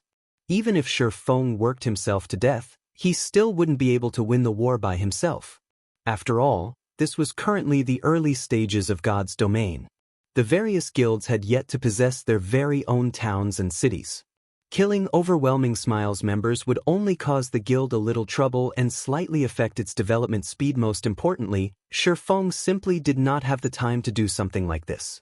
He only had a little time left to complete the epic quest Darkness Descends, and he was still far from his goal of earning 30,000 gold. If he failed to complete the quest, at that time, he would have to face the wrath of a Tier 4 demon. With his current strength, he would certainly die. Hence, earning money was his top priority right now. The war between the two guilds would definitely grow more intense as time passed, and the same was true for the expenditure of both guilds. It was especially true for the expenditure on equipment. Aside from losing equipment as a result of dying, fights between players would also cause the durability of weapons and equipment to fall at a faster rate than when fighting monsters. Naturally, repairing these weapons and equipment would also require a large sum of coins. Presently, guilds had a limited source of income for coins. Guilds would only begin raking in large sums of coins once they possessed their own towns and cities during the middle stage of the game. Although Overwhelming Smile had large funding, having a large funding did not necessarily equate to having a large number of coins. This was where Shi Feng's confidence came from. Half an hour later, Shi Feng arrived at the bank. He then retrieved all the Starfire ore as well as the Philosopher's Stone from his warehouse. He also retrieved the Dragonscale set equipment forging design he had stored away all this time. At present, aside from the Warfire set equipment, the level 20 fine gold ranked Dragonscale set equipment was definitely the best set equipment available. It was naturally an item that all guilds would fight desperately to obtain. After Shi Feng organized the items inside his bag, he suddenly noticed the golden stone tablet inside it. How could I have forgotten about this thing? Shi Feng's mind had been occupied with too many things during this period of time, and he had completely forgotten about the golden stone tablet he had snatched away from the Anubis's gatekeeper. An item guarded by a great lord was definitely not an ordinary item. However, Shi Feng had also never heard about a golden stone tablet, so he did not know exactly what function this item possessed. Glancing at it, he was unable to read its information. All that was displayed about the golden stone tablet was that it was an unknown item. Shi Feng then used omniscient eyes and started appraising it. The seconds ticked by slowly as countless data flickered in front of his eye. After a total of 22 seconds passed, the appraisal process was finally completed. An Imperial heirloom? Shi Feng muttered in disbelief when he read the information displayed about the golden stone tablet. Chapter 464, Shocking Treasure. Shi Feng could not help but tremble when he looked at the golden stone tablet inside his bag. God's domain was very large, and there were many kingdoms and empires within it. Naturally, these realms would go through growth and decline. Countless kingdoms and empires had disappeared into the long river of history by now. Although they had already been forgotten by people, some of these kingdoms and empires had left behind shocking treasures that were unknown to others in God's domain. These shocking treasures were called heirlooms. Heirlooms could be categorized into 4 different ranks. The first would be kingdom heirlooms. Just as its name implied, it was a treasure once owned by a kingdom of God's domain. First-rate guilds would fight tooth and nail for just one kingdom heirloom. In the past, there was even a super guild that had offered up a city with a population of over 1 million players in exchange for a kingdom heirloom. From this, one could just imagine the value of a kingdom heirloom back then. Although Shadow had become a second-rate guild and controlled 10 city-states, it did not even possess the qualifications to compete over a kingdom heirloom. Meanwhile, one rank above kingdom heirlooms were imperial heirlooms. An imperial heirloom was an heirloom left behind by a fallen empire of God's domain. Normally, the wealth of an empire was at least 3 to 5 times greater than that of a kingdom. The value of an imperial heirloom, naturally, was proportional. In the past, a small unrated guild called Thunder Family had taken less than a year to develop into a first-rate guild. Back then, Thunder Family had shocked the entire God's domain in terms of experts or financial power. Thunder Family had possessed neither. Yet, it had still managed to develop into a first-rate guild in such a short amount of time. How could such a feat not shock others?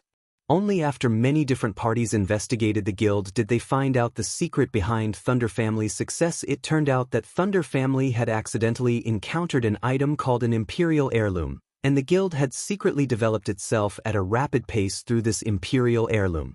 Thus, Thunder Family had managed to become one of the overlords of God's domain in less than just a year. From then on, everyone started searching for heirlooms out in the fields. Many wars were waged in God's domain because of heirlooms, and many guilds were completely annihilated because of heirlooms. In addition to Imperial heirlooms, there were Continental heirlooms, which were one rank higher, as well as World heirlooms, which were the highest-ranking heirlooms in God's domain. However, the last two heirlooms were only mentioned in the libraries of God's domain. As far as Shifeng knew, nobody had come upon either one in his previous life. Now that there was an Imperial heirloom in his bag, how could Shifeng not be excited? Even as a reincarnator, Shifeng had to carefully plan, make countless preparations, encounter many miracles, and nurture a large number of experts in order to establish his very own virtual empire. Meanwhile, just a single Imperial heirloom had allowed a small guild to grow into a first-rate guild in less than a year, becoming the owner of a real empire. As for what treasures were hidden within an Imperial heirloom, Shifeng was completely ignorant. After things got out of hand in the past, any who obtained an Imperial heirloom would put a tight lid on it, keeping all information about it a secret. In this life, Shifeng would naturally also keep quiet about his possession of an Imperial heirloom. Hence, he immediately suppressed his excited heart as he considered where to carefully research the Imperial heirloom. After he was done organizing his bag, he made his way stealthily to the Starstreak trading firm and entered one of the forging rooms on the 4th floor. At this moment, the Starstreak trading firm had already become the #1 trading firm in White River City. The variety of items sold at its shop was matchless. As long as it was something the current players of God's domain needed, the trading firm would sell it. Therefore, players who visited the Starstreak trading firm would have no need to visit any other shop. The trading firm's business was thriving, raking in large sums of money daily. Although many guilds had sought cooperation with the trading firm, all were promptly rejected by the firm's manager. Anna Shifeng had picked an unoccupied forging room at random and entered him, interested to see just what sort of secret is contained within an Imperial heirloom. Shifeng muttered as he retrieved the golden stone tablet from his bag and carefully placed it on the stone platform. Other than being named an Imperial heirloom, the golden stone tablet revealed no other information. Shifeng was also clueless as to how he should operate an Imperial heirloom, so he had no choice but to slowly experiment with it. There were many drawings and runes engraved on the stone tablet. However, Shifeng could not understand a single one of them. He quickly spent over half an hour researching the Imperial heirloom. But no matter what sort of methods he used, he failed to find even a clue to how to activate it. Despite the mountain of gold placed right in front of him, without the activation key, he could only stare helplessly at the Imperial heirloom. Thunder Family from back then was able to discover the secret of the Imperial treasure, so why can't I? Frustrated, Shifeng played around with the golden stone tablet in his hands. Is there still some other secret to the Imperial heirloom? It sounded logical when he thought about it. How could a great treasure capable of allowing an empire to thrive be so easily obtainable by players? If the activation of the Imperial heirloom were a quest, then the difficulty of this quest should be legendary. Rakshasa legendary quest was definitely not something players could easily complete. Let alone a legendary quest. Right now, Shifeng already had a huge headache over just an epic quest. I can only set it aside for now. I might encounter some clues in the future. Shifeng thought optimistically. Everything was bound to be difficult at the beginning. With the Imperial heirloom now in his hands, what he needed to do next was to inquire around about it. There was bound to be a solution. Shifeng then stored the Imperial heirloom and piled up the large amount of starfire ore he had on the floor. During this period of time, Zero Wing had harvested over 20,000 pieces of starfire ore. If sold at a price of 1 silver per piece, the total value of all this starfire ore would be over 200 gold coins. However, Shifeng was going to convert them all into starfire essence right now. Originally, if players wished to refine starfire ore, they needed to hire an alchemist to refine the ore for them. Just a single refinement cost 1 silver coin. Moreover, the production of starfire essence was not guaranteed. However, there was a large possibility of obtaining 1 piece of Starfire essence out of 2 pieces of ore. As a result, the market value of Starfire essence was usually set at 4 silver coins per piece. Shurfeng, however, did not seek the services of an alchemist after all. The philosopher's stone he possessed was much more powerful than any alchemist. In addition, not only did he not need to spend a single coin when using the philosopher's stone to refine Starfire ore, but his odds of producing Starfire essence were also much higher than those of NPC master alchemists, following which, Shurfeng started refining the Starfire ore 1 piece. 2 pieces. The refining speed of the philosopher's stone was very fast. In just a moment, Shurfeng had already refined 100 pieces of Starfire ore and obtained 83 pieces of Starfire essence. Starfire essence, consumable. Increases success rate of forging if added during forging process. In addition, the more Starfire essence added, the higher the success rate. The refinement rate is good as expected. When Shurfeng looked at the sparkling red gems scattered across the stone platform, an indescribable sense of joy filled his heart. The philosopher's stone was definitely worthy of being called a treasure of alchemy. By using it to refine all the Starfire ore he had, he could save over 200 gold coins. Time passed little by little before he knew it. Shurfeng had spent more than 7 hours refining all the Starfire ore he had. In total, he had obtained 18,000 odd pieces of Starfire essence. If converted to coins, the value of these Starfire essences would be worth over 720 gold in just 7 hours. Shurfeng had more than tripled the original value of the Starfire ore. I can finally start forging now. Although Shurfeng had spent in excess of 7 hours repeating the same task over and over, he did not feel bored or tired. On the contrary, he was filled with excitement right now. Just the thought of being able to mass-produce the dragon scale set equipment thrilled him greatly. If he let the members of the guild equip the set and take a stroll out in the city, the uniform equipment would definitely earn the envy and admiration of players all over White River City. Chapter 465, Rapid Promotion. Blue Moon Restaurant, a high-class restaurant located in White River City. At this moment, the entire restaurant was completely reserved by Overwhelming Smile, and tens of elite members stood guard outside the building. Each and every one of these elite members of Overwhelming Smile was in a very bad mood, which showed in the fierce expressions on their faces. Any unrelated players passing by Blue Moon Restaurant would no doubt distance themselves from the building as far away as possible, in fear of meeting with bad luck and getting into trouble. Currently, Zero Wing and Overwhelming Smile were waging an all-out war with each other. While there was nothing bad to speak of about Zero Wing, the members of Overwhelming Smile were infamous for their tyranny. As long as Overwhelming Smile members felt even the slightest displeasure, they would try to make trouble for someone else. What Overwhelming Smile members did most frequently was field hogging. They would lay claim to an entire area and chase away all non-guild members. However, although many independent players of White River City were furious over Overwhelming Smile's actions, nobody dared to actually voice their opinion. No doubt many independent players were cheering and clapping secretly over the war between Zero Wing and Overwhelming Smile. It was especially true when news spread mentioning that Overwhelming Smile's death count had increased significantly lately, and was now past the 8,000 threshold. At this moment, 2 people, a man and a woman, were seated inside one of the booths on the 2nd floor of Blue Moon Restaurant. The man was Feng Shenyang, and the woman sat opposite of him was the quiet and elegant beauty. Yolan already looked through the information you sent me. It's very well written, I'm quite satisfied with it. I also forwarded your analysis to the higher-ups, and they have already determined that Zero Wing is indeed a thorn in Underworld's side. They've also said that if we cannot obtain Zero Wing, then we're to destroy it to save us from future troubles. In addition, they have a very optimistic view on White River City right now. The current population of White River City has already exceeded 2 million. Many players from other cities and even other kingdoms and empires are constantly migrating here.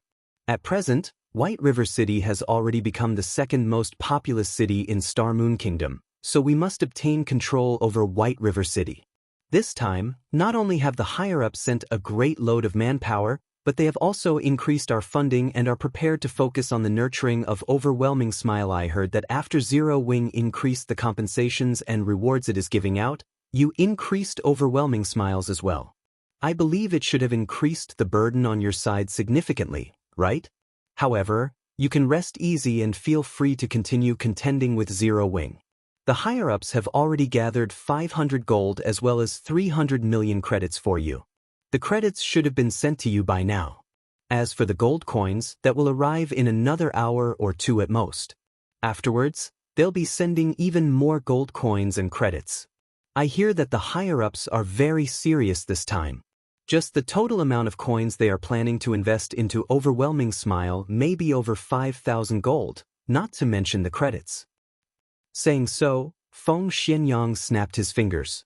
In the next moment, another 20 people entered the private booth. Every one of these 20 people was shrouded in a thick layer of killing intent. Their bodies were as robust as a grizzly bear's. Instead of looking like ordinary players, they looked more like a group of well-trained soldiers. These men are the underworld guards the higher-ups have dispatched. All 20 of them are party leaders, and every one of them leads a party of 6 members. In total, you will have 120 underworld guards to command as you see fit, Feng Xianyang said, smiling. They are different from the other underworld guards.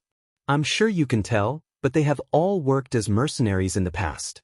They are people who have walked on real battlefields. Isn't Overwhelming Smile waging an all-out war with Zero Wing right now?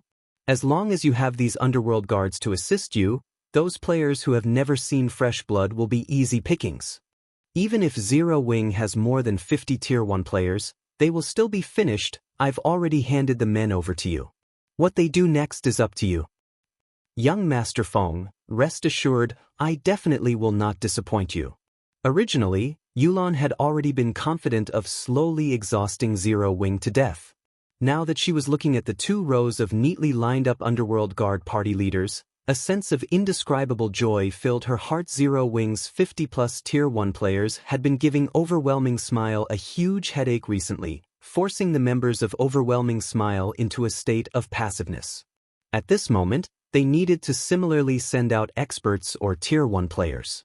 Otherwise, they would simply be helpless against Zero Wing's Tier 1 players. However, Yulan had suddenly come to a realization. Overwhelming Smile had plenty of elite members, but they were sorely lacking in experts and Tier 1 players. Although not all 20 of the underworld guards standing before her were necessarily experts, and their levels only ranged between 23 to 24, they were all veterans of the battlefield. Meanwhile, now that the battles in God's domain were growing increasingly realistic, these people would have an undeniable advantage. They were much more powerful compared to ordinary elite players. If they worked together, they should have a very frightening effect on field battles. Yulan could tell that the upper management of Underworld was taking things seriously this time. Currently, the various guilds in God's domain were desperately purchasing coins. They had even secretly established many money-farming teams. It was very difficult to accumulate 500 gold. Not to mention, they were also planning to invest an additional 5,000-plus gold coins in the future. With such a sum of money, dealing with Zero Wing would be a piece of cake. With the subsequent funding from Underworld, Yulan no longer had to worry about equipment. Currently, there were 3 main sources of equipment: dungeons, the auction house, and the virtual trade center. Unlike the auction house, one used credits instead of coins when purchasing equipment from the virtual trade center. As a result, the prices of equipment sold there were very expensive. Even so, the wealthy did not mind doing their purchases through the virtual trade center. The first reason was due to the supply of weapons and equipment there being much more abundant. This was because, in order to earn credits, many workshops and players would post their items up for sale at the virtual trade center. The second reason was due to convenience. The currency of God's domain was not easily obtainable. Moreover, the trading procedures involved were very onerous. With such a large sum of credits, she could immediately fill up Overwhelming Smile's guild warehouse and rebuild the confidence of the guild members. At the same time, it would give Zero Wing immense pressure. Hence, on the same day Yulan received the funds from Underworld, she purchased weapons and equipment ranging between level 15 and level 20 from the virtual trade center in bulk. The quality of the items ranged from bronze rank to fine gold rank. In total, she bought over 5,000 weapons and equipment, greatly boosting Overwhelming Smile's morale. At the same time, she also raised the death compensation and kill rewards. Seeing this change, many more members of Overwhelming Smile were tempted to join in the field battles for a time. Overwhelming Smile's momentum in White River City surpassed Zero Wing's, however. As the guild leader of Zero Wing, Shi Feng was completely ignorant about this occurrence. At the moment, he was focused on producing the Dragon Scale set equipment and frantically raising his forging proficiency. Recently, Shi Feng had been constantly busying himself with other matters. As a result, his forging proficiency had stagnated.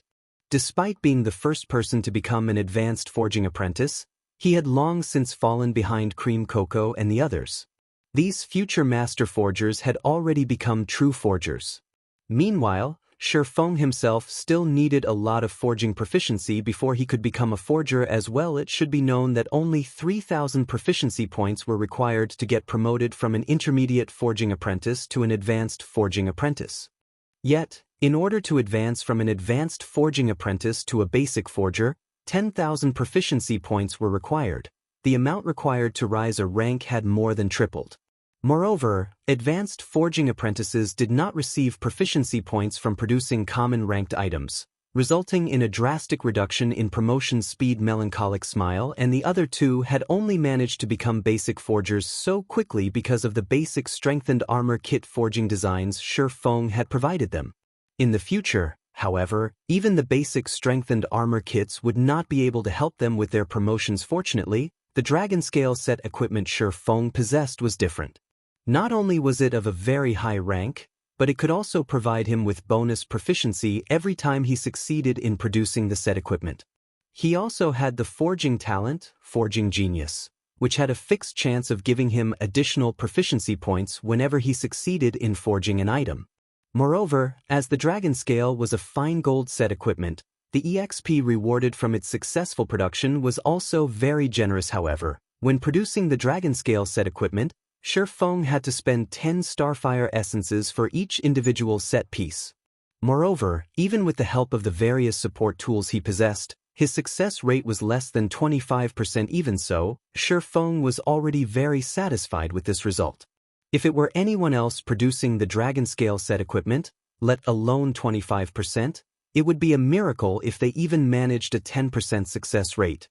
Furthermore, the materials needed to produce the Dragon Scale set equipment were not particularly precious, and he also had plenty of Starfire essences. Hence, Shi Feng madly produced the Dragon Scale set equipment unmindful of cost.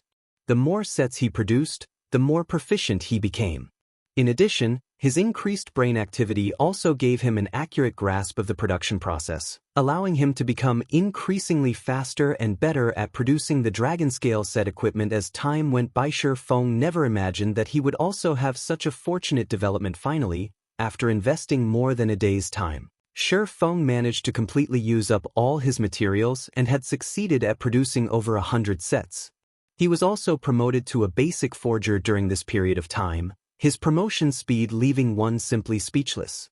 Furthermore, he had also leveled up to level 26, his leveling speed even faster than when he was grinding monsters at White Fog Canyon. Chapter 466, Dragonclaw set equipment. That should be about enough. Shi Feng looked at his bag containing Dragonscale set equipment with satisfaction. Currently, God's Domain players did not have very high levels, with a majority being around level 20. Hence, level 20 equipment had already become more common. This was apparent from the large number of independent teams rating level 20, 20-man team dungeons even rating normal mode. 20-man team dungeons would drop plenty of mysterious iron equipment at the very minimum. There was even a certain probability that a mysterious iron set equipment would drop even ordinary players wore a few pieces of level 20 bronze equipment, not to mention veteran and elite players. It was no surprise if one ran into a player with a full set of bronze equipment. The equipment that guild's elite members wore was even more impressive. Unlike independent players, guilds would very frequently form teams to raid dungeons.